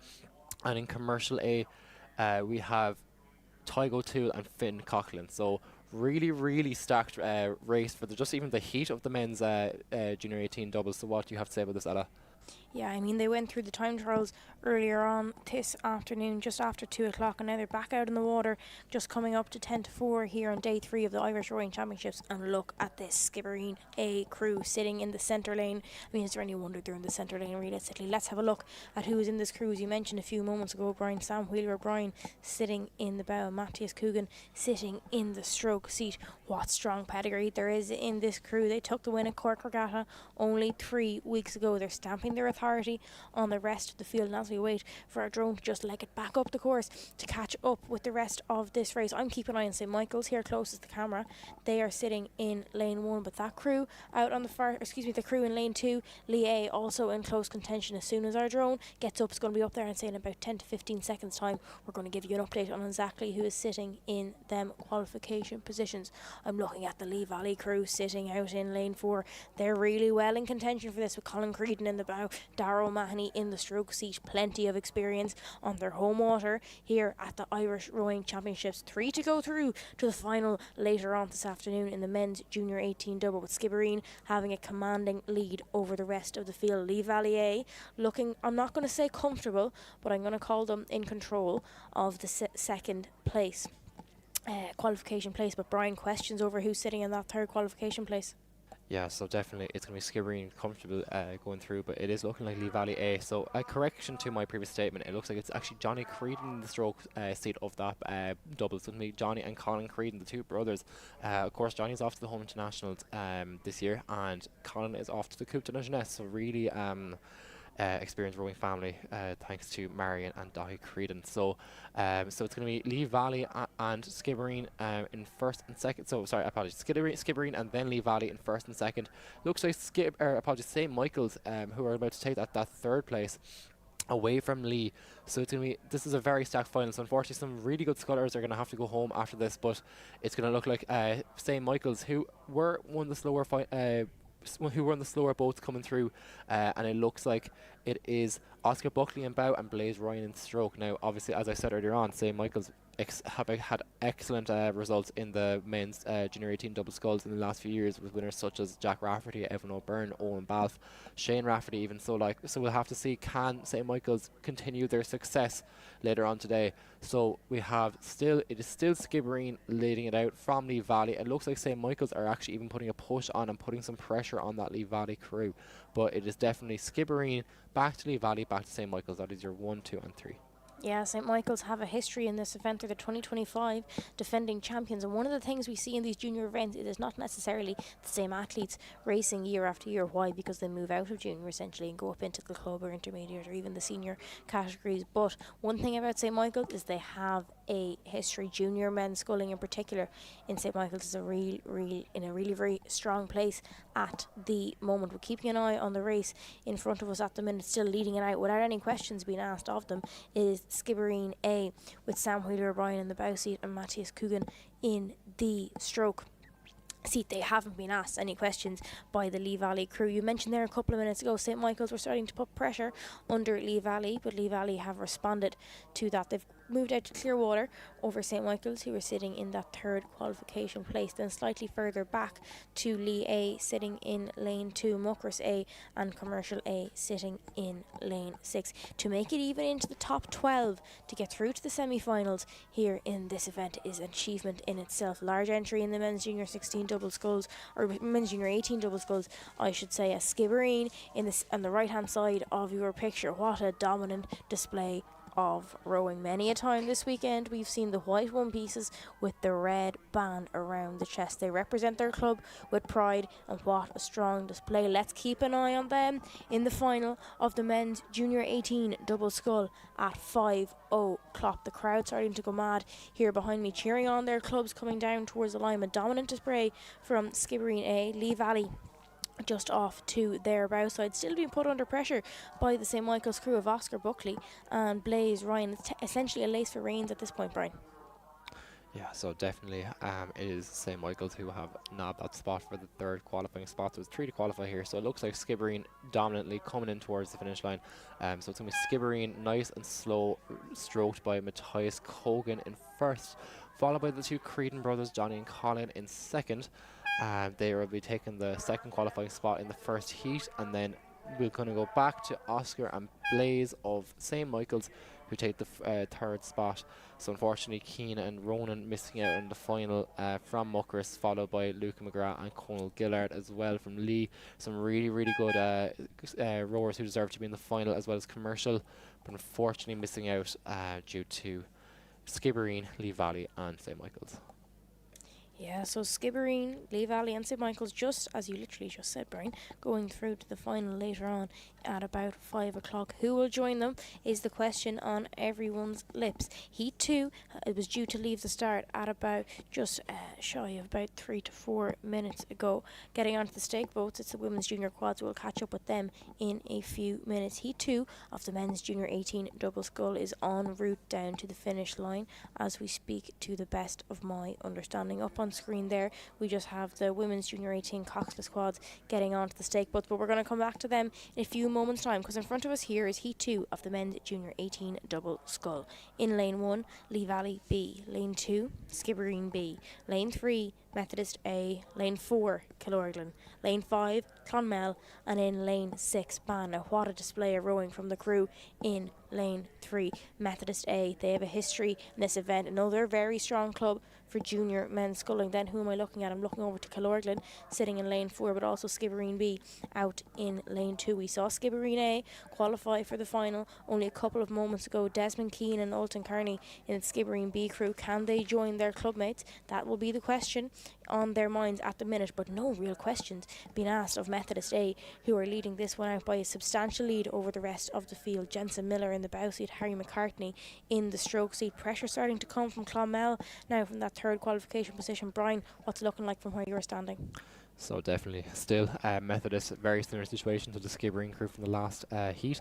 So it's going to be Methodist leading this one out with a lot of confidence at the moment. They are followed in by Killorglin, so it's going to be Methodist and Killorglin, and this means the second Skibbereen crew consisting of Desmond Keane and Alden Kearney. That is your 1, 2 and 3. It's going to be Methodist back to Killorglin, back to Skibbereen. Killorglin have a lot of success here with Joe Horan, who'll be off to the home internationals, and of course we have Harry McCartney, apologies, in the Methodist boat, who is off to the World Championships with Sam Witherbrine, who won the last heat as well, and we have Jensen Miller, who's off to the Coupe as well. So really successful sculling program for Methodist College Belfast. Won lots of pots last year, and I'd say they're set to do it again this weekend. So Methodist followed down by the crew from Killorglin, who actually have now been taken over by Skibbereen, and Clonmel are also making a push for it as well. So can Clonmel catch up to the crew from Killorglin? Have Killorglin left it too late? Can Oisin Walsh and Darren Noonan of Clonmel make it up to the crew from Killorglin? We're going to have to see. They're half a boat length off of qualifying right now, so if they can just look back to the right and see how close they are, will they be able to put on a final push? We're going to be able to see now. So it's going to be Methodist College Belfast taking the lead in this one. A lot higher rate than the last few heats. They definitely are under pressure more than Skibbereen were in heat 1. So it's going to be Methodist College Belfast taking the lead in this one, as we see the crew from Killorglin starting to make another charge for second. It's going to come down to the wire with this one, I think. So it's going to be Methodist followed by Killorglin, Skibbereen and Clonmel are going to have to battle it out for that third spot. It looks like Clonmel have left it too late, so it's going to be Methodist, followed in by Killorglin, Skibbereen and then Clonmel narrowly missing out. However, we're going to wait for the official result in that one, just for the final later on. Yeah, that was a close race in the men's junior 18 double scull. Again, 3 to go through to the final later on. We're going to wait for the official results to give you the official running of what will go through this evening at just about 5:00. Now, we saw the women's junior 18 coxless quads lining up on the stake boats a couple of moments ago before we caught up with this junior 18 double crew. A 6-boat race in the women's junior 18 coxless quad, 2 heats with 3 to go through from each for the final. It'll be our last race of the day at around 5:20. The packed banks of Inniscarra lining up here, you can see on this drone footage. It's going to be busy over the next couple of moments or so. Brian, will you take us through the lineup for heat 1 of the women's junior 18 coxless quads? Yeah, so of course we have Lee Valley in lane 1, Shannon A in lane 2, St Michael's A in lane 3, Fermoy in lane 4 and Skibbereen B in lane 5 and Muckers in lane 6.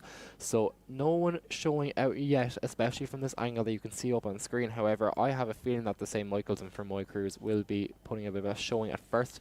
Fermoy stroked by Gabby Nagel. She's already won the junior women's single and double, so definitely she will be fighting for that for the triple to get the quad as well. So for Moy, also in the St Michael's boat we have Ada Hare and Clodagh Phillips as they are down to be listed down. So they have they've won the junior women's pair for the 3rd year running, so definitely are going to be a threat in this heat.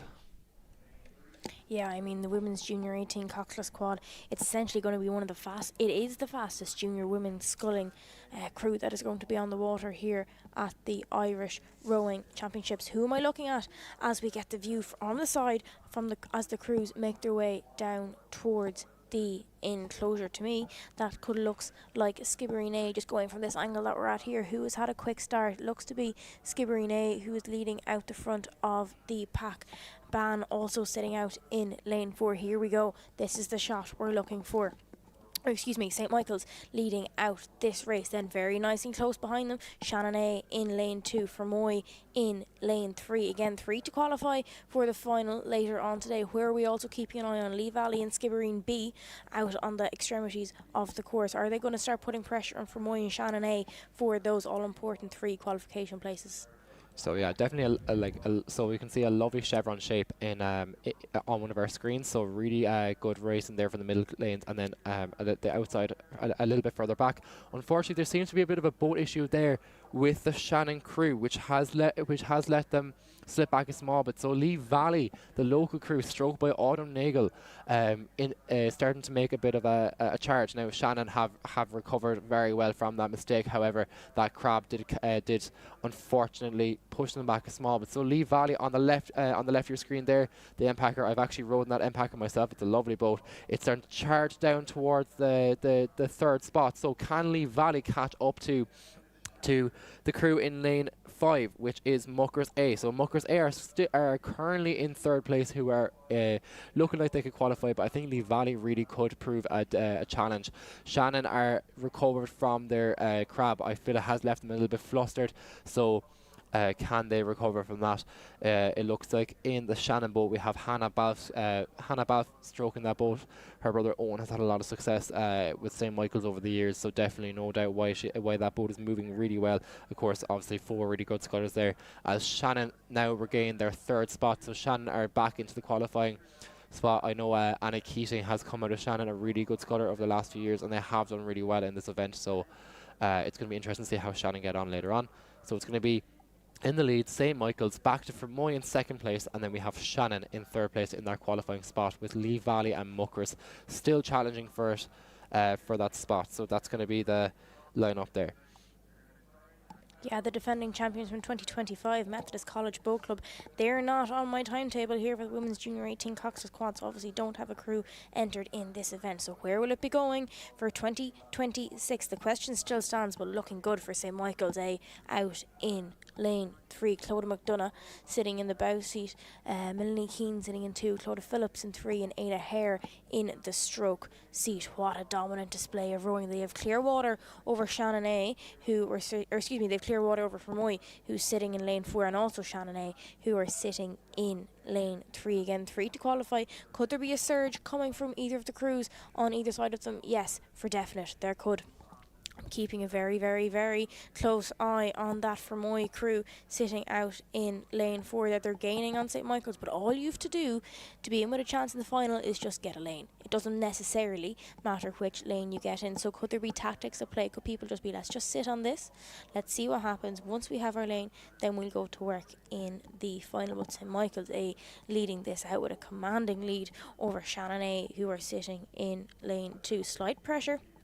Fermoy sitting in lane 4 and Shannon sitting in lane 2. Slight pressure coming there from Lee Valley on the Shannon crew, putting it up to them for that all-important third qualification position. Also keeping an eye on Skibbereen B out in lane 5, but no real questions being put to St. Michael's A as they come down for they're coming in, approaching the last 500 metres of their race in the Women's Junior 18 Coxless Quad.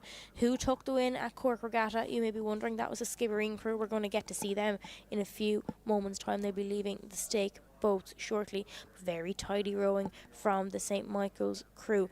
Very strong, a big stronghold in the sense of their sweep program, both for the men and the women. But here they are sculling, making, I keep going to say making waves, but I suppose there is nearly waves out there at this point on the river. The wind's starting to pick up, but all of these junior women's scullers dealing with conditions in a very, very esteemed manner. So St. Michael's A leading it out, Brian, in this heat of the Women's Junior 18 Coxless Quad.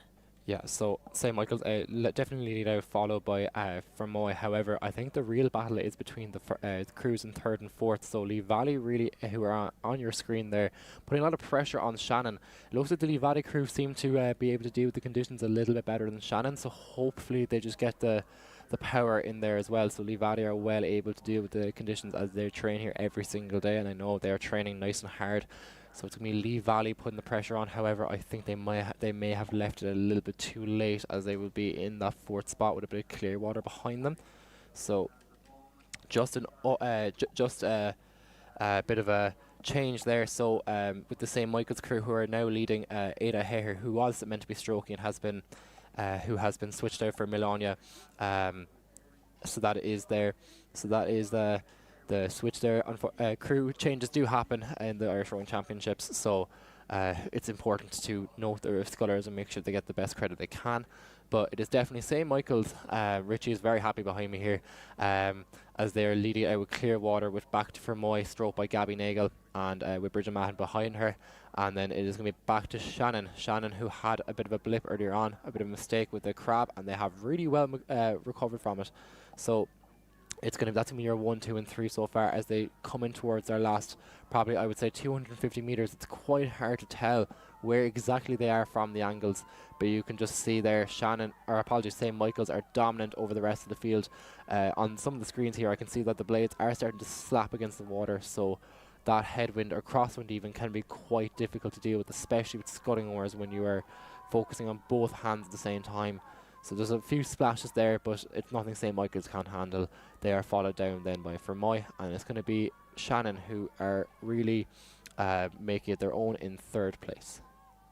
Yeah, I mean, no one can really touch this St. Michael's crew. I'll be very interested to see how they get on in the final later on today at about 5:20. But St. Michael's coming down to the line in Heat 1 of the Women's Junior 18 Coxless Quad. As you can see the National Rowing Centre sitting in the background of this gorgeous drone shot. That's St. Michael's coming down to the line. They're going to qualify in one of the centre lanes for the final later on this afternoon. Coming down to the line after them, Fermoy looking set, or have been set, to take that 2nd qualification place.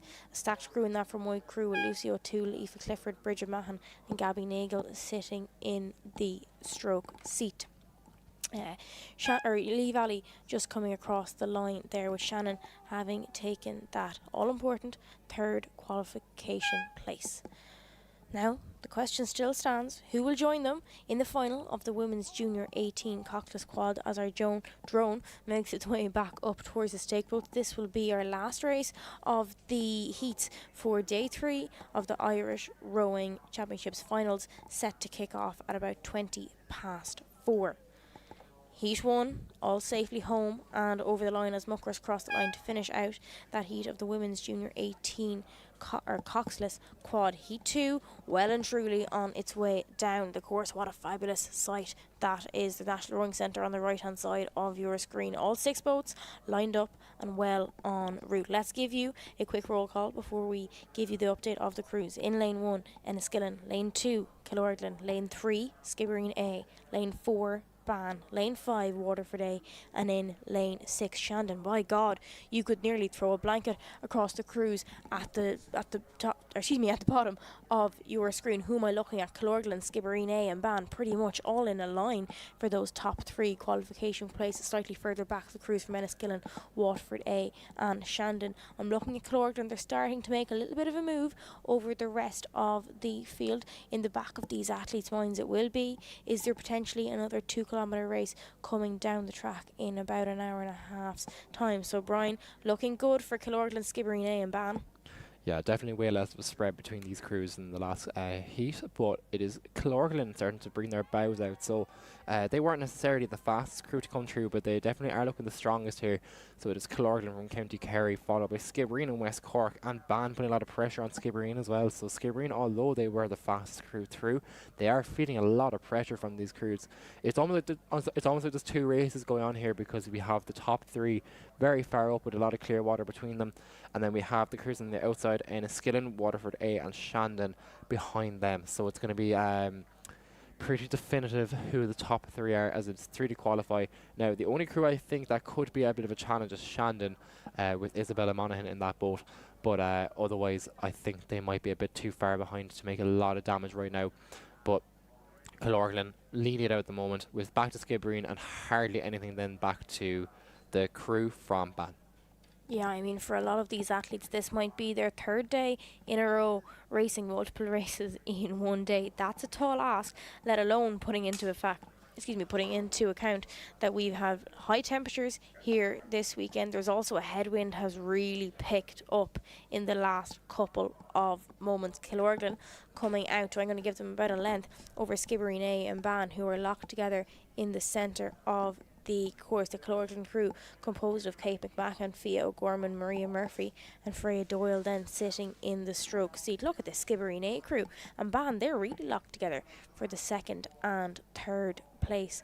Qualification places slightly further back in the field, then also a tight race for the minor placings of Shandon and Waterford A at the top of your screen, and Enniskillen then at the bottom of your screen. But look at this shot of this Killorglin crew. What a lovely system of rowing they have got going on there. One of the lovely things about the quad is it's purely about symmetry. All 4 bodies going up the slide at the same time, placing the blades and driving the boat through the water, whether it be the Irish record or the world record, whatever you want to look at.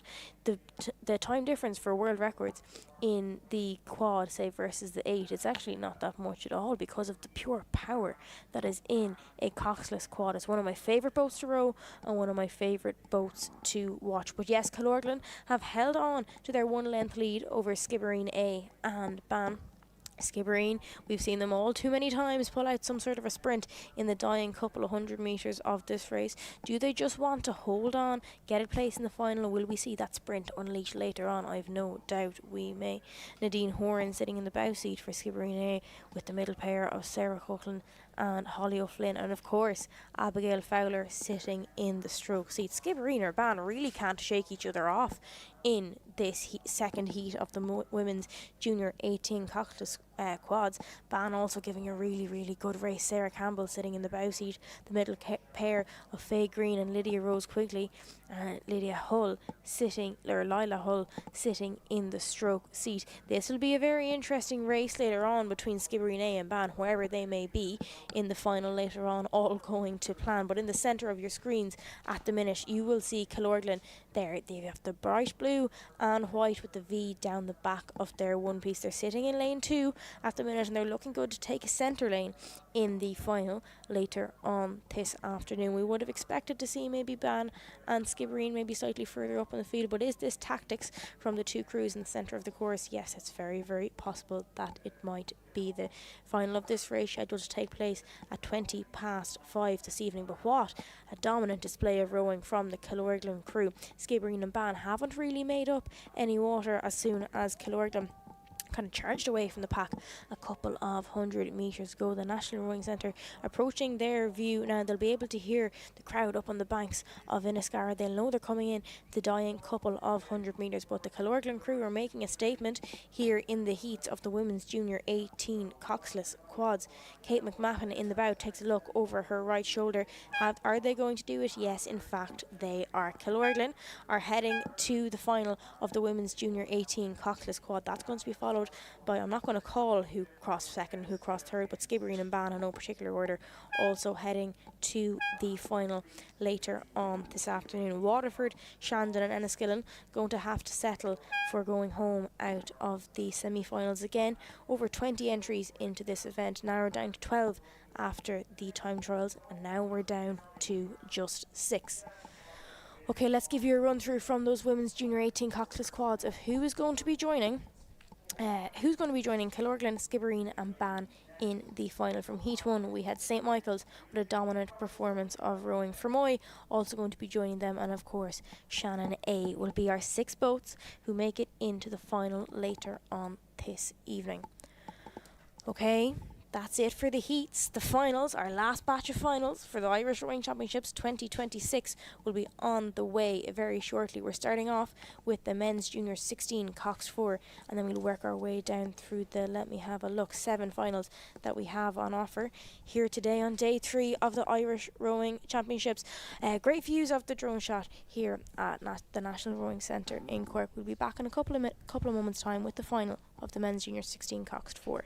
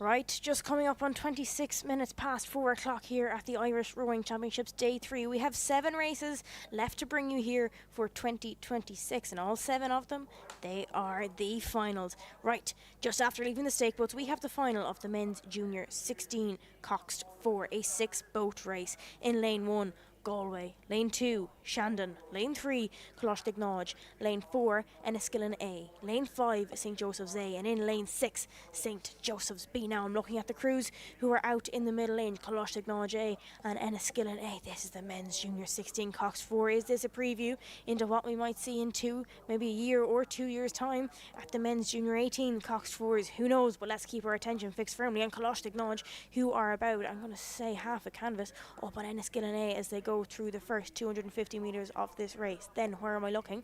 I'm looking at St Joseph's A out in lane 5, then slightly further back to St Joseph's B, Galway and Shandon then on the right hand side of your screen.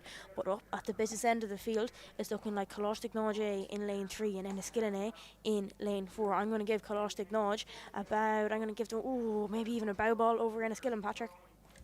Yeah, and it's important to point out that this event, the men's junior 16 Cox 4, actually wasn't around last year, so there's no defending champion. This is a brand new event for the 2026 Irish Rowing Championships, so whoever gets it today will be forever known as the first champions of the men's J16 Cox 4. So another entry there for the Irish Rowing Archives website. Now at Cork Regatta, this event did run, and St Joseph's were the victors back in June of this year. So as Ella said, there's a great race going on there in lane 4 and lane 3, 4 and 5.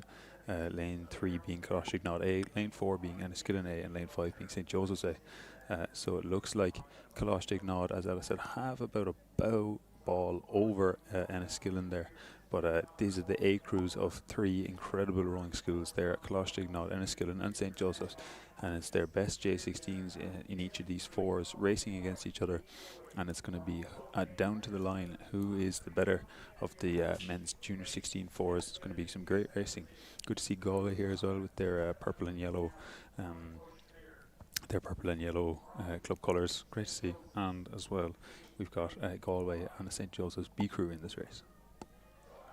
Yeah, look, really up at the business end of the field, Colostignaud and Enniskillen A, they are locked together. St Joseph's A did make a brief impact. They're about 100 metres a go. I'm not 100% sure they're still going to be able to hang on. Colostignaud slipping back slightly as Enniskillen start to move on. Enniskillen A, I'm going to give them, I'm moving up to about, I'm going to give them a third of a canvas over Colostignaud A. As you mentioned, Patrick, these are very, very strong rowing schools. Enniskillen up in County Fermanagh, Colostignaud over in County Galway. They row on the carb. St Joseph's A desperately trying to get back into contention. I don't know if they are going to do it. They're going to need to make a move fairly lively to stay up with the main pack up at the front of the field. And as I'm saying this, Enniskillen A are putting the foot to the floor. They're making a decisive decision. They are on the move. Are Colostignaud going to go with them? Enniskillen A, Patrick, moving out to about half a length lead. That was a nice move made there by Enniskillen. They weren't comfortable with where they were against Colostignaud. They decided to put the foot down, and now it looks like Enniskillen's stroke man there is on Colostignaud's bowman, so they're making a decent move there. They have this the better boat speed, it would appear. And it's great to see so many J16s out here rowing in the Cox 4s. Not a lot of junior 16s or below would be rowing in sweep. A lot of rowers start out rowing in sculling boats, which is with 2 oars. So here they are now today with 1 oar, rowing in a championship event, or a non-championship event, but they're rowing at the Irish Rowing Championships. And it's great to see that they're all rowing with this 1 oar, and they're all showing a serious level of comfort. I mean, even this Galway crew here, they're sitting back in 5th place at the moment, and they've got such comfort with the 1 oar. Look at that stroke man, look how he's rowing nice and long. Some great rowing into this headwind there. But it seems like Enniskillen are after making another move, and they're going to try and get their stern clear of this Colostignaud crew. St Joseph's A sitting back in 3rd with clear water to Colostignaud in 2nd, but Enniskillen really putting watts down now. As you can see on the drone footage, they're trying to get away, and this Colostignaud crew, they don't want to let them get away with it, but do they have what Enniskillen is putting out? Can they match it? I don't know if they can. To tell you the truth, Patrick, Enniskillen really put the foot to the floor there about 400 metres ago. That was their first move, and now they are making their second. Cox by Oliver Carty sitting up in the bow. He's going to be aware that Colostignac are just over his left shoulder. I'm sure the bowman of the Enniskillen crew, Josh Allen, keeping his Cox in form. Colostignac drifting back. Has the elastic band broken between the Colostignac bow and the Enniskillen stern? No, not quite yet, but Enniskillen, they are on the move. The National Rowing Centre slowly coming into view as they head down towards the finish line. The whistling is starting here in the enclosure. The crowds are starting to build. Are Enniskillen going to bring home yet another pot back up to County Fermanagh? Colostignac really need to get on the move if they're going to have anything to say about this Enniskillen group. St Joseph's have yet to really make much of an impact. Are they on the move slightly coming up to Colostignac? Yes, they are. Is it going to be too little too late? We're going to find out. Enniskillen as I mentioned, Oliver Carty in the Cox's seat, Josh Allen in the bow, your middle pair of George Elliott and Oliver Jennings in 3, and of course Evan Clark leading his crew down the course in the stroke seat. They are moving and they are not stopping for nobody. They made that decision. The Cox made the call.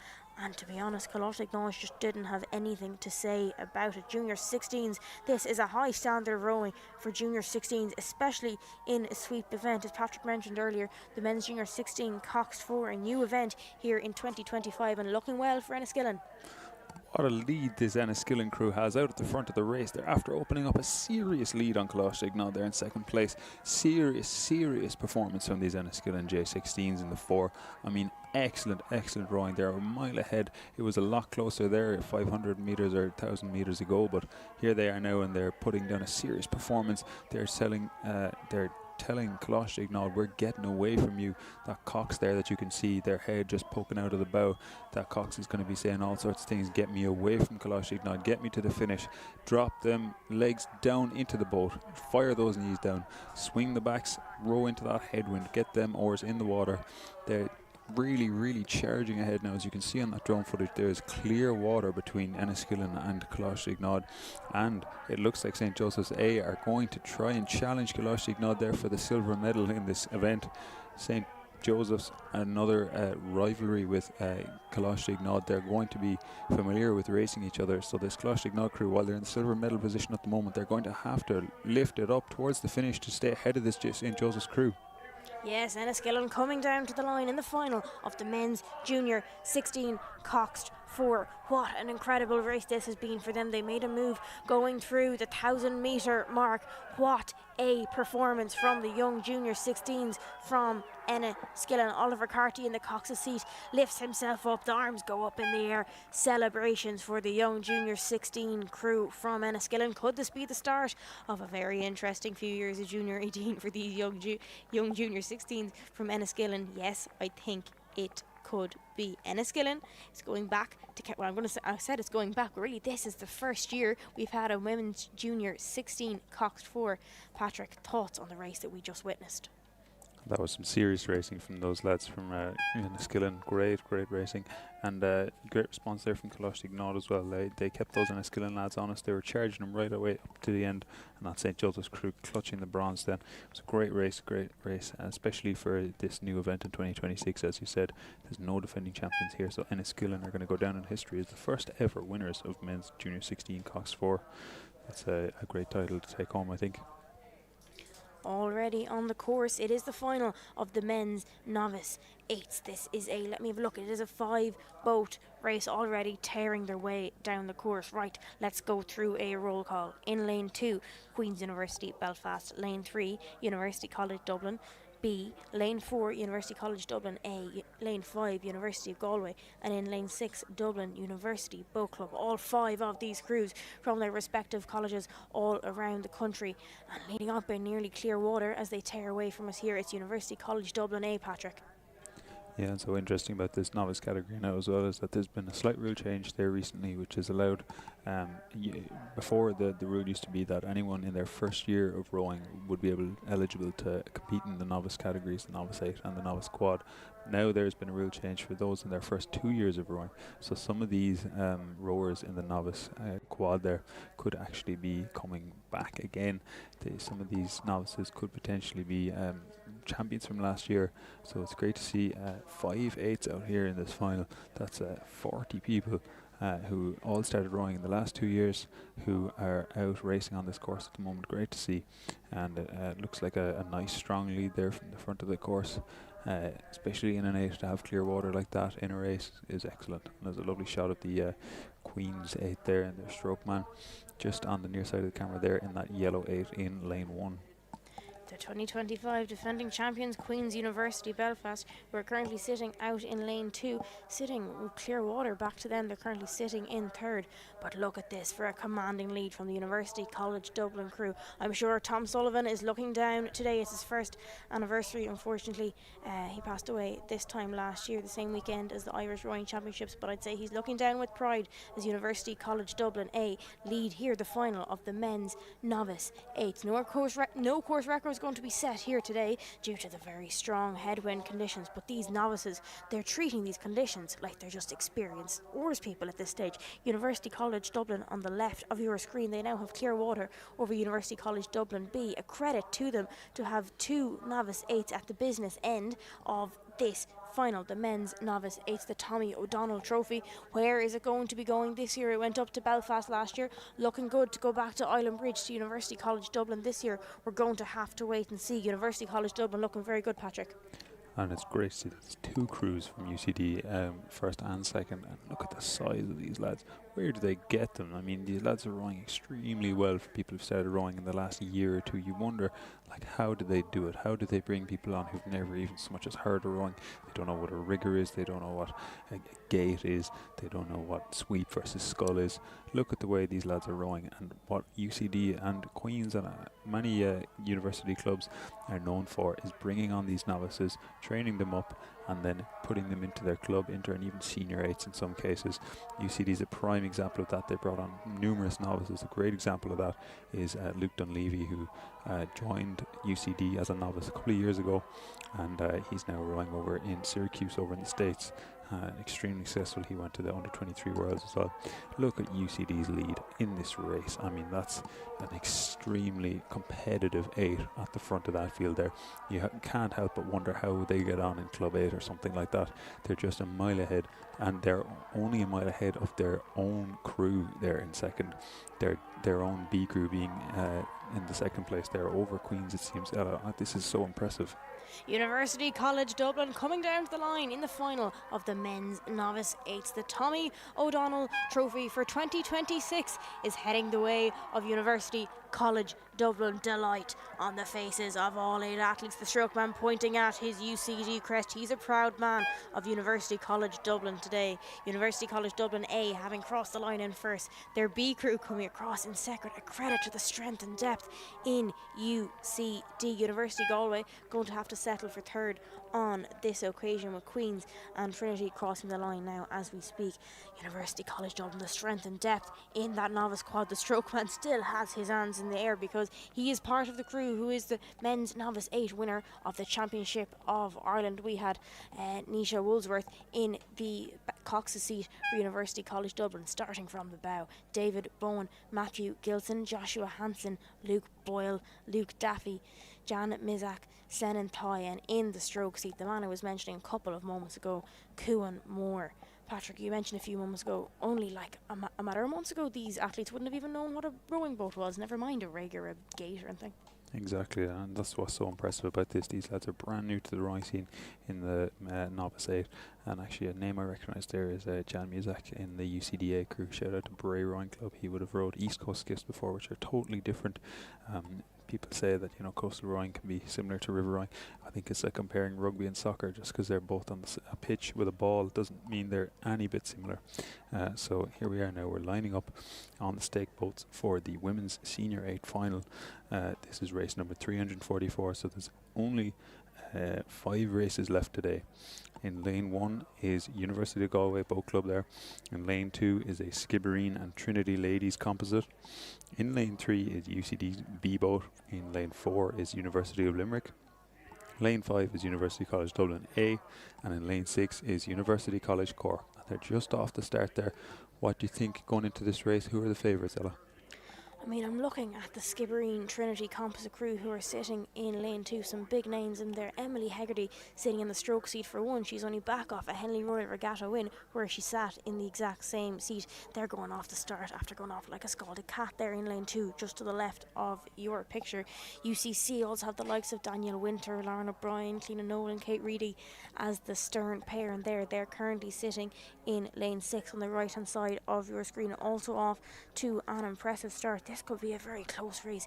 This is going to be the fastest women's boat on the water here at the Irish Rowing Championships in 2026. As you mentioned, 5 races to go for 2026, but let's keep our attention fixed firmly on this women's senior 8. I'm still looking at that Skibbereen DULBC crew sitting out in lane 2. Orla Hayes sitting in the Cox's seat. She's going to be aware that they are well in with a chance of this championship. Now, one thing I can't help but wonder, sometimes when you step into an 8 and you haven't had all the time in the world together, like, you know, a Skibbereen Trinity composite, they're not exactly going to be training out of the same place every day of the week, but have they gelled enough over the last couple of weeks? By the looks of this start, as our drone head backs up towards the to catch up with this race, I'm liking the look of that composite from Skibbereen and Trinity. Yeah, I agree with you there, Ella. There's a lot to be said for the gelling of a crew, especially, you know, if you haven't been training together, it's hard to know how other people row with different rowing styles. You know, one club might favour loading it really heavy on the back end in N8, another might focus more on getting those heavy catches. It just really depends, and it's going to affect how different people from different clubs slot in together. But it doesn't seem to be bothering this Trinity ladies and Skibbereen composite there in lane 2, as you say. They have a decent lead there of about a third of a length maybe over the crews in lane 5 and 6, which is UCD-A and UCC. UCC, their 8 actually not differing too much from their women's Inter 8, which won there recently. So it's great to see these girls out in the water again. Yeah, like you mentioned there, UCC, like they raced a very similar crew in the intermediate 8 yesterday. Like, a lot can be said for a crew that has gelled well together as University College Dublin come up on level terms with the Skibbereen Trinity composite, who had a very good start. UCC on the far side of the course out in lane 6, also pretty much up on level terms. University College Dublin as they head down the course here in the final of the women's senior 8. The Henley Trophy will be awarded in the next 4 to 5 minutes. Defending champions University of Galway currently sitting back in 4th, closest to the camera there. The Skibbereen Trinity crew had a very, very good start. They've had a bit of response to the surge that came onto them there from University College Dublin and University College Cork on the far side of the course. I'm going to give the Skibbereen Trinity composite 3/4 of a length over University College Dublin as they approach the 1,000 metre mark. You can see the Cox there, Caitlin Fee in the University of Galway crew. She's nicely tucked down into the stern, urging her girls on. Okay, yes, we're currently sitting in 4th, but we're very much in touching distance of University College Dublin and University College Cork. A good response there from the Skibbereen Trinity crew out in lane 2. Patrick, are we liking the look of them? Yeah, this Trinity and Skibbereen composite looks super strong. They're about a length ahead of the other crews now, UCC and UCD battling in that second place. But this Trinity and Skibbereen crew, I'm just baffled looking at it. The rigging, I mean, they've got a bucket in stern 4, which is very unusual. Usually if you're getting a bucket like that, it would be somewhere in the middle of the boat, but this bucket is right up at the stern. And it seems to me, based on the way that the crews were entered, that it's Aoife Casey, who's a Skibbereen woman, and Adelaide Telsrow from Trinity in the middle of that bucket. So very baptism by fire, amalgamating the two crews here. Very interesting decision, and it seems to be working very well for them because they've opened up clear water there now over Trinity, or over UCD, UCC and UG. Yeah, they made a decisive decision there about 300 metres ago, and they have now opened up clear water between University College Dublin and University of Cork. University of Galway starting to come back on level terms with the crews racing for the minor placings. Cork Regatta, which took place 3 weeks ago, saw a win for University College Dublin, along with University College Dublin placing at London Met, and indeed Dublin Met back in May. But why are we only seeing this composite crew from Trinity and Skibbereen for the first time? Well, for starters, they're at two completely different ends of the country. Emily Hegarty with overweight University of London, Aoife Casey on the high performance scene, Aoife Hendy of Skibbereen Rowing Club, and then of course your middle 4 of Aisling Hayes, Imogen Cooney, Maria Melgeza Gargo, Poggio and Adelaide tells out. That's the middle four punching out the watts in the Skibbereen Trinity crew, getting up close and personal here now at University of Galway. What's it looking like from where you're sitting, Patrick? I think I've just spotted there UCC have made a bold move there over in lane 1 or lane 6 rather, and they're after extending a lead over UCD there now. They're saying, I don't want to be anywhere near you, I want to challenge for that pot. Now this Trinity and Skibbereen crew looks very, very strong in the front of this race, but UCC are going to do what they can to at the very least get some overlap.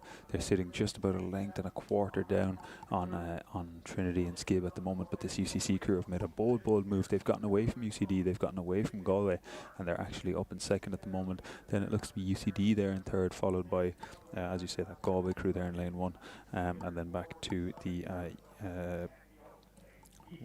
possibly the UL crew there. But this Trinity and Skib crew, they're really motoring now. As you can see, the NRC is getting closer and closer. The finish line is creeping closer. There's only so much water, so if UCC wants to challenge this or at least get some overlap, then they've got to work now. But it seems to me that this lead is untouchable on this Trinity and Skibbereen Composite 8 there. What a lovely kaleidoscope of colours we have there, with the red and white of Skibbereen and the black, pink and white of Trinity ladies. The banks of the National Rowing Centre absolutely packed. The balcony you can see in the background there, full of people getting one of the best views of these races. This is some of the best Irish rowing has to offer. Emily Hegarty and Aoife Casey sitting in stern pair of that composite crew. The Cox, Orla Hayes looking left and right to make sure, yes, we do indeed have clear water in the final of the women's senior 8s, University College Cork. I'm not going to say they're posing a threat because they're still a length down. Are they going to run out of water? Yes, I think they may. I'm still baffled by this buck rig in the stern of that composite crew, but wow, what a decision that was to make, because they are coming into the finish in the final of the women's senior 8s with a clear water lead. Emily Hegarty in the stroke seat, Aoife Casey in the 7th seat, Orla Hayes in the Cox. They're the three most important, they're the three people sitting in the stern, and what an incredible performance it is by them. Coming down to the line, celebrations from the composite crew. Skibbereen, DULBC, they have crossed the line in first of the women's senior 8, the Henley Trophy. Absolutely excellent finish there from the Trinity and Skibbereen crew. What a wrap up to their senior season. And like Trinity, they won at Earn 8's Head there earlier this year with the course record, and then they also did the colours boat race. They put an end to UCD's 5 in a row. They won at Uni Champs in the 8, and then UCD picked up the latter half of the season, so Trinity knew they had to do something. So what they decided to do is team up with Skib there now, and I have to say a brave effort from UCC there as well towards the end to challenge them and take them down to the line and just getting that overlap right in the red boys with about a length. So great effort from everybody there in the women's senior race. What an excellent race.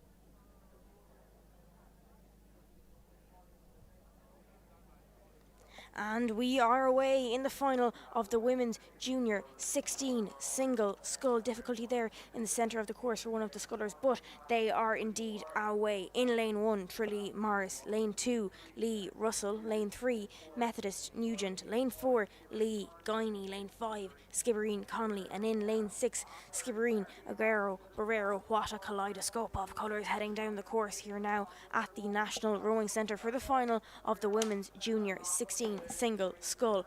What have these athletes been through already? They've been through time trials just after lunchtime. Then they went on to the semi-finals, and now here they are in the final. We approach the last few races of the day. I'm looking at the sculler in lane 4, Lee Guiney. This has been a sculler we've been watching all season over and over again. She'd a win a Cork regatta only 3 weeks ago. What have you seen in the last couple of moments, Patrick? It seems like Nugent there of Method, he got into some trouble off the start and seems to be stopped, and I don't know, will she be able to recover that now? She was likely a favourite going into this, posting a really competitive time in the time trial, and then having a great heat as well, winning that. But it seems like in lane 3 there she's after facing some difficulty, as I say, and she's back in 6th at the moment, which opens the field up entirely for Guiney of Lee there, who's currently leading by clear water over what looks like lane 5 there, Skibbereen Connolly, and Skibbereen Connolly challenged by Russell of Lee. So it seems like Lee have 2 of the 3 podium spots here, but no doubt about it, it's Guiney out in front here, and Nugent's going to be doing everything she can to catch up there. There's a seriously difficult race for them. Yeah, and I was looking at, as the scullers waited on the stake boats, I was having a look at what the conditions were like 2,000 metres away from where we are here in the National Rowing Centre. This is also a test not only of power and precision, of course, when you're racing a 2-kilometre race, but this is going to be a test of technique and patience in the women's junior 16 single scull. There's certainly not going to be any course records broken here today, with a strong headwind ripping up the course. Still looking at this fabulous sculler from Lee Guiney in lane 4. She's leading this one out. Disappointing to see Methodist Nugent run into some difficulty off the start. However, she's getting back on level terms there with Skibbereen Aguero in lane 6. Where am I looking for the minor placings? I'm looking at Skibbereen Conley in lane 5. I'm also looking at Lee Russell in lane 2. They're pretty much locked together for the 2nd and 3rd place finish. Then I'm looking back at Trilly Morris out in lane 1, Skibbereen Aguero, and of course Methodist Nugent, who is trying desperately to get back up on terms. I wouldn't actually write her off at all, as she's gained massive ground in the last couple of 100 metres. We'll keep an eye on her as she tracks up through the field, but the woman at the moment here as they approach the 1,000 metre mark is definitely, without a shadow of a doubt, Lee Guiney sitting in lane 4.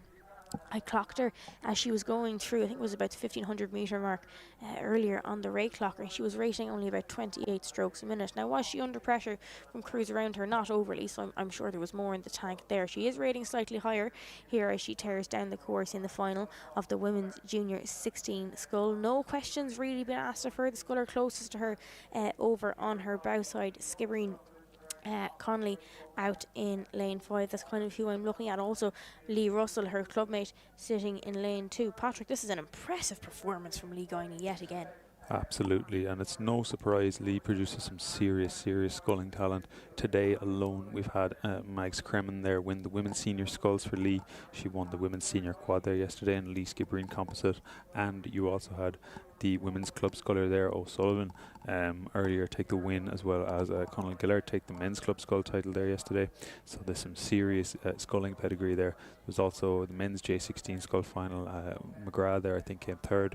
So there's some serious excellent sculling there, and it looks to me like Lee are going to have 2 of these 3 podium spots. As I say, they're currently in gold and bronze, and this Lee sculler there, not Guiney but actually Russell, seems to be challenging the Skibbereen Connolly sculler there, and it's going to be down to the line. It looks like this Lee sculler has just taken the better of that Skibbereen sculler, in fact, moving into the silver position. But this lead that Guiney has is absolutely excellent, and no surprise considering she won this category at Cork Regatta back in June.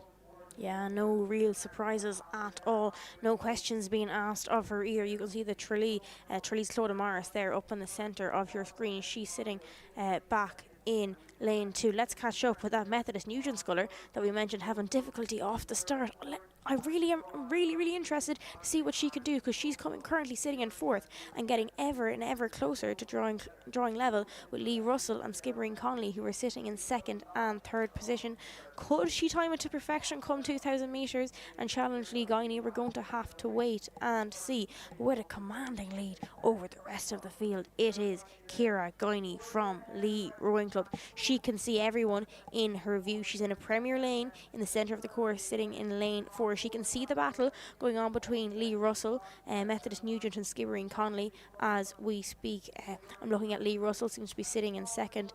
Conley and Nugent level as we speak, going through coming into this was the last 500 metres nearly at this stage. But Patrick, dare I say, Ciara Guiney of Lee nearly looking untouchable.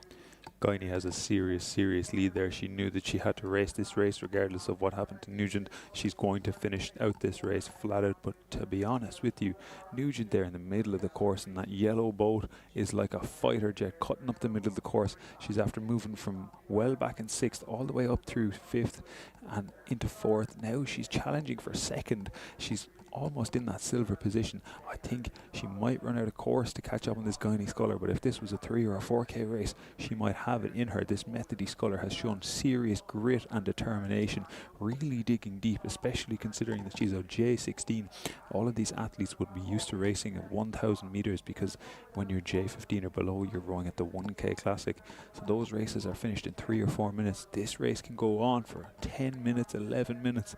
And this Methody Sculler is showing no signs of stopping. She's after moving into the silver medal position there, which pushes Russell of Lee there back into bronze and actually knocks Skibbereen Connolly out of the medal positions entirely. This Sculler Nugent is really gunning for that gold medal position. I think there's just too much distance to Guiney there in front. I think Ciara Guiney is going to take the win unless Nugent pulls off some serious heroics here. And it's not out of the realms of possibility either as they draw ever closer to us here in the National Rowing Centre. Lee Russell, just in the centre of your screen. There you can see the blades of Clodagh Morris of Tralee just coming into the shot there. We saw a couple of moments ago. And look, this is the Methodist Nugent Sculler we were on about a couple of moments ago. Again, Rebecca Nugent, she had a very bad start. If we're being completely honest, there was some sort of a mishap up there on the stake boats. But now she's moved through Skibbereen Connolly. She's moved through Lee Russell. And she's trying desperately to get back in contact, get back on terms with Ciara Guiney of Lee. Is this something she could do? Judging by the lead Ciara Guiney has put down in the first couple of 100 metres, I don't know if it's going to be possible, and that could be one of the reasons that Ciara Guiney has extended this lead. She knew, okay, something's obviously happened with Methodist. She was aware of that, I'm going to assume. But she knew she was going to come for her. Is it too little, too late? We're going to find out the answer to that in the next 2 to 3 minutes. But look at this for a shot coming down the course. Ciara Guiney of Lee, she's leading this one out. Look at that for a strong catch position. She places her blades in the water. You don't even see the spoons of her blades go into the water. They just disappear as she arrives in, places them in and drives that boat through the water. Methodist Nugent still trying desperately to get back on terms. I think it could be too little, too late. Skibbereen Connolly out in lane 5, now sitting back in 5th position. Lee Russell challenging Methodist Nugent for the 2nd and 3rd place. But Patrick, Lee Guiney yet again looking good. Lee Guiney there at the front, absolutely deserving of this gold medal. She is a mile ahead of 2nd and 3rd place. Even with what happened to Nugent, she's still a mile ahead of Russell and Connolly there. Some excellent sculling here from Guiney. But Nugent has been like a rocket after what happened at the start, moving from 6th all the way up into 2nd. She's now a length ahead of Russell from Lee, and she's moving up towards Guiney. But Guiney's going to have the advantage going into the final, and she's going to have that boat speed. She's going to have the advantage of looking back at this Methodist Sculler, whereas this Methodist Sculler is going to have to be looking over her shoulder at Guiney. It's all mind games when it comes down to the last couple of 100 metres. And you can see there in the drone footage, there's the NRC in the background, which shows we're in the last 100 metres. There's nothing in it, and this Methodist Sculler has had a seriously brave effort and an excellent race overall. But these two Lee Scullers are very formidable also, and Guiney's getting a very deserving crossing the finish line there in gold medal position. There's something going on down in the water in Lee, because look at this for a commanding lead by Ciara Guiney of Lee Rowing Club in the final of the Women's Junior 16 single scull. Tough conditions, a tough afternoon's racing for all of these athletes. Ciara Guiney in lane 4 from Lee Rowing Club. Her head goes back, her head goes into her hands. She can't quite believe it. An exceptional afternoon's racing from the young athlete from Lee Rowing Club. Rebecca Nugent of Methodist just coming across the line in 2nd. Her head goes into her hands. She can't quite believe what happened up on the stake boats. Patrick, I'm going to ask the question. If Methodist hadn't had that mishap up on the start, could we have seen a different race? Absolutely. I think the lead that Ciara Guiney had would have been similar to the lead that the Methodist sculler would have had there. I think there would have been a great race of first and second there, but you know what? The way it turned out, there's smiles on everyone's faces out there. They're all chatting away to each other. They're all happy out. And you know what? At the end of the day, it's all is fair in racing. So at the end of the day, that Lee Guiney sculler was really, really deserving of that win. And Nugent had a very hard-fought silver medal there, coming all the way from 6th up into 2nd. I think that's an excellent day's racing from every single one of those crews, including those who came 4th, 5th and 6th. Excellent racing by everybody there. Yeah, so the Women's Junior 16 single scull is going back to Ciara Guiney of Lee Rowing Club. Congratulations to all involved there. Okie dokie, we're on to the last three. The Men's Junior 18 double final is well on its way down the course. Let's give you a quick roll call. In lane 1, St. Michael's. Lane 2, Killorglin. Lane 3, Skibbereen A. Lane 4, Methodist A. Lane 5, Lee Valley A. And in lane 6, Skibbereen B. This is some of the best junior men's sculling we have on offer here at the National Rowing Centre on the right hand side of your screen. I was up in the canteen upstairs only a couple of moments ago. Let me tell you, the place is filling up. These are the finals people want to see. This is the kind of racing we have on offer here. And as our cameras get out onto the water, I'm looking at Skibbereen A and Methodist A in the centre lanes. I think these could be ones we need to watch. And yes, look at this, Skibbereen A in the centre of your screen, looking very good with Sam Wheeler O'Brien in the bow and Matthias Coogan in the stroke seat. Patrick, it's looking good for Skibbereen. And there's no surprise there. I mean, these lads are absolutely dominant from the time trials through the semi-finals and into the finals. This is absolutely peak. I mean, these lads are rowing so hard. Matthias Cogan there and Sam Wheeler O'Brien, excellent scullers on their own, even better together in the double. It's like a good pair of wine and cheese. These lads are rowing seriously well together. I mean, look at the synchronization there, and some excellent racing there going on from the other crews there. Next to Skib there in lane 4 is Methodist, and Harry McCartney's in that boat. He's going to be absolutely gunning for a medal here at the very, very least. And you've got Jensen Miller then in the bow of that Methodist boat as well. They're challenging for that silver. They seem well ahead of the crew in lane 5, which is from Lee Valley, and I know Lee Valley were hoping to do quite well here. That's the Creedons in that Lee Valley boat, Colin Creedon and Dara O'Mahony in that boat. So these lads are going to be driving hard off the legs. They're going to be hoping to at the very least walk away with bronze, if not challenge for that silver or even that gold. But I think these Skib lads are looking seriously untouchable, Ella. Yeah, to be honest, I was kind of hoping and thinking that Methodist A would be slightly further up in the field as Skibbereen lead away here with clear water as they approach the 1,000 metre mark. Methodist A made up of Jensen Miller in the bow and Harry McCartney in the stroke seat, but looking very strong and very, very promising is Sam Wheeler O'Brien and Matthias Coogan in the centre of your screen at the minute. The all too distinctive white and red of Skibbereen, both on their one pieces and on their boat.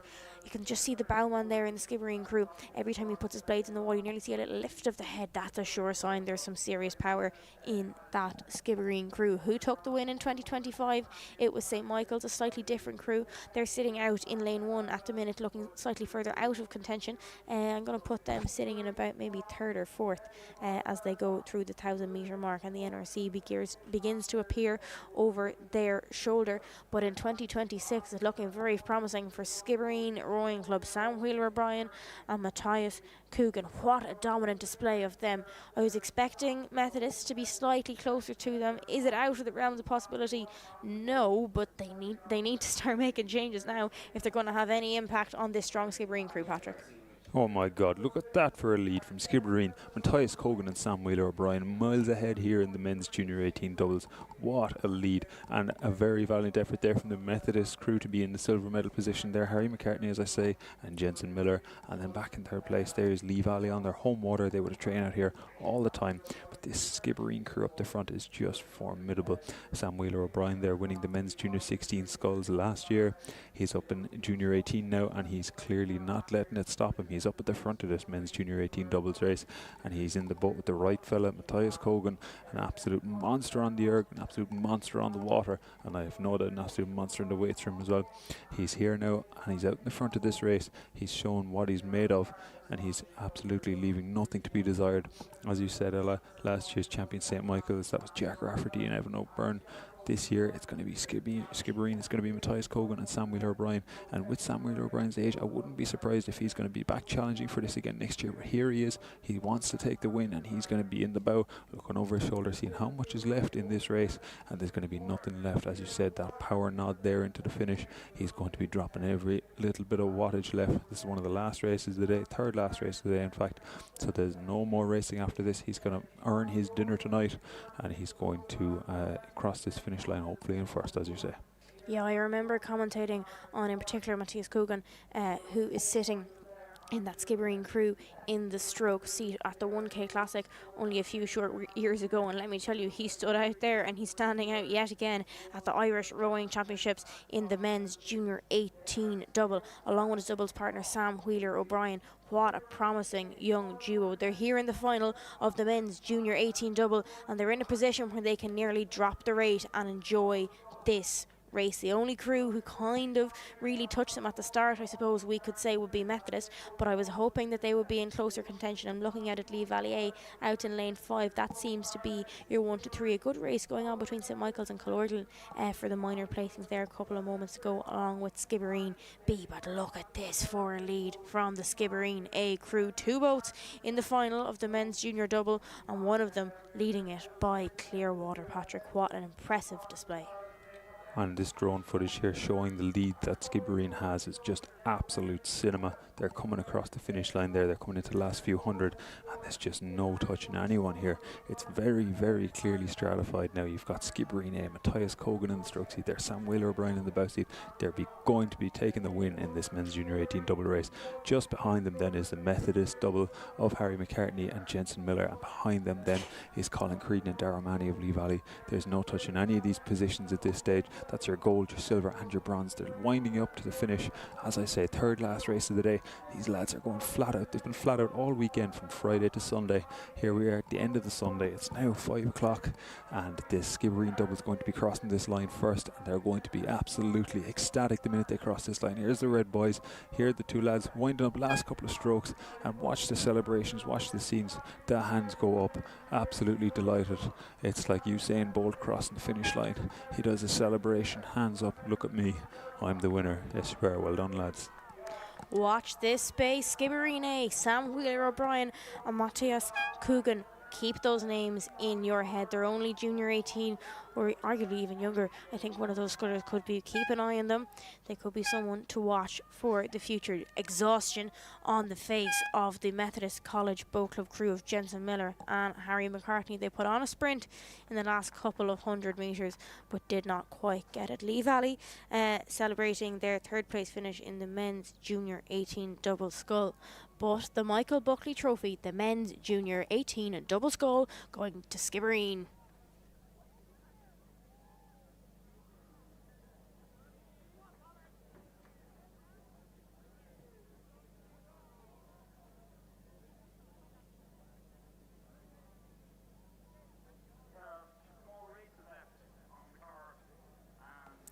Right, ladies and gentlemen, if you're watching this on the live stream, whether it be in your kitchen, in the living room, you're in the car heading home after a long weekend here in Cork, please pay attention for the next 6.5 minutes at the Irish Rowing Championships. This is one of the biggest events you will come across, and some of the closest racing is guaranteed in the next couple of minutes. It is the final of the men's senior 8s. They are lining up on the stake boats, tapping their boats around, ensuring they are nice and straight before they get under starters orders. Let's give you a run through the roll call as the starter prepares the crews to race. In lane 1, Commercial. Lane 2, Queen's University, Belfast Lagan. Lane 3, University College Dublin A.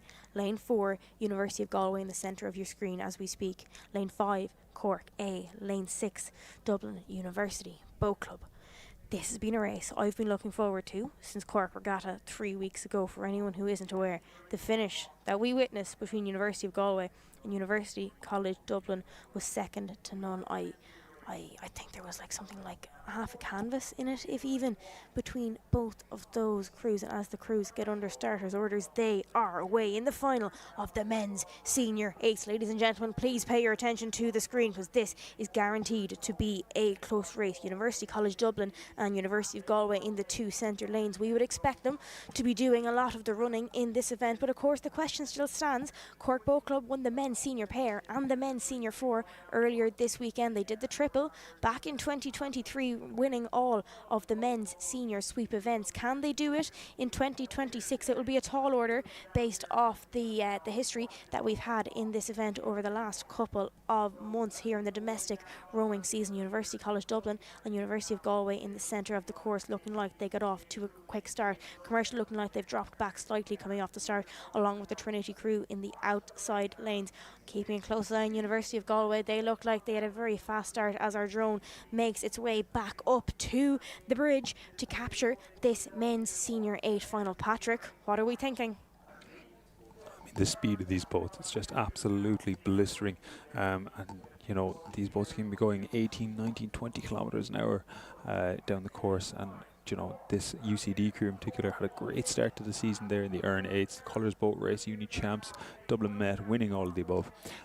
Seems to be a great lead there in lane 5 by the Cork A boat, which is you know, unexpected, because Galway won at Cork Regatta there, which is the most recent opportunity there. Cork having been knocked out in the Thames Challenge Cup on day 2 of Henley just on the 5th of July, which was 7 days ago. Here they are now in senior 8s. They're putting down a serious finish. They've got Fanon Tolan back in the boat. He's been missing all season, but he's back in now, back from racing the pair with Adam Murphy all season out in the NRC.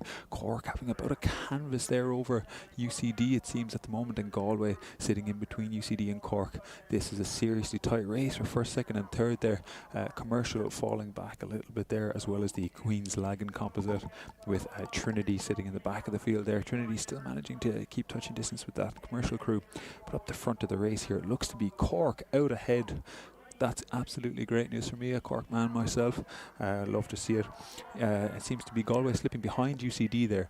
Cork having a canvas over UCD, and then about a half length back to Galway. Ella, tell me what's going on. Yeah, the Galway crew, a similar crew who won the intermediate 8s. Also this weekend, they need to do something fairly soon if they want to stay in contention and up at the business end of the pack with Cork A and University College Dublin. Cork A have had some serious racing under their belt, as Patrick mentioned a few moments ago. They were out at Henley Royal Regatta only last week, but here comes a response from University College Dublin. They weren't too happy about that. Nope, not today, boys. You're not going to walk away with it even before the 1,000 metre mark. University College Dublin, coxed by Rhea Nelson in the stern of the boat. Do Cork A have a response? Are UCD going to walk? Are Galway going to have any response at all? They need to get their bow ball back up on level terms with Cork A if they want to stay with the leading pack. Nice race going on for the minor placings between the Queen's Lagan composite and Commercial, slightly further back to the Trinity crew out in lane 6. But look at this for a response from University College Dublin. Tom Sullivan, your presence has been felt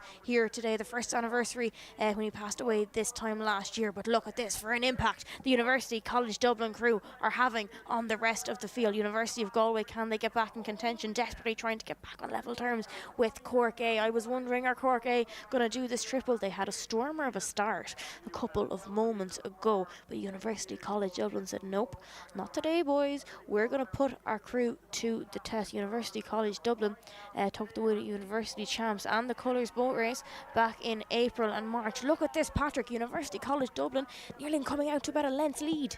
And you can see the rowers here now in the bow seat of the UCD boat there. Owen McGrath, followed by Michael Campion, Darragh Lynch there in the boat as well. Darragh Lynch, bronze medalist at the 2024 Olympics in Paris in the men's double with Philip Doyle. He's in this UCD senior 8, as well as 4 of these lads having been to Henley there recently. Murdoch Murray, Conal Cunningham, Ross Mason and Andrew O'Leary. So this boat has some serious speed in it, and a lot of these lads, you know, close to 6 or even below it minutes on the 2k. And this Galway 8 now trying to make a move on the Cork Boat Club there. It seems to be bow ball for bow ball with Cork and Galway. UCD about a length up. UCD famously racing it to the 1k, putting themselves out in the line early to get that lead, because when you're in an 8, it's all about getting out ahead and staying ahead. There's very, very few opportunities to move through. Seems like Galway's making their move on Cork there now. Cork slipping back to third by about a bow ball, about less than a canvas. But UCD are really out front of this race. Not too surprising, they were off to a great start at the start of the season, and Galway and Cork really riffing there for second and third. Absolutely excellent racing, just as a premier race here. And it seems like the commercial crew then are possibly in fourth there, being trailed by the Queen's Lagan Composite, with Trinity a bit off the pace. Look at this response from University College Dublin. Galway have got back on terms of Cork Boat Club and are edging out to about a quarter of a length lead over them. Are they going to make an impression on University College Dublin? Well, they're about a length down at the minute. Where's the power coming from in that University College Dublin crew? Dara Lynch, Olympic bronze medalist, sitting in the 3 seat. Kieran Conway in 4. Andrew O'Leary, the powerhouse, in the 5 seat, and Ross Mason in the 6 seat. Look at this for a crew coming down towards the line in the final of the men's senior 8s. Galway, University of Galway, desperately trying to get back in contention. They had a stormer of a race at Cork Regatta, but the roles were reversed. It was University of Galway who was leading, and it was UCD who came for them on the line. That's not what's happening here. Galway are tracing UCD. Are they making an impression? I don't know, as they come down towards the finish line here at the National Rowing Centre. Every single person in the enclosure is down here at the finish line. The beach is packed. The rowing centre is packed. Everything, slips, beach, you name it. UCD coming down towards the line in the men's senior 8. Crossing the line, the powerhouse of rowing, University College Dublin, in the men's senior 8s. Oh my God, what a race. The hands go up in the air. The Bowman, the Strokeman, the Cox. University of Galway, they gave it their everything. But it wasn't to be at the Irish Rowing Championships, the Senior Challenge Cup, the Men's Senior 8 National Championship of Ireland. It's going back again to UCD, Patrick. Some racing there in the men's 8s, as you say, and as you say, Cork had the up there at the very beginning. That was a great surprise, and then Galway never quite had the advantage at any stage to be out in front. It was UCD made the move on Cork first, with Galway rowing through Cork then once UCD was out ahead. Some excellent rowing there from UCD, 2025 champions and now 2026 champions. Just some great moving from all crews here, and a really hard race for the second last race of the day with one race left. Yeah, University College Dublin, they've always been the powerhouse of Irish rowing, and no different here in the men's senior 8. Starting from the bow, Owen McGrath in the 2 seat, Michael Campion in the 3 seat, Dara Lynch in 4, Kieran Conway in 5, Andrew O'Leary in 6, Ross Mason in 7, Conal Cunningham in the stroke seat, Dak Murray, and of course in the coxswain seat, the all-important job, Ria Nelson. That's a win for University College Dublin in the men's senior 8s.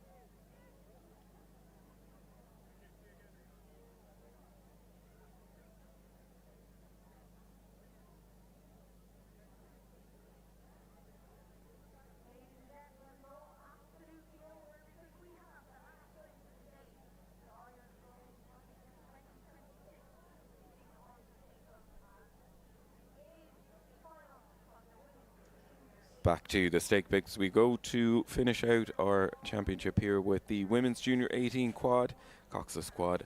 The next race up. Richie here back on a bike with Patrick for the streaming service. Ella's popped upstairs. She's going to close it out up on the balcony after the assignment of the men's senior 8. The lineup for the women's quad: Shannon A in lane 1, Ban lane 2, St Michael's A in lane 3, Killorglin in lane 4, Fermoy in lane 5, and Skibbereen in lane 6.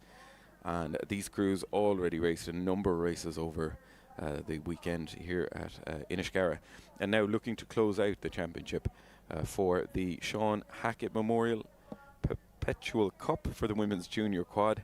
Last year won by Methodist, not contesting the final here, so we are going to have a new crew winning here. During the year it was Methodist who took the wins in Earn and the schools regatta in Limerick back in April. Dublin Med, it was Waterford beat Shannon, and most recently out as well that crew from Skibbereen who are in lane 6. They were the winners of Cork Regatta just here a couple of weeks ago. You can see the choppy conditions up at the start. A little bit difficult for the crews to get on the stake boats, but away we go. They're underway now for the last race of our 2026 Irish Rowing Championships, the final of the Women's Junior 18 Cox's Quad. The rundown again from lane 1 to 6. Shannon A in lane 1, Ban lane 2, St Michael's lane 3, Killorglin lane 4, Fermoy lane 5 and Skibbereen in lane 6. And just waiting to see who's going to make an early mark here. As I said, most of the crews have done 3 days of tough racing here across multiple boats, and this is where they're going to throw absolutely everything at the race that's ahead of them here to try pick up one last pot at the 2026 Irish Rowing Championships. Lane 3, St Michael's after an early lead ahead of Skibbereen. They're the 1 and 2 at the moment that seem to open up a lead. St Michael's crew, a little change there. Ada Herrer of the St Michael's crew swapped out Melaine Keane in backing up that crew there. It doesn't seem to have affected the boat speed because they're out to an early lead, about half a length off of the first 150 metres. The Skibbereen crew we mentioned form the informed crew that won at Cork Regatta and second at the moment. That Skibbereen crew, Nadine Horahan, Sarah Coughlin, Holly O'Flynn and Abigail Fowler in that Skibbereen crew, lane 6. Right beside them then the crew from Fermoy, very much staying with them as well. Fermoy winners of the women's single and double junior, the women's sculls and doubles, so they're definitely in form with their sculling in Fermoy. But St Michael's leading it out here. St Michael's crew of Clodagh McDonough, Melaine Keane, Clodagh Phillips in the crew there. Just checking as well who the fourth one is, so I'll get confirmation there. But it's St Michael's leading it out at the moment ahead of the Skibbereen crew and Fermoy, the 1, 2 and 3. This St Michael's crew showing some serious form here as well. Just great lead there. They're about a length up on the crews in lane 5 and 6 of Fermoy and Skibbereen A. In the Fermoy boat, we're looking at Lucy O'Toole, Aoife Clifford, Bridget Mann and Gabriella Nagel. So this St Michael's quad, despite the substitution, still managing to lead out this race. Absolutely excellent form there from this crew. Some really tidy sculling and not letting anything upset them there. It seems to be the Fermoy crew then in the silver medal position and closely trailed behind by Skibbereen A, stroked by Abby Fowler there from Skibbereen. I'm sure she's driving her crew on very hard now through the legs. Seems to be the crew there in lane 2 there as well. Ban putting on a bit of pressure onto Skibbereen there for that bronze position. Ban making a move. There isn't a huge amount of room between second, third and fourth there, so room for things to change. But this St Michael's crew stretching out about a length, not quite clear water but not far off it from this Fermoy crew in lane 5. This St Michael's crew really storming ahead there now, and you get a bit of a close-up of them there in a moment. Some really tidy sculling from this crew. So just an update there and checking in to see Clodagh Phillips, Melaine Keane, Clodagh McDonough and Robin Marley Buckley. It looks like are the crew for St Michael's. A slight change there, but they're leading it out here and leading out well in the stroke seat for St Michael's. It is Clodagh McDonough leading it out here. The crew's pushing on. They're certainly going for it and going for it hard here. Coached by Len Small and Shane Cullinan, as well as Maeve O'Brien. Have done great work with the women's squads over the last number of years, and this is their last chance and last throw of the dice for a championship here in 2026, and they're pushing out from a lead of about a clear water of a length and a half over in lane 5. It's the Fermoy crew now showing in second, getting the better. Skibbereen pushing on ahead of them. The band crew, which are close on screen here as well, back in fourth place, but it's all about St Michael's centre of the course. Their qualifying times getting them through into the qualifiers here. They've got the preferential centre lane and in full control as they power on towards the finish. They are coming up really, really strong, hard rowing here releasing the beast as they come in towards the finish. This is powerful stuff from St. Michael's, ahead of the crews then from Fermoy in second place, running in towards the finish, as we look at Shannon there just riding side by side with them.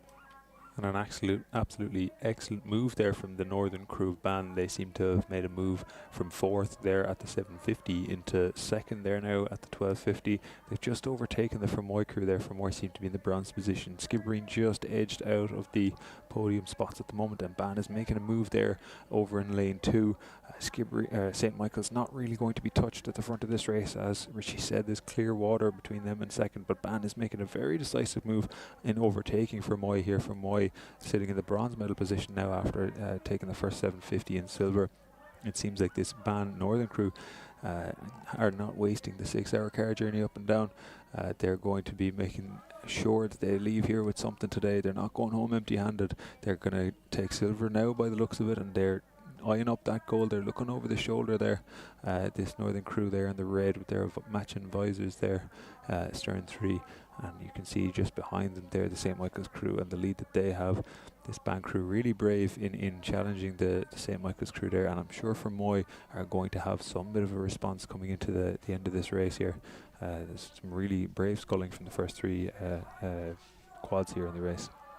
Ban they were riding with them, with St. Michael's in the background. The Ban crew putting on a big push here, coming through these 200 metres to get better. Fermoy, they've moved into second, but the Fermoy crew, lower rate, they're going to need to respond and respond well. Come back on Ban, chasing back then to Skibbereen, Shannon and Killorglin back in 4th, 5th and 6th, but a really dominant display here from the St. Michael's crew. Clodagh Phillips, Melaine Keane, Clodagh McDonough and Robin Marley Buckley coming in to take, I think, will be St. Michael's 3rd championship, winners of the men's and women's pairs on Friday and Saturday, and the St. Michael's crew just to need to steady the ship here and power home, which is exactly what we're seeing them doing. Really long, powerful strokes into that headwind, sending the boat away in towards the finish. They're being backed up all the way from bow to stroke as they push on to close out the 2026 Irish Rowing Championships.